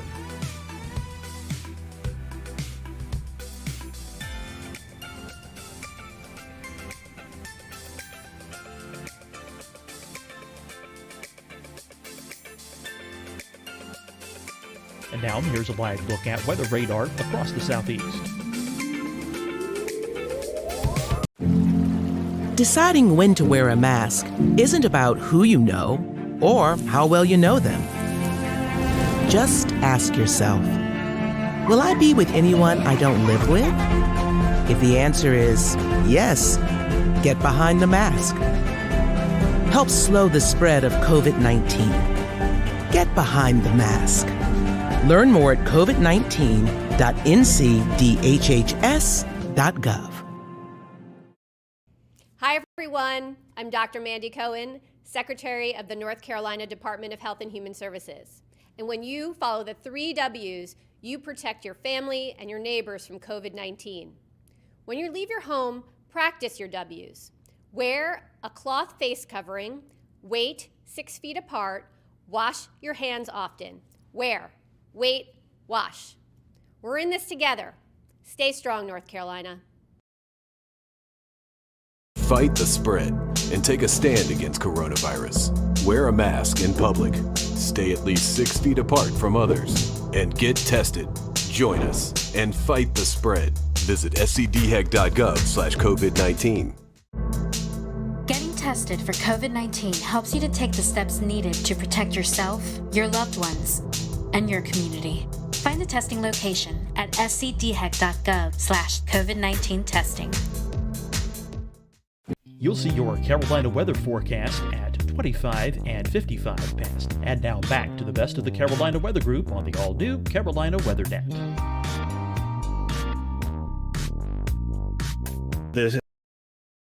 For this crew, and I hope they enjoy. I hope they're soaking in every minute of it. They get 15 laps around the Earth for the next 3 days, I think, if I got that right. Mm-hmm. So while you're stuck at work tomorrow, just think about them. Mm-hmm. And they are orbiting. And the other thing, too, is that they are orbiting higher than the International Space Station. That's wow. So they are actual space, not what. Oh yeah, kind of. Yeah. They have been added to the astronaut registry. The crew of these 4 have been added as people who have legitimately flown into space. So, right. Something tells me right now Jeff Bezos is on the ground in his cowboy boots, saying, "I wish that was me." Speaking of that, Jared, I've been quiet because I seen something on Twitter this week, and I was trying to scroll to it, and I finally found it. Talking about all this, NASA has selected Falcon Heavy to launch GOES-U in 2024. So talking about space, here's our next GOES satellite that's going to be released, or I guess flown up into space in 2024. So just to kind of chime in, this is the weather effect of it, as well as we're going to get more GOES satellite data, and we all like that. So. Oh yeah, GOES-T is the last one that's going to launch on an Atlas rocket, and GOES-T launches in January 2022. That is going to replace GOES-S, aka GOES-17, in the GOES-West position. So they don't have to deal with that loop heat pipe anomaly anymore, where they're losing water vapor data. So one more ride for GOES on the Atlas, and then, as Scotty mentioned here, we're going to go SpaceX for that. And of course, it's worth mentioning that SpaceX right now is the only way that American astronauts can launch to the International Space Station from American soil. So I know there are a couple different companies out there who are all competing in this new version of the space race, but boy, SpaceX is really good at grabbing those headlines, guys. Well, when you're first to market, I mean, if there's one thing about SpaceX is the legacy of who runs SpaceX.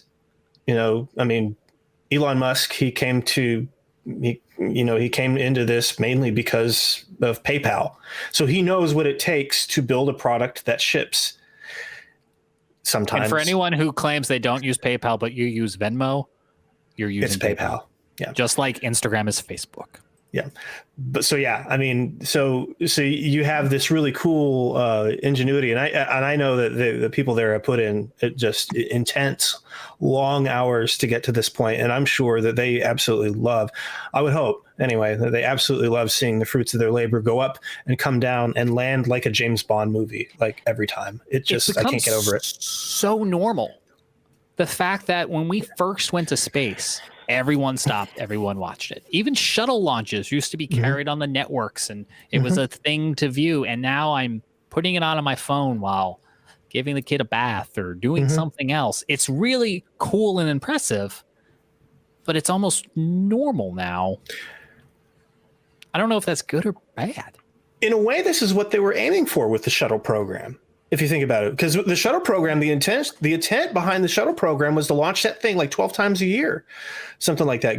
Just have constant space exploration. Obviously, it didn't work out that way. It ended up being far too expensive, and in a couple cases, far too dangerous. But the that was the idea behind the shuttle program. But now, as it turns out, the shuttle program maybe was just a little ahead of its time. Turns out that the standard rocket model actually can be very reusable, even more reusable than the space shuttle, because the space shuttle would jettison the fuel tank, and that would burn up, and then you would have the boosters would come back, but that fuel tank, that huge orange fuel tank, that would burn up. So that was a lot of there's still plenty of waste with that. So I mean, it's really cool. I'm glad that we're getting to see this. Anybody want to take a gander without opening the link of how much it's going to cost to ship GoesU into space? How much do you think it costs? I'm deciding millions or billions. I was a little taken back. It wasn't as much as I thought it would be. $152.5 million, which I would thought would be more than that. I would thought at least $500,000 or something, but not that 152 million is chump change or anything, but I thought it might be a little bit more than that. So yeah. Well, to Jared's point, yeah, reusability, economies of scale. That's how you win contracts too. That's right. Well, very cool stuff. Dan, we hope the next time the clouds don't ruin our fun, so we can get you back out there.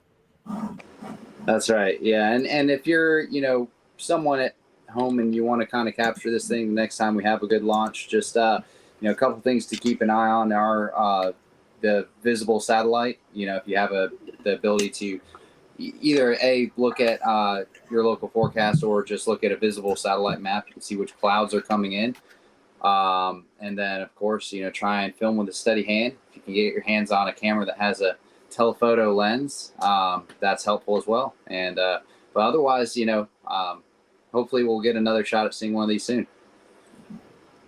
Tips from the expert. I love it. We'll keep an eye on what they've got coming out of Florida, but of course, we've really fallen in love this year with wallops in Virginia as well too, especially if you're in like eastern North Carolina. It's right there for you. Well, that does it for this exciting live edition of the Carolina Weather Group. Thanks for joining us. We will have updates on the tropics on Facebook, on YouTube, so be sure to like, subscribe, hit the bell, sign up, I don't know, whatever you got to do, sign a blood oath, so you get all the updates from us here at the Carolina Weather Group. And if you do find us on Spotify, then you can check out our panelist playlist. We're, of course, happy to have you listen to our audio podcast wherever you listen to audio podcasts, but Spotify had this cool feature where we could play songs and music. And so we did a special series this summer called Panelist Playlist. And if you want to take a listen to it, head on over to the Carolina Weather Group on Spotify. Look for the episodes that have the little music notes at the end of them, and you can be listening to some smooth Weather Channel local on the 8's jazz with your host, Jared Smith and Tim Pounds. So be sure to check that out. I'm James Brierton. On behalf of Scotty, Jared, and Dan, thanks for joining us. And here again, the Rocket Launch. 10, 9, 8, 7, 6, 5, 4, 3, 2, 1. Ignition. And liftoff. So thank you. Go Dragon. Go Falcon. Godspeed Inspiration 4. Copy, 1 Alpha. Vehicles pitching downrange.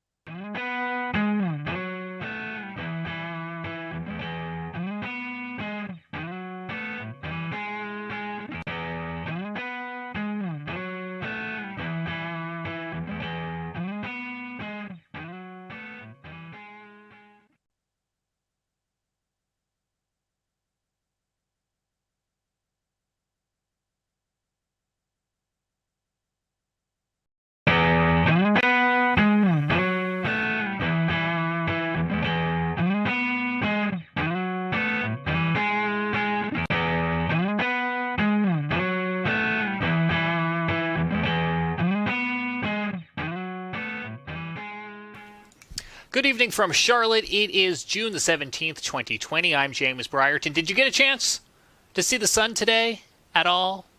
Maybe kind of, sort of. We have been cut off from the rest of the world. No, I'm not talking coronavirus. I'm talking about this low pressure that has just parked over the Carolinas today. It's very pretty on this satellite image that our friend Brad Panovich captured. You can see it there just spinning out over like Fayetteville, Fort Bragg, between Charlotte and Raleigh, just spinning and spinning and spinning, but that just socked us in with clouds. I did see just a little bit of sun today here in Charlotte before the sun went down, and that was a nice change of pace after a couple days of cloudy and cold weather. All right, this week we are talking the PGA Tour, which has resumed and is in Hilton Head, South Carolina for the RBC Heritage. It kicks off tomorrow after a couple of practice rounds. I'm holding here the weather forecast from their on-site meteorologist, Stuart Williams. This is what we call a tease. I'll have this for you coming up. What we're going to get to first is a piece of tape that has been very patiently waiting in the wings. So Stuart sat down with the Carolina Weather Group in February to record an interview that at the time we thought was going to air alongside the Wells Fargo Championship here in Charlotte. Well, as you now know, that never happened, and other PGA Tour events were canceled. They are now resuming operations without fans and will be playing in Hilton Head, South Carolina. So we are very excited to be able to bring this piece of tape to you. This is a premiere of a new episode. You've never seen this interview before, despite the fact that it was recorded in February, but I felt that I needed to explain to you that it was recorded in a time where I could still get a haircut, and where the picture of snow over Scotty Powell's shoulder made sense, and all the references to fans attending the event also made sense back just a few months ago. So without further ado, we'll get on over to this, and then coming up later on in the program, about 30 minutes from now, we'll get a check of your weather headlines this week, including that PGA Tour forecast, an update on Sharpie Gate, and we'll take a look at the tropics as well too. But without further ado, here is our interview with Stuart Williams, the on-site meteorologist for the PGA Tour, and he'll tell us a little bit about the company he works for as well. Hello, everyone. Welcome to the Carolina Weather Group. We're happy to have you this evening, and we present Mr. Stuart Williams, meteorologist for the PGA Tour, which is a really cool job that I would love to have. As a big golf fan, I think it's a really unique job that Stuart has, and he's going to talk to us a little bit about that tonight and let us know what all his duties are as he travels across the PGA Tour. And we'd love for you to interact with us tonight. So if you have any questions or comments, feel free to drop them on the social media platforms, and we'll address those. And we'll let Stuart give out some of his social media information towards the end of the interview tonight. That way, if you want to follow him on Twitter, you can do that, or just get more information. So we appreciate having Stuart with us tonight. Stuart, welcome back to the show. I know we had you on a couple of years ago, fellow North Carolinian, and it's great to have you with us tonight. Glad to see that you're actually home and not out on the road right now. So for those who may be introduced to you for the first time, tell us a little bit about you. I know you live here in North Carolina. You went to school here in North Carolina, so kind of give us a brief background about who you are. Yeah, I grew up in Winston-Salem. I currently live in High Point, North Carolina. And I got my meteorology degree from UNC Asheville. So I was actually there from 1988 to 92. So that kind of dates myself there. So 50 years old now, so I'm getting older. But after that, I started working for a company called Mobile Weather. And we started doing golf tournaments, weather for golf tournaments. So it started like with the Crosby Celebrity Tournament there in Winston, and the Vantage Championship, which was a Champions Tour event in Winston. And after that, I was interning then at that time when we started those, probably about 91 or so. And then as I graduated, we kind of formed a company called Mobile Weather, and we started doing more and more golf tournaments. So individual tournaments would hire us. And then from there in 1995, we signed a full-time contract with the PGA Tour doing all their events. So, and it just kept snowballing from there. And then, so I was working with a company then called Mobile Weather. And so we were doing golf tournaments. I was traveling all over the country. And then in 2005, I started working for DTN. And ever since then, I've been with DTN. And we just keep growing and doing more and more events. So, we have all the PGA Tour, Champions Tour, Korn Ferry Tour. We do the LPGA. We do the PGA of America, which includes the PGA Championship, Ryder Cup, Senior PGA, and some of their smaller events. And we do quite a few international events for IMG. We do a lot of Asian tournaments in China and Taiwan and that kind of thing. So, we do over 150 events a year now. So it's quite busy. Well, sort of. I know you're not the only one. I mean, that's a lot of traveling. So, yeah. Tell us a little bit about your team. How many meteorologists do you guys have? Is it just you that goes out to a tournament, or is there kind of a team aspect for you guys? Yeah. How's that going? Yeah, we've got we've got 7 or 8 guys that travel all the time, and we usually just send one person to each tournament or event that we cover.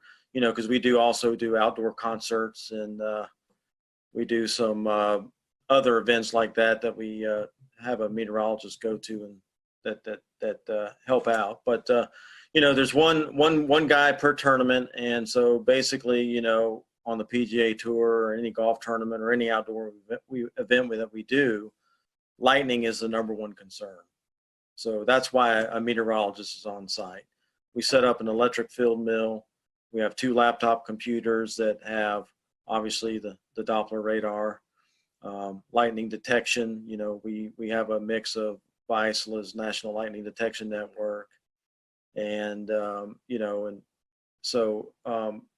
all that data that we get in-house, we have all the computer models that we look at, the NAM, the Euro, the GFS, all those. So everything's in-house, and we sector where we're going to go, and we can make custom products for ourselves and that kind of thing. So we make our own forecast on site. So using all that technology, as an official comes in wondering what the weather is, if we do see a threat, we see a storm developing, the officials can come in, we can show them exactly on the screen what is happening, and based on what we're showing them and what our opinions are, what's going to happen, then the officials can make very good decisions of, okay, when do we need to stop?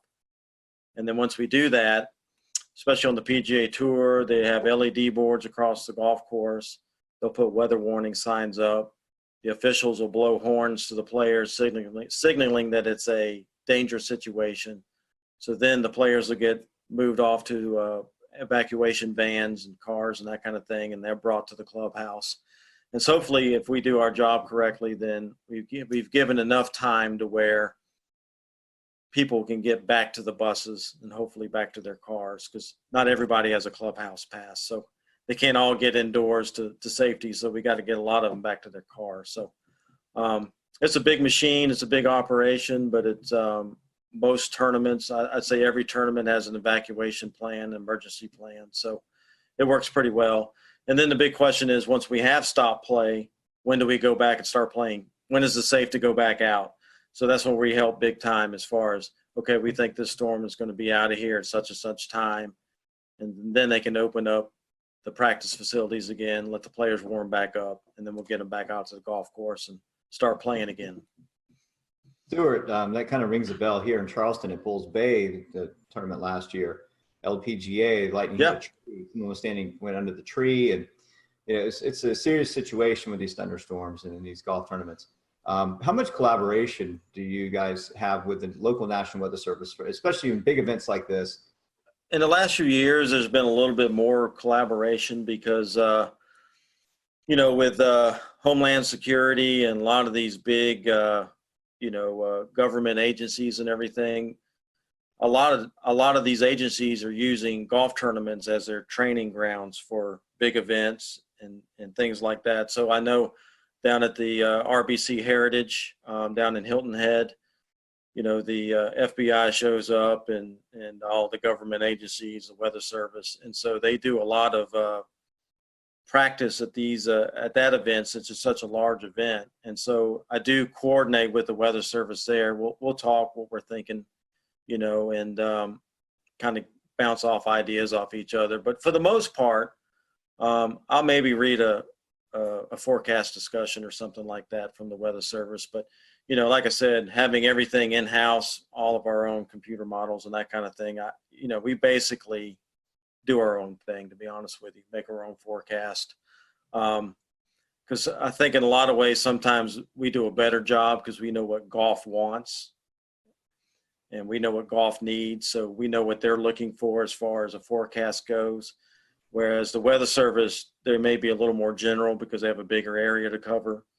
So for example, for us, wind forecasts are very big at the golf tournaments because that plays a huge role on how the golf course is going to be set up each day. So we concentrate a lot on wind, and so we try to be very accurate in that department, where you may see a weather forecast from the Weather Service that says winds are 5 to 10. Well, okay, that's kind of general. We try to be more exact than that, where our forecast will say maybe we have a westerly wind, like on the coast there. Maybe you have a drainage wind in the morning off the land, and then we'll get the sea breeze at 1 o'clock, and it's going to shift out of the south or southeast or whatever, and it's going to be 10 to 15 at that point. A lot of times the Weather Service really doesn't break it down like that. So, we try to be more specific of what's going to happen at the golf course so they can plan how they're going to set the golf course up. So that's some of the things that I think we do a better job at than TV or Weather Service being more general. Stuart, let's play. Let's hope we're not forecasting too far in the future. We have a Wells Fargo Championship coming up in Charlotte, the Wyndham Championship in Greensboro. Let's say that you're there forecasting and you see it could be a potential stormy day. That there's going to be thunderstorms moving into the air. What is it? Kind of give us what you do the morning of. Kind of give us a play-by-play of what that setup looks like.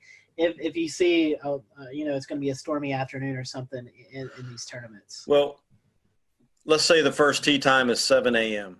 Okay, that's usually when most tournaments start, 7 in the morning, and I'm usually there probably about 5:30 in the morning because I'm looking at weather data, looking at the latest stuff, making my forecasts and getting that out and distributed, uploaded to the player page, that kind of thing, and so.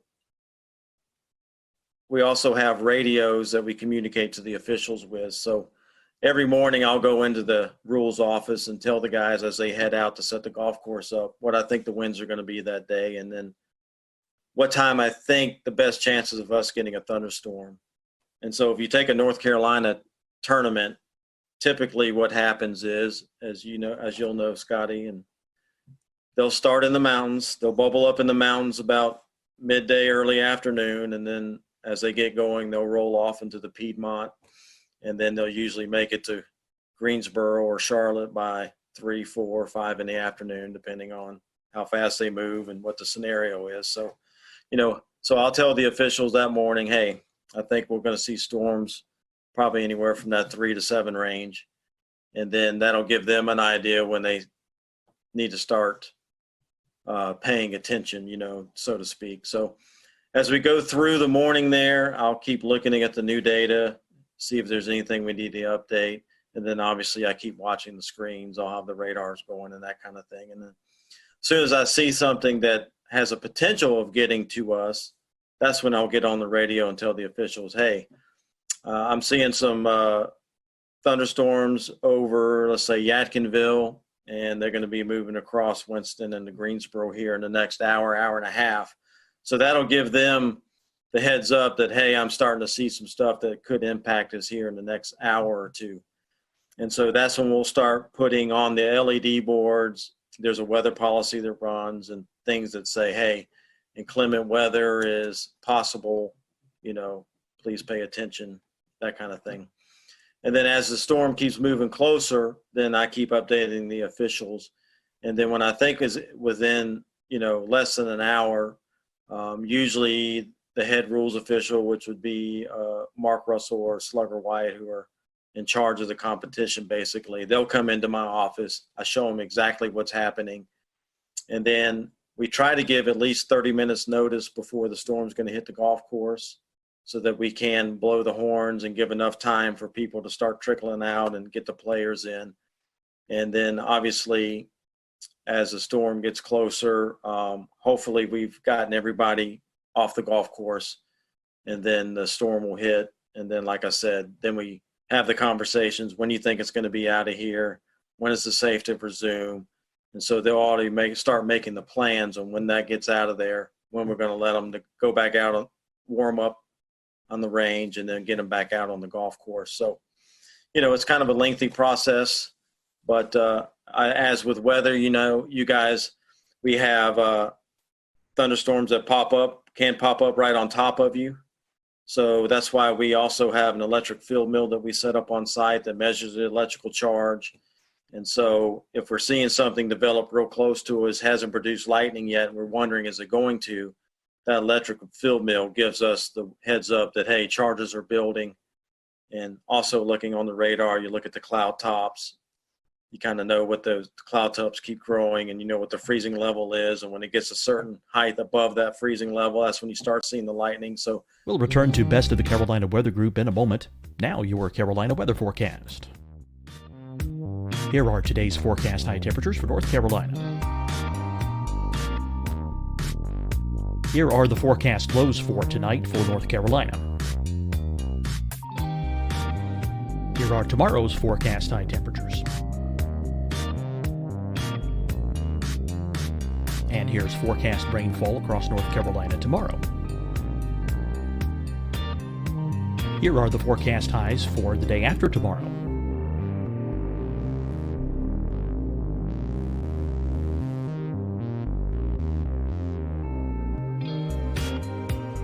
And here's the forecast rainfall across North Carolina for the day after tomorrow. This is the total rainfall forecast across North Carolina for the next 3 days. Here's the severe thunderstorm outlook for today from the Storm Prediction Center.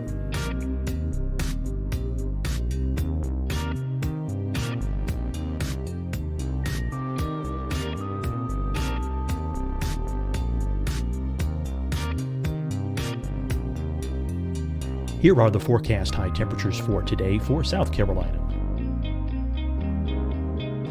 Here are the low temperatures for today for South Carolina. Here's the probability of precipitation forecast across South Carolina today.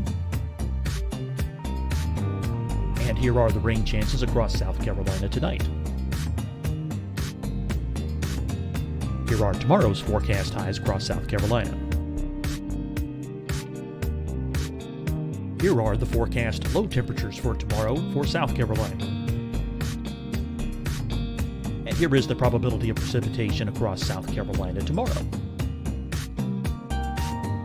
Here's the precipitation chances across South Carolina tomorrow night. Here are the forecast highs for the day after tomorrow in South Carolina.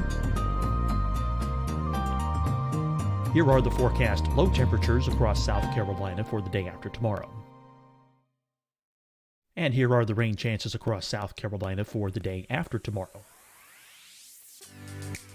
And South Carolina's probability of precipitation for that night. Here's the Storm Prediction Center's severe thunderstorm outlook across South Carolina for today through tonight. Here's the Storm Prediction Center's severe thunderstorm outlook across South Carolina for tomorrow and tomorrow night. And here's the Storm Prediction Center's severe thunderstorm outlook across South Carolina for the day after tomorrow through that night. Here's the severe thunderstorm outlook for today from the Storm Prediction Center.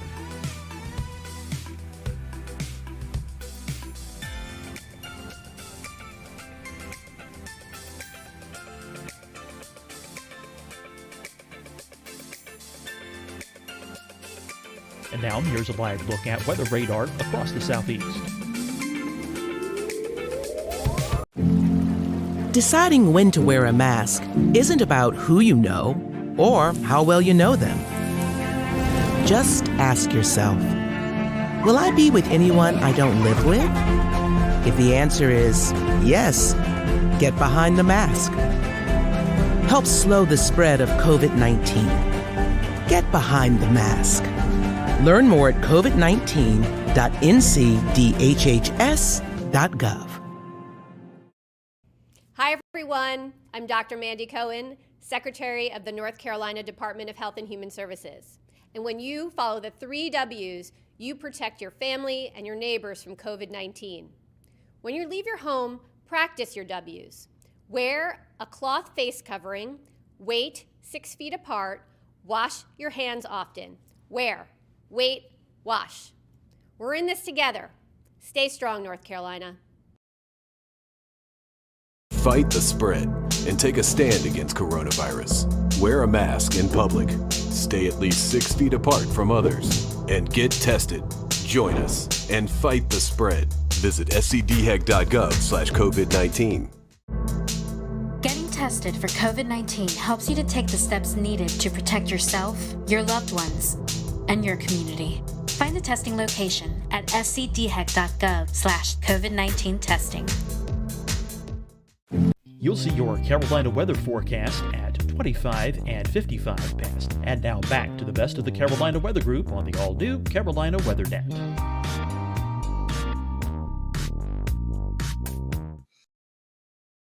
You know, using all those things together, we can get a good idea that, hey, this cell will probably going to produce lightning.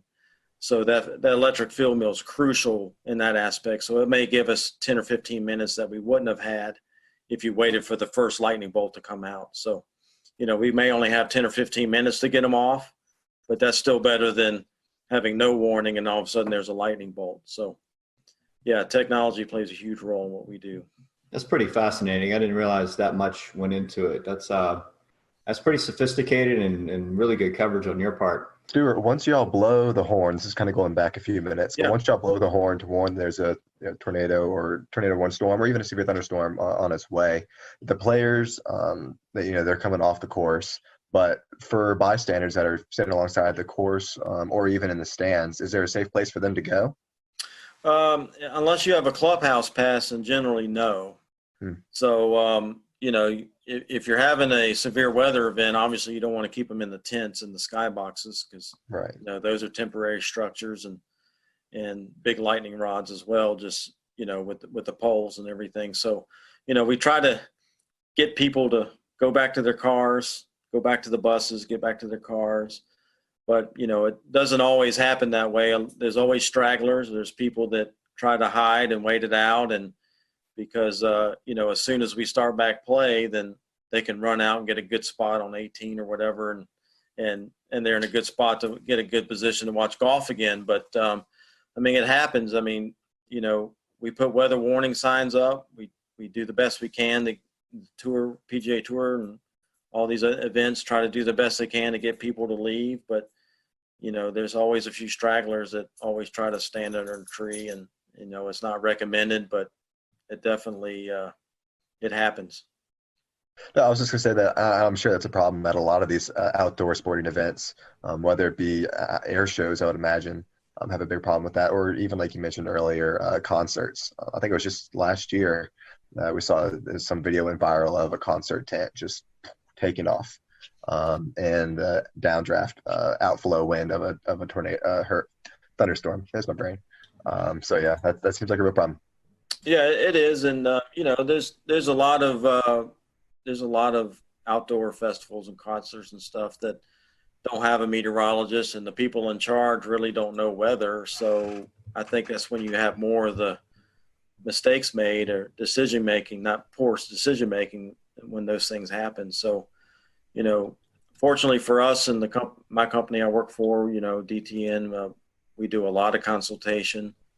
We have a lot of customers that call in and get opinion from a meteorologist. So I think it's getting better and better as far as people hiring meteorologists or at least weather companies to help them out and make good decisions. And like for me, on the on-site business, actually have a meteorologist at your site it's expensive. You got to pay for hotel rooms and airline tickets and ship equipment and plus have the meteorologist there. So that's kind of a hard thing for some organizations to pay that kind of money to have somebody there. But once you have that meteorologist there that's on site, they see how it works and how it takes the pressure off them making these decisions. And it actually pays for itself, to be honest with you, to make good decisions. But, like I said, if you don't have the money, a lot of these organizations just don't have the budget for it. Hey, at least they can still hire a company like mine and have a consultation where they can call in, so it definitely makes a difference.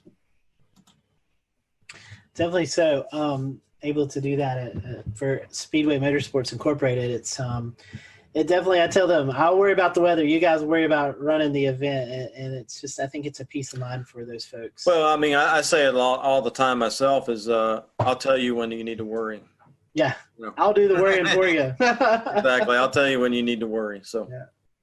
I want to get back to what you mentioned about winds, right? So we talked about wind science, right? And we get into the nitty gritty of it, right? So you're talking about sea breezes, you're talking about things at the coastline, even inland, where you can have wind shifting or building, stronger pressure gradient, higher winds from certain directions. Do you get into the science of saying, you look at the course, you look at the direction of wind, the dominant direction of wind for the day, and the speeds? Do you talk about which links are going to be more difficult than others? When you look at long-range trajectory shots or higher iron shots, do you speak about look for a lean to the left or hooking or anything like that when you get into the wind forecast? Yeah, the rules officials, the guys that are setting up the golf course, they're the ones that's more concerned with which holes are going to play. Let's just say we have on hole number 1, we have a strong south wind and it's blowing, 15 to 20 miles per hour. Well, if it's blowing from behind them, then a lot of times what they'll do is they'll move the tee blocks back so that hole plays longer. And then on the next hole, maybe it's going the opposite direction. Now it's in the player's face when they tee off. So they may move those tee blocks up so it plays shorter. That way they're trying to keep everything moving, but they're also trying to make it not hard, but they're trying to make it fair too, not necessarily hard, but fair, and keep things moving. So, crosswinds play a big role, especially near the greens, where if there's a lake or a big sand trap or something that's on the right side and it's blowing from left to right, well, they may put that hole location more towards the left side of the green, so guys aren't dumping in the lake the whole time trying to get it to the hole. That's so all those strategies play a role in how the golf course is set up. So definitely wind direction definitely is important, how strong the wind is. So they're actually changing distances and layout. Absolutely. So we have 18 holes, and all through that golf course, it's going to be in their face or behind them, left to right, right to left.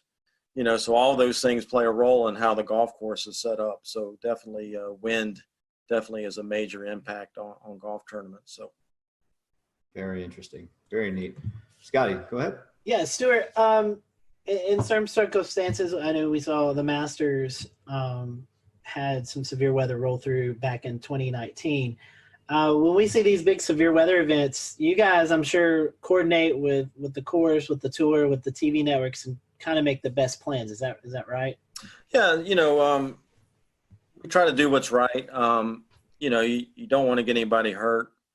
And if there's a high risk for severe weather, i.e. tornadoes or even, just strong straight line wind and storms, we may go early, 2 tees early on the weekend or a day on the weekend to avoid some of that severe weather that we think is going to happen in the afternoon. So, the tour is aware of that, and they'll try to make accommodations to maybe avoid some of that to keep people safe and get the round in.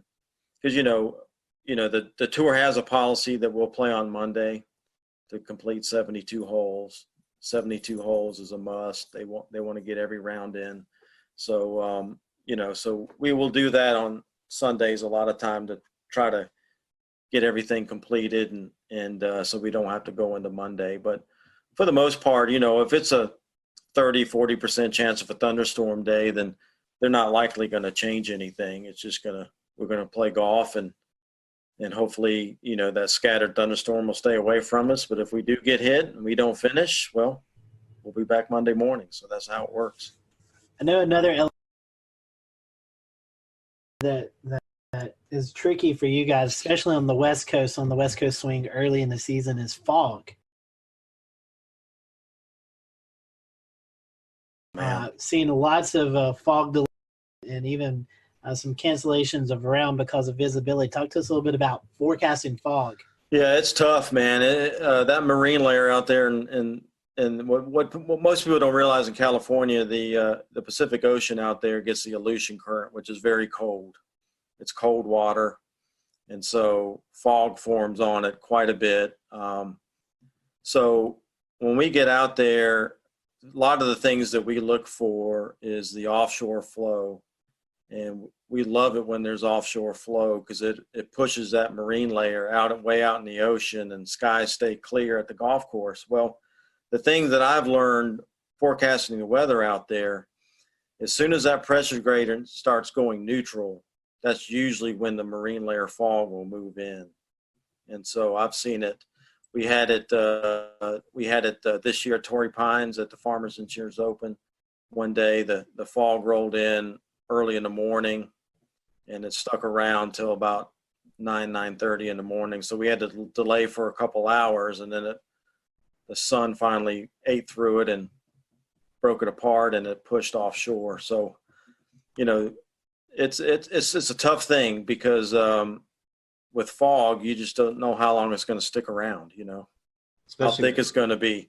We get the marine layer out there too. Sometimes it lifts and it's just a cloud deck, and you're fine. It's just a cloudy day. But at Torrey Pines, we do have some elevation. I think we're up at 400 or 500 feet there, and so if it lifts up to 500 feet, we're in the cloud and we get socked in, and then obviously you go other places along the coast there that's not elevated, and it's fine. So it's definitely tough, but it's something we deal with, and we just try to help the best we can with that. So I know we're getting late on the interview. A fun question here: any favorite PGA Tour stops, and any of the PGA Tour players really weather savvy that we might not know about? Well, I mean, favorite weather stops. I mean, as far as any tournaments go, Hilton Head's a big favorite of mine. Any Hawaii tournament's great. Pebble Beach is awesome if the weather's good. Same thing with Torrey Pines in California. So yeah, we go to some great places. I mean, this past year I went to Japan and South Korea. I went to Shanghai, China.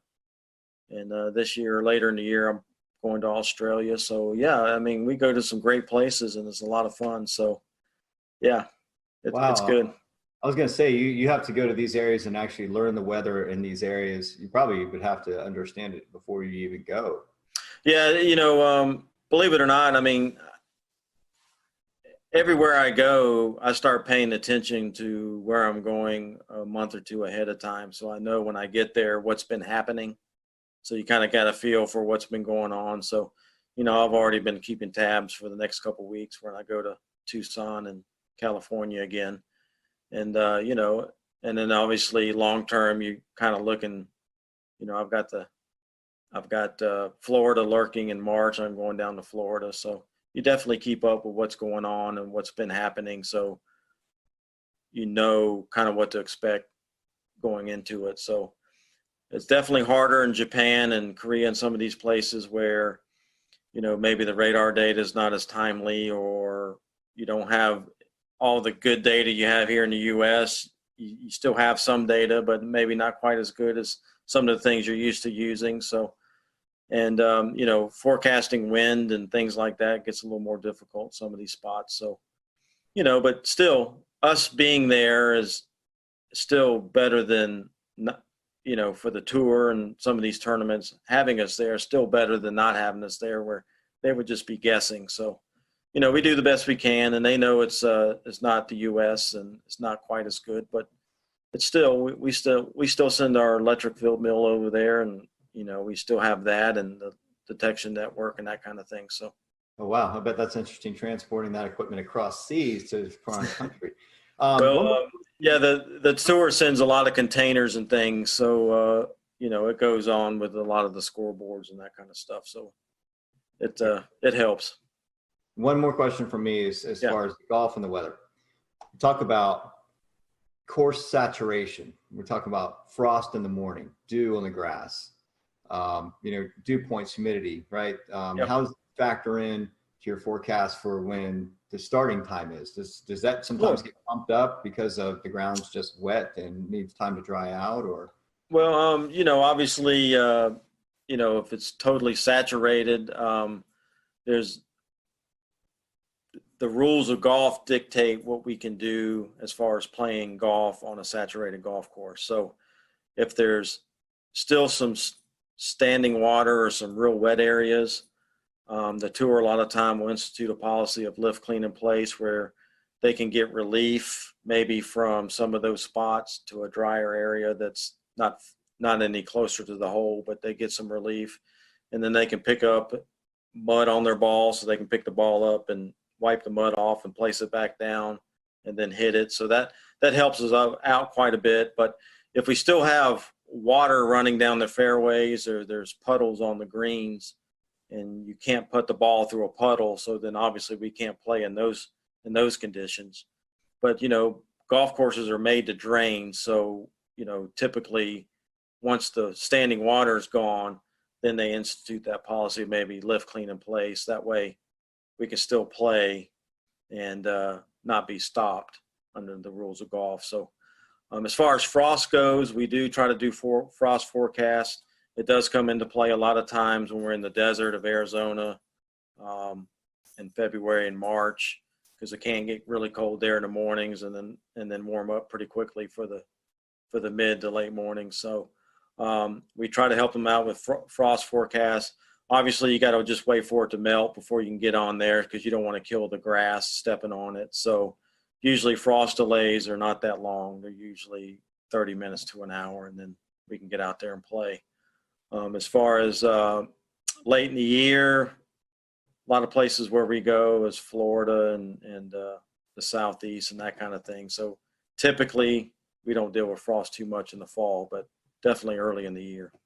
Well, Stuart, thank you so much for joining us. We certainly appreciate it, and glad that we could catch you while you're here at home. And we wish you the best of luck as you travel out to all these cool destinations, and hopefully you'll have some good weather. If folks want to follow along, do you have a social media account or something you'd like to promote? Yeah, you can follow me on Twitter. It's at PGAWXMAN and the number 1. So it's PGAWXMan1 on Twitter. And I'm on Facebook, just Stuart Williams. You'll just have to find me on that. But that's the only 2 social medias that I'm on. Yeah, Twitter, definitely follow me, and you can see what the forecasts are, what's going on at these tournaments that we're doing and these other events. So, and the weather's bad and you're at that tournament, just go find Stuart. You can blame him for it. Yeah, that's right. Stuart, thank you so much for joining us tonight. As always, we appreciate your time, and glad to catch up with you, and I hope to talk to you soon. Absolutely. Scotty, thank you guys for having me on. I appreciate it. It's been a lot of fun, and hopefully we can do it more often. Yes, sir. All right, guys. Thanks for watching the Carolina Weather Group. We'll see you back for another episode next week. All right, and that is our interview with Stuart Williams, DTN meteorologist, who goes to all the PGA Tour events and provides them on-location weather support. That interview, again, was recorded in February for what we thought was going to coincide with a premiere for the Wells Fargo Championship in Charlotte. This week, the PGA Tour is back in action. They are at the RBC Heritage event in Hilton Head, South Carolina. And from Charlotte, I am James Brierton. We will see you back here next week. We will leave you, I'm trying to pull up a camera in Hilton Head, South Carolina to take a look at conditions there right now. It's not coming up. Go figure. But you'll have to trust us that Stuart's forecast says it won't be all too shabby. And here it is, a look from the Salty Dog there in Hilton Head, South Carolina. Again, I'm James Brierton, Charlotte. Thanks for joining us. Have a good night.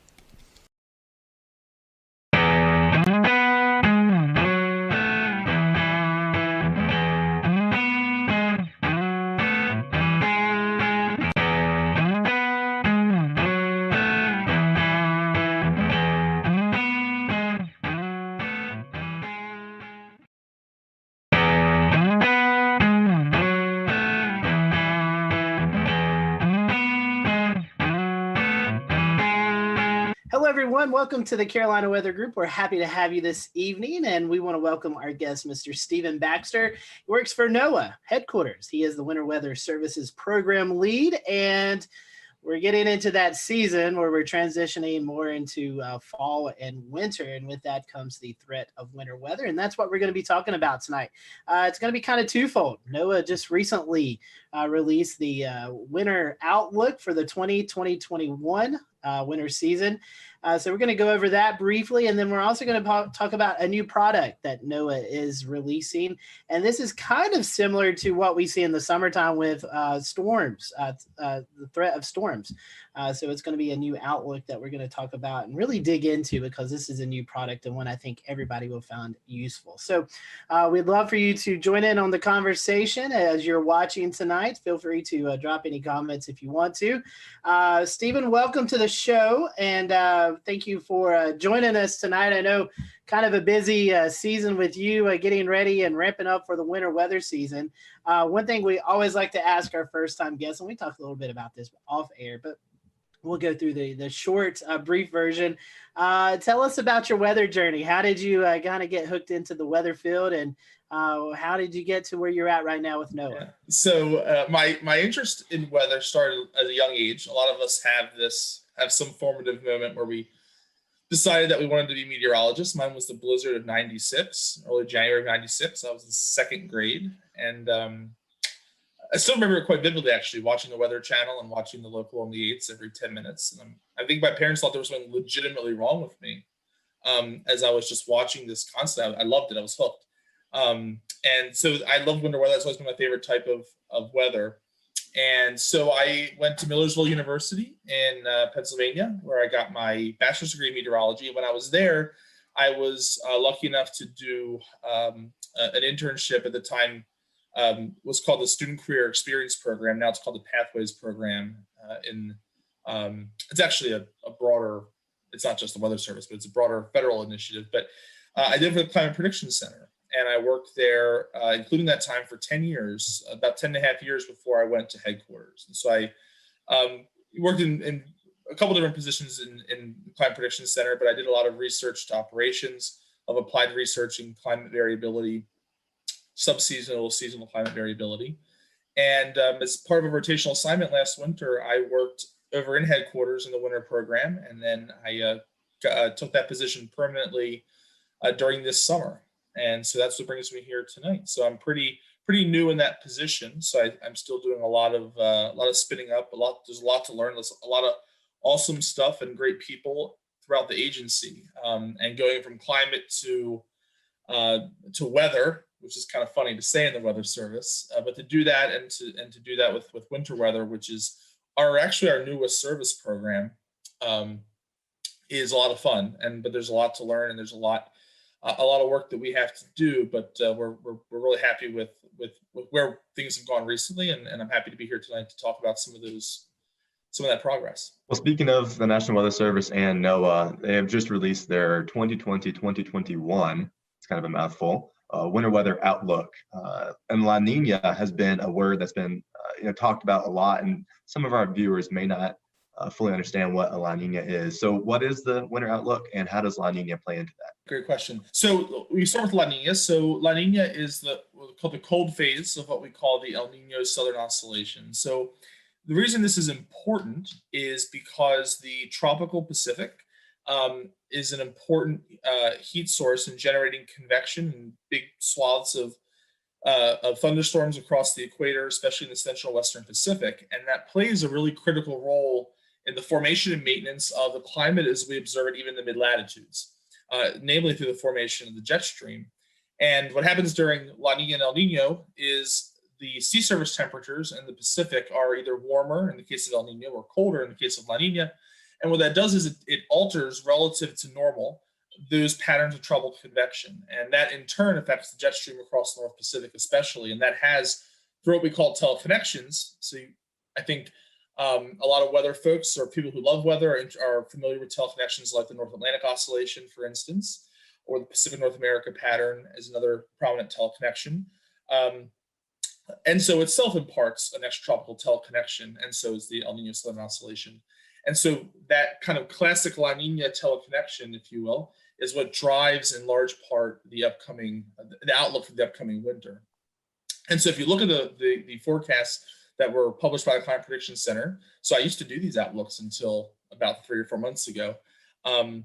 You'll see that there's kind of a very typical La Nina type pattern that you might be familiar with, which shows, generally speaking, milder than normal conditions across the southern tier of the United States are favored. And then across the northern tier of the US, especially across the north central, northwestern parts of the US, colder than normal temperatures are favored. And then actually El Nino actually has a slightly stronger precipitation footprint than temperature, in fact. And across the southern tier of the US, drier than normal conditions are favored in La Nina. And across the northern tier, generally speaking, it's wetter, but there's kind of 2 centers of action you'll see. So one is in the Ohio Valley, which tends to favor wetter than normal conditions through the Ohio Valley and the Great Lakes. And then again, across parts of the northern Rockies and the interior Northwest. So it's a pretty classic look that you see in La Nina winters. And it's fairly close to the exact opposite of what you see in El Nino. Not exactly. There's some interesting reasons for that. But generally speaking, with a moderate-ish, maybe strong La Nina this winter, certainly a robust La Nina event that's going to have an important impact. And so that's what forms. We'll return to Best of the Carolina Weather Group in a moment. Now your Carolina weather forecast. Here are today's forecast high temperatures for North Carolina. Here are the forecast lows for tonight for North Carolina. Here are tomorrow's forecast high temperatures. And here's forecast rainfall across North Carolina tomorrow. Here are the forecast highs for the day after tomorrow.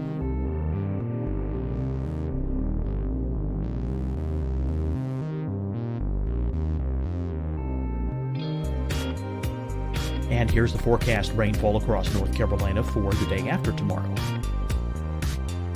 This is the total rainfall forecast across North Carolina for the next 3 days. Here's the severe thunderstorm outlook for today from the Storm Prediction Center.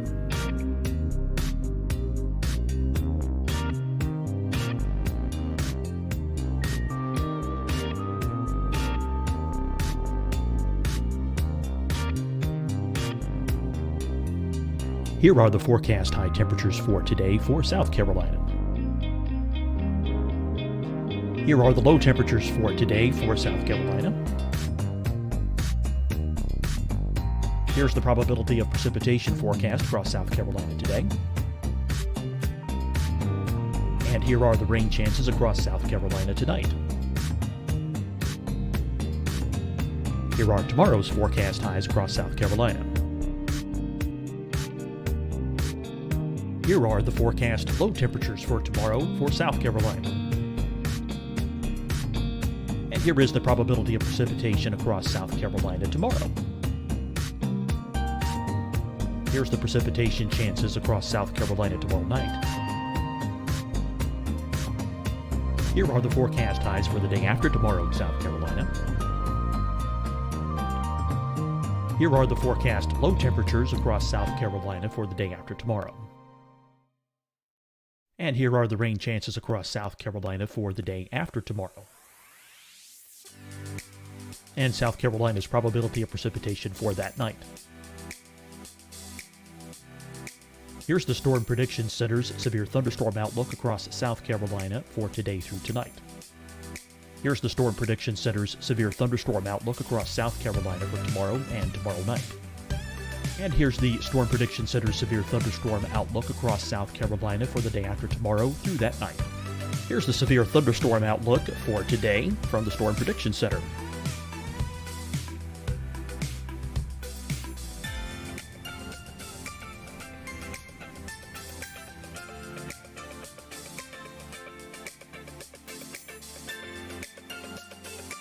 And now here's a live look at weather radar across the southeast.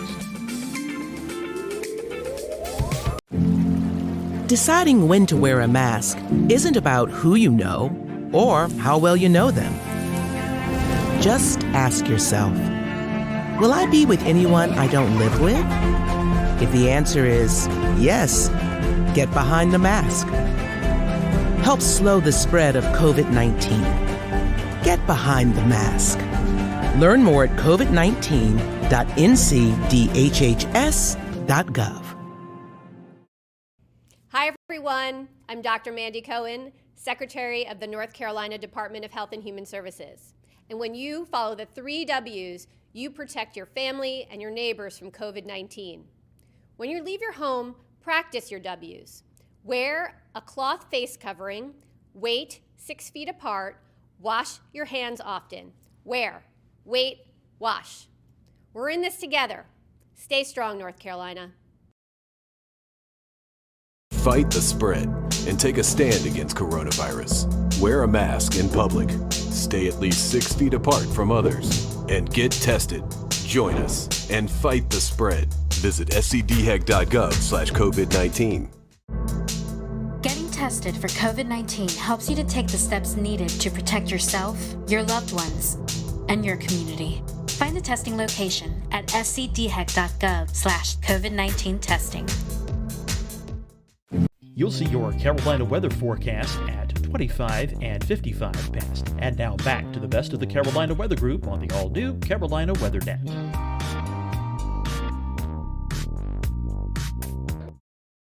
Winter outlook. So in regards to the La Nina oscillation, what about the NAO, the North Atlantic oscillation? Are there any trends regarding what the outlook might be for this season? Another great question. So this is actually something I worked on quite a bit while I was at CPC for the last few years. So the short answer is not really-ish. So the NAO is a very important pattern of climate variability across timescales. So we know it's important for short-term climate variability for the next week or two. We know it varies on longer timescales, potentially up to decadal timescales. The problem is the ability to predict it on seasonal timescales, especially once you remove a little bit of a La Nina influence. The way the NAO is calculated, right? So you think one way you can think about the NAO, or one way it's calculated, is by looking at the relative sea level pressure anomalies in the North Atlantic between, say, near Iceland and the Azores to the south. Well, if you just take El Nino or La Nina and you look at this wave pattern that comes out of the tropics, and you look at the teleconnection that's imparted from El Nino and La Nina, it will have a non-zero effect in the North Atlantic. It's small, but non-zero in a way that can appear to affect the NAO. And so there's some literature that in our academic literature that looks at the relationship between El Nino and NAO. And such as it is, you might favor a positive NAO during La Nina winters, but that's not, as a causal mechanism, is a little flimsy. In the example I just gave, quite famously, the 95-96 winter was such a winter where you had a La Nina, but you also actually had a predominance of the negative phase in NAO, and hence one of the snowier winters on record across much of the eastern U.S., including my part of the Mid-Atlantic. But there are some interesting areas of research related to identifying sources of prediction skill for the NAO, and so it's something we don't have right now. But I'm hopeful that in coming years, we'll be able to talk more explicitly about the seasonal tendencies of the NAO, or sometimes it's couched in its kind of its sister oscillation called the Arctic oscillation, the AO, which is kind of more of a hemispheric look. They're just kind of derived slightly differently, but capture the same, in essence, the same phenomenon. So I'm hopeful that in future years we'll be able to say something more specific about these patterns of mid-latitude variability. Unfortunately, in this winter outlook, and what we're comfortable imparting in the current outlooks from the state of the science, wouldn't really support that right quite yet. But it's a good question. It's something that we think a lot about. If I was approaching from the general public and I wanted to take a look at the 4 different colors that were available that represented the outlook, can you tell me a little bit about what those colors mean and how are they decided? In the case of the winter storm outlook, there's a few different, we added an 80% this year. So There's a less than 10% chance, which won't show up as any color. There's 10 to 30, 30 to 50, and 50 to 80, and then there's in excess of 80%. And so that's the probability of exceeding that local watch warning criteria. Now, how do we come with this? And so in that sense, those are meant to just kind of fairly easily communicate what the relevant risks are. We can think of 50% as kind of being, roughly speaking, the criteria for a watch. So if it's more likely than not, that would favor a watch. Now, also, it's important to mention that this doesn't take the place of or totally inform watches, because as we're moving towards consistent forecasts across the agency, the other aspect that we're working with is to also improve the impacts-based nature of watches and warnings. So while the probability of exceeding a certain snowfall threshold might say only be 30 or 40%, the local office could still issue a winter storm watch because they're expecting the impacts from that storm to be such that it warrants a watch or a warning. So cases where this gets a little slippery are where you have mixed precipitation, where you have sub-warning criteria in both snow and ice, situations where shoulder seasons, and we saw some examples of this earlier this year, especially in the Central Rockies, where snowfall events that are early in the season with foliage still in the trees, and so snow load and power outages are more of a concern. You might issue watches and warnings for lower snow accumulation criteria because of the increased impacts. And then a classic example here in the East is timing is very important. So heavy snow during rush hour, for instance, is more impactful than heavy snow during the middle of the night on a weekend or something like that. So those are local impacts that local offices can take into account. So it's not a one-to-one correspondence yet, but that's kind of loosely speaking. 50% is where, all things being equal, you would start to think about you would issue the watch, because that's where we're saying it's based on the reliable probabilistic guidance. It's more likely than not, so it's worth issuing the watch. But that can be modified by the local office's take on the expected impacts of the storm. I know impacts is a big deal, and I know each forecast office has different criterias. First thing that pops into my mind would be the Atlanta snow jam in 2014, where, we had maybe an inch of snow, but the temperatures were so cold.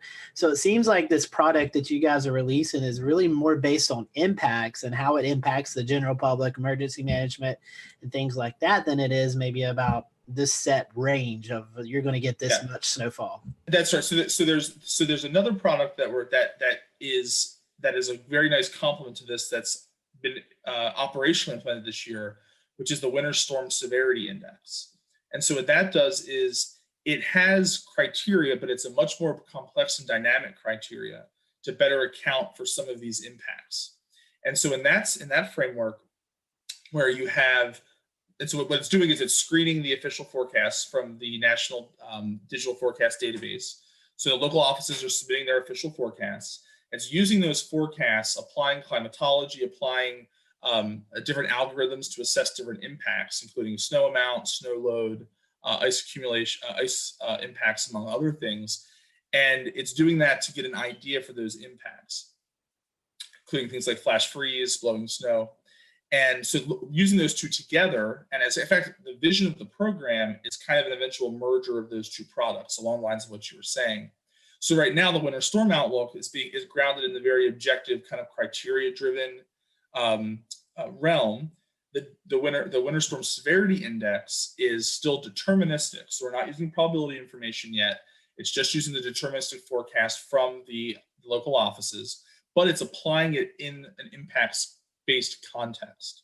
So our long-term goal is to get to a place where we have a probabilistic winter storm severity index that will in turn inform the winter storm outlook, so that the winter storm outlook today, being just the probability of exceeding a fixed snow or ice accumulation threshold, will eventually be the probability of exceeding moderate or severe impacts. Impacts being defined, being kind of regionally varying and defined in a much more nuanced fashion. And so it's those two products right now that you can that are a nice complement that we eventually want to see kind of come together and form the basis of these kind of consistent, collaborated, and probabilistic products across the agency. I think a lot of people hear outlooks and they are thinking of the Storm Prediction Center outlooks for severe weather that they might be familiar with. How might these new experimental outlooks compare to those? So they might be, they are potentially similar in that they're probabilistic. They're giving a probability of a certain event occurring in a daily cadence. So we have day 1, day 2, day 3, day 4, and then the maximum probability across days 1 to 4. That will be different. The Storm Prediction Center doesn't have that component. So they're very similar in that they're trying to give advanced lead time and a heads up, right, in terms of hazardous weather. So the Storm Prediction Center, as you might know, issues severe thunderstorm watches and tornado watches for the CONUS. And as you might imagine, their objective probabilistic outlooks, convective outlooks, play an important role in that, and starting that process through which they work with the local offices to issue those watches. And so that's actually one of the we're leaning in on that paradigm a bit in the winter program. Not to say that WPC is going to take over watches entirely, a la kind of the SPC model, but to say that we're moving in a direction where those watches are going to be more closely collaborated in an explicit and defined fashion and process between the local offices and WPC. And so, yeah, I think there is a lot of, you can draw a pretty close parallel between those two. And in a lot of ways, the winter program is trying to lean in on the probabilistic element. I think it's recognized how important that is in severe weather, because it's, we kind of, I think it's intuitive, right? That the odds of a tornado, for instance, at an exact grid point at any time is very, very small. And so specifically, right, in SPC's space, the outlooks are the probability of the event occurring within 25 miles of the point, right? And so it's this kind of stenciling out of the grid. And in winter, that's not so much our problem, but we do have the problem of conveying the uncertainty in the forecast. So when you're issuing a forecast for winter weather, we need to know how much liquid equivalent precipitation is falling and its phase, and if it's snow, right, the snow liquid ratio, which can vary as well. And so there's a lot of degrees of freedom there. And so it's important that we flesh out all those possibilities. That's why the probabilistic forecasts are so important. And then once we have that suite of probabilistic forecasts, we can kind of take a slice through them and look for these cutoff points where the probability of exceeding a hazardous criteria is enough to warrant kind of these public messages, like a winter storm watch, for instance. As far as who this product's actually meant to kind of serve the best, on your product description document, it talks about emergency services, different kind of broadcast elements, and it also mentions the general public as well. Can you kind of elaborate a little more on that? So the product actually has its background in a watch collaborator tool that was an internal tool to help forecasters collaborate between the national centers and the local offices. And basically the idea was to broaden it up and give some of our stakeholders, including the general public, access to this kind of national picture image that gives you the probability of hazardous winter weather at extending lead time, right? So day 1, 2, 3, 4. And in a way that, again, just kind of improves the situational awareness for stakeholders in the general public, as well as the ones you mentioned, like emergency managers and kind of those other stakeholders that work closely with the local offices. And to give them, I know, Scotty, you had mentioned, talking with the meteorologist at GSP, kind of another tool in the toolbox, right? And so that's the idea here, is that we're giving the general public, as well as more sophisticated, maybe decision makers, not to say that the general public's not sophisticated, but the general public, as well as more acute decision makers, another tool in the toolbox to improve situational awareness, to understand the threat of hazardous winter weather, but also to highlight areas where maybe the threat of winter weather is lower than would qualify for a watch, but where certain very sensitive industries might still want to be aware of that. And so it's also an opportunity to better inform the public and those stakeholders about the utility of probabilistic forecasts and how we use them. So how can the public give feedback on this? So it is important when we have experimental products. The process that we go through in the Weather Service is when we have an experimental product like this, it goes out for what we call an experimental comment and review period. So it's reviewed not just by internal meteorologists, but it's also being reviewed by the general public. And so if you go to the Winter Storm Outlook website, which is hosted by the Weather Prediction Center, there's a link there at the top where you can provide feedback in a survey to give feedback on anything from there's a set list of questions, but it will include things like the scientific integrity, the accuracy of the product, as well as the aesthetics of the product. Does the display make sense? Does the web page make sense? Is the data easy to access? I do think the Weather Prediction Center has done a really awesome job with that website. It's dynamic. It's in GIS format. You can download the shape files, KMLs. You can pull static images if you want. So there's a lot of great ability to get hands-on with the data there. It has custom level zooms to each of the county warning areas. So for each office, you can kind of get a zoom in to whatever office, whatever area of the country you're in. So it's really a very accessible website, but it can certainly be improved, I'm sure, based on the feedback that we get from the public. And in fact, that's actually important. I'm glad you asked that question because last year, like I said, this is the second year that this has been experimental.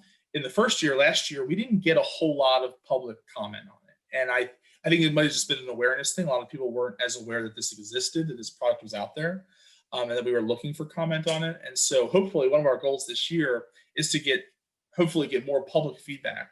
And that's not only important to help us improve the product, that is important, but also helps us make the case to organizational leadership that this is a product that we want to support operationally. It's not a foregone conclusion that this will be around forever, right? If the feedback's not positive or not sufficient or it can't be resourced, we might have to discontinue the product, right? So experimental products aren't guaranteed to continue forever. And so it helps us build that case to transition it to operations or to make improvements and then transition to operations in a way that keeps our program and our programmatic goals moving forward. Well, speaking as a daily GIS user, that new user-friendly interface sounds awesome, and I'm really glad that opportunity is going to be there. Lastly, are there any other winter weather products that y'all are working on besides this winter weather outlook? So that's a great question. So the Winter Storm Outlook, that's experimental right now. I did mention the Winter Storm Severity Index that's operational. Okay, so that went through this experimental process and has been implemented operationally this year. So a few key initiatives that we're working on that I'll just run over real quick, and they're kind of an experimental space or in development space, just things to look for. But these are just kind of general things that we're interested in from a programmatic perspective. I mentioned moving these products through the medium range, and so extending the Winter Storm Severity Index and the Winter Storm Outlook through day 7 is an important priority.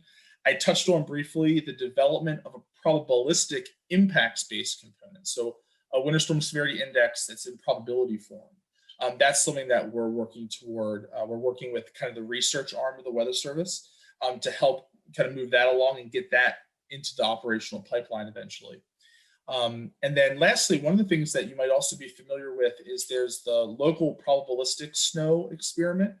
So at the local level, if you go to your weather.gov/3 digits like GSP, although I'm not certain that GSP is participating in the experiment, but supposing it is, if you do /winter, right, you get the main winter page, and one of them is the probabilistic snow forecast. So it shows the expected value and then the high end and low end amounts. And so those are the 10th and 90th percentiles respectively. And what we're working on there is that's been experimental for some time, and we're trying to get that on a path to operations and including probabilistic ice forecasts with that. That might be especially relevant in your part of the country where one of the parts of the country where you get a lot of interesting icing events. And so that's a complicated issue organizationally that we're working through. And, it's something that we're trying to make some progress on, but we're looking forward to there being some experimental changes and then getting that on a path to operations.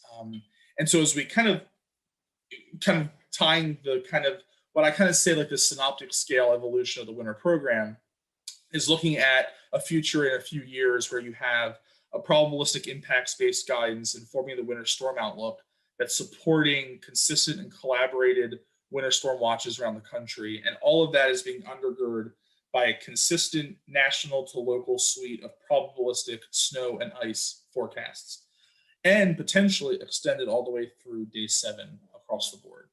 And with that kind of, and that's kind of that, like I said, synoptic scale. And then longer term, one of the things that we know is important is being able to improve the storm scale side of winter weather forecasting. Heavy snow bands, snowfall rates, hourly snowfall rates, for instance. Those are things that are really important for impacts. We talk about impacts. Looking at a 6-hour accumulation, 3 inches of snow in 6 hours. That's nice. If that 3 inches occurs in 1 hour, that's very impactful. If it's a half inch an hour for 6 hours, that's less impactful in an acute sense, right? So those kinds of storm scale, micro mesos type scale storm impacts is something that we're also working on as well. And so that's a little farther out in our planning process, but something that we're really aware of as being an important issue that we need to tackle to keep making progress on all the kind of important aspects of winter weather. And for our Carolina viewers, I was just checking as Stephen explained that, and there, NWS GSP, along with potentially other offices across the Carolinas, do offer that winter weather experimental product to see the 10% and 90th percentile. So that's weather.gov /GSP /winter. Winter. It is there. Yeah. And you'll see it. It'll the probabilistic snow. Yeah. Yeah. There's 70, I believe it's 76 offices around the country offer it. So it's not in every office. It's not even in every office that theoretically can have winter weather.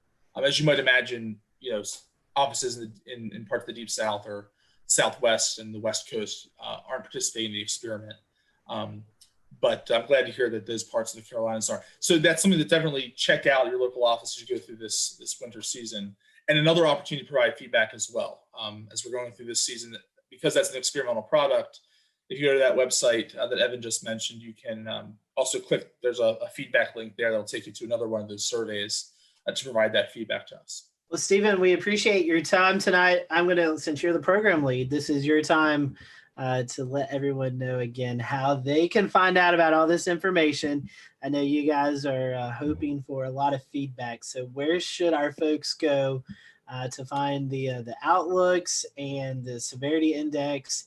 And again, remind us how we can provide that feedback for you all. The easiest place to go to get started on this is to go to the Weather Prediction Center's website. That's wpc.nsop.noaa.gov. There might be some shortcut versions of that also. And under their winter weather tab, on the options panel on the left, you can select the experimental winter storm outlook or the winter storm severity index. I think the WSSI might actually be linked at the top of their homepage. And then for the winter storm outlook, that's the experimental product for which they can give a lot of input. For more information on the winter outlook itself, I would recommend going to the Climate Prediction Center homepage. And they'll have a link to the latest press release from NOAA that was put together, and that whole forecast put together by my former colleagues at the Climate Prediction Center. And you can read more about that there. Awesome. Well, thank you, Stephen. And thank you guys for watching us tonight.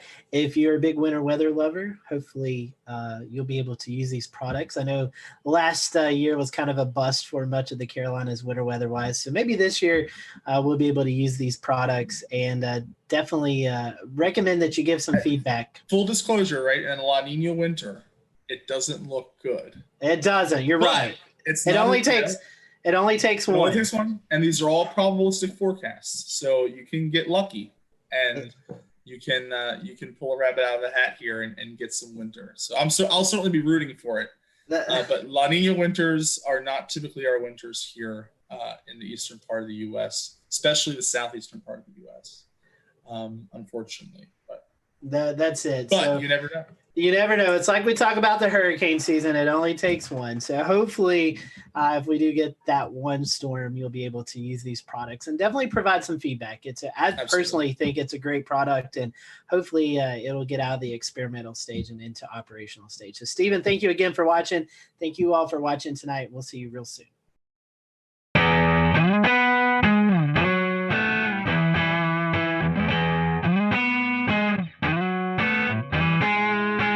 Hello, everyone. Welcome to the Carolina Weather Group. We're happy to have you this evening. Tonight, we have a very special guest with us. Former FEMA Administrator Craig Fugate is joining us. And Craig, we welcome you to the show. We're happy to have you this evening. Appreciate you wanting to spend some time with us to talk all things weather. You've experienced a lot from your journey in Florida to all the way up into Washington, D.C., being the FEMA Administrator. So we look forward to hearing your conversations tonight. For those who are watching, feel free to follow along with us on social media. Tell us what you think about the show. Let us know if you have any comments. So Craig, welcome to the show. Our first question to our guests who've never been on is, what is your weather journey? Do you have a weather story? But I'm just going to ask you, what is your journey? I know you started off in Florida where a lot of weather affects you, but did you have a little bit of a weather bug growing up, or was it all in emergency management? No, I can remember as a kid, you used to get the hurricane tracking maps at the grocery store, and there'd be storms out there, and you'd turn on the NOAA weather radio and wait for the tropical forecast to come through, and you'd listen and get the coordinates and chart the map where the storm was, well before the internet and a lot of other tools that we just take for granted. With that, a young age, living in Florida, always keeping your eyes on the tropics. Tell us about your journey through emergency management. I know we'll return to Best of the Carolina Weather Group in a moment. Now your Carolina weather forecast. Here are today's forecast high temperatures for North Carolina. Here are the forecast lows for tonight for North Carolina. Here are tomorrow's forecast high temperatures. And here's forecast rainfall across North Carolina tomorrow. Here are the forecast highs for the day after tomorrow.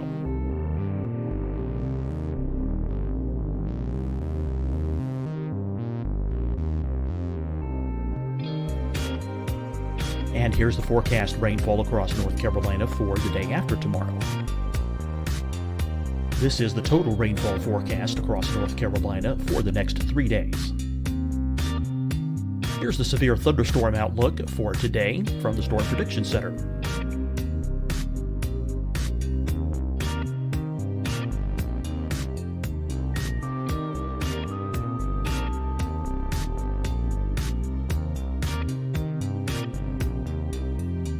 Here are the forecast high temperatures for today for South Carolina. Here are the low temperatures for today for South Carolina. Here's the probability of precipitation forecast across South Carolina today. And here are the rain chances across South Carolina tonight. Here are tomorrow's forecast highs across South Carolina. Here are the forecast low temperatures for tomorrow for South Carolina.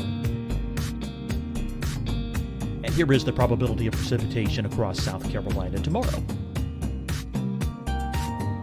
Here's the precipitation chances across South Carolina tomorrow night. Here are the forecast highs for the day after tomorrow in South Carolina. Here are the forecast low temperatures across South Carolina for the day after tomorrow.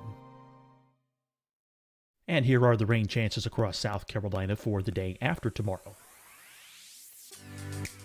And South Carolina's probability of precipitation for that night. Here's the Storm Prediction Center's severe thunderstorm outlook across South Carolina for today through tonight. Here's the Storm Prediction Center's severe thunderstorm outlook across South Carolina for tomorrow and tomorrow night. And here's the Storm Prediction Center's severe thunderstorm outlook across South Carolina for the day after tomorrow through that night. Here's the severe thunderstorm outlook for today from the Storm Prediction Center.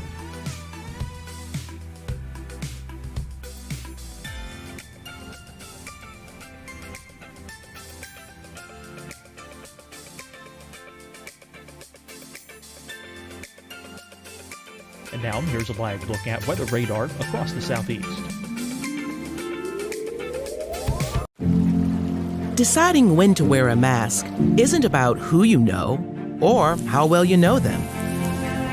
Just ask yourself, will I be with anyone I don't live with? If the answer is yes, get behind the mask. Help slow the spread of COVID-19. Get behind the mask. Learn more at covid19.ncdhhs.gov. Hi, everyone. I'm Dr. Mandy Cohen, Secretary of the North Carolina Department of Health and Human Services. And when you follow the 3 W's, you protect your family and your neighbors from COVID-19. When you leave your home, practice your W's. Wear a cloth face covering, wait 6 feet apart, wash your hands often. Wear, wait, wash. We're in this together. Stay strong, North Carolina. Fight the spread and take a stand against coronavirus. Wear a mask in public. Stay at least 6 feet apart from others. And get tested. Join us and fight the spread. Visit scdhec.gov/COVID-19. Getting tested for COVID-19 helps you to take the steps needed to protect yourself, your loved ones, and your community. Find the testing location at scdhec.gov/COVID-19 testing. You'll see your Carolina weather forecast at 25 and 55 past. And now back to the best of the Carolina Weather Group on the all-new Carolina Weather Net. In the county and then kind of worked your way up. So tell us a little bit about that journey. Well, my first experience with a hurricane, I was actually a paramedic here in my home county, Alachua County, Gainesville, Florida, where the University of Florida's at, when Hurricane Elena come buzzing through the Gulf of Mexico, and I was on duty for that shift. And we dealt with a storm that couldn't make up its mind and set off the coast for several days before it left. But I started out in 1987, moving from fire rescue to emergency management. Did that. Gainesville, sitting in the north part of the state, we get everything from severe thunderstorms is when we tend to see our most damaging storms. And so we would get every couple of springs, tornadoes moving through, straight line wind, stuff like that. Went to the state of Florida, dealt with a lot of weather-related events, but most notably the 04 hurricane seasons. And then I went to FEMA. And again, a lot of what FEMA responds to is weather-related disasters. A lot of flooding, tornadoes, Tuscaloosa, Joplin, hurricanes, most notably was Superstorm Sandy. So pretty much throughout my career, in emergency management, probably more than anything else, has been weather-related hazards. Tell us a little bit about emergency management and FEMA and how they work together to mitigate after serious storms and other types of disasters. Well, the first thing I think people need to understand that the reason we have emergency management in the first place is the org chart of government's not built for disasters. And that's true at the local, state, and federal level. So what's happened in the late 70s was the National Government Association began to realize that every one of these big events was almost reinventing wheels. It was never clear who the federal agencies were, what the roles were. It constantly changed. And that really drove the formation of FEMA under a reorganization order that President Carter issued. But the relationship is the way states are set up is they're the primary response to all disasters. Depending upon how that state's organized, generally our first line is local governments, mutual aid, state mutual aid with the federal government in case of FEMA, supporting governors. So every time I hear somebody saying, well, FEMA ought to be in charge, I remind folks, our government's actually a federal government where states have the primary role in domestic emergencies with the federal government supporting them. And I like to point out that if FEMA was in charge of everything, it would have been hard to imagine an agency that could have responded to all the disasters that we saw during my term there without the leadership role of the governors, because FEMA just couldn't have handled all that. It really is this idea that all disasters are local. It doesn't mean we're abandoning everybody, but there are key roles and responsibilities. But like I like to tell people, when the disaster hits, we all work as one team. And so, Craig, how hands-on were you with some of these departments, like the Storm Prediction Center, the National Hurricane Center? Well, I'll give you an example. Both at the state of Florida and at FEMA, our practice was when we had storm threats, we would have the National Hurricane Center Storm Prediction Center. Sometimes, once we saw the rainfall forecast, Weather Prediction Center, relevant river forecast, and the affected National Weather Service offices all on those briefings. And I think, one of the things that I found when I got to FEMA was they were only talking to the Hurricane Center. And I'm like, you guys do realize there are other hazards, that there are forecast centers that deal with that. And the Weather Service in general, I think, really appreciated the fact that they finally had somebody that understood that the Hurricane Center isn't the only products that are being issued during these storm threats, and that, if we were seeing a significant flood risk from heavy rainfall, having the Weather Prediction Center now talking about that and amplifying that message. What do you envision a response might look like to a hurricane in the age of coronavirus? If you listen to what Mike said, and you go back several years ago and listen to him talking about hurricanes, he said the same thing. We've always recommended that people evacuate their friends and families, hotels and motels, and shelters as a last resort. So I think I'm less concerned about that messaging as the messaging we've been hearing, that people have been told to stay home, socially isolate, the risk of COVID, and not understand that if you're in an evacuation zone, you still need to evacuate. I think it gives more emphasis to the fact that we've always said friends and families are a much better option than shelters, that you don't have to go hundreds of miles. You just need to get inland, away from the storm surge areas. And the other message, which is kind of a tricky one, is particularly in Florida, we've seen a lot of evacuations that aren't in evacuation zones. Essentially, people are trying to run away from the storm itself versus the storm surge. And Florida's trying to do some messaging around that, of know your zone, know your home.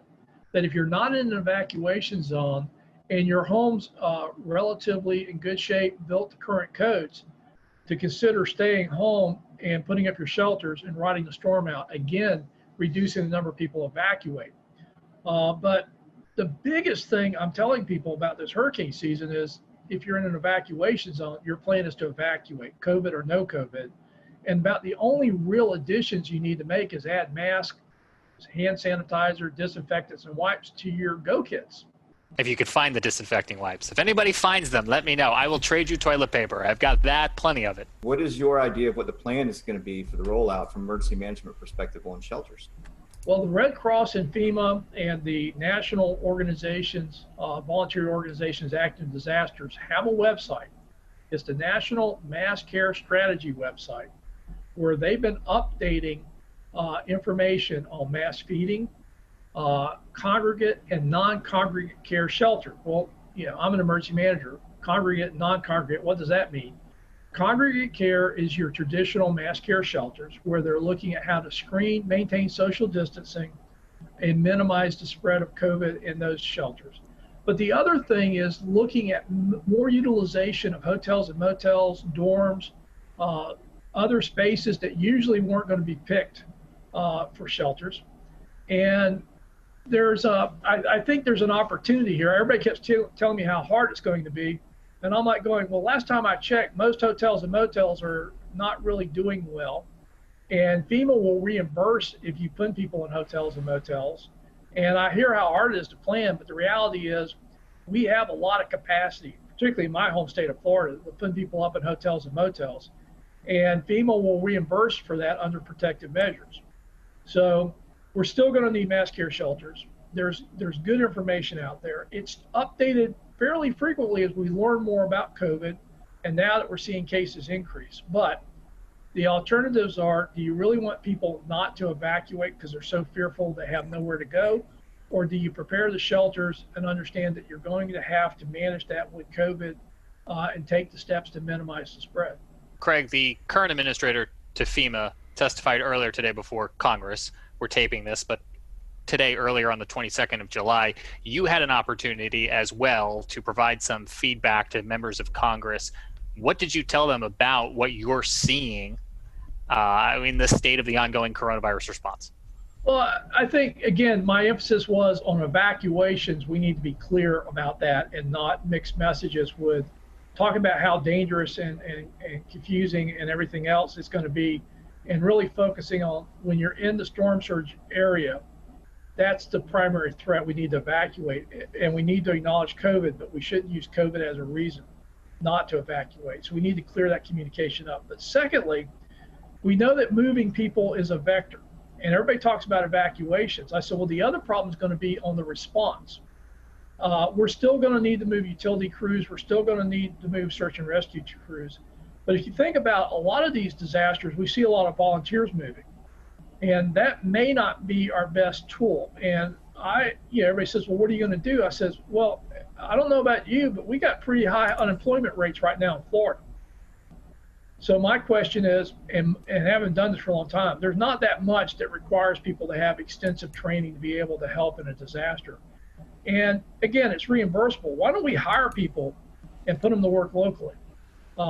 We've already seen this with COVID in states where local governments had actually hired restaurants to cook and prepare meals under contracts to feed people that were shut in or isolated or couldn't get to stuff. And again, I don't ever want to say we don't use volunteers, but I also think with the unemployment rates we have, particularly in the hospitality industry, I think there's opportunities to employ those folks during disasters to minimize the amount of people we have to bring in from outside of a community, but more importantly, start putting money back into the economy. So let me ask you this one, Craig, because in your experience in not only preparing or helping communities prepare for disasters, but helping them afterwards too, I'm curious where your expertise and your opinion lies on the whole question of schools. Do you have an opinion or thought on whether kids should be going back to the classroom at this point? This is going to be a hard one because I always like to talk about big numbers. Everybody saying, well, there's a little risk, kids don't generally get that sick. We need to get the economy going. We need to get kids back in school. It's important for development. And I'm like, nobody's really answering this question. If the rate at which kids get sick and potentially the rate at which kids have serious complications or deaths are even like small percentages, like less than 0.1%. When you're talking about thousands of children going back to school, those are real people and those are real numbers. And I don't think we have a good answer for that. I also think that there is opportunities to look at how we go back to the classroom setting. Everything from a lot of schools don't have enough room to do social distancing. So what if we split the day in half and we split the school up where half the school goes in the morning, half the classes go in the afternoon? What if we started doing more classrooms, weather permitting, outside? And again, because we're learning more about this is airborne and why masks are so critical in minimizing spread. How is that going to all happen? And I'm not sure we have enough answers because in Florida, some of the schools will open up, in the middle of August.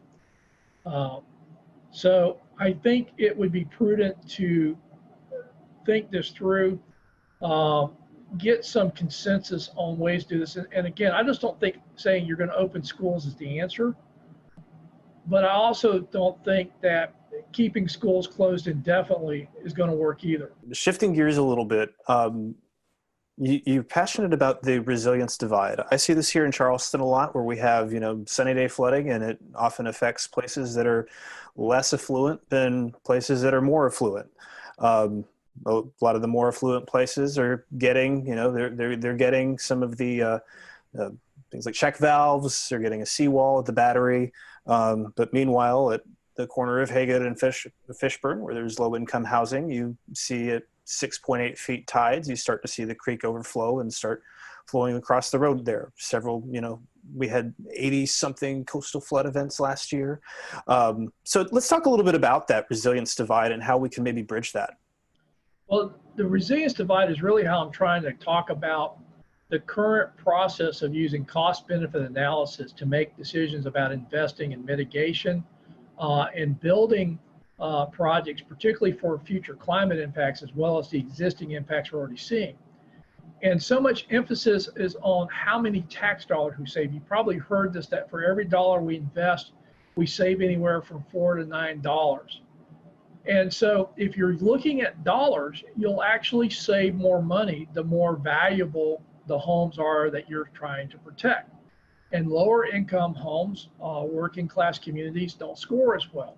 So the bias, I don't think, was intended to short the most vulnerable communities, but by only looking at the cost benefit analysis of dollars saved versus dollar invested, we're going to see that divide go towards the more affluent communities, particularly those that can afford the cost share match of, in many cases, a minimum of 25% against the federal dollars.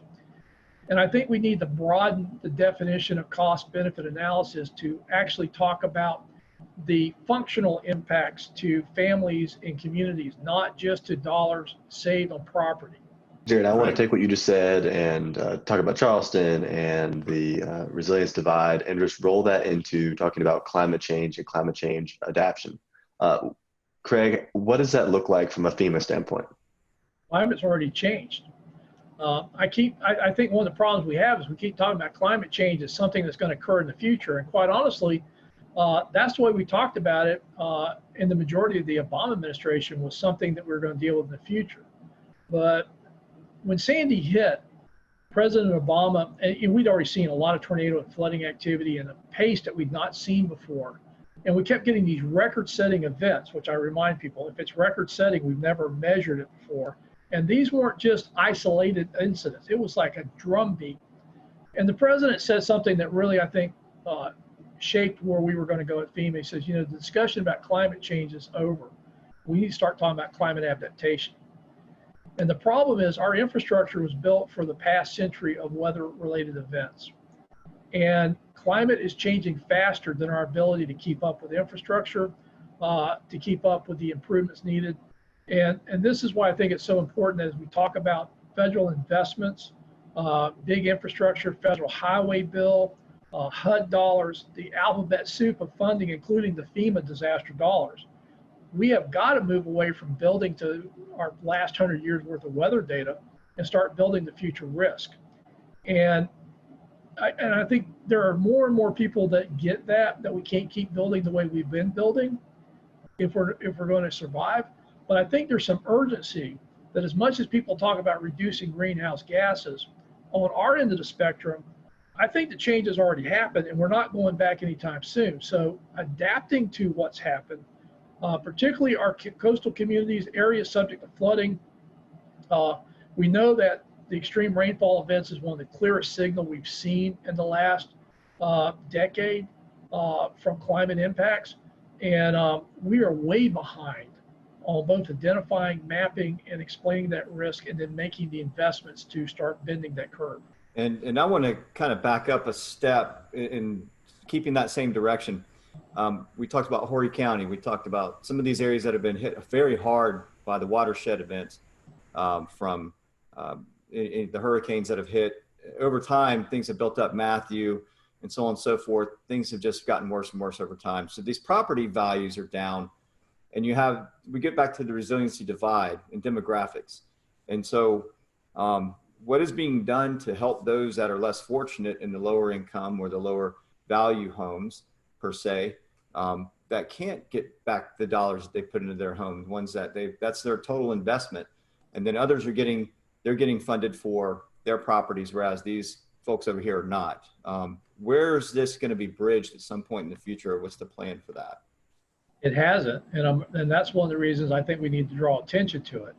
The Miami Herald ran an article a couple of months ago that looked at the National Flood Insurance Program, their buyout program, where they go in and buy homes out that are repetitive loss.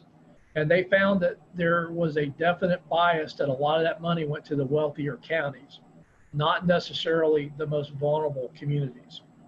And I think that's why we need to talk about the resiliency divide. We need to get Congress to get behind this and really look at funding an adequate buyout program and focusing on the vulnerable populations, not just the property values or the cost savings that we may see in more affluent properties. How in tune is Washington to how weather affects people? We live here in the Carolinas, the Charlotte metropolitan area, Winston-Salem, Greensboro. over 2 million people live in that general area, and there's no adequate radar coverage to detect tornadoes, flash flooding. We hear these stories of folks who are continuing to have homes flooded, and they're not really getting the attention we need. Is this something that the Washington culture, the senators, the House representatives, they kind of push the weather and what it does off to the side? I know everything should be focused on, but do you think sometimes weather and their issues kind of get pushed to the side a little bit? A little bit. The only time they get serious about weather is when there's a catastrophic failure in their district. I mean, think about it. The Weather Service couldn't even get a supercomputer to run better models until after Hurricane Sandy or Superstorm Sandy showed how inadequate their computational powers were. So unfortunately, everything from getting WSR 88s, which was the result of several airplane crashes due to microshear, to the latest funding for the Weather Service in this Superstorm Sandy stimulus package, Washington tends to be reactive, and so until a member gets hit in their district, then it becomes a big issue. But overall, most people treat the weather, and again, it was always amazing to me, members of Congress that thought you could defund the Weather Service because you had other private meteorologists issuing forecasts, and the Weather Service shouldn't be competing with them. And they actually were promoting defunding the Weather Service and letting other organizations do it. Craig, do you think we have a radar crisis on the horizon? I think if we're serious about being able to rapidly detect fast-moving tornadoes, particularly now the warning systems have caught up with the forecasting. Just having better resolution on forecast, but we can't tell people more precisely, I don't think would have been a good match. But if you think about it now, we're moving away from county-wide warnings to polygons. We now have, with the weather, the wireless emergency alerts, the better ability to geocode cell phones, and now moving past the original 120 characters to start including links in that, we can actually now issue across cell phones more detailed warnings from the Weather Service than their current technology can really do. And they've been migrating that way. So now they can do polygon warnings, yet they're still basing it upon radar technology that will miss part of that. There's still gaps in that coverage. And everybody forgets, unless you're in severe storm mode, those things are scanning. Everything you're seeing is delayed. It's not what's actually happening. So, we've seen this before where the tornadoes will actually drop, hit, and pop back up before the radar completes its circle and it gets the updated forecast information. So by the time you see a hook echo, it's already done its business and dropped back in the sky. Well, Craig, I want to transition us away from this last topic. And as we're kind of running short on time here, talk about something that is near and dear to all of our hearts here at the Carolina Weather Group, the Waffle House Index. That's something that we've talked about before. We had the PR director, Pat Warner from Waffle House, on last year in 2019 to discuss what exactly it is from the Waffle House perspective, but I'd like to hear about it from the FEMA perspective and how the Waffle House Index works its way all the way up to the president. Well, FEMA will tell you that the Waffle House Index really isn't their index, and that was just me trying to be folksy. But it actually started in Hurricane Charlie. I'd been out on several disasters, and the thing I could just it was just accepted was if there was anything open, it was going to be a Waffle House. But in Charlie, we had gone down to Charlotte County, and I ended up staying down there for about 2 weeks. So we'd get up around 4:30, 5 o'clock in the morning, try to find something to eat, and we'd spend the rest of the day working. And, we're doing 18-hour days, so if you didn't get breakfast, you may not eat. The first morning we get up, and we were down near Fort Myers. We had to get on the interstate and head south because there was nothing open where we were at. And the first thing we get to is Waffle House. We go in and sit down, and this lady comes out with a mimeograph menu. You're so used to the big plastic menus, and I already knew what I was going to order. But she says, the only thing we have is on this. And that was like, well, okay. And so we ordered, but, we got coffee, we got our eggs, we got a good breakfast. But it wasn't everything you would normally expect there. Next morning we get up, and the actual interchange we're at now, Waffle House was now open. Went in there, same deal, mimeograph menu. So the folks I was with, Ben Nelson, who was our state meteorologist in 2004, he's now with the Jacksonville Weather Service office as a forecaster there. And at that time, Major Tad Warfel, now Colonel Warfel with the Florida National Guard, with me. And they basically, we were color coding the counties after Charlie, red, yellow, and green, using a stoplight to show indicators, EOC activation, search and rescue, schools, stuff like that. And they put into the slide deck the Waffle House Index. And that's where it came from. Green was open with a full menu, yellow was open with a limited menu, and red was closed. And I guess it would have stopped there, except we had changed how we operated in Florida. We weren't waiting for the counties to do assessments to say they needed help after these hurricanes, because I kept asking, well, why don't we just respond like it's bad? We'll get there faster, and if they don't need us, we'll go home quicker. Well, the question was, if you're responding out on the Panhandle, like with Hurricane Ivan, and you're driving out I-10, and literally we were going right as soon as the hurricane force winds passed, I told guys, we're going to be safe, but we ain't going to stay dry. We're not waiting for blue sky. So we were going right as the storm was moving out. And the question was, where do you stop? And that was kind of how the Waffle House Index got used. If you got there and the Waffle House was open, it ain't bad. Keep going. If you get there and the Waffle House is open, but they got a mimeograph menu, well, we're dealing with power outages. We probably got a lot of mass care issues. But for the search and rescue teams, don't stop. Keep going. And if you get there and the Waffle House is closed, that's going to be pretty bad. Go to work. And it just kind of became the shorthand. In Florida, it seemed like all these hurricanes going across the interstate, the Waffle House was a pretty good indicator of what was happening. And the other thing, because we never really talked to the Waffle House, about them getting open and all the stuff they do to stay open. It was just our shorthand for where do we stop and go to work when we're driving in the areas, because you'll start seeing damages. We'll return to Best of the Carolina Weather Group in a moment. Now your Carolina weather forecast. Here are today's forecast high temperatures for North Carolina. Here are the forecast lows for tonight for North Carolina. Here are tomorrow's forecast high temperatures. And here's forecast rainfall across North Carolina tomorrow. Here are the forecast highs for the day after tomorrow.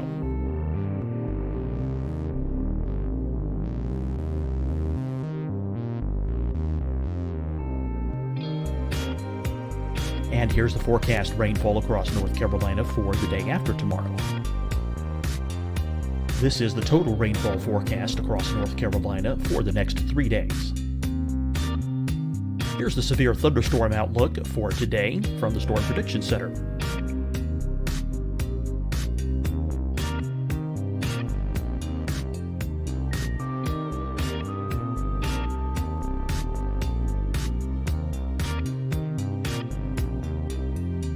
Here are the forecast high temperatures for today for South Carolina.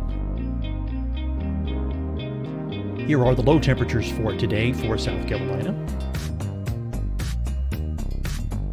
Here's the probability of precipitation forecast across South Carolina today. And here are the rain chances across South Carolina tonight. Here are tomorrow's forecast highs across South Carolina. Here are the forecast low temperatures for tomorrow for South Carolina. And here is the probability of precipitation across South Carolina tomorrow. Here's the precipitation chances across South Carolina tomorrow night. Here are the forecast highs for the day after tomorrow in South Carolina. Here are the forecast low temperatures across South Carolina for the day after tomorrow. And here are the rain chances across South Carolina for the day after tomorrow. And South Carolina's probability of precipitation for that night. Here's the Storm Prediction Center's severe thunderstorm outlook across South Carolina for today through tonight. Here's the Storm Prediction Center's severe thunderstorm outlook across South Carolina for tomorrow and tomorrow night. And here's the Storm Prediction Center's severe thunderstorm outlook across South Carolina for the day after tomorrow through that night. Here's the severe thunderstorm outlook for today from the Storm Prediction Center.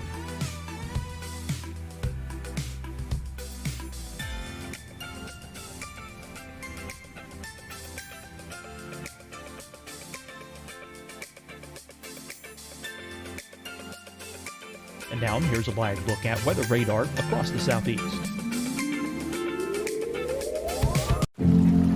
Deciding when to wear a mask isn't about who you know or how well you know them.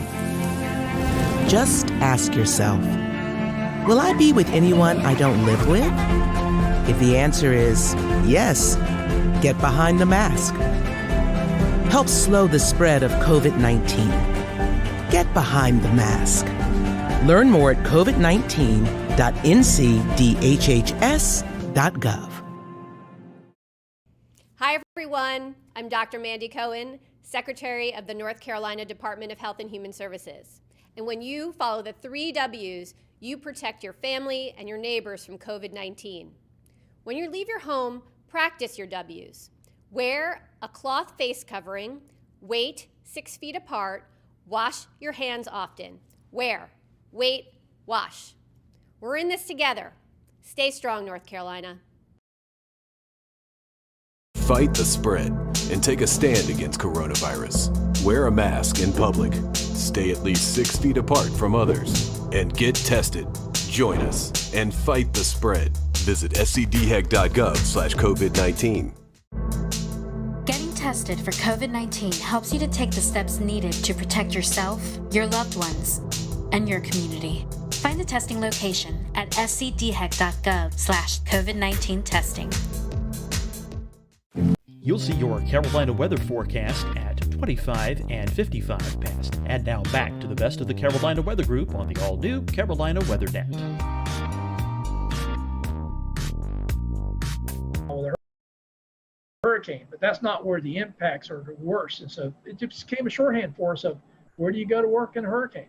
So I got to ask, Craig, what's your go-to meal at Waffle House? I mean, New York strip steaks. I like the steak and eggs, scrambled eggs, hash browns, scattered and smothered, black coffee. And if you're on the limited menu, what do you go with? Scrambled eggs, omelets, whatever they got. I'm not picky if they got a limited menu. But generally they'd have eggs and bacon, stuff like that. The funniest thing was when I was in Joplin. We got out there. I was actually on the West Coast, had to fly back into Joplin, got there late at night. We did a whole bunch of interviews the next day. I've been running on about 3 hours sleep in about 48 hours. It's now about 6 p.m. We're heading back to our hotel for the first time. And there's a Starbucks, and all these cars are parked around the Starbucks. I'm like, hey, guys, just pull in. I need a coffee. And we pull into the Starbucks. It was closed. We couldn't figure out why all the cars were there. Then we realized they didn't turn their Wi-Fi off. So folks in Joplin they were just trying to get connections were circled around there. So we went back to our hotel. There's a Waffle House right there. I'm like, we're going in there. I know they got coffee. And sure enough, you go into the Waffle House, they got coffee because they're pouring bottled water into the coffee makers. Because all of Joplin was under boiled water orders. But Starbucks was closed, Wi-Fi was on. Waffle House, they're just pouring bottled water in those coffee makers making coffee. So I got my coffee. So switching gears, Craig, I wanted to ask you, are there any memorable moments that stick out in your mind while you worked at FEMA? For example, the 2011 tornado outbreak in Alabama or Superstorm Sandy, anything like that? Yeah, it was the Tuscaloosa tornado outbreaks was pretty impressive. And again, we came into Birmingham, picked up a Black Hawk, and I was flying up to the northern part of the state. And I don't think people realized how bad the northern tier of the Alabama counties got hammered. TVA had major transmission lines ripped out. We went to one town. They were basically lost everything. They had brought a command post from the southern counties. They used to go the other way during hurricanes. They'd all go south, but that thing, everybody from the south was going north. And they literally had 911 in this mobile command post, and they were dispatching, and everything, all their equipment was lined up on the side of the road because the station was just gone. And I remember, the president was coming in. He gets on, how bad it is. I'm trying to describe it, but it really was. It was hard to describe. He got there, he saw it, and that kind of came to shorthand. So Joplin happens, and I'm on the ground in Joplin. I get the same call. He's going to come in a couple of days. He was always very respectful that he didn't want to get there when it would have interfered with the response, because he knew what happens when he comes in as far as security and stuff like that. But he didn't want to wait too late. So it was always, the governor, working with the governor, working with local officials, and essentially, my recommendation. So he's calling me about Joplin, and he's going, how is it? And I says, it's worse than Tuscaloosa. And he's like, worse? And I have to say, Joplin, as far as total devastation, is the first time I've seen total devastation. When you were down where that hospital was, I mean, think about a tornado that's powerful enough to rotate a steel frame building and actually turn it. Literally the area a mile wide, close to 10 miles long, varying in width. Anything in there was totally destroyed. Anything outside of it pretty quickly got to the point where you didn't even know a tornado hit. And I just remember that, describing it to him, and he's going, how bad is it? I said, worse than Tuscaloosa. And he was just taken aback because the impacts in Tuscaloosa were pretty dramatic. And I'm like, yeah, it's worse here in Joplin. Well, Craig, one last question, kind of a fun question. You kind of, a little bit discussed it just a few seconds ago. You and President Obama, Vice President Cheney, you're sitting around. Did y'all ever talk about weather? Weather's a thing that a lot of people talk about. Did you guys just ever, talk about the weather, what's going on? No, but, between I went out on a couple of disasters with Vice President Biden, and I remember going up into Scranton, Pennsylvania. And it was really funny because he's like, Craig, these are my people. And I knew he was from the area, but I didn't realize that, people on the street knew Joe and called him that. I'm like, Mr. Vice President. They go, hey, Joe, how's your, I haven't seen you. And Joe would be going, how's your grandfather, your dad, cousin, uncle? He knew people.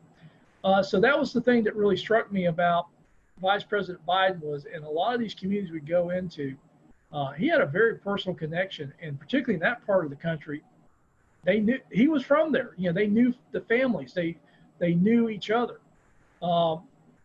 President Obama, I remember two things. One, I was meeting him down in New Orleans. It was the anniversary of Katrina, and he's asking me how it's going. I said, well, we got hurricanes in the Pacific, hurricanes in the Atlantic, and fires in between.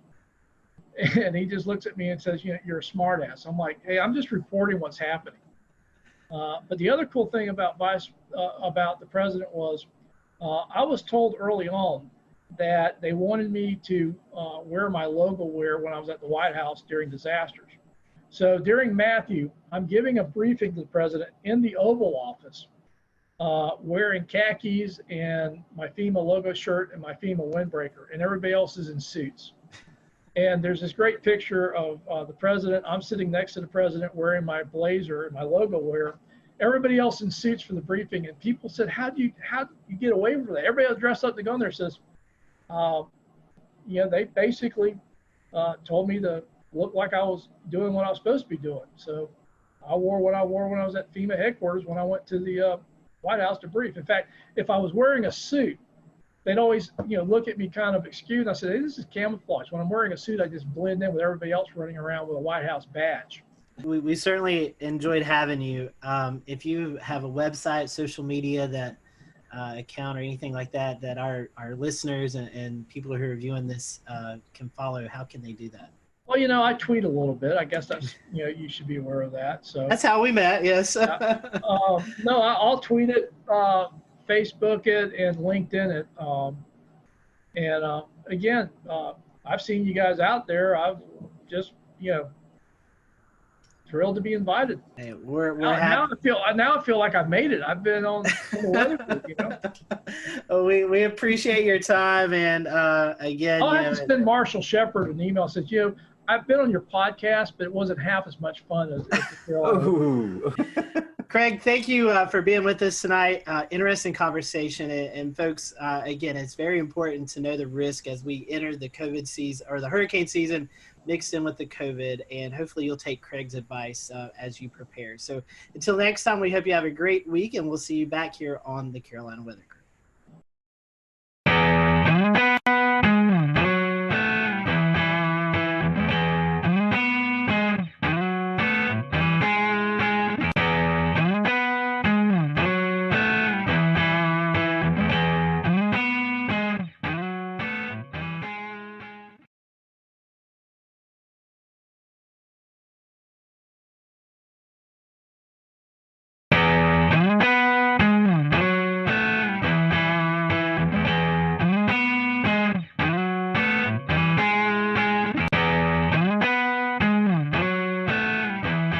everyone. Welcome to the Carolina Weather Group, show number 304. We all hope you've had a great start to the new year. Tonight we have on with us Aubrey Urbanowitz. She is the chief meteorologist at WHSV in Harrisonburg, Virginia. And so you may know Aubrey if you listen to a lot of weather podcasts. Aubrey is a panelist on the Weather Brains, and we're going to definitely dig into that.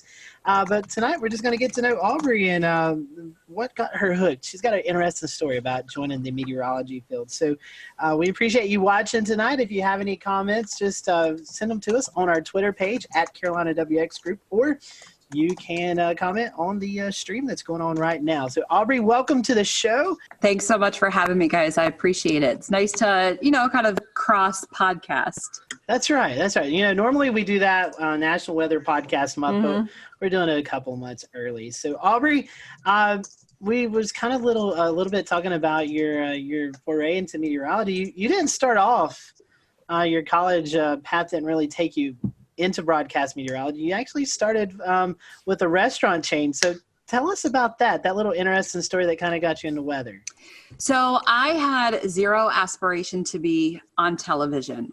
I was, when I kind of went through high school and started college, I really wasn't sure what I wanted to do. So I had a great job at Chili's restaurant. I kind of worked my way up and I started to become a corporate trainer.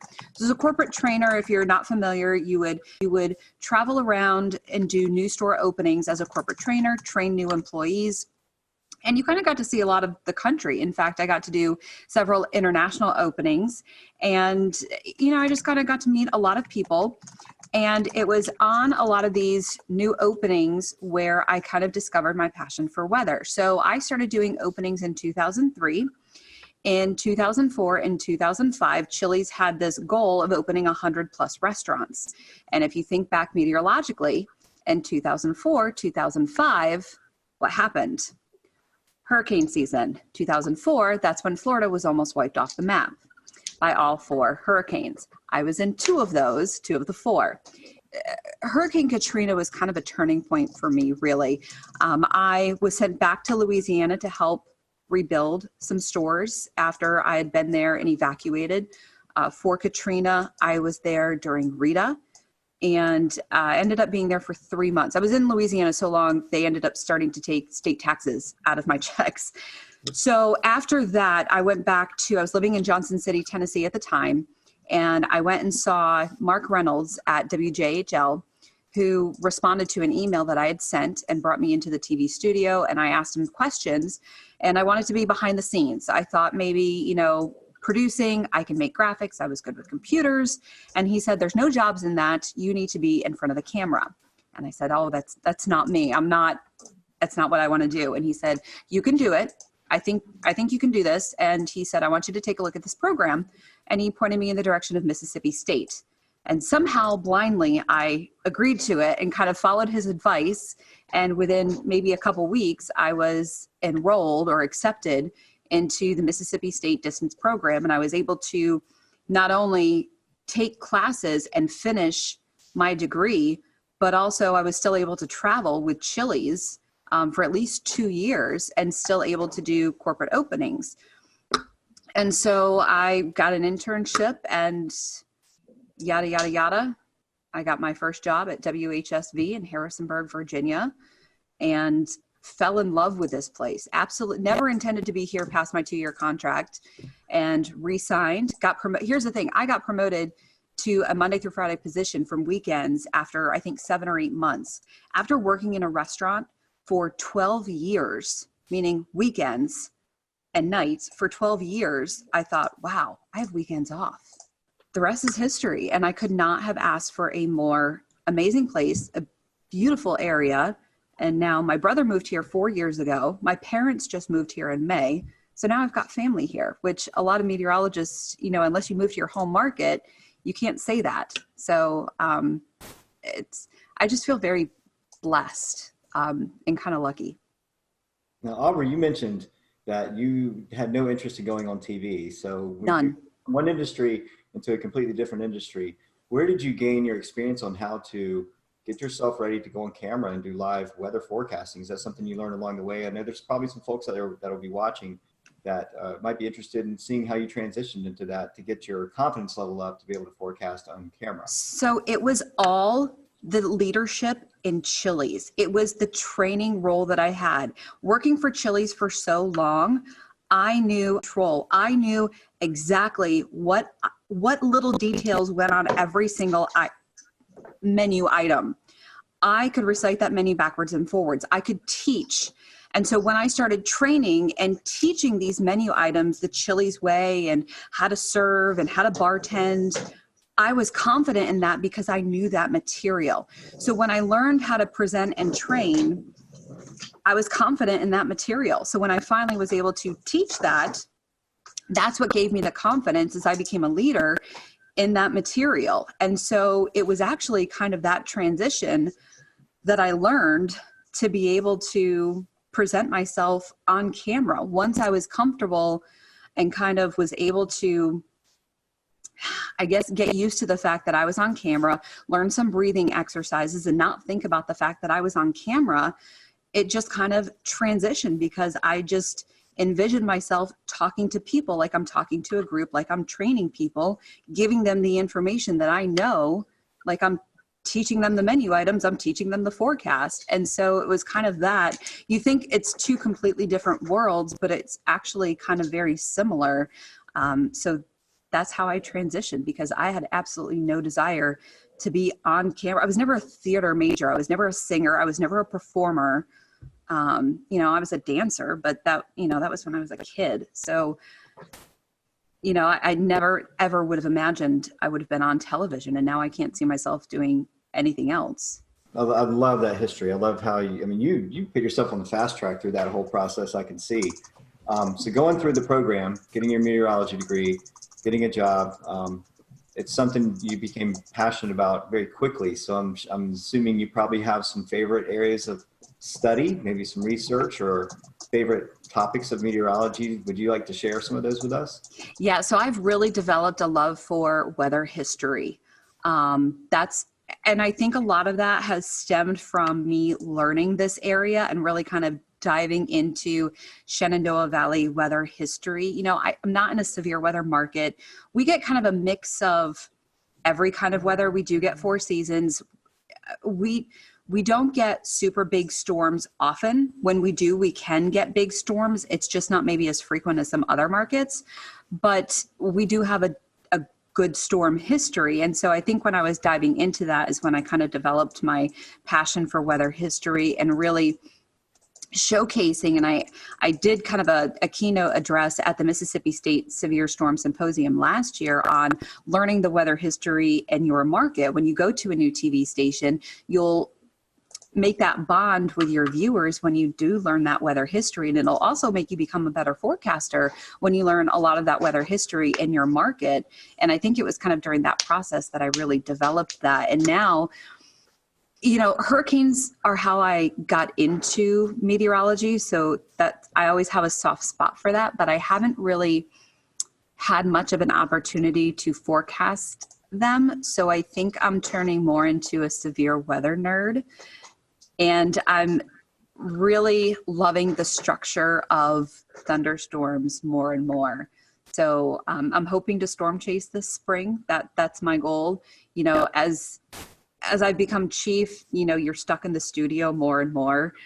So you don't get an opportunity to see the sky as much, even though we all love to watch the sky. So I think I'm going to try and do that, but also try to, watch the sky more and more. So yeah, thunderstorms are definitely the sweet spot.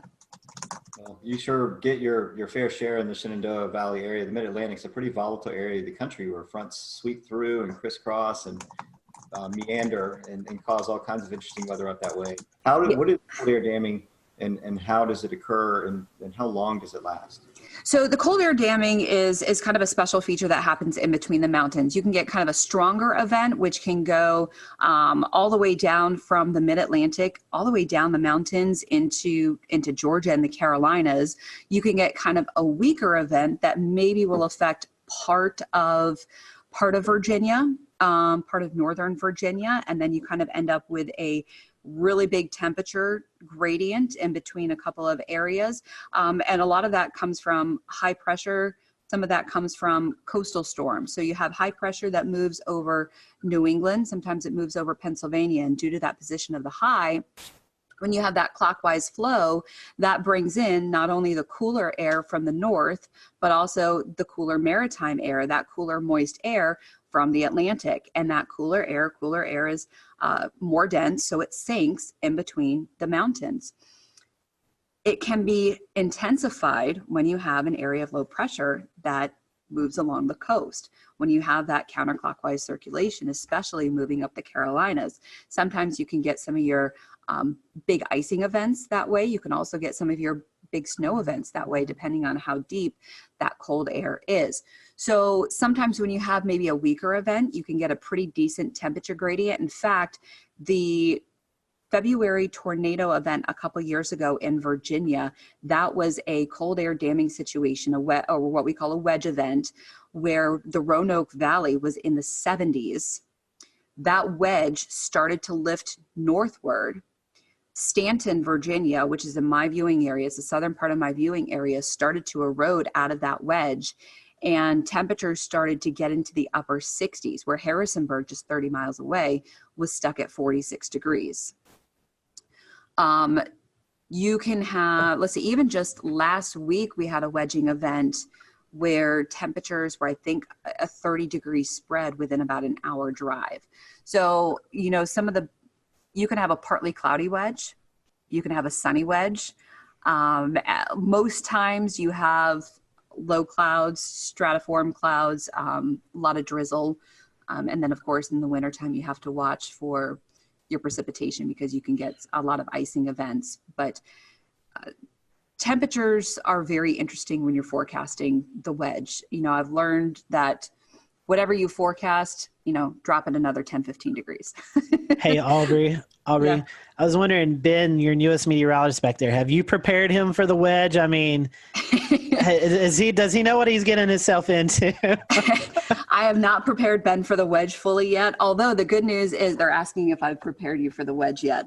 The good news is Ben is from Richmond, and Ben also went to Virginia Tech. So Ben is also familiar with the wedge. So. He's good then. He's good. Yeah, so he definitely knows. But, you know, kind of the key to the wedge is to follow the dew point. You know, you'll do a lot better if you can follow the dew point at least. And whatever the models think and you doubt, just drop it another 5 degrees. That's always a safe bet.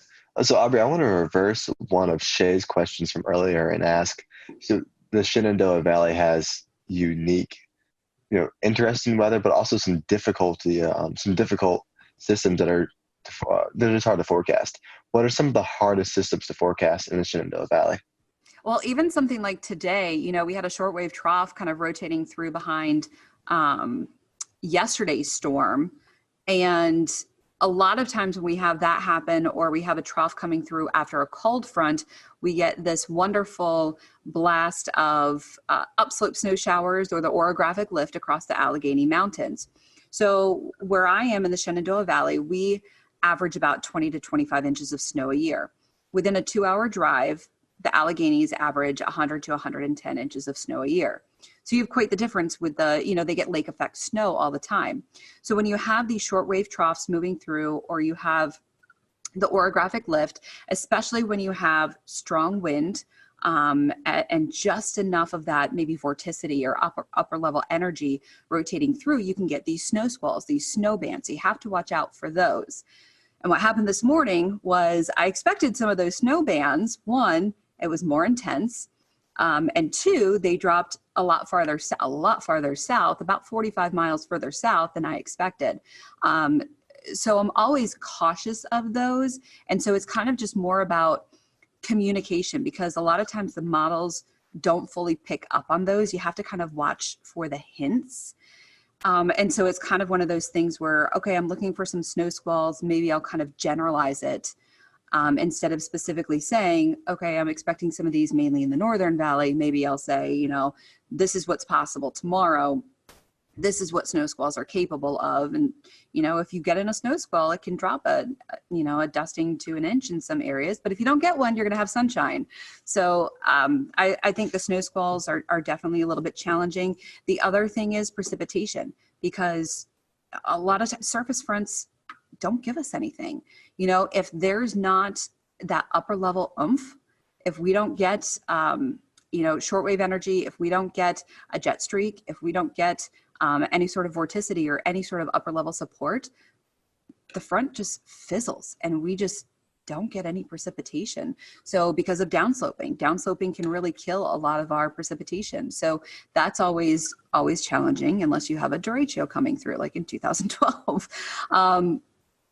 So that's always a challenge, is precipitation. The one great thing here is that we're usually we are not as humid as east of the Blue Ridge. The Blue Ridge Mountains are not that tall, but what they do is they block a lot of that Atlantic moisture. So we don't get as severe storms. If you ever watch the radar in the summertime, we'll get some storms, but watch them light up like a Christmas tree as they move east of the Blue Ridge. If you watch the heat advisories come out in the summertime, 99% of the time, they're all east of the Blue Ridge because of that humidity. We get a dew point of 66. That is a bad day here. So that's always kind of interesting. That's interesting because I'm from Asheville originally. So a lot of the things that you're mentioning right now are exactly what we deal with. The downsloping, making Asheville the driest place. We'll return to Best of the Carolina Weather Group in a moment. Now your Carolina weather forecast. Here are today's forecast high temperatures for North Carolina. Here are the forecast lows for tonight for North Carolina. Here are tomorrow's forecast high temperatures. And here's forecast rainfall across North Carolina tomorrow. Here are the forecast highs for the day after tomorrow.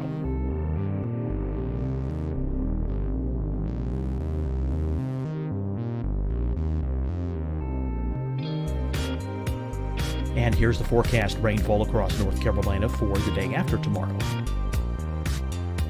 This is the total rainfall forecast across North Carolina for the next 3 days.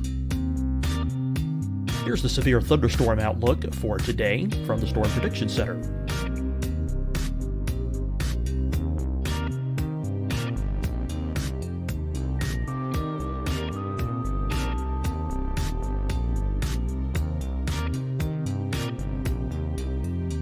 Here are the forecast high temperatures for today for South Carolina.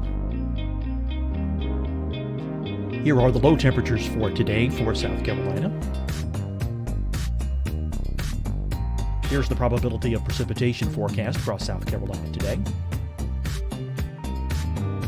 And here are the rain chances across South Carolina tonight. Here are tomorrow's forecast highs across South Carolina. Here are the forecast low temperatures for tomorrow for South Carolina.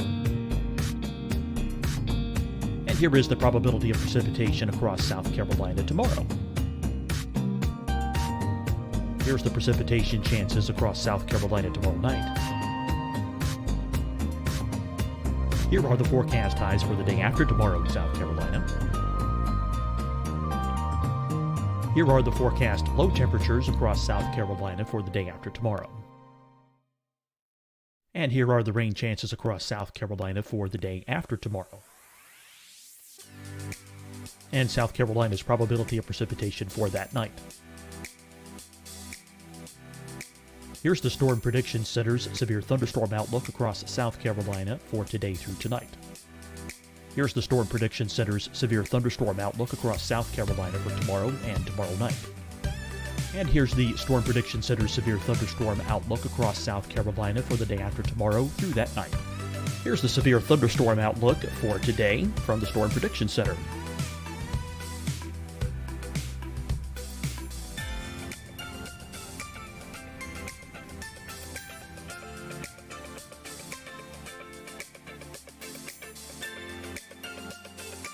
And now here's a live look at weather radar across the southeast. Deciding when to wear a mask isn't about who you know or how well you know them. Just ask yourself, will I be with anyone I don't live with? If the answer is yes, get behind the mask. Help slow the spread of COVID-19. Get behind the mask. Learn more at covid19.ncdhhs.gov. Hi, everyone. I'm Dr. Mandy Cohen, Secretary of the North Carolina Department of Health and Human Services. And when you follow the 3 W's, you protect your family and your neighbors from COVID-19. When you leave your home, practice your W's. Wear a cloth face covering, wait 6 feet apart, wash your hands often. Wear, wait, wash. We're in this together. Stay strong, North Carolina. Fight the spread and take a stand against coronavirus.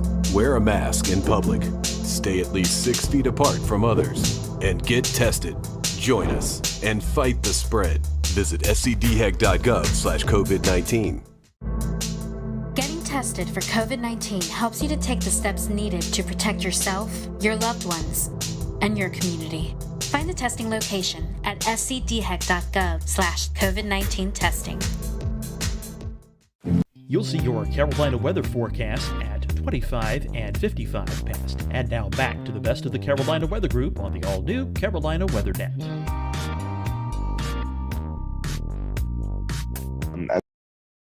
As well as we call it, our northwest flow snow showers and the snow squalls. So that's interesting how it connects to Virginia weather and North Carolina weather. Mm-hmm. They're so similar characteristics.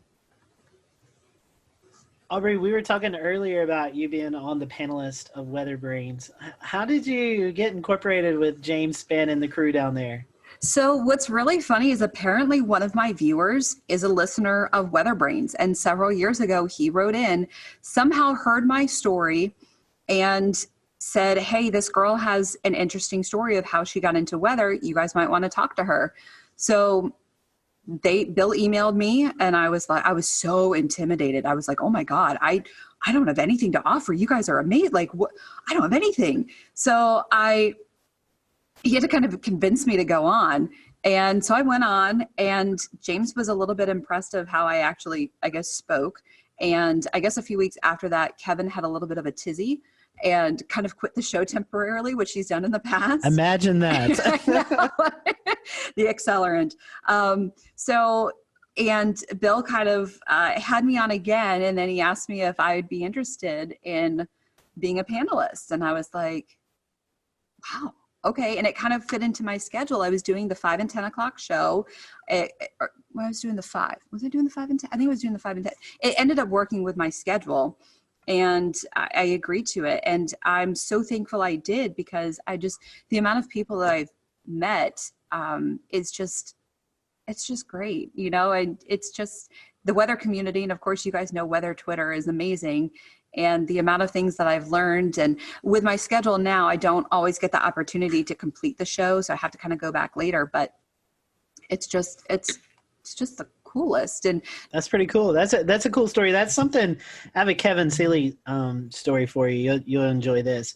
This was back in the Google Hangout days. Google Hangout has since went away, but we always copy and paste in an email, send it to our guests, say, hey, here's the link to join in. Well, evidently Kevin didn't get that part, and he actually tweeted out, hey, here's the link to watch me tonight. So we had all these people bombarding our Google Hangout, and we actually had to shut it down and redo a new link and everything. And so that's our Kevin Seeley stories. We were talking, and all of a sudden these people just started popping in. We're like, who's that? And it was hilarious. But I think we can all echo it's pretty cool doing a weather podcast, and you get to meet so many people in the weather industry that you follow on Twitter, and you may have a brief conversation on Twitter, but you actually get to sit down and have a conversation with them. And we get to geek out over these people too, and normal people don't get it. And it's just the weather enterprise is just so amazing, and you're geeking out over these rock stars, and we get to geek out too. So yeah, you mentioned earlier that you get to meet a lot of people, and even here in the Carolina Weather Group, Everyone has their own sort of opinions about, hey, my favorite guests. What are some of your most memorable guests that you've been a part of the panel for? Oh man. The Greg Carbon shows are always a treat. Those are always good. Mike Bettis came on and talked to us about his chase situation that happened in was that 2013? I think it was either 13 or 14. Yeah. Yeah. When they rolled over. Yeah, it was El Reno. And that was a pretty powerful show. That was, hearing his story. That was always a powerful one. Let's see. You don't have to go into details. You don't say anything. Were you on show 404? Yes. That was interesting. That was an interesting, and you know what? I don't know that I even spoke during that show. But I do have the shirt from Helicity Weather that's plus minus F3. And I think I'm the only one that actually has that because I just think it's hilarious. We internally will just joke around. We'll just show at 404, and we automatically know. That's just that was an interesting show for sure. We have a couple more minutes with Aubrey. I know she has to get ready for the news tonight. Talking about weather brains and shows and guests you had. A lot of us have mentors in the weather world. Do you have any weather mentors? I would assume maybe James Spann might be one. I mean, any others that my biggest mentor is Mark Reynolds. I would not be where I am without him. Not only did he kind of blow my mind, he answered my email. I mean, I was just asking to come in and view a studio to see if this was even a field that I might even want to pursue. And he brought me in as someone who is curious, told me after only meeting me for 20 minutes, told me he thought I had the voice for this and I could do this, and talked me into the Mississippi State program. I mean, that's the kind of person he is, and then fought to get me an internship and worked with me, and then still let me come in the studio when I needed to practice on the green wall, on the chroma key. I would not be where I am without Mark Reynolds, and I still keep in touch with him. And he's given me advice over the years, and I absolutely would not be where I am without him. I wish I had a lot of other weather mentors. I've had to do a lot of learning on my own, which is not ideal, but someone who's determined, who really wants to succeed at this industry, sometimes you do what you have to do. So, but I would not be where I am without Mark Reynolds from WJHL, and he's amazing. And I know a lot of other people at NWA this year, Tom Watts, who used to work with Mark and who was on air when I was living in Johnson City before I got into meteorology. I actually got to meet him. And then Ken Weathers, who also used to work with Mark, I think was one of his interns also. We were all there at NWA. And so we were kind of Mark's little proteges. And it was just cool to kind of be a part of that group. So Mark is it.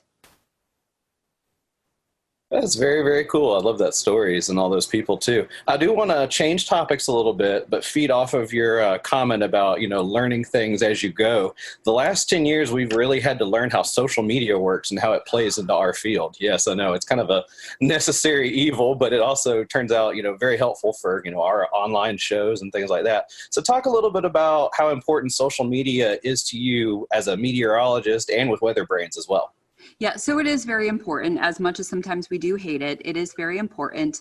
I utilize it to the best that I can. And there's a lot so the bad thing with being a female is you get a lot of comments. You get a lot of nasty comments. You get a lot of rude comments. You get a lot of crazy comments. And I know a lot of females that will turn off a lot of their messages and private messages, which is really sad that you have to do that. I do not do that. And I'm thankful that I don't have to, but I have actually met so many amazing people and have become friends with a lot of great people because of that. And I've become friends with some great viewers because of private messaging and things like that. And I'm very thankful for that. So it's really sad that some other female counterparts don't have that opportunity. Maybe just because I'm in a smaller market, I kind of have a little bit of that opportunity, and I've maybe been a little trusting with some people, but I have been lucky enough to make some of those really great relationships with people. So building those relationships with your viewers are obviously very, very important, especially with, when you're getting that information with storm reports, snow reports, rainfall reports, storm chasers, those photos, or just relying on, even just everyday photos when it's quiet outside, just to sometimes fill your time, relying on a photographer. So those are always great, relying on information and having that communication back and forth. But social media, it's the future. It's where we are. But you can do a lot with social media. You can get changing. I mean, we all know weather changes sometimes very quickly. So you can get important information out really quickly with social media. Yeah, I know that. That's the internet is where I live. Just doing what I do, and I'll tell you what. I mean, it's just completely changed the game as far as getting storm reports, as far as getting, situational awareness on the ground. You suddenly have so many more cameras to tap into, and it really just I don't know that. I don't know how y'all did it before that, but I know that it's completely changed the game here, for sure. And, here in Charleston, we have a really good and engaged community. So I'm curious, before we get into something even more fun, what is your weather community like up in your neck of the woods? They're amazing. I would not be here still on TV where I am without this community. And I constantly say that this community is why I stay here. This is why not only I stay here, but why I've brought my family here, because this community is still amazing. Some of the things that I see and hear in the female group on Facebook is sometimes horrifying. And I don't know if I could do this job if I heard stuff like that on a daily or weekly basis. We all get criticism. We all get stuff like that. We all get pushback, but I don't get a lot of it.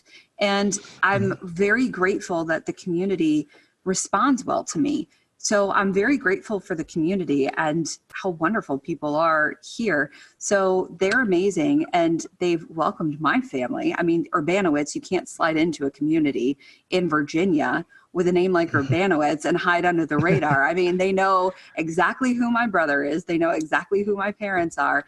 And my parents all the time, people talk, once they hear their last name, people talk to them, and they get such, they get feedback, but people are just so nice to them. So the community here is incredible, and it's one of the reasons I've stayed.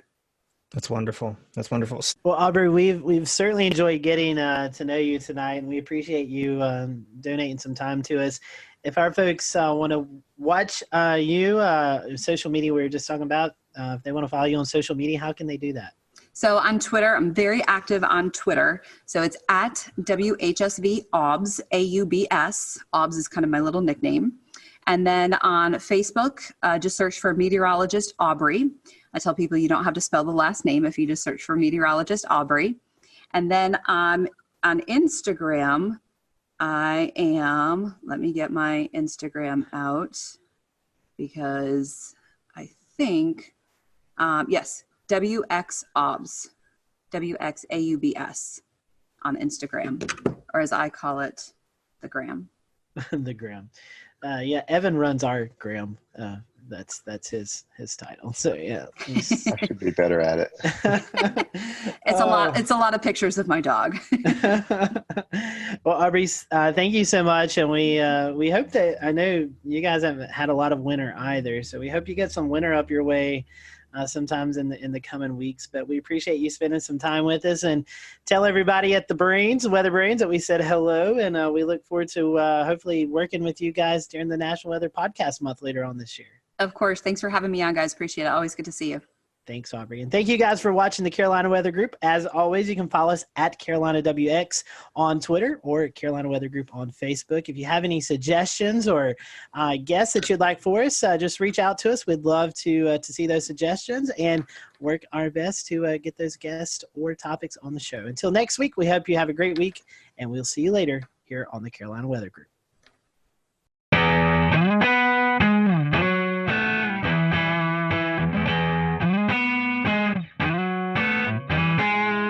Welcome, everyone, to the Carolina Weather Group. We continue part 2 with the Weather Channel's Jim Cantore.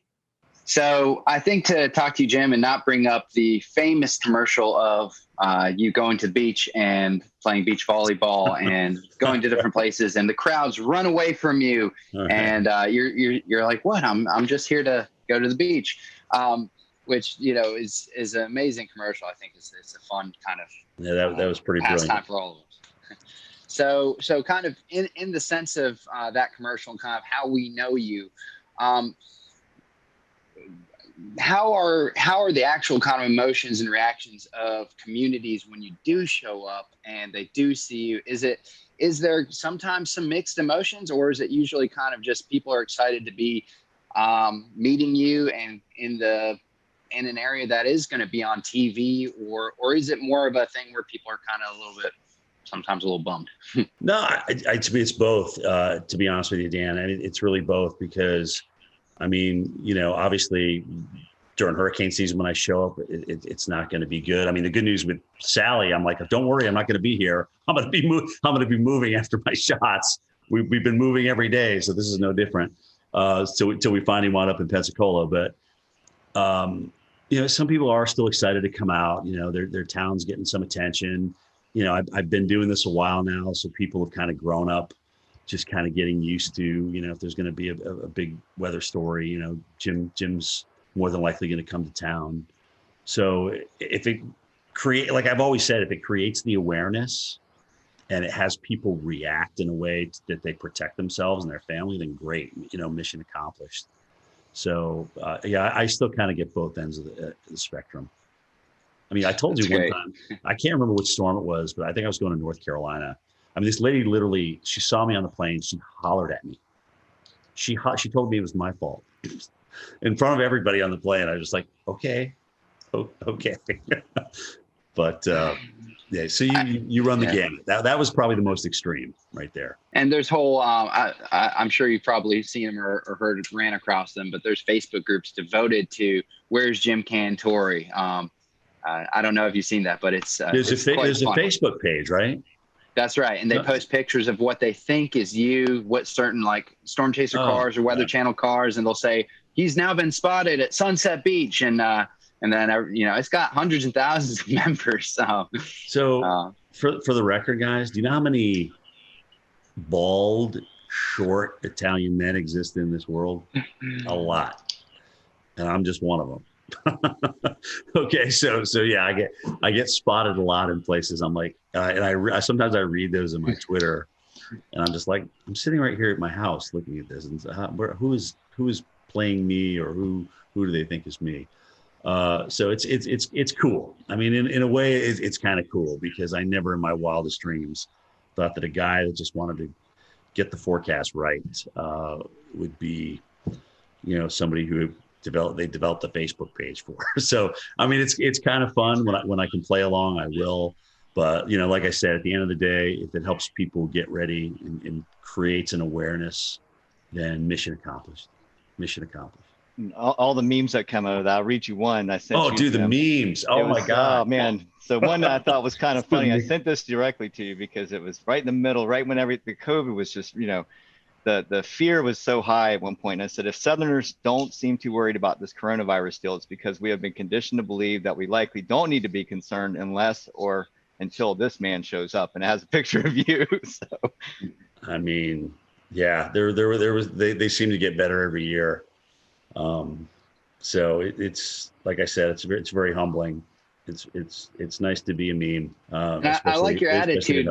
I like your attitude on it a lot. I mean, the idea is if you can bring attention in a positive light to the storm, then you're doing a good thing no matter what, and that's great. It's really weird. Bobby Labonte is a friend of mine, and I remember when he was telling me a story about the ESPYs, where he was in the back room with Tiger Woods, and he was, they were both just kind of like, "Are you here for this?" "Yeah, we're here for this." I mean, when you don't really want to be in the limelight. Sometimes when you're in the limelight, you don't really want to be in the limelight. It's not what you strive for. It's not, you don't wake up in the morning and say, "Oh gosh, what can I do to make myself more in the limelight today?" I mean, that's just really not. I mean, Bobby is a fantastic race car driver. He won a championship. That's all he wanted to do. Tiger is a phenomenal golfer. All he wants to do is play excellent golf. And now, as you saw from this weekend, his son can play pretty good as well. It's just, I think that the true professionals, the notoriety that comes along with them is just kind of an after effect. But I do think you also have to embrace it. You can't ignore it. You have to embrace it, because I'll never forget the time as a kid I got a chance to meet Reggie Jackson. As you guys know, I'm a huge Yankees fan. And I got a chance to get an autograph from him. I stood in line just like everybody else. They used to have this big thing in Atlanta called the Super Show, which was everything and anything to do with sports. And I was like, "Oh my gosh, Reggie's signing for Upper Deck. I got to go get Reggie." So I had my baseball and I stood in line just like everybody else. So when I finally got up there, which was, probably 45 minutes, I was like, "Oh my gosh, I handed him my baseball. I said, "Mr. Jackson, what a pleasure to meet you.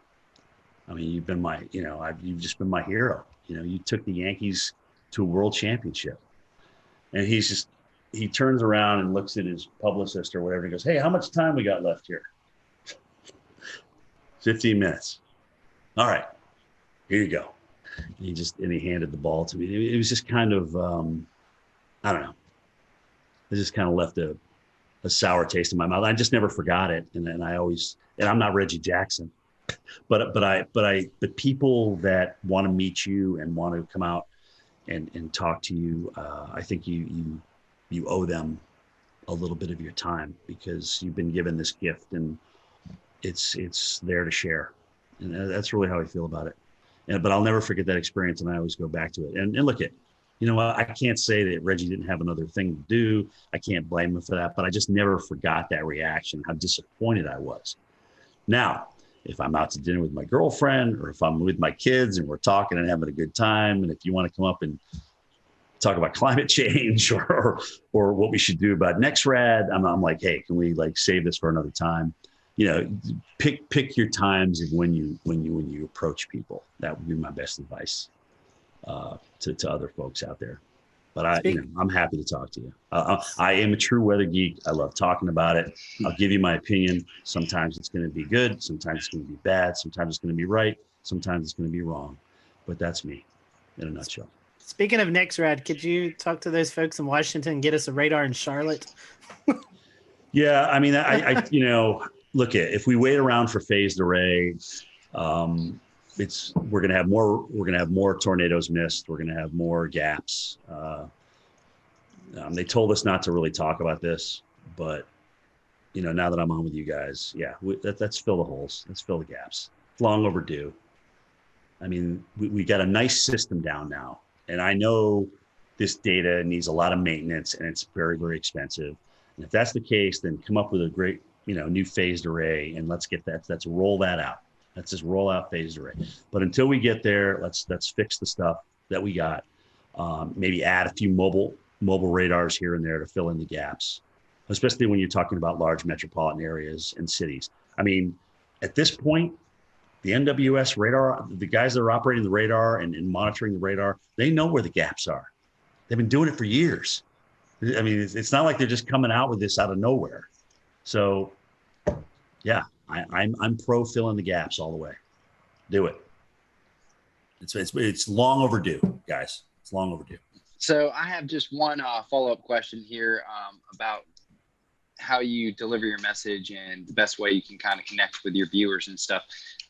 So really, in a perfect world of your day-to-day, big storm comes around or whatnot, would you rather spend more time actually kind of doing on-camera storm action coverage where you're in the heart of the storm, or would you rather spend more time kind of, in some instances, being from a safe location where you can spend better time broadcasting, have clearer messages, and work more on the communication side? So studio versus non-studio, I think that's what you're asking me, right? I mean, I like a mix. I've got to have a blend because I still need, like when I was told I was going to go out to the snow the other day, I was like elated because A, it wasn't a hurricane, and B, it was just, I just love getting out in it. Because that here you are, you spend all this time looking at model data and this, that, and the other thing, and reading this and reading that, but you to go out and experience it, and then to kind of bring it home to the viewers, I just that's the win, that's the home run. I don't want to live in the field, and I don't want to live in the studio. I got to have a blend of both, and hopefully, I'll be able to carry that to the end of the career. But it is getting exhausting out there. I won't lie. When you go through an eye wall, guys, and then you got to get up the next morning and do, kind of tell everybody what happened. It's tiring. I mean, the adrenaline takes you through the event, and then after that, the tiredness and the lack of adrenaline. I mean, you got to find it from somewhere else. But you still got to put together 2 words in a sentence. So that's how that's going. What's going on, Pete? Hey, what's going on, Jim? How you doing?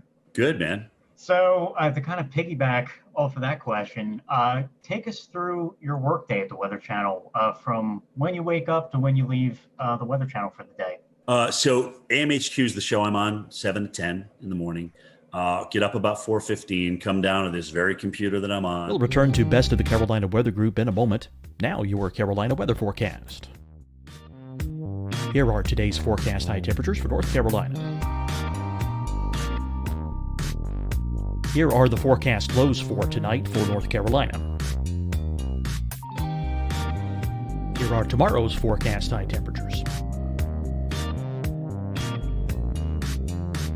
And here's forecast rainfall across North Carolina tomorrow.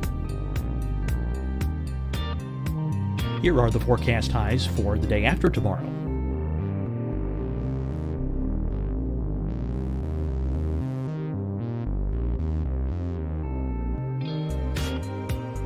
And here's the forecast rainfall across North Carolina for the day after tomorrow. This is the total rainfall forecast across North Carolina for the next 3 days. Here's the severe thunderstorm outlook for today from the Storm Prediction Center.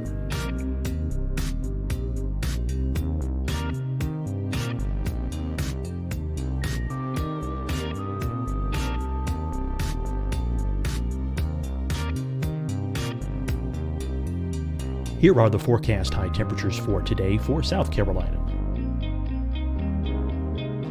Here are the low temperatures for today for South Carolina. Here's the probability of precipitation forecast across South Carolina today. And here are the rain chances across South Carolina tonight. Here are tomorrow's forecast highs across South Carolina. Here are the forecast low temperatures for tomorrow for South Carolina. And here is the probability of precipitation across South Carolina tomorrow. Here's the precipitation chances across South Carolina tomorrow night. Here are the forecast highs for the day after tomorrow in South Carolina. Here are the forecast low temperatures across South Carolina for the day after tomorrow. And here are the rain chances across South Carolina for the day after tomorrow. And South Carolina's probability of precipitation for that night. Here's the Storm Prediction Center's severe thunderstorm outlook across South Carolina for today through tonight. Here's the Storm Prediction Center's severe thunderstorm outlook across South Carolina for tomorrow and tomorrow night. And here's the Storm Prediction Center's severe thunderstorm outlook across South Carolina for the day after tomorrow through that night. Here's the severe thunderstorm outlook for today from the Storm Prediction Center.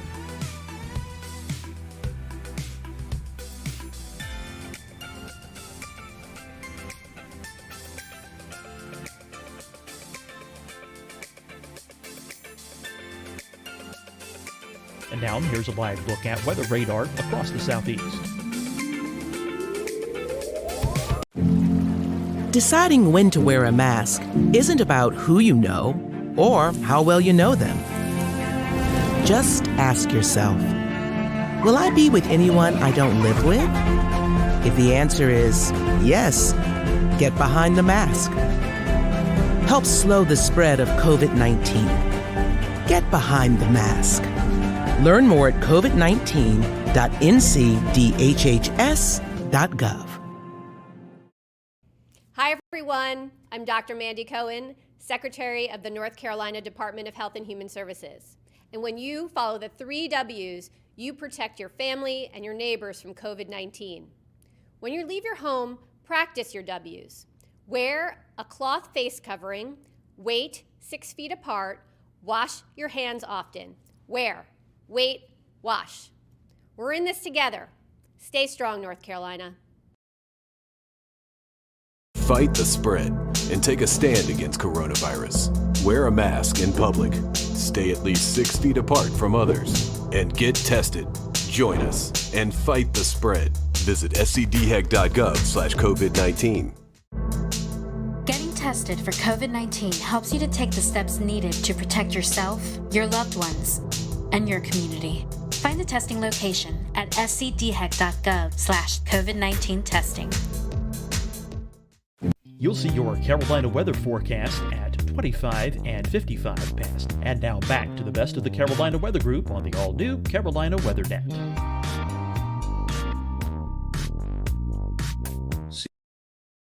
See what's going on. Like I said, Twitter's nice not only for us to communicate with each other in the enterprise, but also it kind of helps me centrally get my thoughts together. What do I really want to say about this? What do I think about it? And I can put it down right there and go from there, because more than likely I'm going to be talking about one or more of those things when I get to the Weather Channel.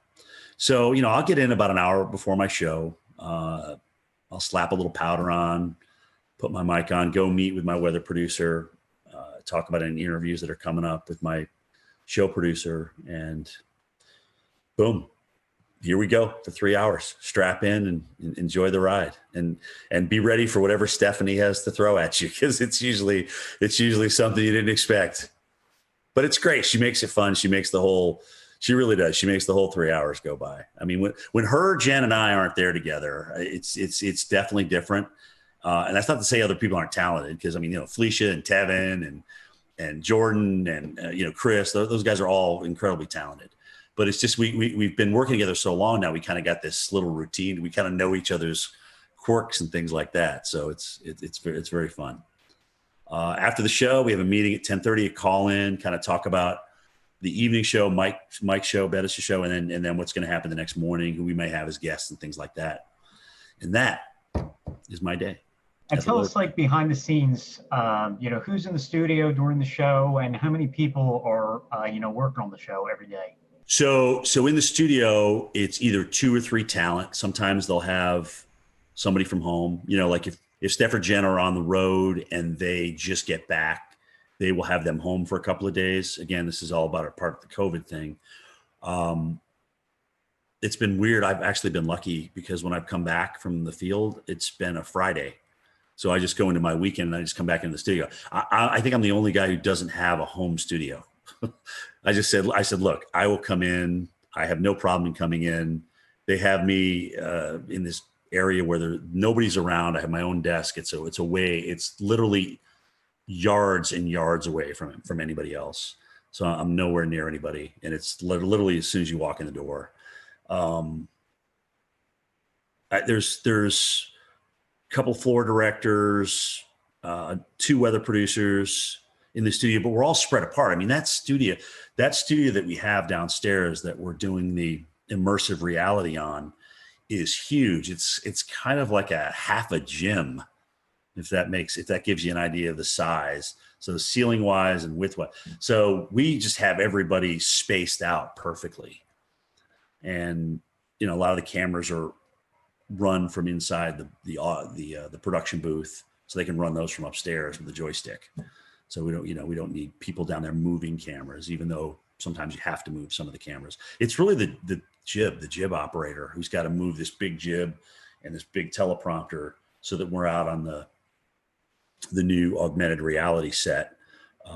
That's got to be there for you. But let me tell you something, guys, as you get older, that prompter doesn't change size. It's still the same old TV, 15-inch TV. So, you're trying to like, why is that thing way far away? Why can't I see that? It doesn't get any easier to read is my point. So that's really been the biggest change. A lot more reading versus just ad lib, especially with video and stuff like that. And you're kind of bridging different things together.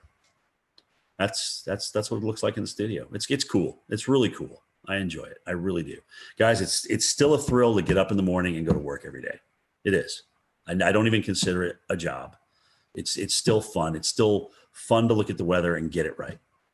It really is. That immersive reality technology that you were talking about, I know we discussed it last year, but 12 months later, I'm still fascinated by it, as many others are. Tell us about some of the challenges of working with a piece of technology that's maybe new. Well, so remember I just said this is like the size of a small basketball court, or half a basketball court. So with prompters way over here and monitors way over there that can't get close to you, some of the data on the graphics is really hard to read. So when we walk along and we see those little candlesticks there with the high and the low and the precip, one of them looks like a little crystal ball. So I can't see those numbers unless I'm looking at a monitor. And sometimes that monitor is just far enough away where I can't quite read that number. So if I don't preview those graphics first, it's definitely an beep moment out there and sometimes I'll turn the wrong way because you're so far away, you forget which side it's actually on in the real world. So it still takes some getting used to, and I'm absolutely not as comfortable as I am with a telestrator and a monitor in front of me or right next to me where I can touch it. So I'm out in no man's land, really. Well, another one of the neat things you've been a part of at the Weather Channel is the Local on the 8s. Your voice is on there. Tell us a little bit about that process and how cool it is to be that person. So Local on the 8s. Oh my gosh, when did I do that now? Maybe 10 years ago. But it took about 18 hours to record you have to record each number. There's different phrases that are coded. And so they put those codes together based on the forecast, right? And so partly cloudy will come up with winds increasing to 25 miles per hour. Those are two different things that I would record. I don't record all that in one thing. But so I thought, oh my gosh, so I get a chance to do this now. I'm going to be fancy with it. I'm going to like, if it's 108 degrees, I'm going to like really, it's 108 degrees, heat index 108, wind chill minus 55. So I went through and I did all that. And, that was about 3 hours worth of recording. And so then they got back to me and said, Jim, you can't really do that. You need to be kind of monotone here because we're going to marry all these different phrases and words and numbers together based on code. And you can't like be way up here and then but winds will be calm. Winds are 0 to 10 miles an hour. So it just won't sound right. So you need to be so I had to go and record all that again. But so much for trying to be different, right? So that's the story behind your local forecast. Well, and it's crazy, dude, because when I here I am with my mask going through an airport and somebody will look at me and they'll be like, I know who you are. I know I recognize that voice and I know it's from the local forecast. So not even being able to see my face, just from the local forecast, I get recognized now. It's crazy. Well, it sure sounds a lot better than it used to before that. Yeah, well, it's HD. It's got a little bit more resonance to it, reverb to it. And yeah, it's not the National Weather Service radio, that's for sure.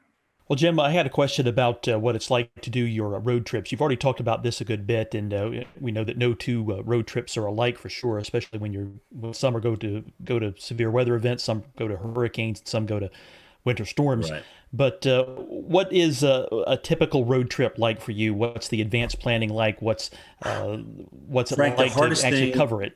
Yeah, the hardest thing for me is that I want the ball when the game's on the line. Okay.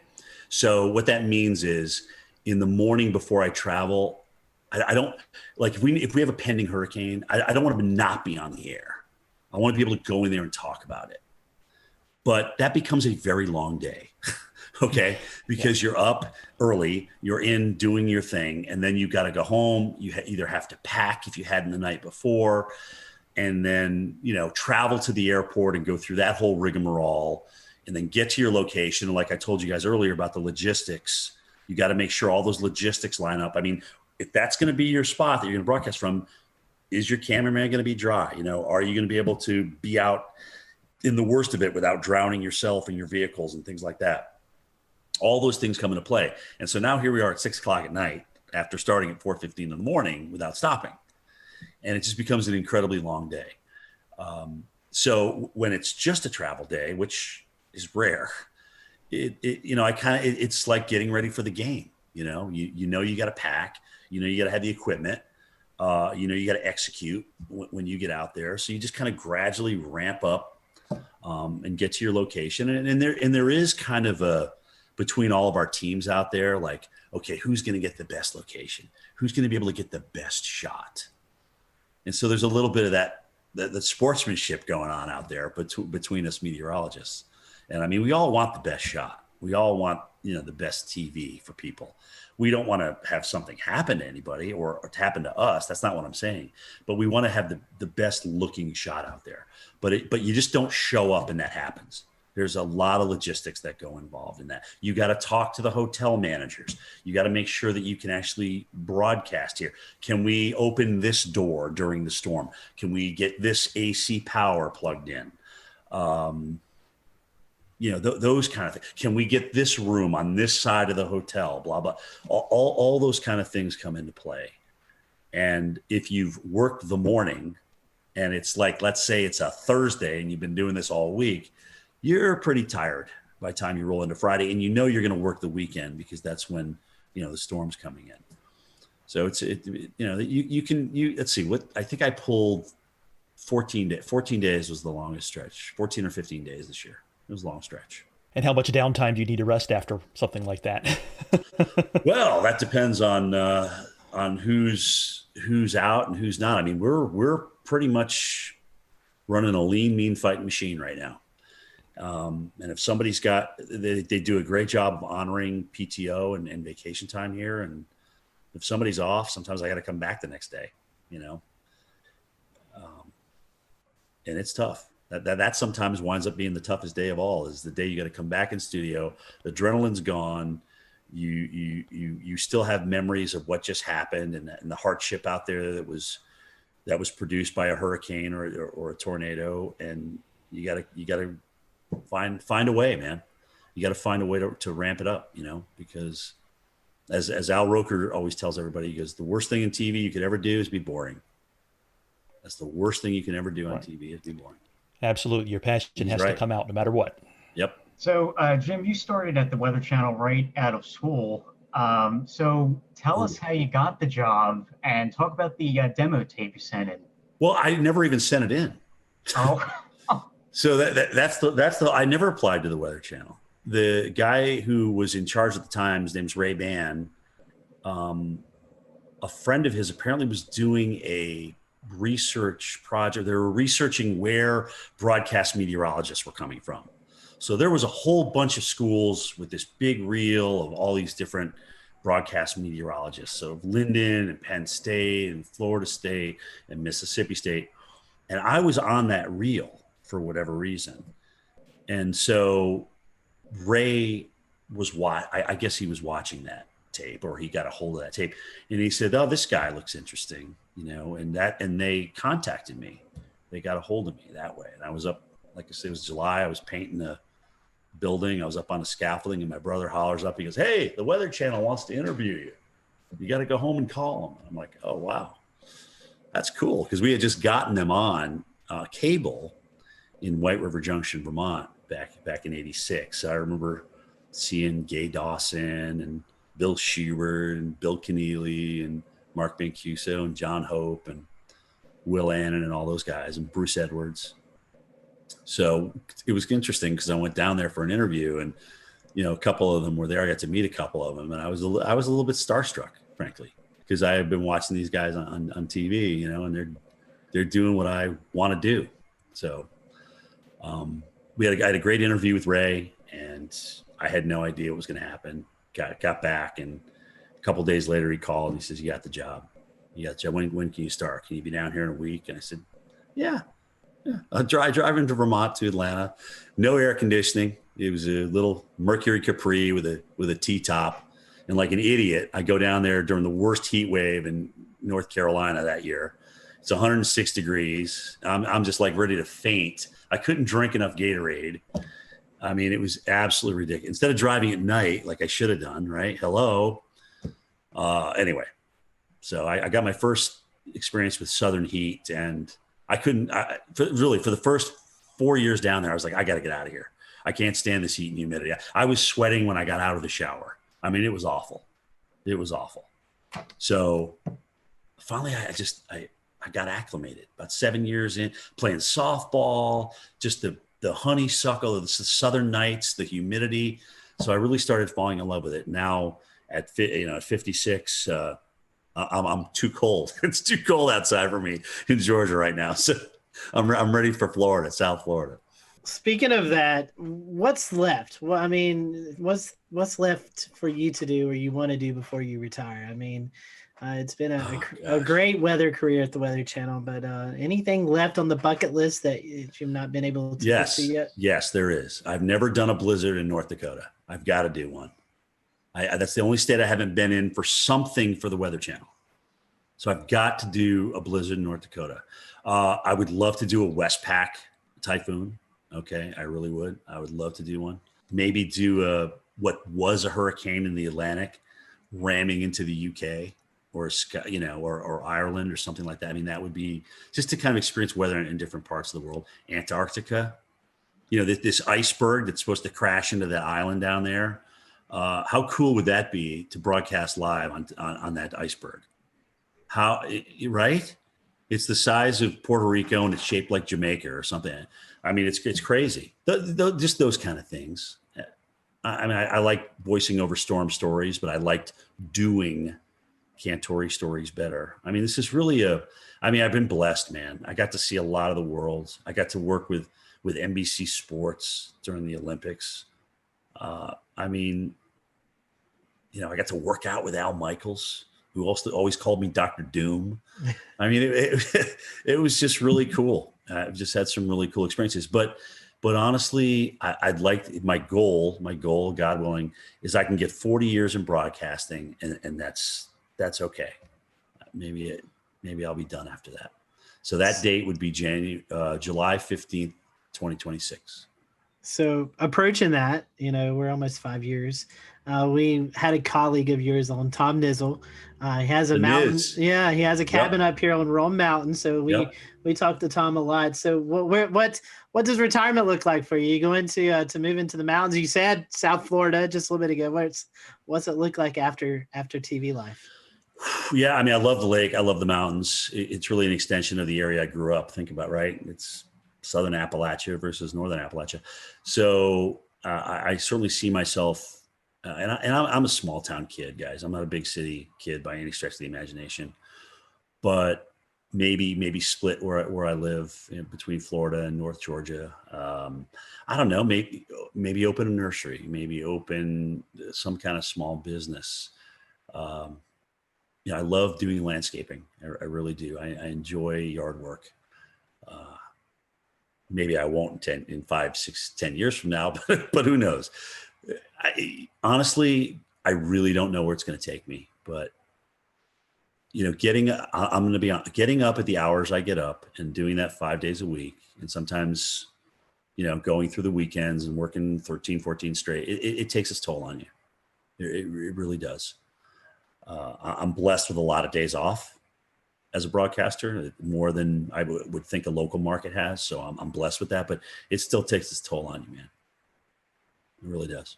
So we'll see. Nothing's in pen right now. Well, as we near the end of this podcast episode, we always kind of want to ask a few little silly questions to finish things up and to keep it light. before we call it a night. So first and foremost, we'll try some information out of you. I know that you guys probably have some fancy weather models and weather model providers at the Weather Channel, but do you have a favorite mainstream weather model site to use? Oh gosh. I mean, first of all, Maui's a genius, sometimes to his own detriment. I mean, but I love the two websites he's designed. Levi does a fantastic job with Tropical Tidbits. I don't know the guys that are in charge of Pivotal Weather, but I think they've done a great job. Weather Nerds, there's just so many. I mean, Weather Tap, I still go back to Weather Tap, look at the radar, especially now that they've changed the radar site. But anyway, I mean, it's still, WSI Energy Cast is still one that we can access too. So dude, it's endless. I have literally 60 tabs open. 60 tabs. It's ridiculous. It's absolutely ridiculous. I totally get that. I think, I think I have probably somewhere around there, 60 to 80 bookmarks. Just, So I'm not alone here. Good. Oh, thank God. No. And you're not alone by any means. And especially when you have hurricane updates, when we all know the madness of how often those models update. So which site you're going to is really important. So yeah, they're lined up across the top. They're just lined up. Endless. I guess I'll take the second one here. And favorite weather apps. Do you have any favorites? I mean, I know all of us use Radar Scope. Yeah, I mean, that's it. But is that your favorite one? That's my go-to. Yeah. I mean, when everything's on the line, or if you want to see a storm that's gone tornado warned for yourself and make your own opinion on it, it's definitely Radar Scope. I actually wish I bought that company back when it was for sale, because oh my gosh, they're just doing great things. It's just consistent. It's always there for you. They're always upgrading it, always doing tweaks to it. There's different levels that you can obviously purchase, different subscriptions and things like that. So that is my absolute go-to. I love Storm. That's a good one. Anything that puts down the center point of the cone with the cities on it, I'm in favor of, because then I get to see, where, if I'm out in the field and I'm not sitting by a computer, I can get a quick look at, okay, well, where they move, how do they move the cone with with the 11 o'clock or the 5 o'clock advisory, whatever. And I can get an idea of where I may need to position myself down the road in the eye wall. What about weather movies? The good, the bad, the ugly in the weather movie industry. And there's probably more bad and ugly than good, but what are your favorites and least favorites? For weather movie, my favorite tornado is still the Wizard of Oz. I won't lie. Okay. To be able to create that, as hokey as it was back in the 1930s, and have it look, like a roping out tornado in the plains, it was just amazing to me. I feel the same way about that. I mean, it seemed like you look back and you're talking 1930s, film industry, and you're like, man, they actually did a pretty good job on that. Right. I mean, if they did one thing really that kind of, gave you some goosebumps, right? When you were a kid watching that, I mean, that was pretty intense. I remember I met Bill Paxton when he did the first Twister, because they premiered it in Atlanta. And I remember seeing him again at a Kentucky Derby that I was doing for NBC Sports. And he was telling me that they were talking about a Twister too. Now, granted, he's not around to do it, which is incredibly sad. And he was the movie, in my opinion, but that's just me. Would I like to see another Twister out there? Sure. Because when you think of how many young people it influenced to get into our enterprise and maybe have a better understanding for what we do or look into what we do, I don't think you can lose from that. So I'd love to see another Twister. I agree. I don't think Sharknado cuts that. No, I didn't bring that up. I'm always a glass half full kind of guy. I didn't want to bash anybody, but that was a little ridiculous. Well, this last question, and promise it's not loaded. Do you listen to podcasts? I'm not gonna put my career in jeopardy on this answer. Right. Exactly. Good. Do you listen to podcasts? And if you do you have a weather podcast that you enjoy listening to? Marshall does some good stuff with our Weather Geeks podcast, and occasionally I'll listen to his stuff. Of course, you guys, come on, you're killing it right now. Jennifer Watson, and occasionally she'll jump into a weather podcast as well. Weather Brains has always been great, and I know it's nice when you know the people that you're talking to a little bit, so you kind of know what to expect. Guys, honestly, anytime that we can educate people that are either interested in meteorology or even our own people that people probably didn't know the Reggie Jackson story before I brought it up tonight, and whether that furthers your weather education or not, no, but it's just something, if you've been watching me for a good chunk of my years, you know what is behind me when people come up to me in the field, kind of how I react now. So yeah, I mean, and I think it's good for the enterprise. It's just all good. It's good to talk about things. And you know what? Sometimes subjects aren't great. The radar thing's is a touchy subject, right? I mean, but we got to talk about it because radar save lives. Early warning save lives. We know that. So it is. It's definitely another fun topic just because I think I can only speak to Evan and Peter, at least on our panel right here. We are avid TikTok followers, and I've seen you appear in a few TikToks with Stephanie A. That's all Stephanie. That's all Stephanie. Trust me. It's funny. She goes, Cantore, just do this with me. Come on, just do it. And Steph just has a way to kind of beg you to do what she asks you to do, what she wants you to do. So you did, and I'm like, you know what? Why not? I mean, it's just like, what the hell? I don't want to be a total bore. So I'll jump in and usually make a fool out of myself. But you know what? I'm okay with that. Yeah. I'm okay. I can still. We'll return to Best of the Carolina Weather Group in a moment. Now your Carolina weather forecast. Here are today's forecast high temperatures for North Carolina. Here are the forecast lows for tonight for North Carolina. Here are tomorrow's forecast high temperatures. And here's forecast rainfall across North Carolina tomorrow. Here are the forecast highs for the day after tomorrow.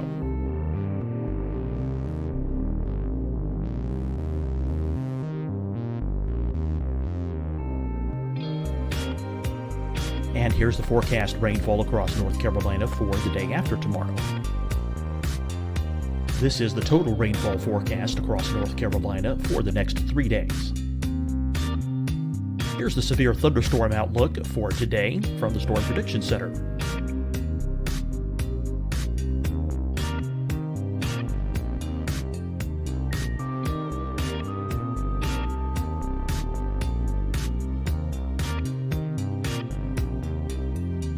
Here are the forecast high temperatures for today for South Carolina. Here are the low temperatures for today for South Carolina. Here's the probability of precipitation forecast across South Carolina today. And here are the rain chances across South Carolina tonight. Here are tomorrow's forecast highs across South Carolina. Here are the forecast low temperatures for tomorrow for South Carolina. And here is the probability of precipitation across South Carolina tomorrow. Here's the precipitation chances across South Carolina tomorrow night. Here are the forecast highs for the day after tomorrow in South Carolina. Here are the forecast low temperatures across South Carolina for the day after tomorrow. And here are the rain chances across South Carolina for the day after tomorrow. And South Carolina's probability of precipitation for that night. Here's the Storm Prediction Center's severe thunderstorm outlook across South Carolina for today through tonight. Here's the Storm Prediction Center's severe thunderstorm outlook across South Carolina for tomorrow and tomorrow night. And here's the Storm Prediction Center's severe thunderstorm outlook across South Carolina for the day after tomorrow through that night. Here's the severe thunderstorm outlook for today from the Storm Prediction Center.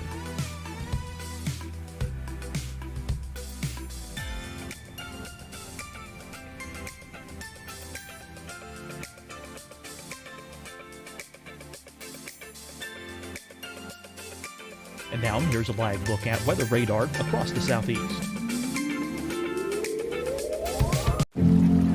Deciding when to wear a mask isn't about who you know or how well you know them. Just ask yourself, will I be with anyone I don't live with?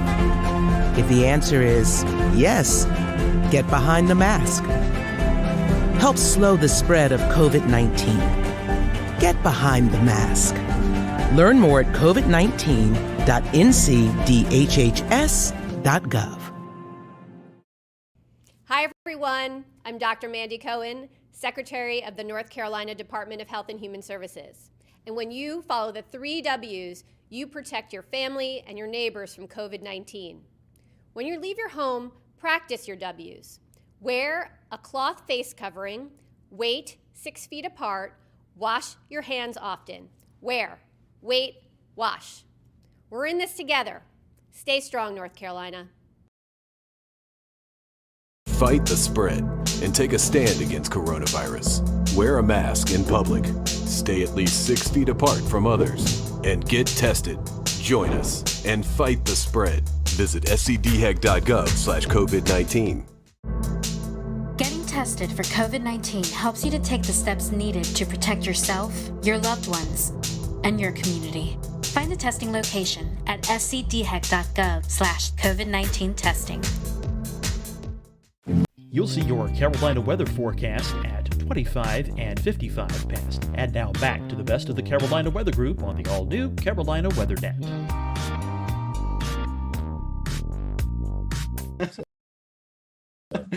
All right. Well, my last question for you, and let's take weather out of it because I know you've made many trips to North and South Carolina. Yeah. Top 5 destinations to visit in the Carolinas. I mean, I know you've been in the Carolinas covering winter weather, tropical weather, but if you're just coming on vacation to North and South Carolina, what'd be your top 5 spots to visit? Oh man. Well, I love, first of all, Greenville. Greenville is my number one. I mean, it's a hidden gem. Nobody knows about it. If I had to retire in Greenville, I would do it. Yes. Okay. Greenville, South Carolina. Love it. Absolutely love everything about that city. I got a lot of good friends up there too. So their Euphoria Festival they do every year is second to none. But behind that is Charleston.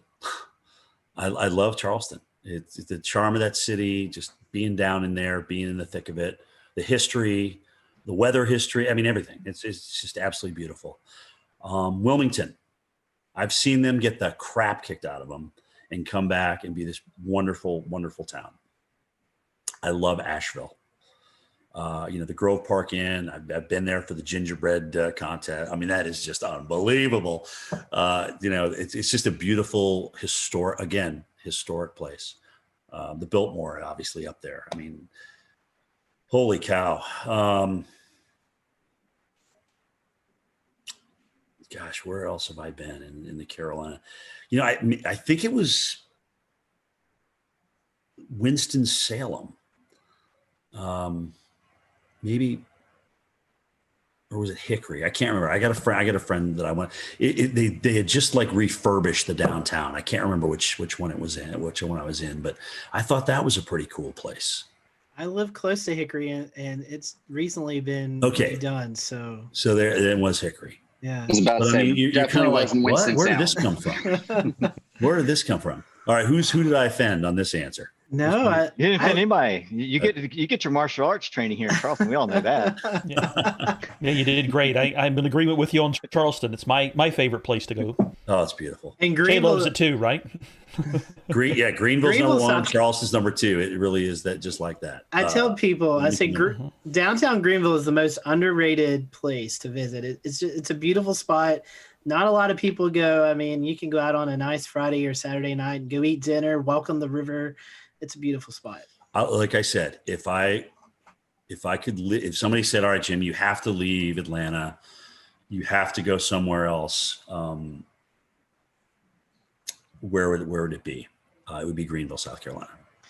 I know our buddy Wes Grimes, who actually submitted a question earlier.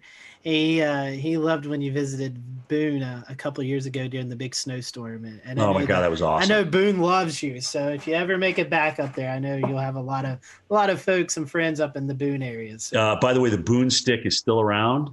Apparently it's in my producer's, Steve Pederak's office. And I'm like, dude, you got to bring the Boone stick back out. I've never pushed so many cars out of the snow in my entire life than in Boone, North Carolina.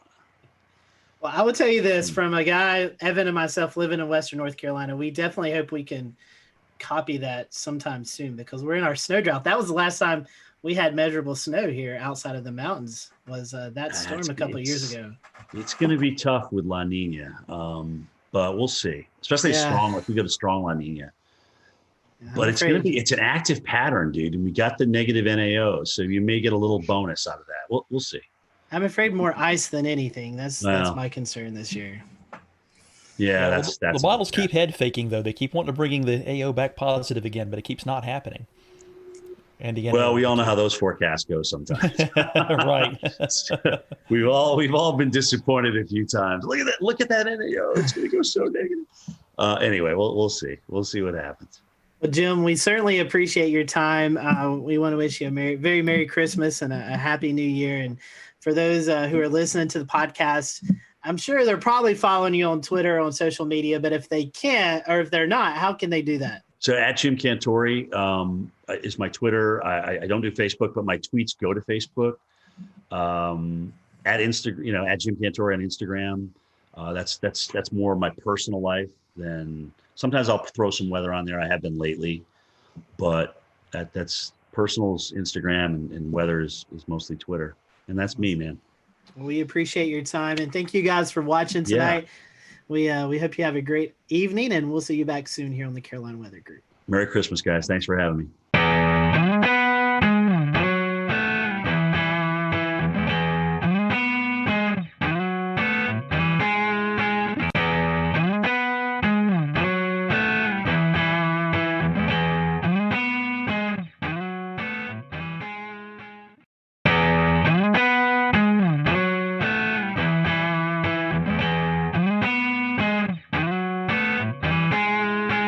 Everyone, welcome to the Carolina Weather Group. We're happy to have you this evening, and we want to bring in Alex Forbes, meteorologist student at Mississippi State University. And Alex has got a really cool project that he's been working on and was able to present over the last few months. And we're happy to have him on tonight. We're going to be talking about the SPC and the different risk levels. Sometimes you hear us talk about marginal, slight, moderate, all that good stuff. Well, Alex was able to interview you all with some assistance from some meteorologists and kind of get a better understanding of when we mention these things, what do you actually learn from it? So tonight we're going to be talking about that, some of his findings. We'll let Alex promote his social media towards the end of the show. So if you do have any questions that you'd like to tweet towards him, you can send them his way and he can maybe help you out a little bit more with some of his research. So Evan, I know you and I, we're excited to talk about this. We saw this project a couple of weeks ago presented, and we're ecstatic to have Alex on with us tonight. So Alex, before we kind of get into the meat of the subject, first time guest with us. So we want to thank you for that. And we always ask the first time guest question. How did you decide this is what you want to do? How did you catch the weather bug? So for me, it was first grade. It was March.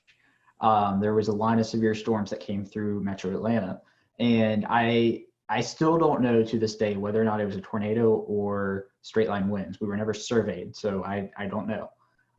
But a tree fell on the corner of my house, right over there, and it fell on the house and it fell on the ground. Woke me up at 4 a.m, and that was what planted the seed. But I didn't really start to get into weather and meteorology until about 4th or 5th grade. And it just evolved over time. It started off with, or it continued with me doing the weather for the elementary news. And then, in middle school and high school and so forth, it just kept building and building and building. And lo and behold, I'm a senior now at Mississippi State. So something worked out. So in Georgia, I know Georgia has a meteorology program. What made you decide to go to Mississippi State? Yeah, so I want to do TV. Georgia has a fantastic geography program of which meteorology is a part of. They just recently added the meteorology degree, but Mississippi State is known for broadcasting, and that makes a difference. Plus, it's not exactly far from me. Mississippi State's or Starkville is about 4.5 hours. It's close enough, and their scholarships they offer for out-of-state students is fantastic. So it really became a no-brainer.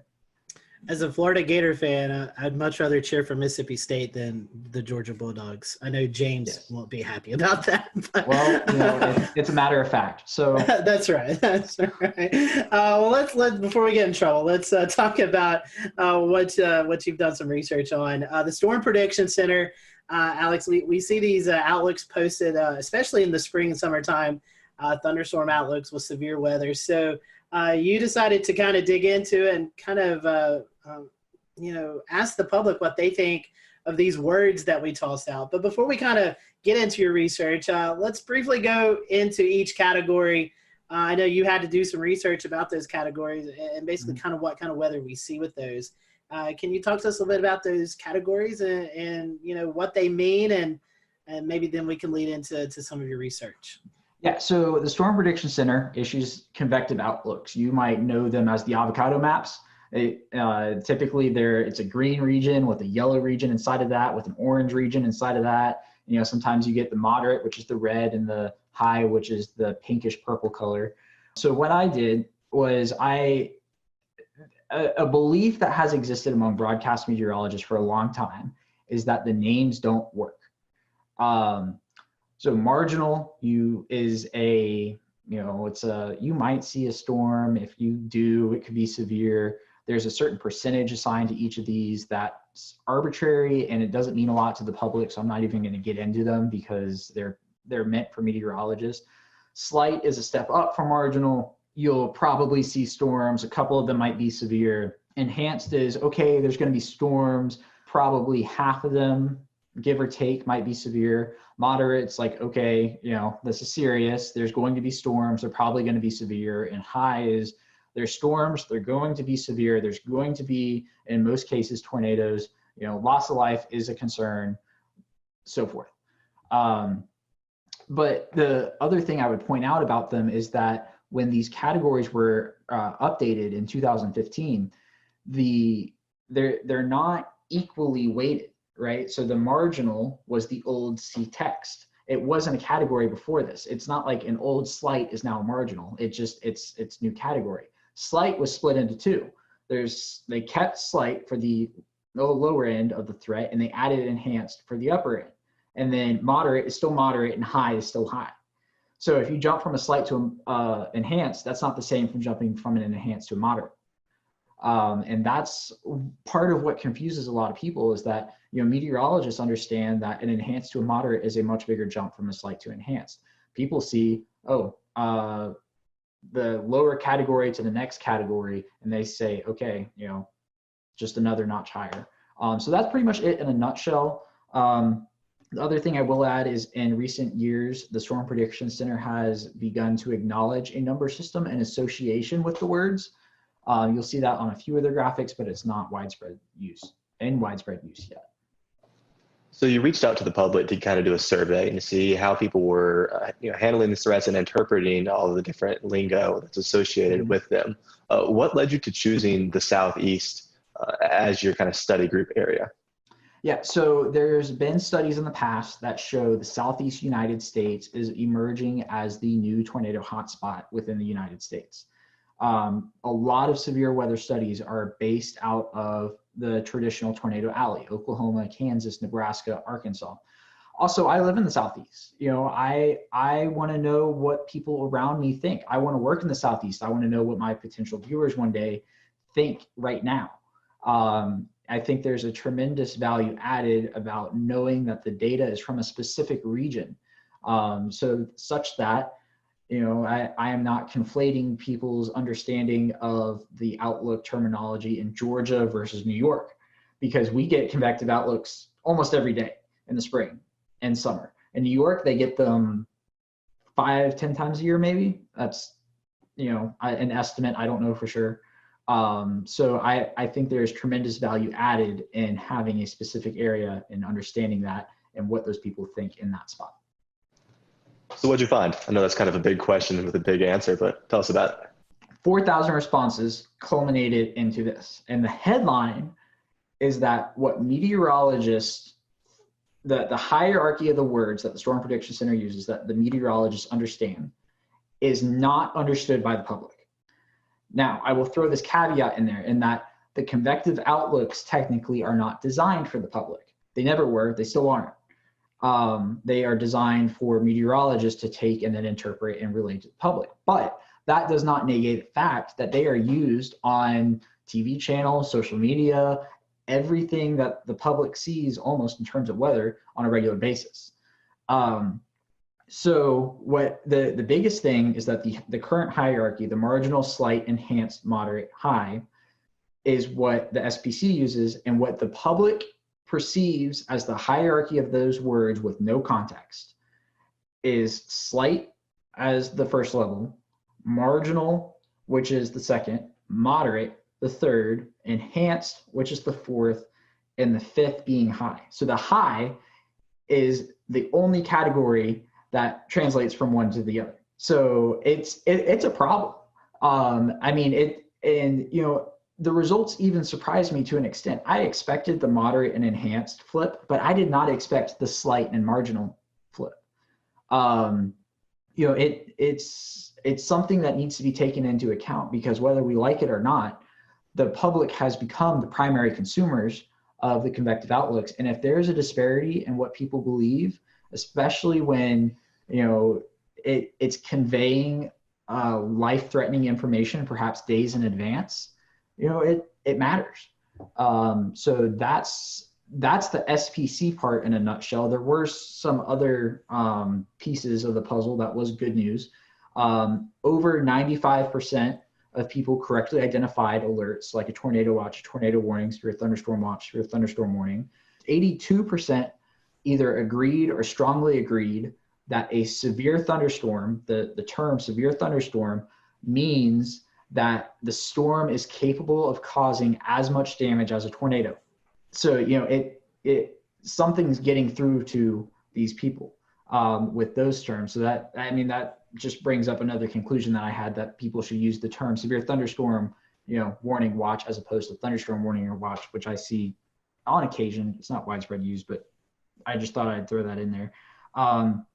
And how people receive alerts was also measured in this. Close to 70% of people received an alert through their mobile weather app. So, that is more than 2/3 of the respondents to this survey, who, keep in mind, are weather savvy because they most likely found this on a social media channel through a meteorologist. But still, we are at 70% of people now.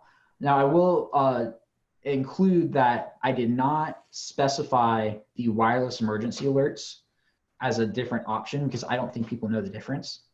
But still, 70% of people are dependent on their phones for an alert, and that's where they receive it first.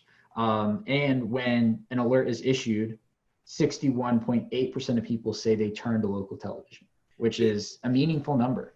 So if somebody's getting a tornado warning on their phone, they're turning on the TV to whatever meteorologist they follow and trust for information. That's an interesting point, because social media, especially weather Twitter, we're all involved in weather Twitter. We get our weather information from Twitter a lot of the times. Yes. But the vast majority of the general people out there in the Southeast aren't on weather Twitter. They're not like us. They aren't going to see your tornado warning post or whatever post you're doing. So it's interesting that TV really still is the primary mode for those people to get those warnings. Yeah, and the other interesting thing about TV is that even among 18 to 24-year-olds, 51% of the respondents of that age group said they still turn to local television, which is huge. Wow. Because I honestly expected that number to be low, but not for the same reason I think that a lot of other people think. It's that people have this mantra of people our age aren't going to watch TV, and I don't know that to be the case, because I think even now with millennials, it's not that we are never going to watch TV. It's that we aren't going to watch local news until it matters to us. And in most cases, that's not until you're in a established routine with a family, living in the suburbs, something along those lines. And I think the groundwork is there for local TV to prosper, actually, within, as our age group becomes older, if 51% of people now are already turning to local television whenever they receive an alert like this. And off of that, Alex, with local television, most of the time they are breaking in, but they're also simulcasting per se on a Facebook Live or on a Periscope or something like that. So, I mean, if you got to put the TVs in that aspect of the social media together, that's a pretty big percentage. Yes, absolutely. I found it interesting. I've got some of your stats up, and 12.3% of folks receive their warning first by NOAA Weather Radio. That's something that I guess I'm a little shocked by that, because I wouldn't think 12% of the people would even have a NOAA Weather Radio. Yeah, so keep in mind the people who took the survey are weather savvy, because they probably found it through a meteorologist on social media. I would point out, though, is I don't remember exactly who did the study, what year it was. I just remember it was 10 plus years ago that the NOAA Weather Radio number was at like 60%, and it's down to 12. I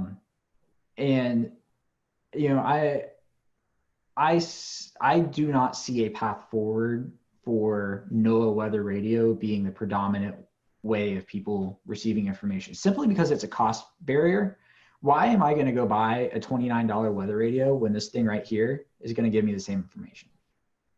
So I think we're asking the wrong questions when it comes to NOAA Weather Radio. Not why aren't people buying NOAA Weather radios, but rather why is the Federal Communications Commission not just sending you alerts and you can't turn them off like they do on TV? If you are in a tornado warning and you are watching a broadcast channel, you are going to get an EAS alert. You can't turn them off. So there's precedent to do it. And I seriously think, close to 70% of people are already relying on these. Why not just make it mandatory? And have that be the de facto NOAA Weather Radio. Now, I don't think they're ever going to go away. I think there's still a use for them. What happens when your phone dies? What happens when there's a hurricane and you run out of power, your generator's out of gas, and you can crank a weather radio? That's the most extreme case, but I don't think they're going to be the main. In fact, they're already not the mainstream way of receiving alerts, and I don't think they're ever going to be again. I know you're doing some of these questions also about when they hear these warnings issued, about taking shelter or alerting friends and stuff. Can you kind of go in some of those details, what you found out? Yeah. So I asked about 4 alert types in particular: the severe thunderstorm watch, the tornado watch, severe thunderstorm warning, and tornado warning. And I asked when a blank is issued, I blank. So the other part of the blank is take shelter, alert friends and neighbors, monitor weather conditions, check social media, watch local television, and watch national television. Of those 4 questions, there's nothing I really found surprising. For each one, social media was between 80 and 90% with combined degree. For the troubling, I guess a troubling aspect is for a severe thunderstorm watch. 22% of people said that they take shelter. But keep in mind, these are the same people who accurately picked out a severe thunderstorm watch definition. 97.2% of these respondents correctly identified a severe thunderstorm watch. So, it comes down to people's interpretation of what take shelter means. Does that mean you just stay inside all day? Does it mean you go to the lowest level, most interior room? I don't know. But I mean, there wasn't anything that, is a red flag in the results specifically for those 4 questions. You were talking about wanting to go broadcast TV in the Southeast. So keeping that in mind, there's a lot of different styles of severe weather coverage. I think you have some folks who just kind of say, present the radar. And then you have folks like James Spann who really gets down into the specifics, like it's going to affect the Dollar General in town X or town Y. I know you may have not surveyed the folks on that, but what is your opinion on that? What do you think is most useful for those folks who are turned into TV watching this coverage? Yeah, no, absolutely. The most precise you can be, the better.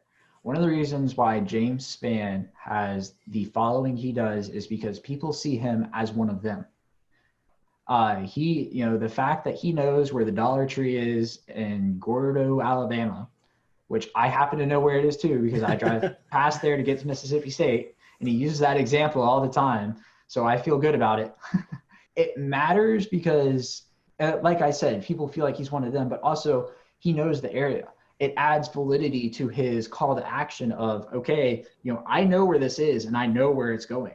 And if he can tell somebody, I know where it's going and I'm telling you now in, Coleman, Alabama, if you are on Main Street, people trust him. And that's what it comes down to, is who do you trust? And one of the reasons why people trust him is because they know he knows what he's doing. And the more information you can provide, the better it is.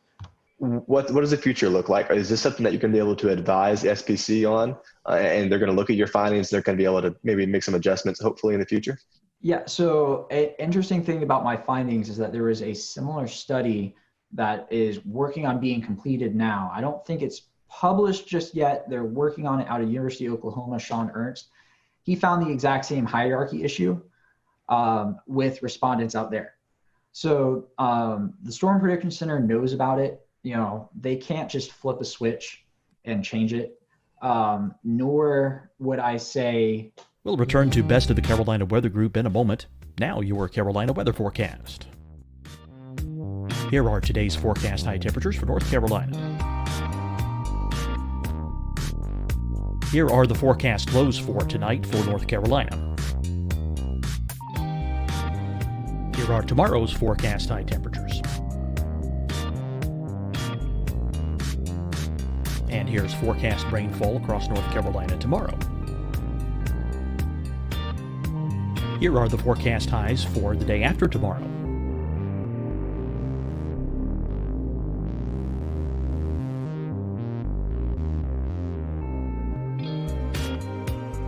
And here's the forecast rainfall across North Carolina for the day after tomorrow. This is the total rainfall forecast across North Carolina for the next 3 days. Here's the severe thunderstorm outlook for today from the Storm Prediction Center.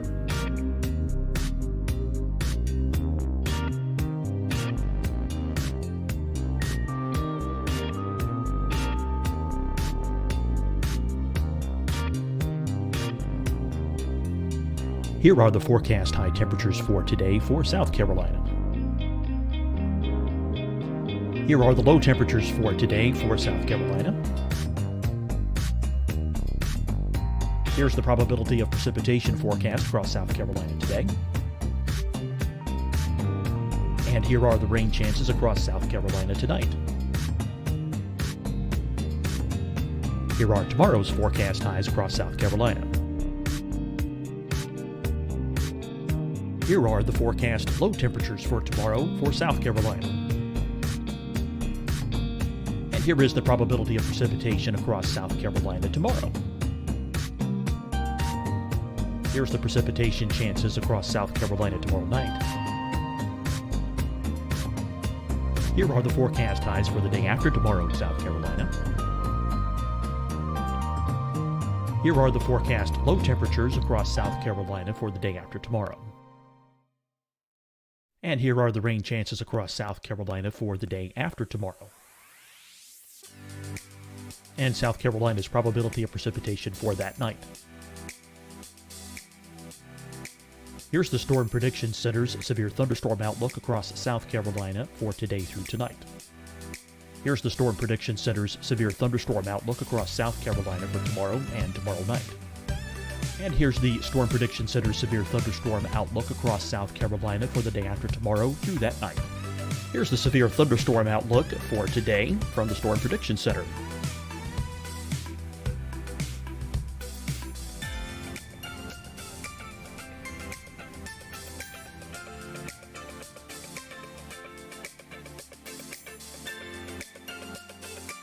And now here's a live look at weather radar across the southeast.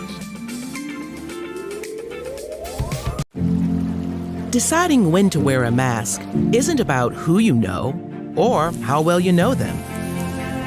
Just ask yourself, will I be with anyone I don't live with? If the answer is yes, get behind the mask. Help slow the spread of COVID-19. Get behind the mask. Learn more at covid19.ncdhhs.gov. Hi, everyone. I'm Dr. Mandy Cohen, Secretary of the North Carolina Department of Health and Human Services. And when you follow the 3 W's, you protect your family and your neighbors from COVID-19. When you leave your home, practice your W's. Wear a cloth face covering, wait 6 feet apart, wash your hands often. Wear, wait, wash. We're in this together. Stay strong, North Carolina. Fight the spread and take a stand against coronavirus. Wear a mask in public. Stay at least 6 feet apart from others. And get tested. Join us and fight the spread. Visit scdhec.gov/COVID-19. Getting tested for COVID-19 helps you to take the steps needed to protect yourself, your loved ones, and your community. Find the testing location at scdhec.gov/COVID-19 testing. You'll see your Carolina weather forecast at 25 and 55 past. And now back to the best of the Carolina Weather Group on the all-new Carolina WeatherNet.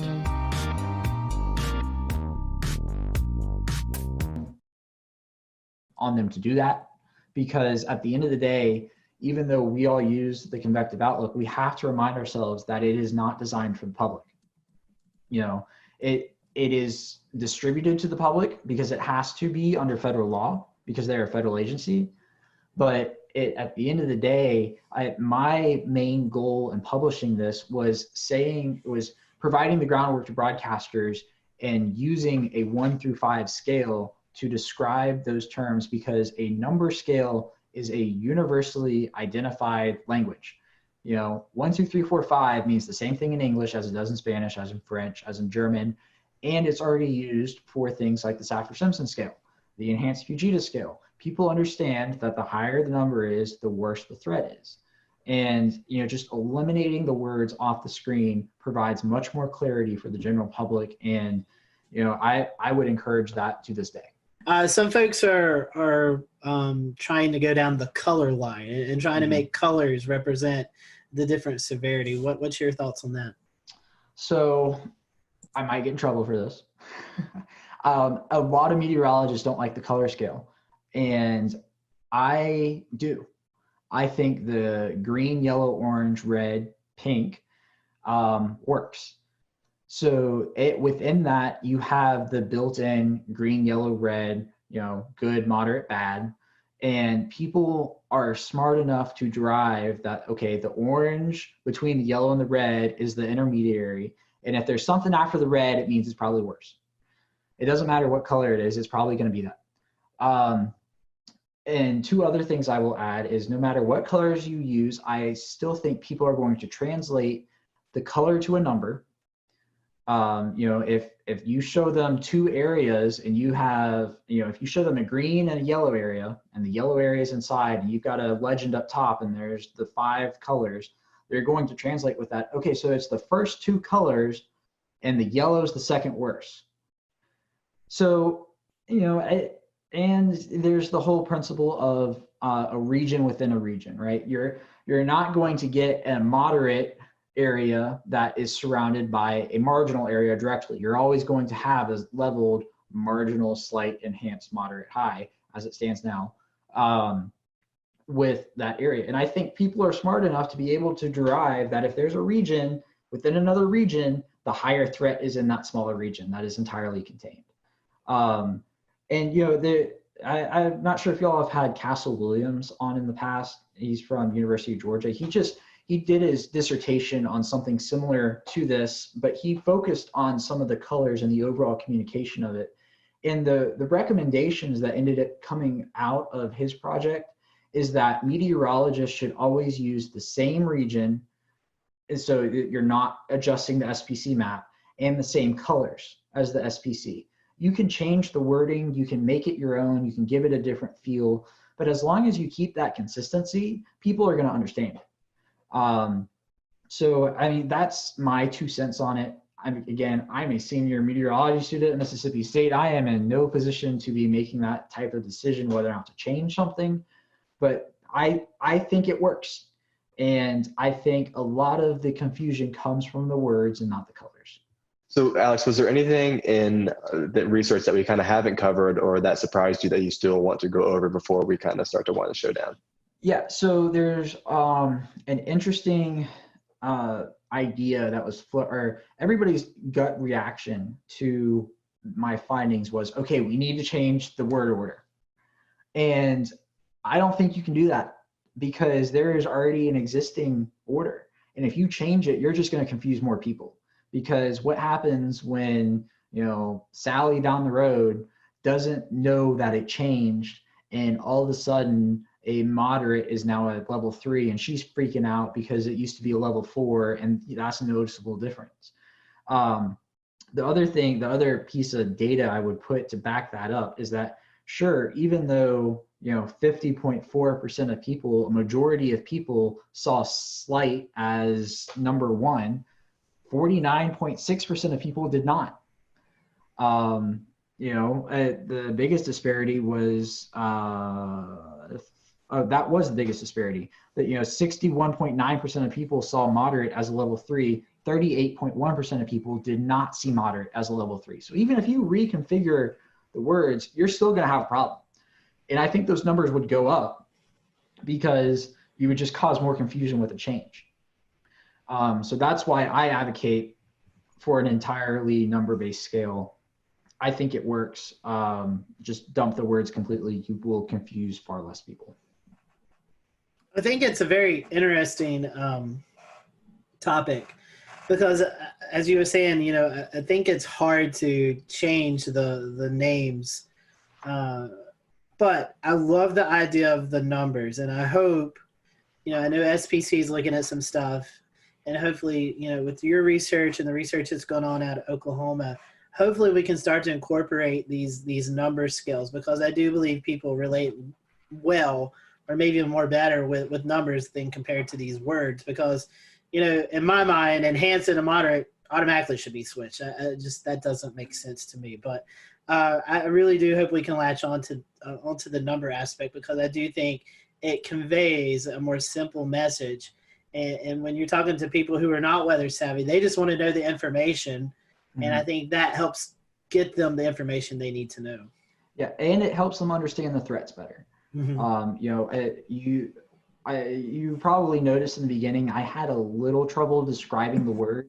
And I think everybody does because the definition of them is percentage based. It's not based off of a certain type of storm that is expected or a certain setup or something along those lines. It's entirely arbitrary that people aren't going to understand. I mean, think about this. People don't understand chance of rain. All they do is formulate 50% is the halfway mark. And if it's below 50%, it's not going to rain. If it's above 50%, it's going to rain. That's literally what they do. I have asked people who are not meteorologists this question, and I have gotten that answer more often than not. So, that's part of the issue in that the groundwork for this is percentage based. But I would just circle back to one other thing is that, while the SPC cannot change their outlook with the flip of a switch, a chief meteorologist at a station can, as long as their news director is on board. I will use Atlanta as an example. Even though I was an intern at Fox 5, what they do is they show the numbers and the words, which is most common for now. We're working on that. Channel 2 WSB here in Atlanta has dropped words completely. All they do is show the colors. They use a slightly different color scale. Not going to get into that, but on the screen, they literally type out level 3 risk, and then they list the threats. At NBC, the NBC station here, they do the same thing. They show the words and the numbers. And the CBS station has dropped the words. They show the colors with the 1 through 5, and they bookend it with low and high, which could also work. but it just goes to show that there should be a consistent message. I think the consistent message should be the colors, and I think everybody's on, or the numbers, not the colors. Well, I mean, yes, the colors, but for my perspective, the numbers. I think everybody's on board with it. They were just afraid to drop the names. And I am saying drop the names. Well, Alex, we definitely appreciate your time and this research that you've put in. I know it's getting some attention, and we're happy to have you on the show tonight. We want to wish you well there at Mississippi State. And for those who may want to learn more about this project or just kind of follow you throughout your career, how can they follow you? Yeah, so on Twitter, it's at @AForbesWX.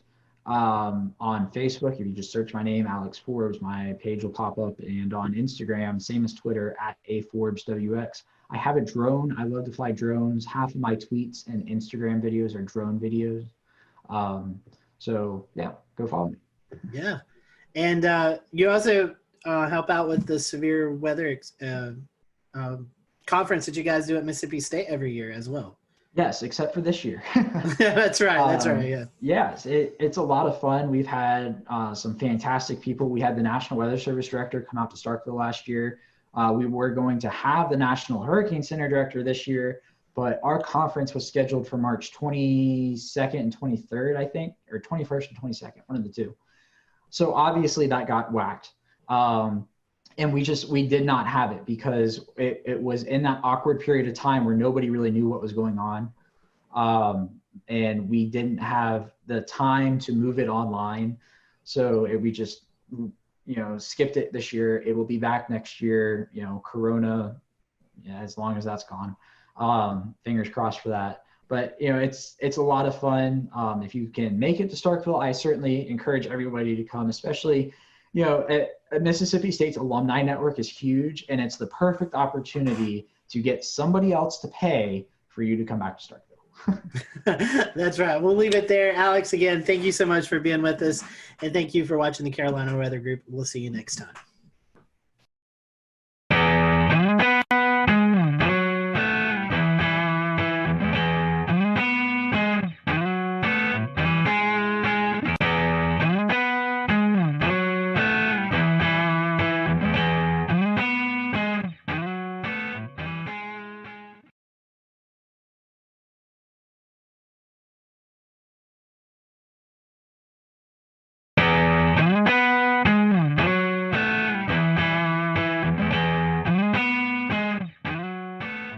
Hello, everyone. Welcome to the Carolina Weather Group. We're happy to have you this evening. We're going to be talking space with our good friend Tony Rice, NASA ambassador, also a contributor for WRAL in Raleigh. So Tony is our resident person that we go to, and we have space questions. There's some really cool things going on with this Mars launch. We also have some loon balloons. You may have seen some pictures floating around on social media over the last couple of days or weeks, and we're going to talk a little bit about that as well throughout the program. But Tony, we have this mission. I think originally this Mars mission was scheduled to go off June 20th, right around that date. It's since then been pushed back a few days. So can you tell us a bit about the mission itself? Well, what are we trying to accomplish as we head off to Mars?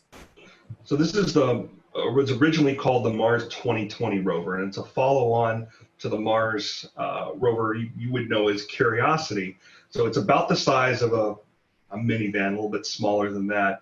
And its purpose is to go out there and find basically what happened to Mars. It's going to work in concert with obviously Curiosity and all the other assets that are out there at Mars, the orbiters that are studying the atmosphere, that are taking those fantastic pictures that we see of Mars.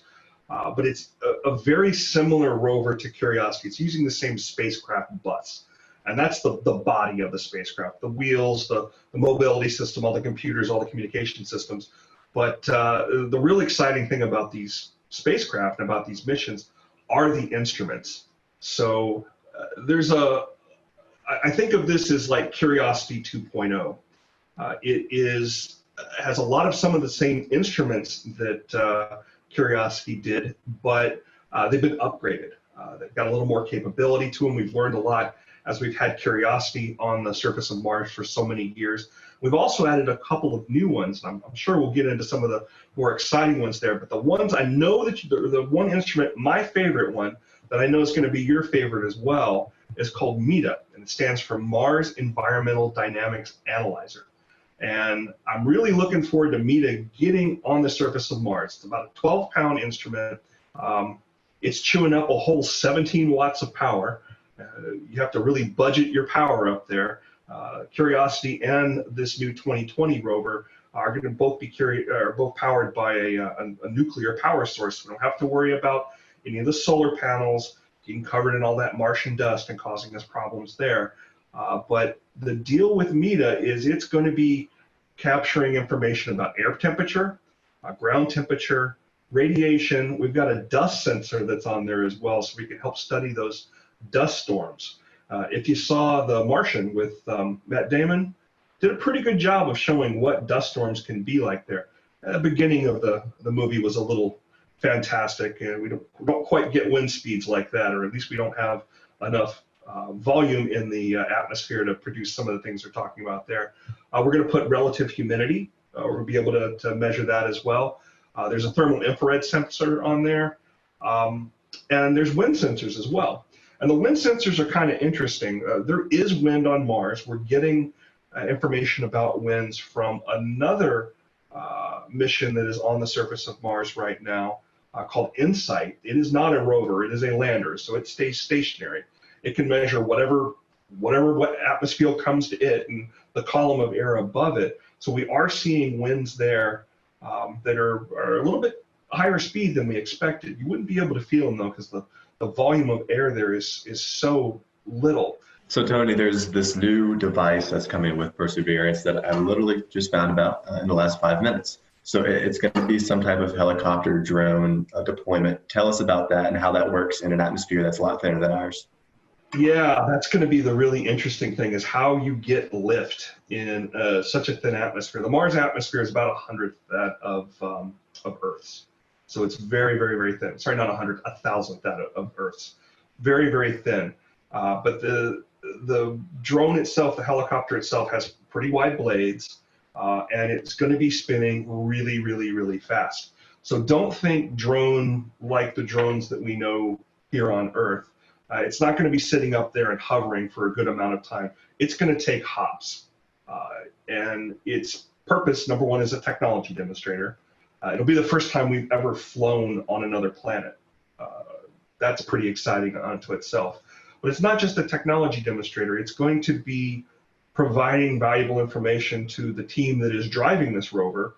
And yes, there are rover drivers. They sit in California. They're sitting at home right now because they're able to VPN in and talk to the rover that way. But their technical term, or their technical title, is rover planners, because they're doing exactly that. They're planning what drives need to occur during that day to put the rover in a position to do the science. So this helicopter is going to help out with that a little bit. It's mounted on the underside of the rover. So after the rover lands and everything's checked out, the rover will deploy the helicopter, we'll drive off of it, and then we'll be able to take the helicopter off and move it about. It's going to serve as a form of scout for the geologists. It's going to help us move ahead and make some good decisions about where to move the rover to in order to do some good science. Now, Tony, I have a question as far as, like, I've always wondered the signal, right? So these are being operated remote control a lot of the times. I know there's some automated processes on site that the rovers would do to correct maybe a rock in the way or something. But how long does the signal take to get to the rover as you're steering it? Now, the radio waves travel at the same speed of light, or I mean, what's the difference in right at light speed? How much time? Mm-hmm. So it varies throughout our year and the Mars year. Mars year is roughly about 18 months. So it's anywhere from about 10 minutes to more than 30 minutes. So when I mentioned somebody that's driving the rover, you might have this picture in your head of a steering wheel and a gas and a brake. Absolutely not that. It's sending commands for the rover to act on at a later date. Another function of this robot is that it's going to be collecting samples on the surface and to be later taken back to Earth and studied here. How will that work? How's it going to get back to Earth? To be determined. So there is going to be a caching capability where samples that are first studied by Curiosity are going to be packaged in a way that they can be picked up at a later date and brought back to Earth. We're not quite ready to put boots on Mars yet. That's a goal, but it's a goal that's pretty far into the future. As a step between now and putting boots on Mars, a robotic mission that could pick up those cache samples and bring them back. Why not just go and pick up random samples and bring them back? Why bring these that have been studied by the Perseverance rover, by the 2020 rover? To be able to do additional study on something that's already been studied by a robot is just going to give us a ton of information that we can apply to other studies that have been going on there for years and years. I mean, on back into the Viking days, back in the 70s. So that's why it's being done that way. How it's actually going to happen, there's a lot of different ideas about that. One of the biggest challenges there is how you have enough energy to launch from Mars and get back to Earth. How do you do that? And there's different theories on how that might happen. Do you bring enough fuel with you to be able to get back? Do you use the Martian soil as a source for energy and construct fuel that way? Lots of different ideas. It's being worked on, but step one is to gather those samples and leave them behind so that they can be returned. In our relentless pursuit for life on other planets, we look at water and potential for water. We've seen pictures of icing on the poles, a type of icing, not as we would know it, but what is the evidence for water on Mars and maybe some of the past evidence that shows you there could have been water flowing? Has there been anything presented in some of the latest information? Yeah, that's a great question. And the icing that you're seeing on the poles happens every Martian winter. And you can actually see it with a backyard telescope if you look at the right time. We see it on both the North and the South Pole. What you're seeing there is actually CO2 ice. It's actually carbon dioxide. And the poles get, those ice caps on the poles, they get larger and they get smaller according to the season. And we can see that in Curiosity's air pressure sensors. As that carbon dioxide transfers from a solid phase into a gas phase, it adds to the atmosphere. And we'll see atmospheric pressure go up during the summer months. And then it precipitates down, actually snows, dry ice on the poles during the winter months when it gets colder. Mars has seasons because it has an axial tilt, just as Earth has an axial tilt. It's very, very similar. But as far as evidence for water is concerned, it's really in the geology. The geology is, it tells us the story of what happened in the past on Mars. Where we landed Curiosity was an area that was formerly the bottom of a large river system. It was at the bottom of an alluvial fan, and that's kind of a funnel-shaped pattern. If you've ever seen satellite photos, color satellite photos of the Mississippi River Delta as it dumps out into the Gulf of Mexico, you see that triangle. That's all that sediment that's been collected up along the Mississippi River. Well, that's the Martian version of, or we landed on the Martian version of that. It's all dry there now. We're not seeing evidence of liquid water, but we're seeing the geologic evidence of it. So one of the very first photos that came back from Curiosity after it landed was of these rounded pebbles. Well, those don't form round. Those are rounded as a part of a water process that's picking up and moving them along and rounding them off. And we found lots and lots of that. So through study of the geology and the chemistry of those rocks as well, that's what told us that it was fresh water, determined that the area that Curiosity landed in was probably about knee deep in water a couple million years ago. The idea that Mars was once a very different place and a lot wetter and perhaps a lot greener, that is one of the things that Curiosity found pretty quickly after its landing time. Tony, looking at some of the points here for the mission, two of them kind of really piqued my interest. It says this is the first leg of a round trip to Mars, and then after that, it's also talking about how this could actually pave the way for future human missions to the moon and to Mars. Can you tell us a little bit about that? Well, every time we put something on another planet, we learn a lot about it. And the road to putting boots on Mars, it's a long one. But even what we're planning on doing around the moon, coming up with the Artemis mission, is going to teach us a lot about that. Being able to live potentially off some of the resources on the moon will teach us a lot about that. We got to really understand the chemistry and the makeup of the Martian surface to be able to have people live there. I think that's really interesting. You know, we've always heard about people going to Mars, but this actually could be some small steps for that. And also seeing there's going to be like 19 cameras on this that we're going to be able to kind of follow along with the mission. Yeah, there's a bunch of HD cameras on Curiosity. We got even more on Perseverance. And I've mentioned the name a couple of times. I need to tell you the story about Perseverance. So for the longest time, it was called the Mars 2020 rover. NASA's really terrible at naming things. You give NASA engineers and scientists the opportunity to name something, and they're going to give it an acronym. They're going to give it something boring. You know, maybe it'll be a backronym that actually spells something that you can pronounce. But the cool names, those always come from the kids. So Curiosity was named by a little girl in Iowa, who by the time it launched, she was a lot older than that. She actually went on to be, I believe, an environmental scientist. So she got a lot out of that experience. We'll return to Best of the Carolina Weather Group in a moment. Now your Carolina weather forecast. Here are today's forecast high temperatures for North Carolina.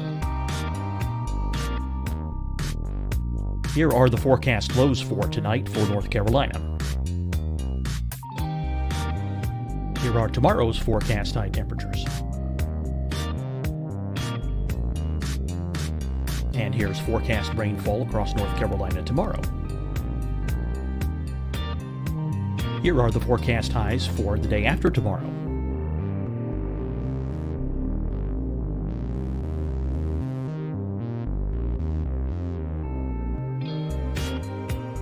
And here's the forecast rainfall across North Carolina for the day after tomorrow. This is the total rainfall forecast across North Carolina for the next 3 days. Here's the severe thunderstorm outlook for today from the Storm Prediction Center.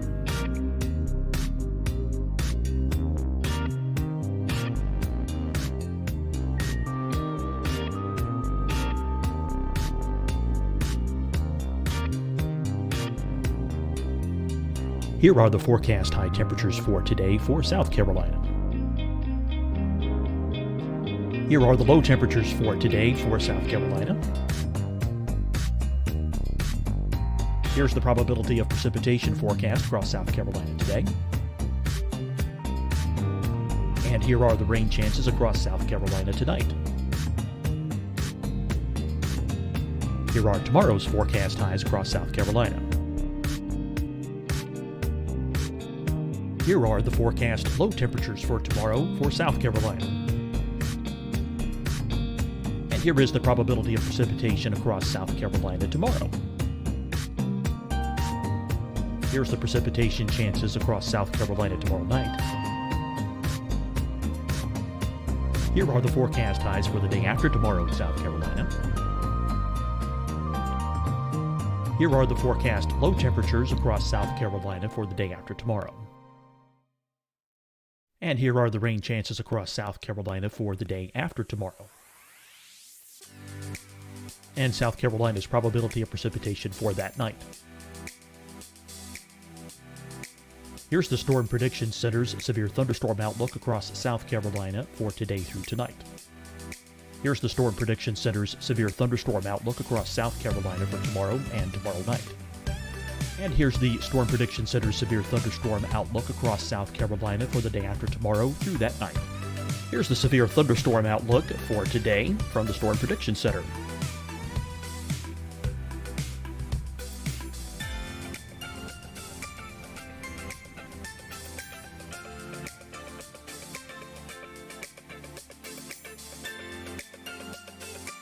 And now here's a live look at weather radar across the southeast. Deciding when to wear a mask isn't about who you know or how well you know them. Just ask yourself, will I be with anyone I don't live with? If the answer is yes, get behind the mask. Help slow the spread of COVID-19. Get behind the mask. Learn more at covid19.ncdhhs.gov. Hi, everyone. I'm Dr. Mandy Cohen, Secretary of the North Carolina Department of Health and Human Services. And when you follow the 3 W's, you protect your family and your neighbors from COVID-19. When you leave your home, practice your W's. Wear a cloth face covering, wait 6 feet apart, wash your hands often. Wear, wait, wash. We're in this together. Stay strong, North Carolina. Fight the spread and take a stand against coronavirus. Wear a mask in public. Stay at least 6 feet apart from others. And get tested. Join us and fight the spread. Visit scdhec.gov/COVID-19. Getting tested for COVID-19 helps you to take the steps needed to protect yourself, your loved ones, and your community. Find the testing location at scdhec.gov/COVID-19 testing. You'll see your Carolina weather forecast at 25 and 55 past. And now back to the best of the Carolina Weather Group on the all-new Carolina WeatherNet.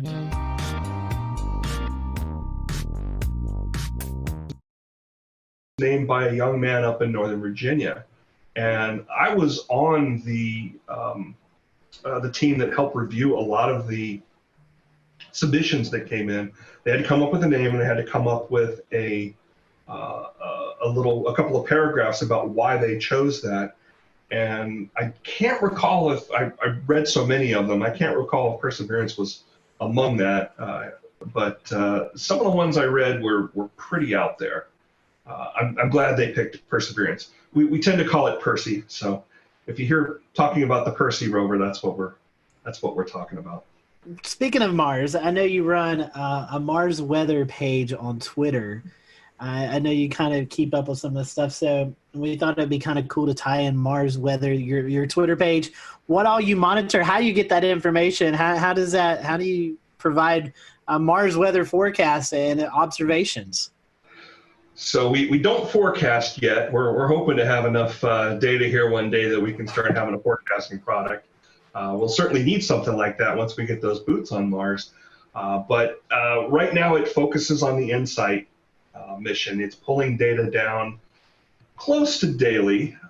There's a lot of data that has to come down, and unfortunately the weather data sometimes gets pushed to the back if there's images or things like that that the science team needs right away, especially when we were working with InSight trying to get a temperature probe to finally be pushed into the Martian soil there.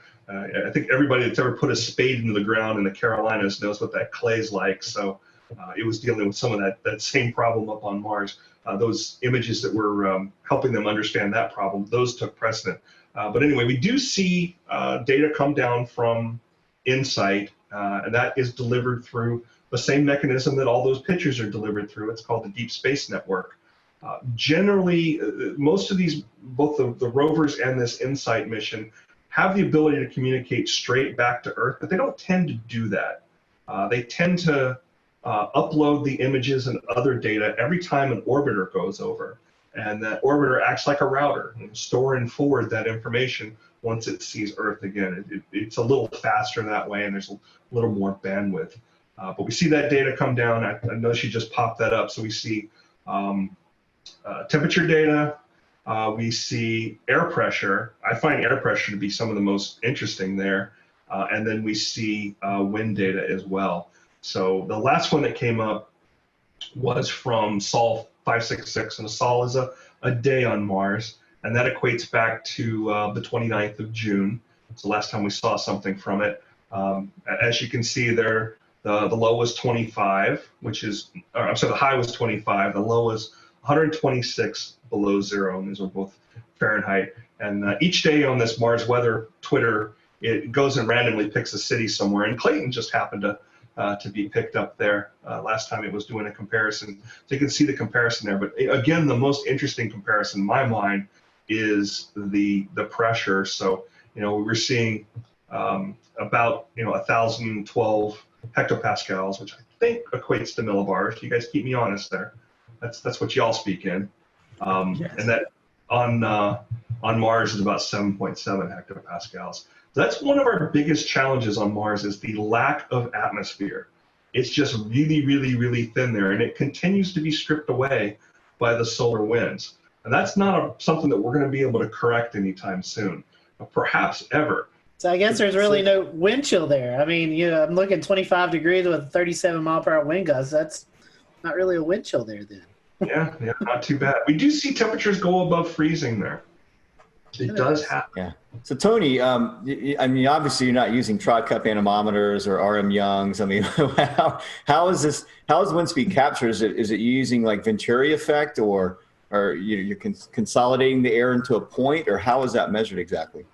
So the thing to look up is an instrument called a hot dice.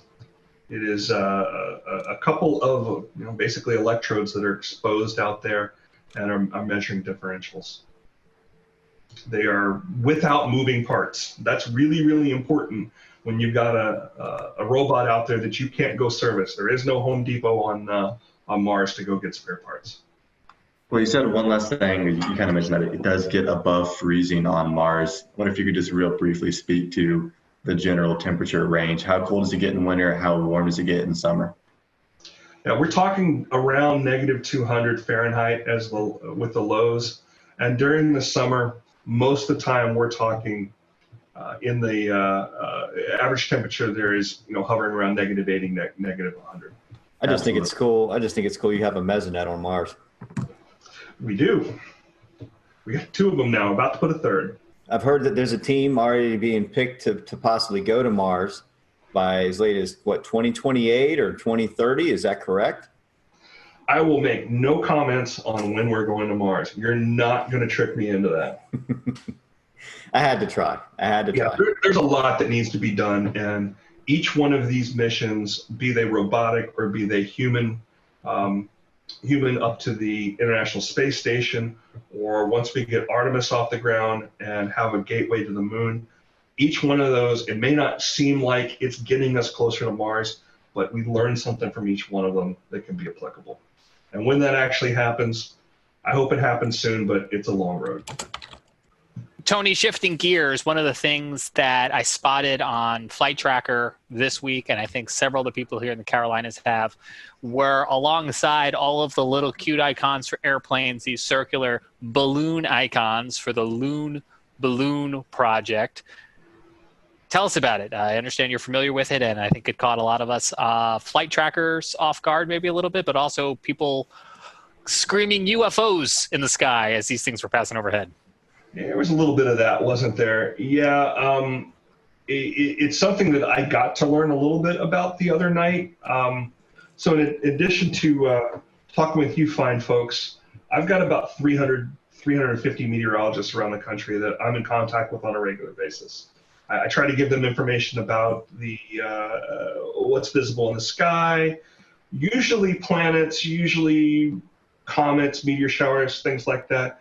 But I am perfectly happy to get a "what's this thing in the sky" question when it's something in our atmosphere. And that's what happened. I forget what day was it. Was it Tuesday night? Yeah, that sounds maybe Monday. I mean, depending on where you were, right? These things went right over Greensboro, down towards Fayetteville, then out towards Charleston. So it was kind of a small day. I first got looking at these things. It was Tim Buckley at WFMY in Greensboro. I get a text from him and it says, "There's this white dot in the sky. What do you know about it?" What? And I looked at it and immediately thought it was a balloon. Unmoving white dot in the sky, especially that high up, is going to tend to be a balloon. It's so high up, it doesn't appear to be moving at all. And these balloons are operating with between 50,000 and 60,000 feet. So as you mentioned, as part of Project Loon, we came to understand, which is a project that is I want to make sure I get the relationship correct here.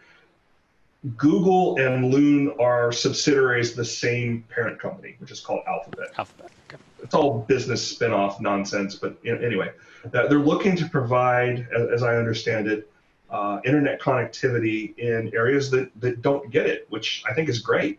I think they're pushing to have like 1 megabit capability. There's an antenna that you have to have outside, and it's going to be a network of balloons, not unlike SpaceX's Starlink project, that talk to each other and serve as an uplink downlink network. But as I understand it, they're in a testing phase. I think their launch site is up in northern Arizona somewhere. I'm sorry, northern Nevada. And these particular balloons that floated over the Carolinas, there was 4 that were visible here around the Triangle area, and up in the Triad around Greensboro, they were visible there as well. If you think about 50,000 feet, and you think about that circle that you draw around something like that, it's visible for a good amount of space. So we dug into it. It's funny that you saw it on flight radar first, because everybody else saw it in the sky first. We go outside from time to time. We didn't get the direct overhead pass here in Charlotte. Yeah, you did have one float a little bit near you. There was one that went on out over Asheboro and Asheville, out over Cherokee, and ended up in Alabama the last time I saw it. But the ones that we saw around Greensboro, as I understand them, they floated out directly south off the coast of Charleston and ultimately Jacksonville. But I went and looked just out of curiosity. Once I found out that they were trackable through flight radar, wrote a little script that went up to use one of the APIs of one of those radar tracking sites, or those flight tracking sites. I found 32 of them around the world. Wow. I found actually 33 over Australia, the Congo, Kenya, Zambia, Peru. I'm looking at my list here right now. There's a bunch out east of Madagascar and one off Peru. And then we had the couple here that had floated down from Canada, down across Ohio, West Virginia, and into the Carolinas. Right, they could be pretty scary if you don't know what they are. I had one other question, and then it sounds like Shay has one too. I'm curious, Tony, in your reading, besides the application of using them to provide internet to rural places that maybe aren't tethered on the ground, have you seen any discussion of an application to use them in storm response when a network might be wiped out due to a natural disaster? I believe they actually used them for that purpose after, I want to say it was in 2017, but with that pair of storms that went over Puerto Rico. They did some releases from Puerto Rico. If you go on one of the flight tracking websites, I think it might have been Flight Radar 24, don't quote me on that, but there's a blog post on there about them tracking many of these things during some of those storm responses. And providing that kind of connectivity to folks that they may not have power, but they probably have a way to charge phones. They figured out how to do that. It takes a little while to get that infrastructure back up for cellular service. So being able to do that with a balloon is pretty incredible. Yeah, I would agree with that, Tony. I know that some of our Mets with WeatherFlow, we met and talked about it several years ago when Google was partnering with them. Now they're partnered with HAPS Mobile, and they provide LTE connectivity to these countries, these third world countries. There are other countries that lose connectivity during natural disasters. Peru, 2019 was a prime example of where Project Loon was utilized to get LTE connectivity for authorities to get their internet settings back up and for folks to get some LTE receptions on their phones and whatnot. So it's pretty interesting. I didn't know that there were that many balloons, but I know that they started this off back in 2013 where they did their first test flight around the world. So things have kind of progressed over time. Do you see this as being a permanent solution? I don't know. Not my area of expertise, but I think it's great that we're able to provide that kind of functionality there. One concern I've got, though, is that these things are helium-based. And helium is something that is in short supply right now. I mean, if you were to go to one of the party stores and try to get helium balloons, you probably couldn't do it. Helium is a very important gas in the space industry. It's used for cleanly purging cylinders and spheres and things like that. So we need it for lots of different things. I hope they can find another lifting gas other than helium, because it is a neat and useful project.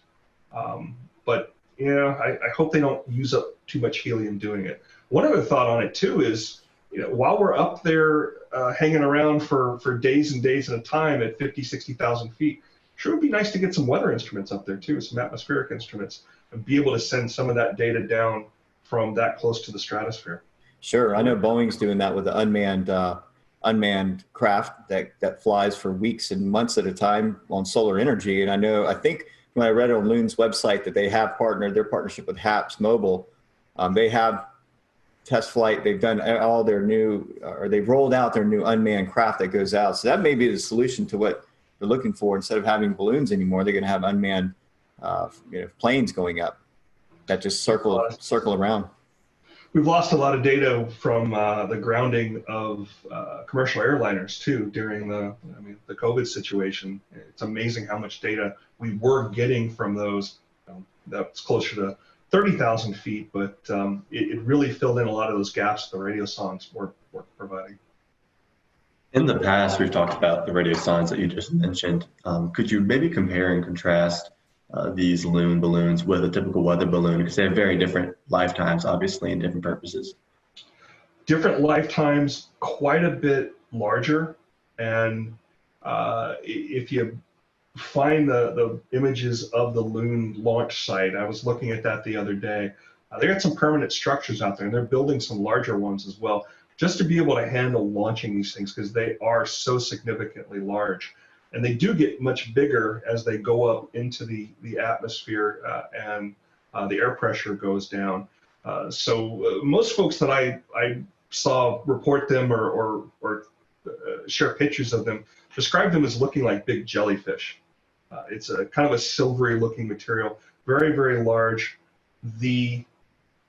It's not as spherical as a weather balloon looks. Those are, you guys are the experts here. I think they're made of some sort of a latex material, but it's very opaque, where these are almost like translucent appearance. They're much, much larger, and the volume of lifting gases that they put in there is very, very different too. So the Loons don't explode at 70,000, or they aren't even meant necessarily to go up to 100,000 feet like a typical weather balloon. They aren't. They hang out between 50,000 to 60,000 feet. Right. I think a lot of what the research is doing right now is to understand how the steering winds up there work, how viable this is to provide, how wide a coverage that they can provide, how the jet stream changes in the jet stream and other things like that are going to affect their coverage. It'll be interesting to see what comes out of it. And as you mentioned, we can go on these flight tracking websites and look at them. If you go in and you enter HBAL and a 3-digit number, you might just find one.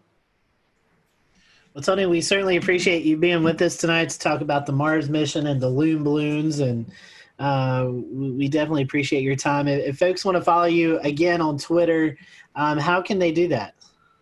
So my personal account is RTP Hokie, Hokie. And if you are interested in Mars weather, the Mars WX report. You can also find you on WRAL as a contributor and the Weather Brains, right? You're still doing the recorded version? Still doing the recorded version. It's every Monday night we're putting that out, and I try to put something different out every week that's usually space related. Every once in a while we'll add in some other weathery stuff in there too. Well, Tony, we certainly appreciate your time. And if you're watching tonight and you want to know more about the Mars launch, we'll probably be airing those towards the end of the month as we get into with our friends at NASA TV. I'm sure we'll be doing some more events surrounded by that mission and that launch. So stay tuned with that. And we appreciate you watching the Carolina Weather Group. Until next time, we hope you have a great evening. And we'll see you on the next Carolina Weather Group episode.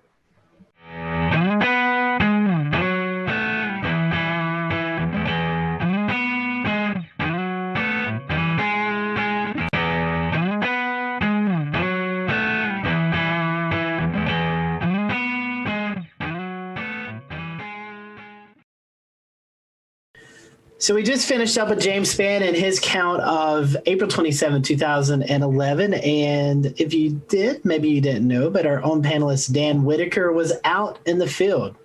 I think this is before any of us knew you, Dan, but he was actually out chasing this big event. So I guess, first of all, let's kind of talk about what you were doing. How did you know to target this area? What was the game plan? Maybe a couple of days leading into this high impact event. Right. So we had been looking at this storm system quite a ways out. It was showing up on the long range data, I think a couple of weeks prior, and then it just kept on slowly, seemingly everything was coming together the closer we got to that April 27th date. So I was prepared pretty far in advance to get out there to Alabama was where I was loosely targeting. And a couple days ahead of time, I packed up the car and I left town the night before and stayed in the Eastern Tennessee mountains. It's Western for us if we're heading that way, but Eastern Tennessee mountains over in Chattanooga, and was prepared for whatever could happen. I've been out to Alabama a bunch of times to go follow and photograph storms, and nothing's come of it. So I didn't know what was going to happen this day. So during the day, walk us through what it was like from the time you woke up to the time that you finally found yourself on a storm. Right. So, I had some kind of omens, if you want to believe in that, at least. At the very least, the atmosphere was showing off for me right away. I woke up at my friend's house. He had to go to work, and it was I forget what day of the week it was, but it was a work day.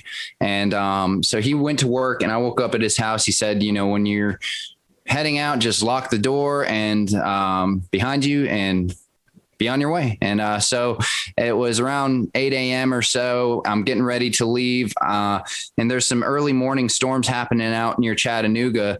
And one of them really started building up. I was watching on radar, and I was like, it's 8 something in the morning. I can't really look too much into this. I'm trying to head to Alabama, and I shut the door behind me. I lock the door. I get in my car, and I pull up at that time I had a full RAM mount, like a computer system in my car. I power on the laptop. It's actually this laptop that I have right here, which is now an outdated laptop system, but still has some of my data on it. And power on my laptop, and I open it up, and right when I get my laptop open, tornado warning, storms heading directly over my location in a matter of minutes. And there was a strong kind of velocity couplet there when I looked at the velocity data. So I was like, there's some real reason to believe that this could be a threatening storm with a tornado. And so I actually went to try and get back in my friend's house I've 5 minutes, right? So let's get back in the house. No, the door's locked, of course. I can't get back in. And I look around, I'm in a crowded neighborhood with lots of trees everywhere. I can't even see the sky. So I think to myself, okay, well, what do I do now? Right. I don't want a tree to follow me. Right. And so I get in my car and I just start driving away from the storm through these residential roads in Chattanooga. It's hilly. I'm trying to just get out of there. I make it to a 4-road intersection, and I kind of park my car there. I'm like, this is as good as I'm going to do. At least I'm not under the trees. And I park my car there. As some really intense winds start whipping across, horizontal windblown rain, I would just guess at 60, 70 miles an hour. And I was right there in the velocity couplet, and it turns out there was wind damage and a tornado, but I just must have been very close. But I don't believe I was in the tornado. It was mostly, the winds changed directions eventually, but I believe it was all rear flank downdraft base kind of wind. So I drive back to my friend's house at that point after I'm kind of in that wind and rain, and it passes by me, so I know I'm safe. I just kind of drive back there because I don't know what to do with myself at this point. And and there, the road that I came down just a minute prior, there had been someone driving down that road and a tree fell and actually crushed their car with them in it. I got there before the emergency response did, and I just at about the same time. So I pull up, and so do they. And I kind of get out of my car, and I'm like, what's going on, And the emergency response person, fortunately, they started trying to do what they needed to do, and I was like, they've got it figured out. They told me to leave them alone. So I just kept on heading on my way. I was like, I guess I'll go to Alabama now. And that's how I started my morning. So, pretty intense. Dan, wow. I have a question for you. Sorry, Evan, I didn't mean to step on you. Recollection, this was 10 years ago. So I don't think radar scope was a thing. That's right. How did you get this weather data while you're out in the field? It's 2011. Technology has surely come a long ways in the last 10 years, but what was it like back in 2011 getting? You mean, what was it like using a flip phone when I was storm chasing? Yeah. So that's what I was doing. I had a GZ1 waterproof flip phone, and for data, fortunately, things were fairly advanced for the laptop systems, as long as you had a laptop system and internet and a few other things. So I had a GPS puck that logged my GPS data into the system I was using at that time. It was I can't even remember the name of the system actually, but it was like definitely an older PC radar system that integrated with Delorme Maps was what I used to log my GPS data, and it integrated the data in. It was the only thing at that time. It was the only program comparable to GR Level 2, which is still a top program for PCs. And but yeah, no radar scope, no. We'll return to Best of the Carolina Weather Group in a moment. Now your Carolina weather forecast. Here are today's forecast high temperatures for North Carolina.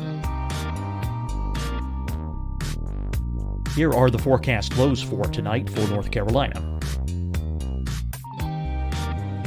Here are tomorrow's forecast high temperatures. And here's forecast rainfall across North Carolina tomorrow. Here are the forecast highs for the day after tomorrow.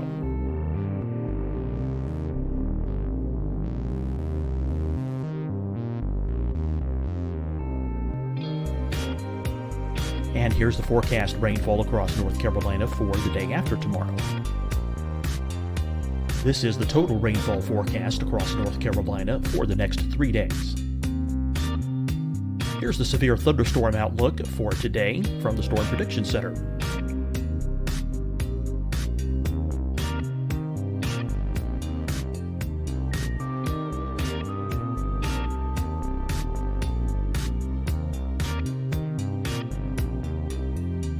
Here are the forecast high temperatures for today for South Carolina. Here are the low temperatures for today for South Carolina. Here's the probability of precipitation forecast across South Carolina today.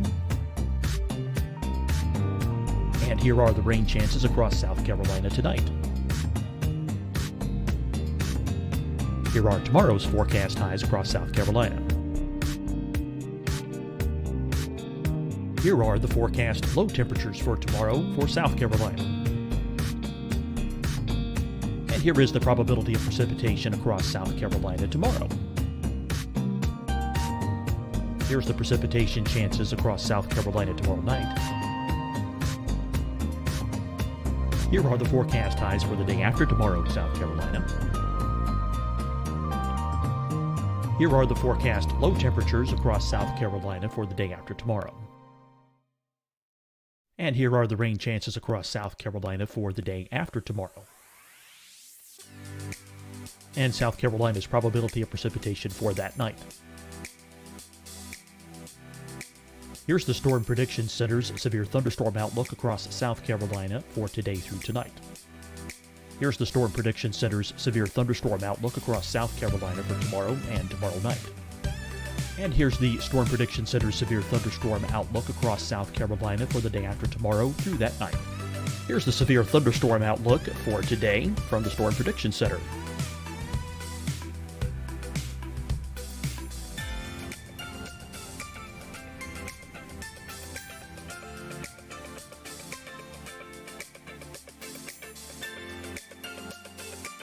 And now here's a live look at weather radar across the southeast. Deciding when to wear a mask isn't about who you know or how well you know them. Just ask yourself, will I be with anyone I don't live with? If the answer is yes, get behind the mask. Help slow the spread of COVID-19. Get behind the mask. Learn more at covid19.ncdhhs.gov. Hi, everyone. I'm Dr. Mandy Cohen, Secretary of the North Carolina Department of Health and Human Services. And when you follow the 3 W's, you protect your family and your neighbors from COVID-19. When you leave your home, practice your W's. Wear a cloth face covering, wait 6 feet apart, wash your hands often. Wear, wait, wash. We're in this together. Stay strong, North Carolina.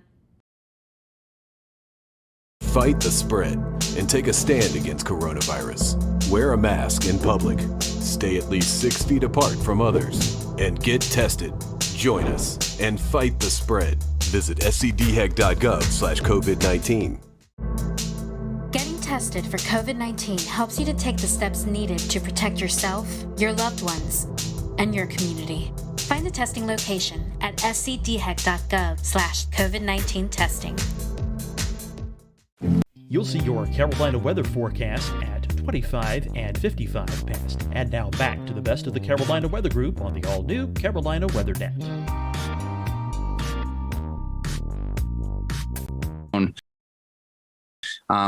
Like I said in the story, I had to power up the laptop to even see what was really going on. So had that hooked up to a internet puck at that time. There was no hotspots via cell phone, so you had to have a dedicated internet puck. Also, to power the computer at that time, there weren't cars built in with power inverters for things like computers, like there are now. Like the 4Runner that I own now, it just comes with power outlets, right? But at that time, there wasn't anything like that. So I actually had to have custom fuses and custom switches and custom wiring for power inverters to run my laptop system. And so it was a lot of electric-based stuff and the best technology at that time just to even get online and see what was going on. Later in the day, Dan, with all of this equipment that you had, you managed to get yourself on the Coleman, Alabama storm. The storm was severe. It produced an EF4 tornado. Can you tell us a little bit about the experience you had chasing that in the afternoon?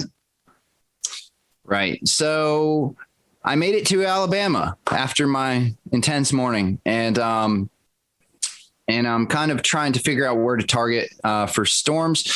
They start kind of popping off immediately early in the afternoon. I think around 1 or 2 was the first supercell that I got on, and these storms were classic supercells popping up in every square foot of Alabama that you could put your eyes on radar. So it's just these storms are popping up all over the place, and a lot of little kind of storms, but among the mix, a lot of major strong supercells were developing that were immediately severe warned, putting down things like hail, and a lot of them were starting to go tornado warned even early on in the day. So I chased 4 different supercells, which I believe all 4 of them or 3 of them were tornado warned before I even made it to Coleman. So I had this long, for those of you who aren't as familiar with how a storm chase would work, you see a storm kind of growing either visually or on radar. You know the ingredients are there for that storm. Then once it grows to become a significant storm, and so you start targeting, you want to target the storm early and get to it before it basically becomes maybe, outdated, so to speak, where it's just overtaken by rain, the visuals are gone, maybe the tornado is gone too. So you want to, if you can be there at the birth of a storm and follow it through, that's ideal. Granted, these storms this day in Alabama were averaging speeds of 40 to 60 miles an hour. So it's kind of hard to stay with them, but that's why you hop around a little bit. So you would start at a storm. Here's the birth of a storm. Great. Let's see what it's going to do.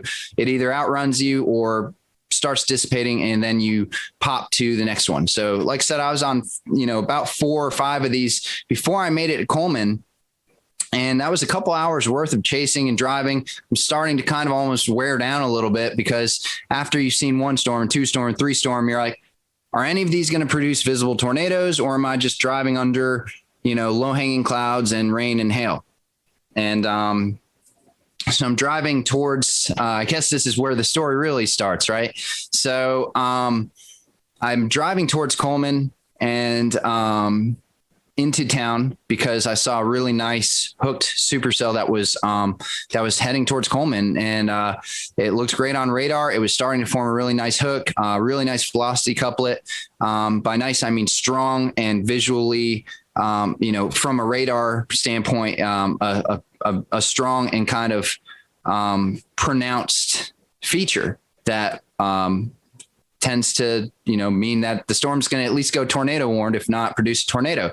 And like I said, the ingredients were there. This was a day that had been forecasted for a while.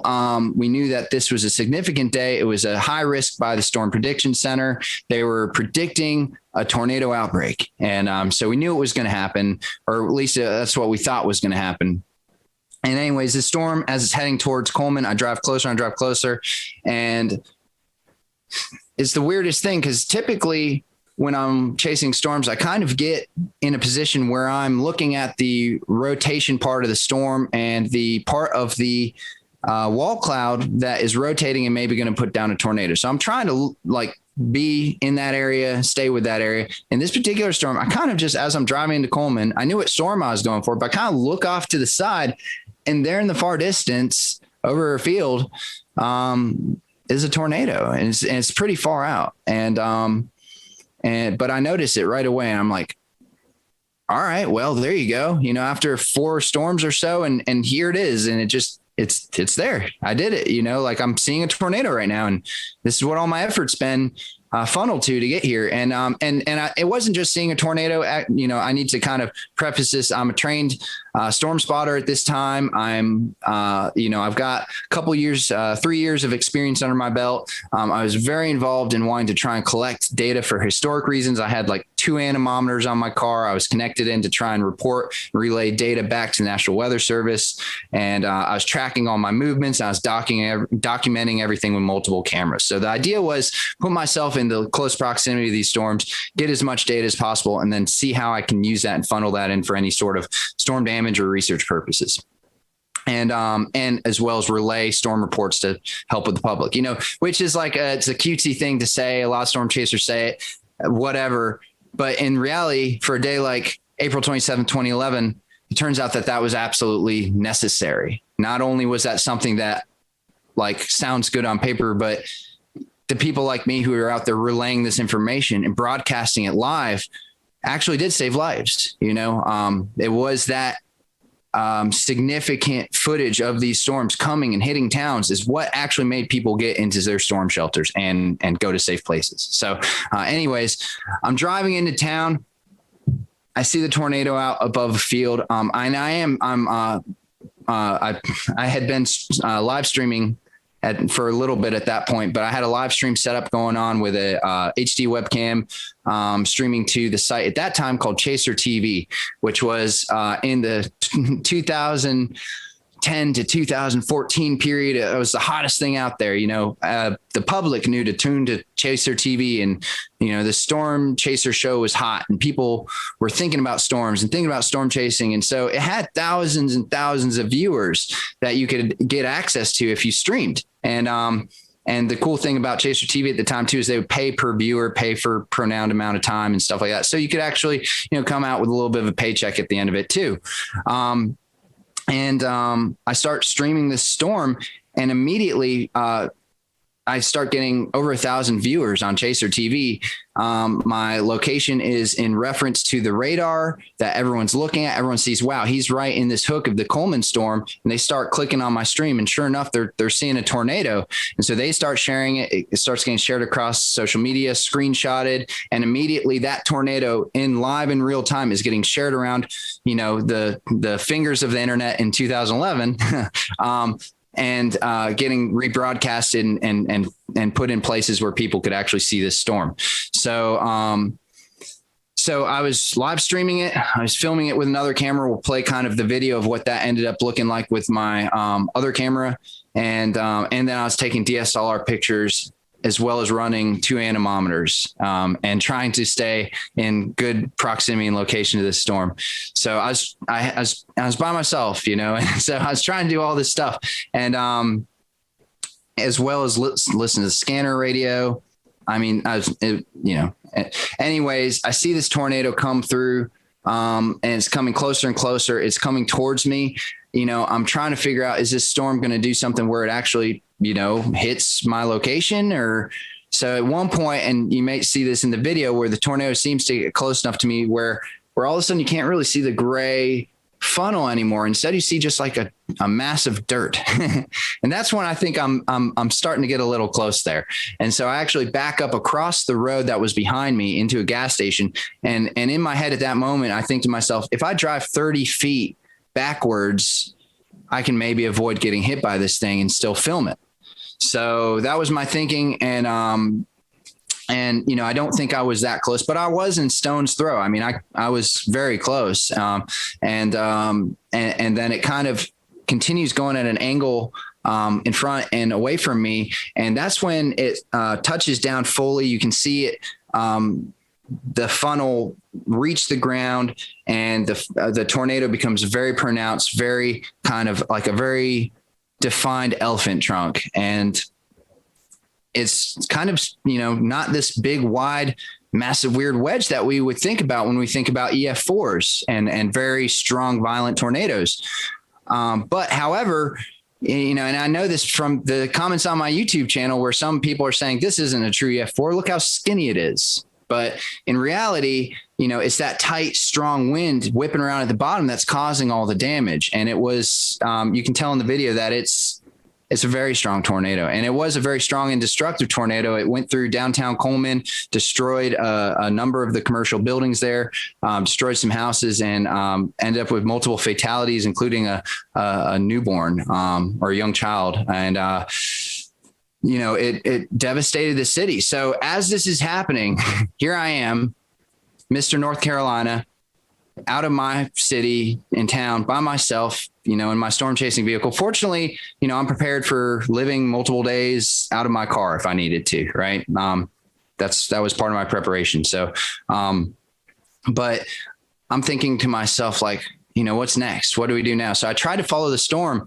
and as I keep following it, the tornado gets wider and wider, eventually wedges out into this big kind of gray wedge tornado as it goes off in the distance. The road that I try and travel down is completely covered in trees, and there's no, I mean, like there's hundreds of, I will share a picture of it. There's just hundreds of trees down, and you know, you could have had a whole team of people with chainsaws and you would never have gotten through that road. So at that point, I know that my access to continue following this tornado is gone. The tornado is going 60 miles an hour anyways. So it's a lost cause at that point. So I drive back towards town. And here's where it really gets interesting, because this is where things started to really take a turn as far as the reality of the storm. All I could smell was trees and fresh wood. And as I look around through the woods as I'm driving back towards Coleman, the trees are stripped of their bark.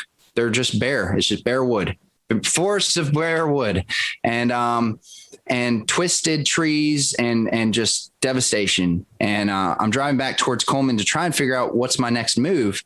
And I look at the radar on my computer, and there's another storm that's tornado warned and heading right towards Coleman. That is going to be there in 20 minutes, right? But what has just happened is a tornado just devastated Coleman, and at the same time, tornadoes were devastating Tuscaloosa and that's a well-known one, but there are, I think, 5 or 6 tornadoes on the ground at this very moment, and Alabama was in a mess. So Coleman was in a mess, and everybody got in their cars and drove out to the middle of the roads to try and get to their family members. Cell service was completely down at this point. I don't know if it's because cell towers were hit or if everyone was trying to use their cell phones at the same time, but there was zero cell service. You could not use it for anything. The only thing left was internet through my internet puck. So I was able to access radar data and message through some sort of messenger app I was using at that time. And I think email is what it is called. I was emailing people. So I drive back into town. The roads are crowded with people. People are kind of walking around confused. Everyone has their cell phone in their hand. Like, what is this? It's not doing anything. And they see that I'm a storm chaser. I have stormsquad.net on the side of my vehicle and stuff. They start coming up to my car and they're saying, what happened? We're trying to get in touch with our family members. We can't do it. We heard the town was hit. And I was able to actually give as many people as I could the information that I had, which was, there was a tornado. It hit part of town. There's another storm coming. You're going to want to find a place to take refuge. And I had a CB radio in my car at that time with a speaker. I got on my CB radio and started driving around and saying, there's another tornado warning coming, because nobody knew. And I drove around the town and yelled at people to find safe shelter. And that was really harrowing. Like, I don't know if that's the right word. There's no words to describe. I mean, it was very sobering. I mean, just like, I was focused. I was trying to, at that point, just go into like storm recovery mode. I'm now part of this Coleman community, right? So how do I help them? And yeah, that was not my last storm of the day. So I actually left Coleman and went and got on another supercell at that point, because there's nothing else I could do in Coleman that, short of, I warned everyone I could. The storm didn't hit there. So I left. I went out to go get to another storm and chased 2 more tornado warned supercells. Nothing really produced from those. And then the sun started going down and still no cell service. But I have my radio police scanner and fire EMS scanner, and I'm hearing that reports that there are no gas stations and no gas available to the first responders. And I look at my gas tank at that moment. The sun was just starting to set. I look at my gas tank and I'm on less than a quarter of a tank. Hadn't anticipated on there not being any gas in the state of Alabama, right? And so with very little gas and a lot more storms, all tornado warned, heading my direction, and now it's dark out, I had to do what I now refer to as a kind of a intense game of avoid the tornado for the next few hours. I did it on zero gas. So what I had to do is I would drive out to somewhere where I thought was in between 2 supercells heading my way, because it was just groups of supercells just over and over and over again, all tornado warned. So I'd drive where I thought I was going to be in between the 2, no cell phone service and limited radar at this point because internet was dicey out where I was. And then I'd turn off my car and I'd just sit there in the pitch black and just watch the lightning, both the storms pass on either side of me. I'd turn back on the car, get the laptop back up, see the next radar run, and figure out my next spot to go to try and be safe.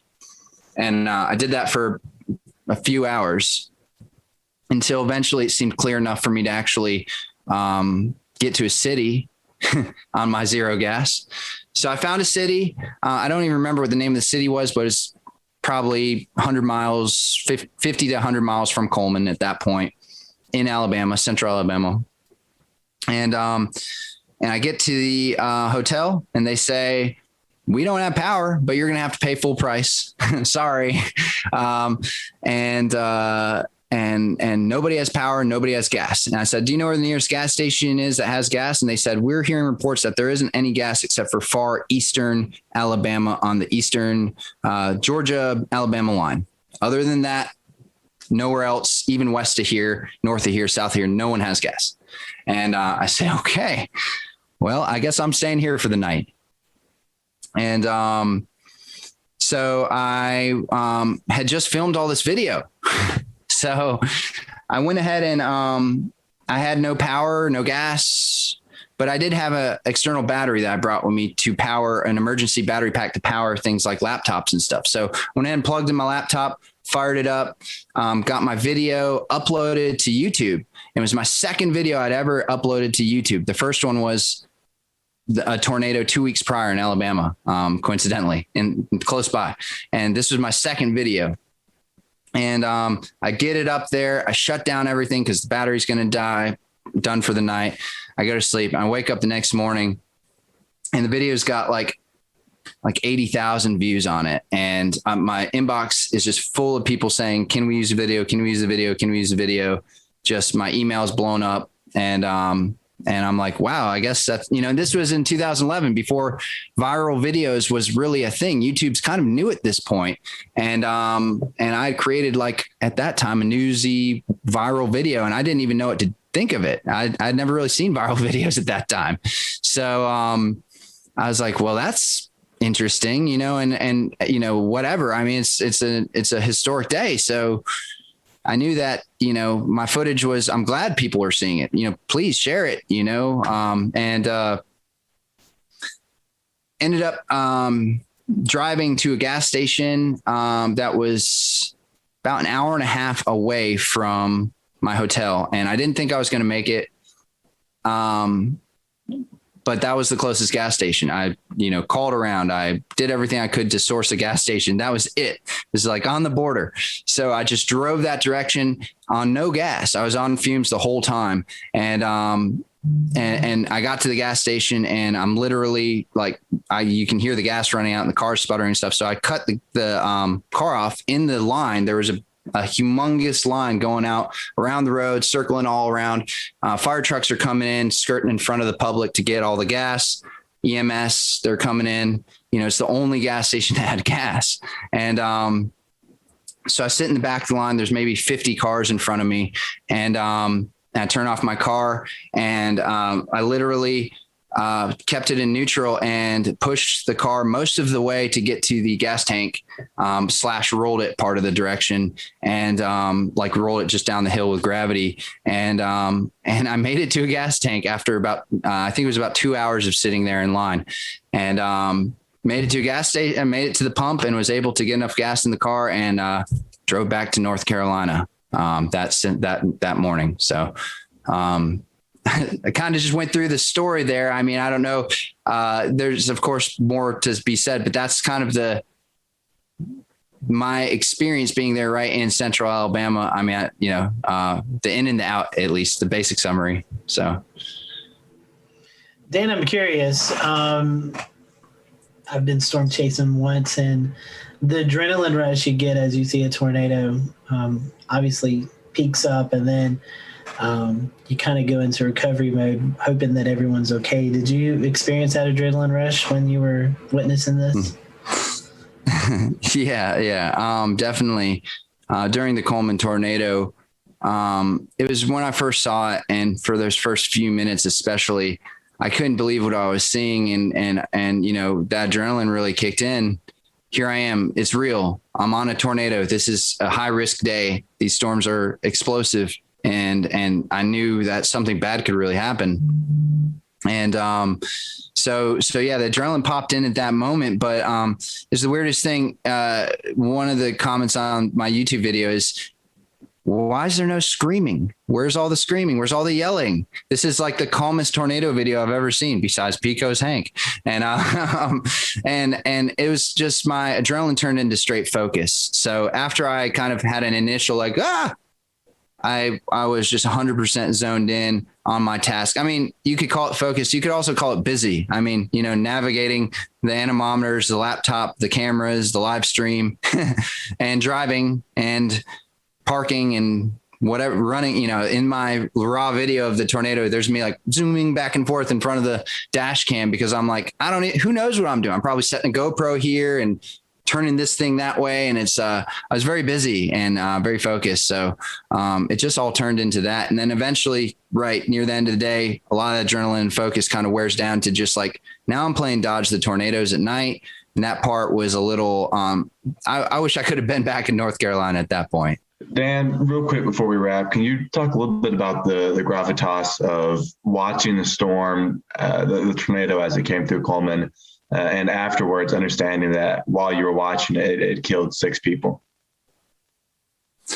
So, I've been at some devastating tornadoes before, But I think the thing that made this more real, and I've been in some killer tornadoes before. I think the thing that made this so real in this particular one is because a lot of people died this day in Alabama, and it was the total destruction of the state.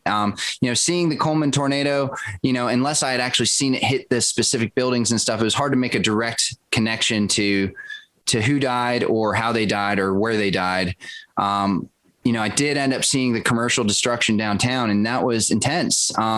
Seeing that, because you're seeing people wandering around, picking up bricks and trying to figure out what to do. It's like walking into a house that was just completely destroyed by like a group of toddlers, and I say that as a owner of a toddler. I have a 3-year-old, and sometimes you just walk into a room and you say, what happened? And you just pull your hair and you scratch your head and you say, I can't even figure out where to start. Everything's destroyed. And it was the same way watching these people trying to figure out what to do in downtown Coleman, just walking around devastated. And that was really sobering. But the thing that really affected me the most, honestly, was seeing people looking for their loved ones and not having a way to find out where their loved ones were. No cell phone reception, no communication, and being stuck in traffic, and another tornado warning that's coming.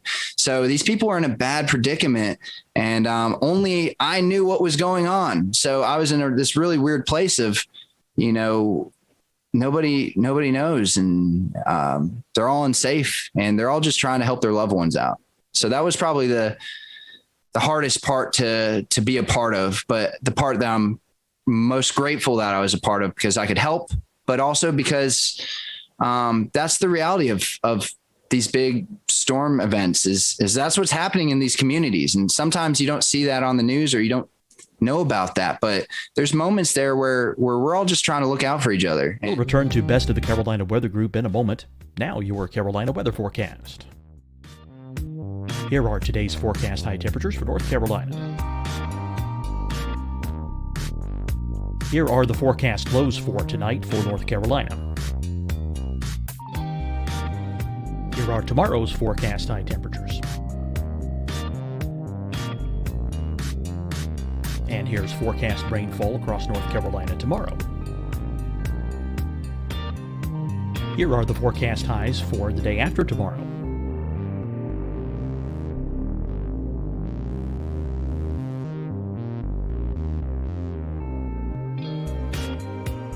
And here's the forecast rainfall across North Carolina for the day after tomorrow. This is the total rainfall forecast across North Carolina for the next 3 days.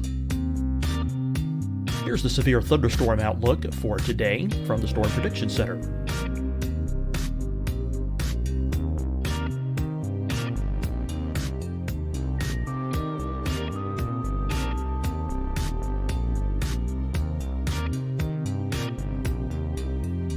Here are the forecast high temperatures for today for South Carolina. Here are the low temperatures for today for South Carolina. Here's the probability of precipitation forecast across South Carolina today. And here are the rain chances across South Carolina tonight. Here are tomorrow's forecast highs across South Carolina. Here are the forecast low temperatures for tomorrow for South Carolina. And here is the probability of precipitation across South Carolina tomorrow. Here's the precipitation chances across South Carolina tomorrow night. Here are the forecast highs for the day after tomorrow in South Carolina. Here are the forecast low temperatures across South Carolina for the day after tomorrow.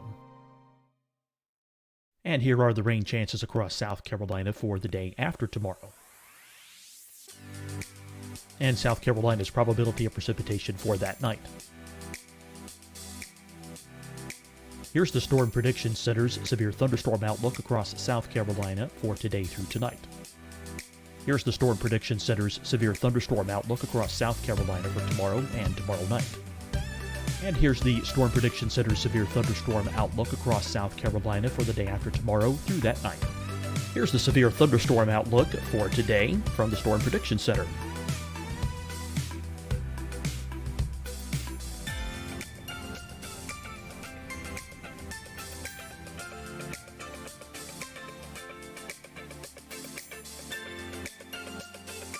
And now here's a live look at weather radar across the southeast. Deciding when to wear a mask isn't about who you know or how well you know them. Just ask yourself, will I be with anyone I don't live with? If the answer is yes, get behind the mask. Help slow the spread of COVID-19. Get behind the mask.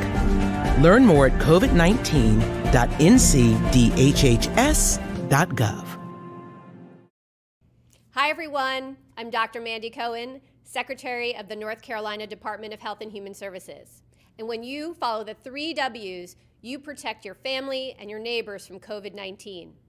When you leave your home, practice your W's. Wear a cloth face covering, wait 6 feet apart, wash your hands often. Wear, wait, wash.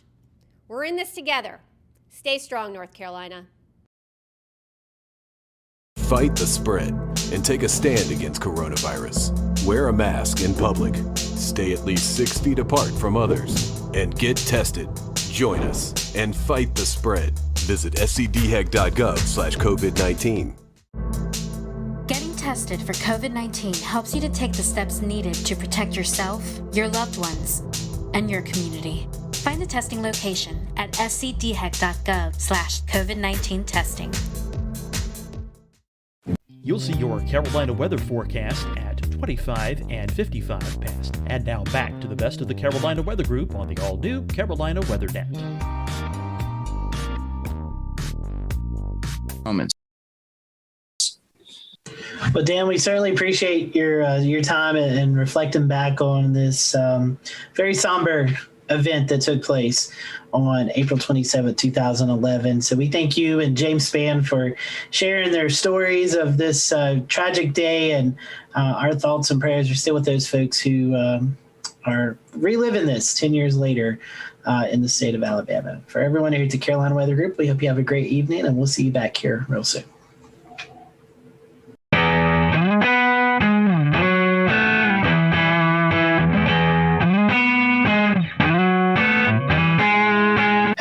Welcome to the Carolina Weather Group. We're happy to have you this evening. An exciting show to talk about emergency management and weather, and how the two kind of atmospheres come together, pardon my pun there, but how they work together. The weather community and the emergency management community work together to make sure you all, either if you live in a big city or a small city, are prepared for severe weather, winter weather, whatever the case may be.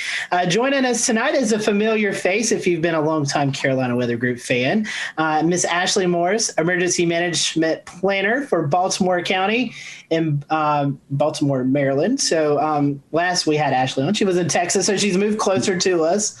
So that way, if we ever travel, we don't have to go out to Texas. We can just go up to Maryland. So Ashley, welcome back to the show. And we also have with us Felix Nance, who is the Emergency Manager for the city of Hominy, Oklahoma, just outside of Tulsa.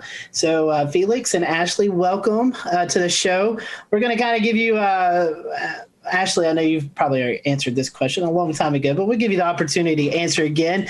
It's a question we always start off our shows with. How did you get hooked up into this weather community, emergency management community? What kind of hooked you into wanting to choose this profession? So Ashley, I'll let you start, and then we'll let Felix follow up. Sure. So I grew up being infatuated with weather, and really I got stuck in a thunderstorm when I was 6 or 7 years old and really scared. And my dad's friend who was with me, because we were outside, actually taught me how to count the seconds between the lightning and the thunder to kind of try to calm me down, because I was just sitting there crying. And so after that, I remember just doing that during every single New Mexico thunderstorm that came around. And I would buy storm books, and I was just fascinated by weather. And so originally I wanted to do meteorology and do National Weather Service forecasting. And I went to Texas Tech University with that intent. So I got a bachelor's in geophysics and atmospheric science, and then got up into grad school.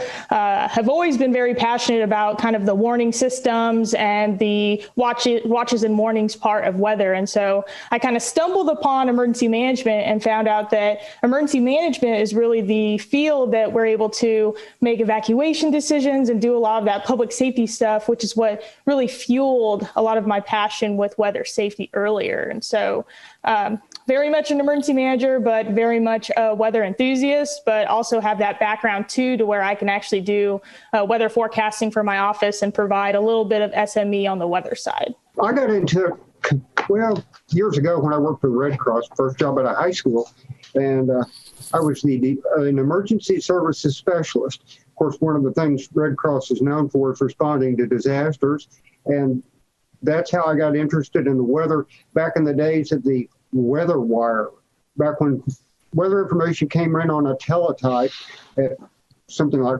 40 words a minute. So that was back very old school stuff, and it's just stuck. I've stayed with it, been a Skywarn spotter. It's just a natural progression, actually, from that point on. Questions for both of you here. I want to ask exactly what your role is like and your day-to-day life. What is the typical day in the life of an emergency manager? So it kind of depends on your location, your position, and what you're kind of designated to do. So as emergency managers, we're in the art of doing disaster preparedness, response, recovery, and mitigation for either a city, county, state, or the federal through FEMA. So from a local emergency management perspective, I've done 4 years in city and county emergency management. And so ours is very localized and hyper-focused on neighborhoods, communities, and things like that. And so a part of my role has been a majority of my career participating in writing emergency response plans, creating a lot of partnerships with like public safety, police, fire, EMS, dispatch, public works, and all of the other agencies in our government who would help us respond to disaster. Getting everyone in a room to do disaster scenarios, exercises, things like that. And then doing a lot of community engagement, outreach, messaging, trying to get people to be aware of what our risks are and what we kind of expect of them during disaster. And then a very small amount of our time is usually doing response. Obviously, if we had severe weather coming into the area, if we had a big impactful storm, or like the past entire year where we've been responding to a pandemic or some other kind of thing, that's kind of what that looks like. So we kind of have a blue sky day and a gray sky day where we're either doing a lot of planning and just preparations, or we're actually responding, working with partners, making decisions, and providing resources to the public during the incident. Very well put. It depends on the size of your community and your staff. In my case, I'm a one-man shop, so I'm doing a little bit of all of it. I'm kind of a generalist, and so it tends to keep one very busy. And as Ashley said, we've been dealt with the pandemic situation since March the 6th of last year in my shop on a daily basis, as well as all the other the disasters within the disaster within the disaster. It's been nonstop, and tends to keep one busy.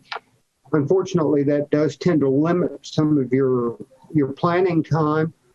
So you have to limit your planning to a lot of the special events that go on.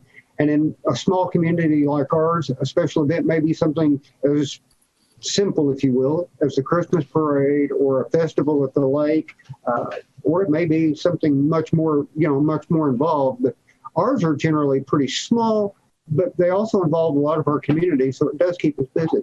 Kind of staying on the topic of, I guess at this point, the differences between being in a more rural area versus being in a bigger city. So you explained you kind of wear a lot of different hats there, Felix, and you're kind of generalist. When a disaster response or emergency response actually happens, can you kind of tell us a little bit more about how that works in those scenarios, who you turn to and the process there? When you're a small community like ours, and let me give you a little quick lay of the land. Osage County is the largest county in the state of Oklahoma, larger than the state of Delaware, 2,400 square miles. We have the county emergency management office. It has a staff of 2. We have the Osage Nation, an Indian tribe, which has a staff of 2, and myself. So basically there's 5 of us in the county. And we kind of work together to make things happen because we can't be everywhere all the time. So it's not terribly uncommon for me to go to another city to assist or to assist the county because of the lay of the land and the lack of personnel. You're dealing with mutual aid situations on a regular basis where you have multiple, the county has 57 volunteer fire departments. So you start, you get out on a wildfire, you're making notes and not necessarily just how many trucks, but where they're from. It's a conglomerate affair, and it works pretty well because everybody works together, and that's the key. So you're drilling, you're practicing. The blue sky days are the days you make the big progress because that's when you make the connections. Ashley, can you talk to us a little bit about how that works out kind of in a bigger city scenario? When an actual disaster or emergency happens, how is that delegated? And what's the response like? Yeah, so I'm lucky I have the background of both. So I came out of a tiny place out in Texas, and then I came over and did 9 months with Fairfax County before I just took this position. And so one of the biggest differences in kind of that would be your resources. So it was exactly what Felix was saying. Resources. Big cities, we have usually a bigger tax base. We usually have better funding, better things like that. And so when you have that, your capacity to respond is a lot bigger. You don't have as many mutual aid needs or community needs. We can usually throw money or resources or whatever we need at it. And so something interesting about Fairfax was that we would have severe weather setups where in Texas, I would be a little concerned. I'd probably kind of do like a light EOC activation, or maybe I would just sit in the EOC just in case we got severe weather. And in Fairfax, you would think you would do that because you have a huge population, but because your police, your fire, and a lot of your public safety is so massive and they have so many resources, it takes a lot for them to get tapped out. So we would have those squall lines with the trees down and stuff, but it wasn't a problem for Fairfax because we have massive amounts of department resources. And so that was something that I had to learn that was a lot different. Just having those resources and those needs to actually be able to respond. Ashley, kind of piggybacking on that, Maryland's it's a pretty extensive urban area. Does your like territory go out to like Catonsville and Ellicott City where we see that major flooding over there, or do you handle that as well? We do from a first response perspective. So we do have like regional teams doing like swift water rescue, things like that. And so like our fire departments, even in the state, are very well linked to where they can deploy and do that mutual aid like they need to. From OEM and from Baltimore County, so I'm kind of back in one of those smaller roles being with the county. We're just establishing our program. So it's me as a planner and then a couple of fire personnel. And so depending on what the threat is and depending on what the threat would be to my county, we would probably sit back and make sure that Baltimore County would be okay. And then if they needed OEM support, we definitely would offer that. Luckily, we have a great state emergency management agency that keeps us all connected. We have EMAC, which is the emergency management agency compact where they send out a mutual aid and things like that. And so we have an ability in the state to help each other when we need to. Now enter the COVID-19, right? So we're getting the next topic here. Obviously, we're going to have to, ask about, the challenges, right? So 2020, you had a whole nother set of challenges every EMS entity across the country had to deal with. Now you've got social distancing and all kinds of things that you have to deal with. So I'll let you go first, Ashley, on what your efforts are, what in Baltimore, how you handle COVID-19, how you handle disasters with that layer of complexity. Yeah, so I'll speak again kind of on Fairfax County. So we're a bigger jurisdiction. We have a pretty big public health, and it is a county public health agency where that's a lot different from other counties in Virginia because they actually have a state program. So we have state public health and a county. So we were able to have more county resources to throw at it. Because it is a disease or an epidemic or a pandemic, that's all going to be related to public health. So they're going to be the lead agency. As OEM, we're just offering our support. So, we run logistics, maybe ordering PPE, maybe doing any other kind of needs. They needed a lot of testing site materials like tents, tables, and that stuff. So OEM played a really big role in setting up logistics for the EOC and actually ordering and deploying the stuff based on their needs. We would help them with planning efforts. Obviously, they are the subject matter experts, though, so they would lead a lot of what the plan would look like, but we would help kind of support that and offer them staff, offer them really whatever they needed. It was very interesting with Fairfax because, like I said, we were very big. Even our OEM was 20 people. And so we had a huge capability and a huge amount of people to where we could spread people out. We had a ton of different NGOs or nonprofits that would actually plug in and help us with food donations, mass donations, and doing a lot of the other needs that we might have for our residents. And so it really has been an all community effort from everybody responding to this. And it's really important, too, because Fairfax is 1.2 million people. And so it's a massive county. Well, it's pretty much the same as Ashley, but some of the interesting things, we had a lot of PPE come in for the schools. We've got 12 school districts in those separate school districts in Osage County. We had a 6-county area that got together at a pod, picked up all the stuff for the local Osage County, brought it back to Hominy and sorted it here, and then distributed it to the schools. So there's an awful lot of work that goes on behind the scenes that people don't see and things like that. Then one of the most interesting things, we've been working with our senior citizen center here. They cannot have in-person meals or in-person feeding in the senior citizen center. And they've had trouble getting disposable trays and other supplies that they need. They turn to emergency management, and we pull rabbits out of hats and get them the things they need to help feed our senior citizens.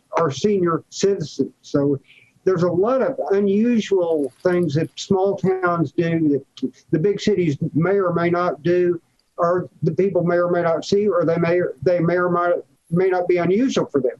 I mean, picking up the phone and ordering a specific item in a big town is not unusual. In a small town, it may take some doing to get certain items. Well, it certainly is not always the best scenario in every single severe weather setup or whatever weather setup you guys may be anticipating. Sometimes the worst happens. Between Oklahoma and Maryland, you guys certainly see the full gamut of every type of severe weather and threat you need to be prepared for, short of perhaps volcanoes as a kind of geologic threat. When you guys have to make the hard decisions, which I'm sure you certainly do, what goes into that emotionally, and when you just have to make that decision, how do you do that? Ashley, I guess we'll start with you. If we're making response decisions, it's always going to be priority based, and typically we put lives as number one always. And so any kind of action that we're taking, whether or not it's even in preparedness, but even in response, we're going to try to do what we can to save as many people that we can, and then also stabilize. So it goes lives, and then property, and then economic recovery and economic stabilization. So it is really challenging. I think that there are some situations where, you might be faced with a really tough decision. Like, for instance, a dam. You might have a dam that could break. And if it breaks, it might flood 2,000 homes, or you might have to do the emergency release and it might flood a neighborhood. That's a really hard decision to make. But I think that we tend to kind of err on trying to protect as many people as possible. And usually we can kind of have that support from our community in advance. But yes, we are faced with very difficult decisions in a lot of our incident management. Felix, I'm sure that you know just about everyone in Hominy, and everyone knows you. With a 2,000-person town, it's a lot more personal than perhaps it may be with the 1.2 million, I believe it was, in Baltimore. Does that sometimes weigh on you when you see disasters unfolding in your area? It absolutely does, because the chances are, if you don't know the people personally, your kids knew them or went to school with them. So yeah, they're not strangers by any stretch of the imagination. They're your friends and neighbors. But that's also part of the strength of the community, because they are friends and neighbors, and the community bands together. A lot of what we do is, in a situation with a storm, is the pre-storm warnings and get the information out. In the response phase, we leave that to fire and EMS for the rescue part and law enforcement, but we're also out there with them. And not just the day of the event, we're out there with them for a long period of time afterwards. We had a flood in May of 2019 that affected 71 homes and 9 businesses in our county. And I told the city manager, I said, you've signed on for the long haul. We're going to be at this as well. We're still we're just now starting into the mitigation phase of that. But part of it is you were working individually with each family. And as we were doing debris removal, I told the guys, I said, now, break this stuff out with the backhoe, out into the street, scoop it up, and put it in the truck. I said, I want you to remember, that's someone's life you're taking away in the truck. It's not debris, it's not junk, it's not trash until you get around the corner. It's their life. And they all looked at me like, never thought of it that way. I said, yes, that's everything those people own in some cases. And it's right there in a pile in the front yard, and you're taking it away. They're starting over from zip. So it changes your perspective. And the perspective of your people. So it's important to remember that, one, when the debris's gone and the rebuilding's done, now you've got to go back to those community areas of the community and visit with those people and ascertain long-term needs, make sure that their needs are met both physically and psychologically. So it's a huge, huge job. And it doesn't end.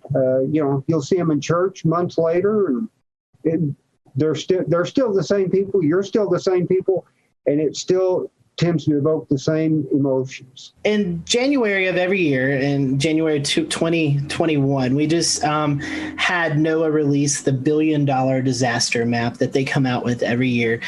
This year, I believe there was $23 billion, or 2020 had $23 billion disasters. Felix, I'm going to direct this question to you. And Ashley, living in Texas, you've experienced this as well.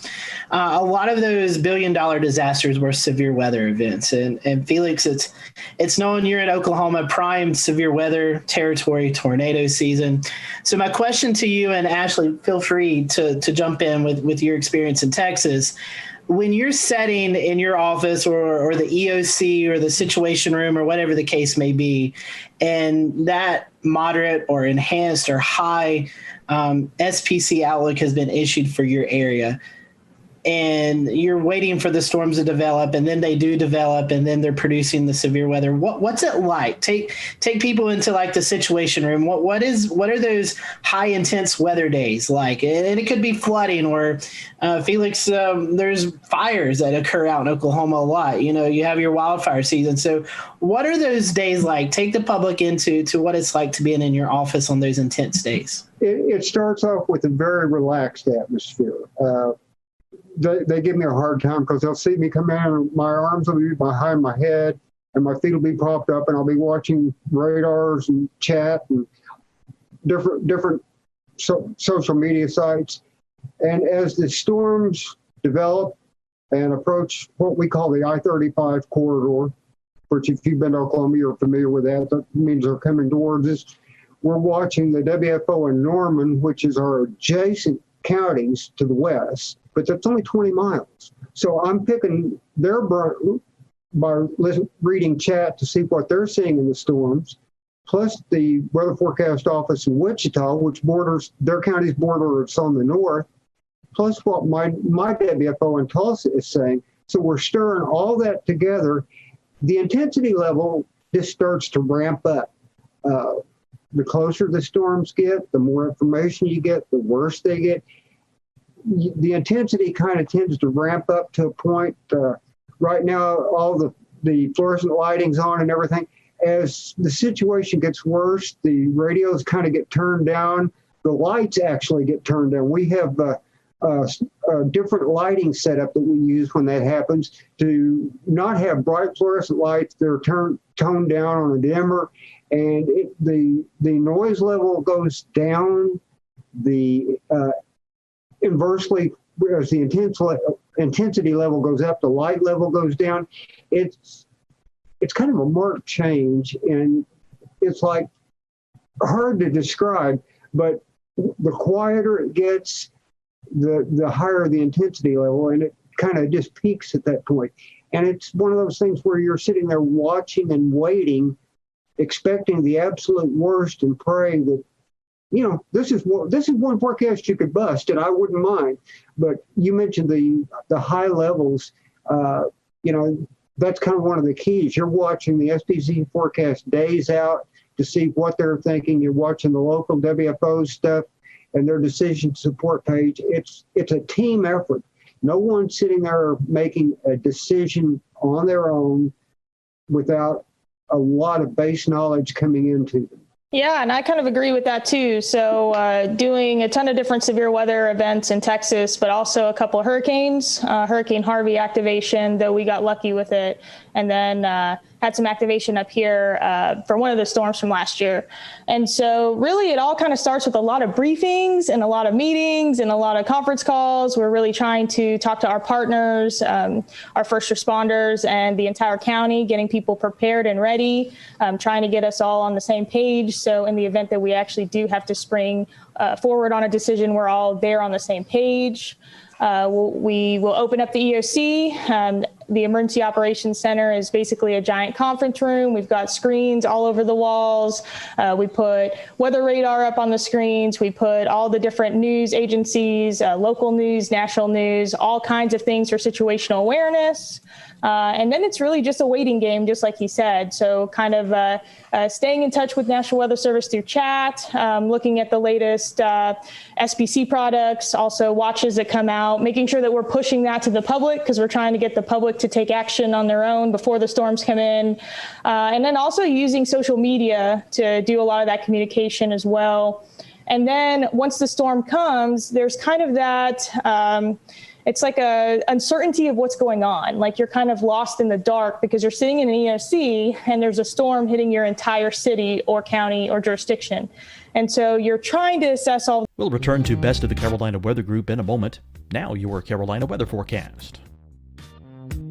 Here are today's forecast high temperatures for North Carolina. Here are the forecast lows for tonight for North Carolina.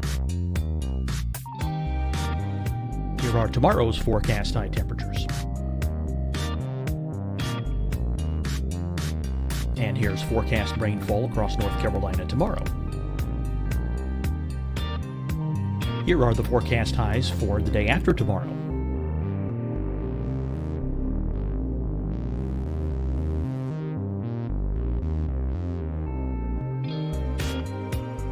And here's the forecast rainfall across North Carolina for the day after tomorrow.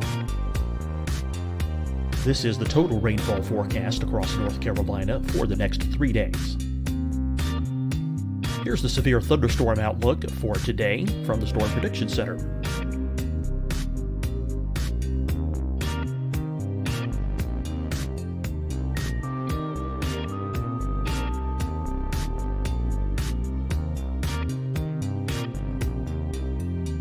Here are the forecast high temperatures for today for South Carolina. Here are the low temperatures for today for South Carolina. Here's the probability of precipitation forecast across South Carolina today. And here are the rain chances across South Carolina tonight. Here are tomorrow's forecast highs across South Carolina. Here are the forecast low temperatures for tomorrow for South Carolina. And here is the probability of precipitation across South Carolina tomorrow. Here's the precipitation chances across South Carolina tomorrow night. Here are the forecast highs for the day after tomorrow in South Carolina. Here are the forecast low temperatures across South Carolina for the day after tomorrow. And here are the rain chances across South Carolina for the day after tomorrow. And South Carolina's probability of precipitation for that night. Here's the Storm Prediction Center's severe thunderstorm outlook across South Carolina for today through tonight. Here's the Storm Prediction Center's severe thunderstorm outlook across South Carolina for tomorrow and tomorrow night. And here's the Storm Prediction Center's severe thunderstorm outlook across South Carolina for the day after tomorrow through that night. Here's the severe thunderstorm outlook for today from the Storm Prediction Center.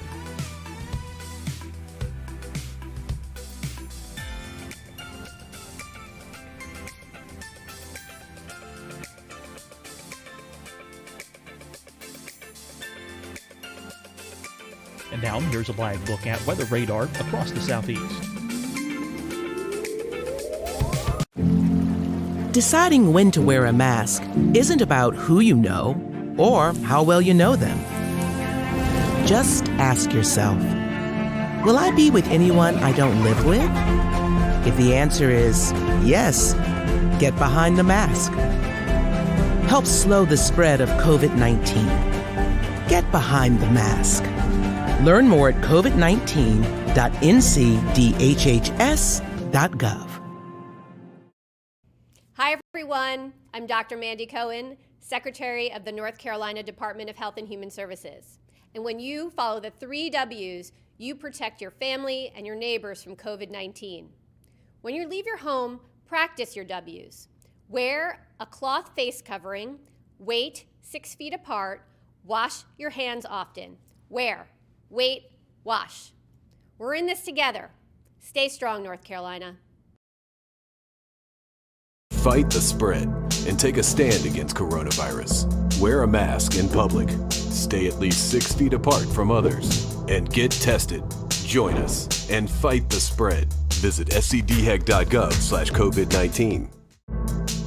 Getting tested for COVID-19 helps you to take the steps needed to protect yourself, your loved ones, and your community. Find the testing location at scdhec.gov/COVID-19 testing.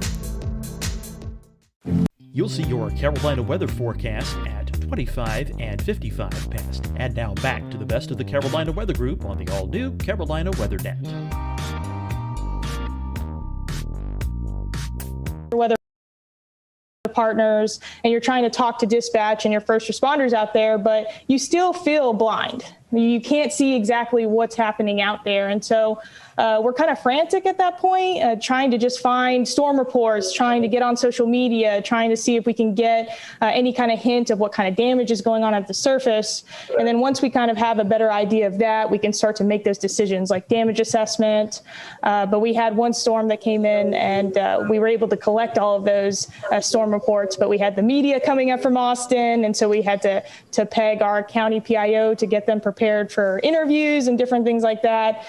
So there is quite a bit of adrenaline that comes with that. And then also somewhat of a lack of certainty of what decisions you're going to be making a short amount of time right after the storms. One of the unusual things about it, we both talked about the physical bricks and sticks EOC.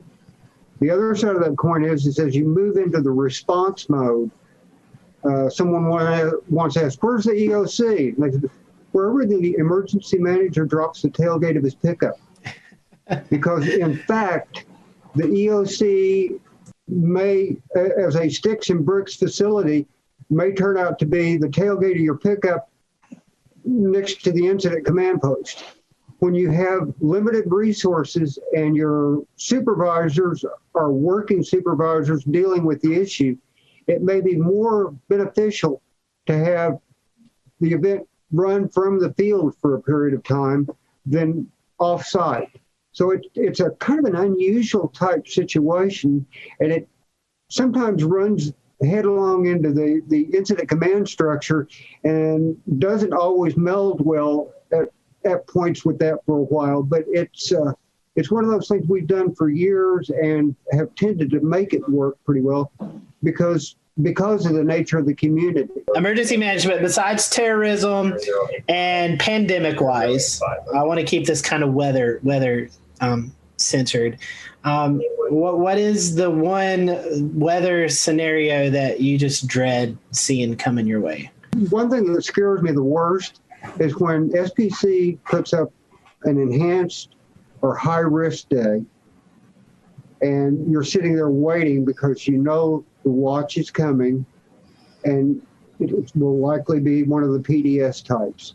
Because if they have that high a confidence level, you know they're expecting the absolute worst. So, when you're talking tornadoes, severe thunderstorms, tornadoes, that's kind of, that issue always crops up. The other one that worries me are the ice storms. And we talked before the show a little bit about the Sperry Call Tides Index. That's an incredibly valuable tool because a quarter to half inch of ice on power lines can make an incredible difference.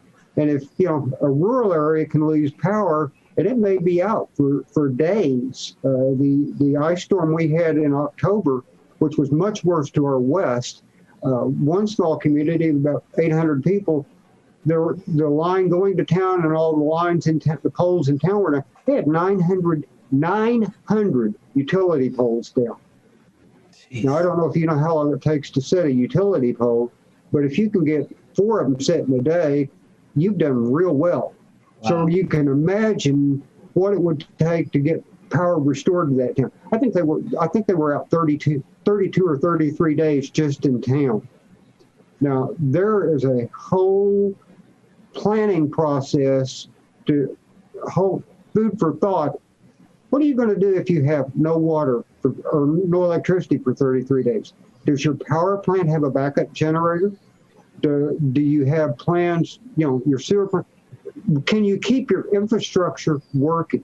Yeah, so mine's kind of along the same lines as that. I was going to say derecho because we've had them here in the DC area. We had one that was pretty bad, and it did that. It caused power outages for over a week. And then on top of that, we had a heat wave come in behind that. And so we had heat-related fatalities because people did not have power to cool off. And so you see those collapsing incidents that follow. And so that's always kind of a concern. But I would say a derecho again with widespread outages, just like he was saying, losing communications because a lot of us are, really used to using social media to communicate to the public, even warning systems and cell phones. If we lost that stuff, I'm not quite sure how we would get messaging out about shelters and other things. And then on top of that, I don't think that our general public is very prepared for power outages, especially for long-lasting ones. And I think that we would be very challenged with getting them the right resources and making sure that they were able to get the help that they needed, because I just don't think that we're accustomed to really thinking that way. So that would be my number one. Number two is that I did some research on Baltimore County, and I've noticed that we've had several federally declared disasters that were snowstorms, either blizzards or something of that nature. And while I'm from New Mexico up in the mountains and I've seen snow, I've never seen enough snow to cause a federally declared disaster. So I'm very concerned about what that's going to look like. And what's even worse is they're always in January and February. And so I'm sitting here looking at the upcoming month and some of the winter storms, hoping that I can avoid that. So some great information. Felix and Ashley, we certainly appreciate your time. I think our audience will really enjoy seeing the behind the scenes of what all you all are doing to keep us safe on good weather days and bad weather days. So would hate to not give you the opportunity to promote any social media accounts that you all would like to. So Ashley, I'll let you go first. If there's anything you'd like to share or our followers would like to follow you, how can they do that? Sure. I am addicted to Twitter, so you can find me on Twitter as Ashley Morris or at Miss Ashes 92. And I'm also on Twitter at Felix A. Nance. Very cool. Well, it's certainly been a great conversation. Felix, Ashley, thank you for joining us. And thank you all for who are watching tonight. We appreciate it. We will see you next time here on the Carolina Weather Group.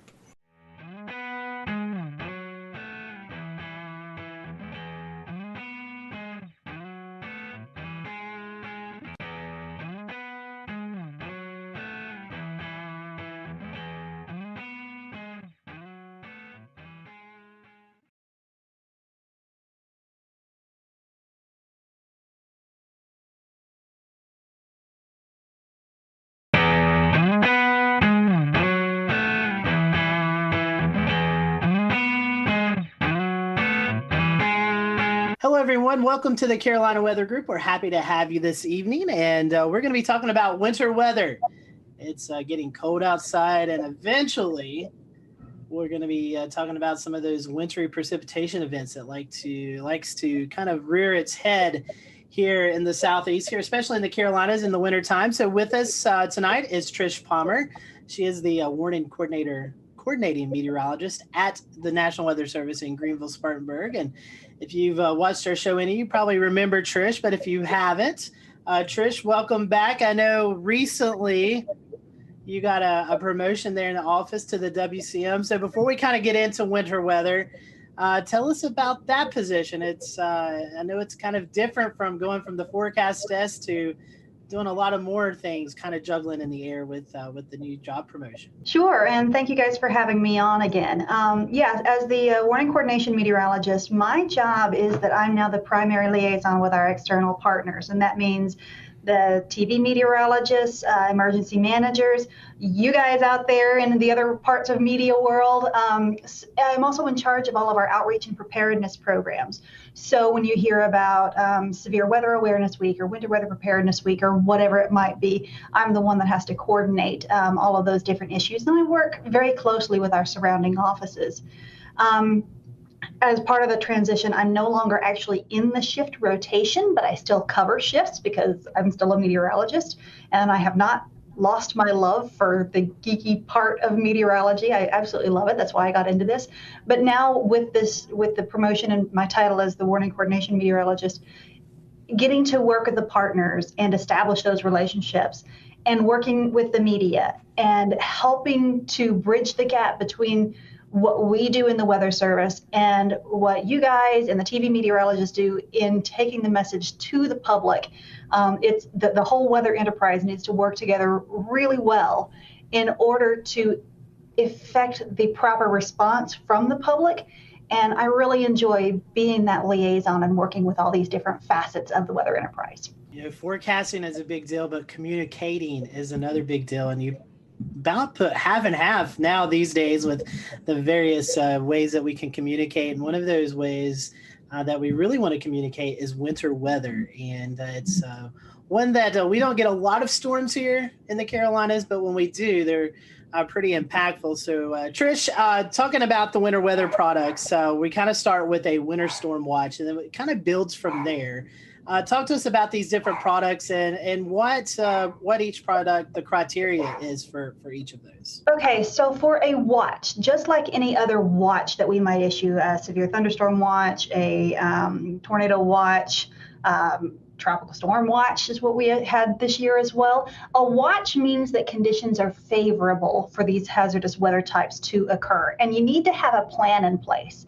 You need to be thinking about what you would do or where you would go if that weather event were to impact you. So a watch is basically, we're keeping an eye out of the sky, we're watching the weather. Again, have a plan, make sure you're prepared for whatever happens.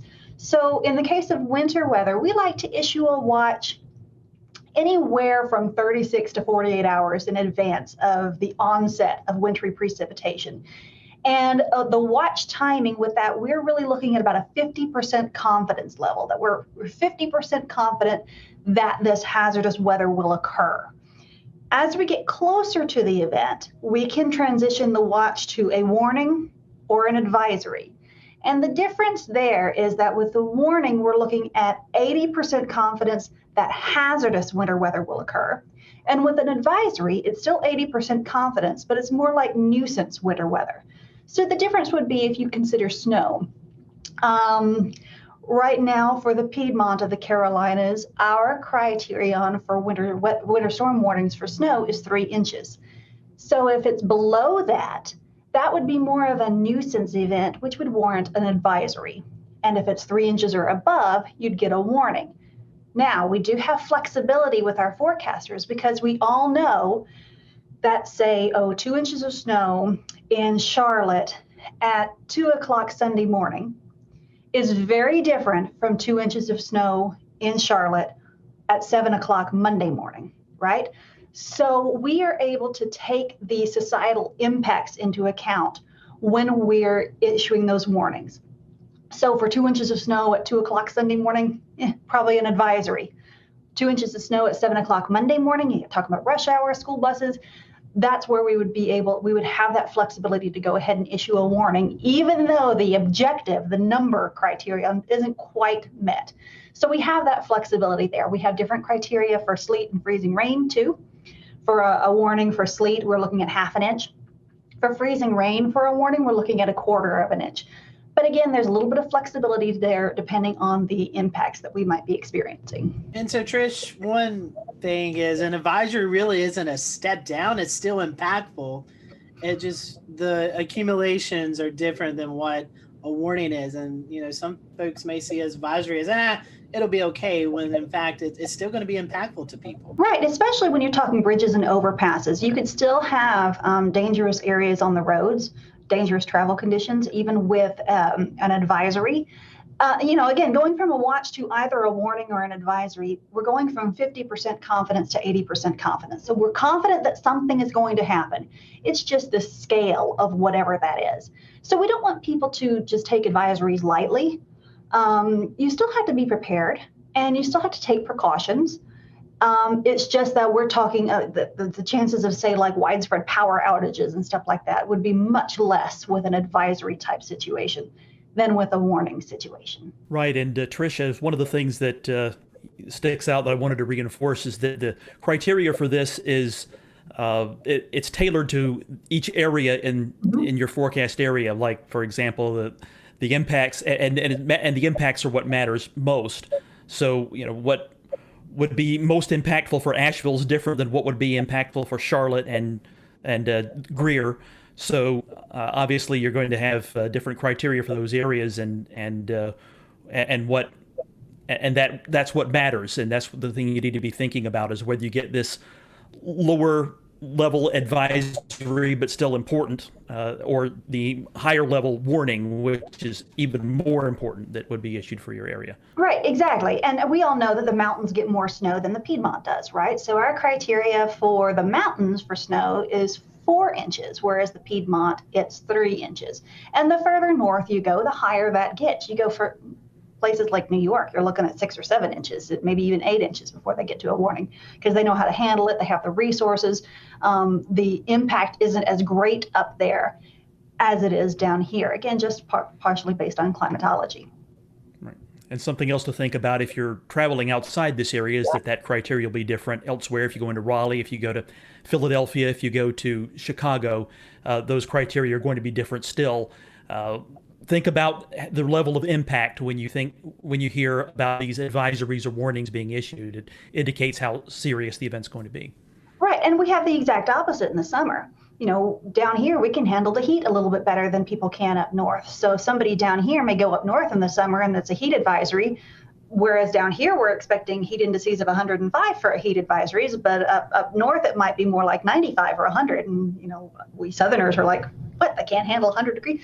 But it's different. It's based on climatology and what your body is acclimated to. Trish, the National Weather Service also issues wind products year-round, but during the wintertime, it gets especially breezy across the western half of the Carolinas, and specifically in NWS GSP's forecasting area. That's maybe not a winter weather type that most people think about, but it can definitely drive wind chills down and cause widespread power outages. So can you talk a little bit about the criteria for wind products in general? Sure. Well, we've got the wind aspect, and we've got the wind chill aspect. And then, of course, we have the winter weather aspect. So when we have a winter event, lots of times we roll them all into one product rather than issuing a whole bunch of different products. Because as you guys are probably aware, a wind product is handled by one set of products. It's called a non-precipitation warning, whereas the winter storm and wind chill products are handled by the winter storm products. So it can get very confusing. So we often wrap these in together. And so we can sometimes tweak our criteria to make it match what the weather is looking like. And again, just to make more sense to the residents across the Western Carolinas and Northeast Georgia. So for example, when we issue a high wind warning, that's when we're expecting frequent gusts over 50 knots or 58 miles per hour. That's not uncommon in the northern mountains in the middle of the winter because we have the jet stream coming down. We've got some really tight pressure gradients that set up often. And anybody who's watched the weather at Grandfather Mountain knows it can get very, very, very windy up there. So you'll see those products a lot. The step down from there is a wind advisory. And that's really when we're expecting winds, 30 to 39 miles per hour with frequent gusts over 40 to 45 miles per hour. Again, we have the flexibility to adjust that. It's been kind of a wet season, so maybe we might issue a wind advisory at wind speeds just a little bit lower. We also know that once we get to wind speeds that are over 35 miles per hour, school buses have a real hard time driving in that. So we're trying to line up our products a little bit more with what the schools are needing from us. And that's part of the communication between us and those decision makers. So they let us know what they need. And we tell them what the weather is going to be. And sometimes it's just easier for us to issue a product based on those more widespread impacts. So when we take the wind and the temperatures into account, then we get the wind chills on top of that too, right? So once we're looking at wind chills below 0 Fahrenheit, that's when we're going to start looking at wind chill advisories, wind chill warnings. Again, it's going to be a little bit lower in the mountains than it would be in the Piedmont. But again, we're not going to, during a winter weather event, we're not going to issue a winter storm warning for 4 inches of snow and then a separate product for -5 wind chills and then a separate product for 40 mile per hour winds. We're going to all roll them into one product and then just outline it there in the text. And so, Trish, one more thing, and we'll kind of transition out of the warnings. There is a few more that we've not talked about. And that's the ice storm warning. And we've had those occasionally here in the Carolinas. Can you tell us a little bit about that product? Okay. Well, again, it gets kind of complicated with all these different types of products. But we have a winter storm warning and we have an ice storm warning. The difference is that a winter storm warning is considered, either a mix or a mostly sleet or snow event, whereas an ice storm warning is mostly freezing rain. The difference is, again, in the impacts. When we have snow, we don't have quite as many widespread power outages as we might with a freezing rain event, because the freezing rain is accumulating on the power lines, whereas snow doesn't always accumulate on the power lines. The difference is, like, if we could look back to December of 2018, that was pretty kind of an earlier snow event. So there were still some leaves on the trees that hadn't fallen off. And so we had more widespread and prolonged power outages just because, the leaves were brown, but they hadn't all fallen off. So there are some, again, impact-based issues that we're dealing with there. But freezing rain can often be a bigger hazard for travel than snow can, because if we can get the roads treated for snow, lots of times the road crews can keep up with it. But ice is a totally different beast because you've got the power lines, you've got the tree issues, you've got bridges and overpasses. Sometimes you can't even walk. Whereas with snow, you get a little bit of traction just based on the snow itself. So ice storms are a slightly different beast. And we're happy we haven't had a big one in a while. NOAA released their winter weather outlook not too long ago. And it all it takes everything into consideration, the La Nina state that we're in currently, as well as other factors throughout the year. Can you tell us a little bit about that outlook and how it might impact the Carolinas? Well, the outlook, like you said, it takes a lot of big picture seasonal things into effect. And the outlook is developed by another branch of the National Weather Service called the Climate Prediction Center. And these are folks who are climatologists by training. They have a lot of experience in seasonal forecasting, and they look at all of this stuff and they produce this outlook. Now, for us, partially because we're looking at a La Nina year, we're looking at more likely we're going to have above average temperatures through the winter season and below average precipitation. Now, I want to be clear that that doesn't mean we're not going to get any big events. If anybody remembers back in 2011, January of 2011, here at GSP, we had 6.5 inches that year, and that was a strong La Nina year. So it doesn't mean we're not going to get any big events. We actually had somebody call the office and said, well, we're going into a La Nina winter. Does that mean we're not going to have any flooding? No, that doesn't mean that at all. It just means on a seasonal basis, the average temperatures will likely be above normal and the average precipitation will likely be below normal. But here on the local level, we look out 7 days and we are forecasting for these high impact weather events. And we're going to issue watches and warnings no matter what the seasonal outlook is, because you could still have an extreme event any time of year. Very important to consider when we live in the South here that one snowstorm can bring you double your normal snowfall in a year. So even though on average we're likely to see a warm and dry winter, it only takes a 1 week long cold pattern to give you above normal snowfall. So keep that in mind, because what's normal is actually not much. So you can actually get a lot well above normal snowfall for a year just because you got one big snowstorm. Yep. And it's really important for your viewers, your listeners, to understand that they need to be prepared for all types of high impact weather. Don't take a seasonal outlook of above normal temperatures, below normal precipitation, and say, I can let my guard down. No. You always need to have an emergency kit ready. You always need to be prepared. And so, Trish, talking about that, the forecast, it seems like, with tropics, we get a little sector of that.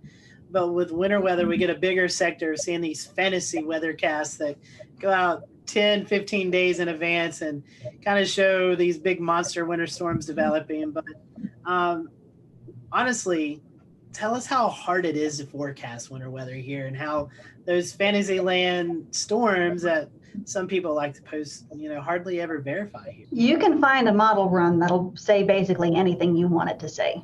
And what's the saying that even a broken clock is right twice a day, or even a blind squirrel catches a nut every now and then. So there may be some extreme forecasts out there, and maybe somebody gets lucky and it gets right. But the important thing is for people to rely on trusted sources of weather information. So don't just look at one social media post from Joe Blow out there. Talk to your, you guys have a huge Twitter following, and you guys have reliable sources that you tweet and retweet, whether it's your local favorite TV meteorologist or us here at the National Weather Service. It's really important that people rely on trusted sources of information. And in the end, when it comes to watches and warnings, we in the National Weather Service are congressionally mandated to issue those products. And then we rely on you guys on the media side of things, whether it's TV media or internet media or whatever, to get the word out there to the public. I mean, some people will get it through our website. But our interface is more working with the media and emergency managers. So we really rely on you guys to be the go-between between us and the public. So again, we're the ones that are issuing the watches and warnings, but often it's you guys in the media that are communicating that to the public. So that back and forth interaction is really important. We'll return to Best of the Carolina Weather Group in a moment. Now your Carolina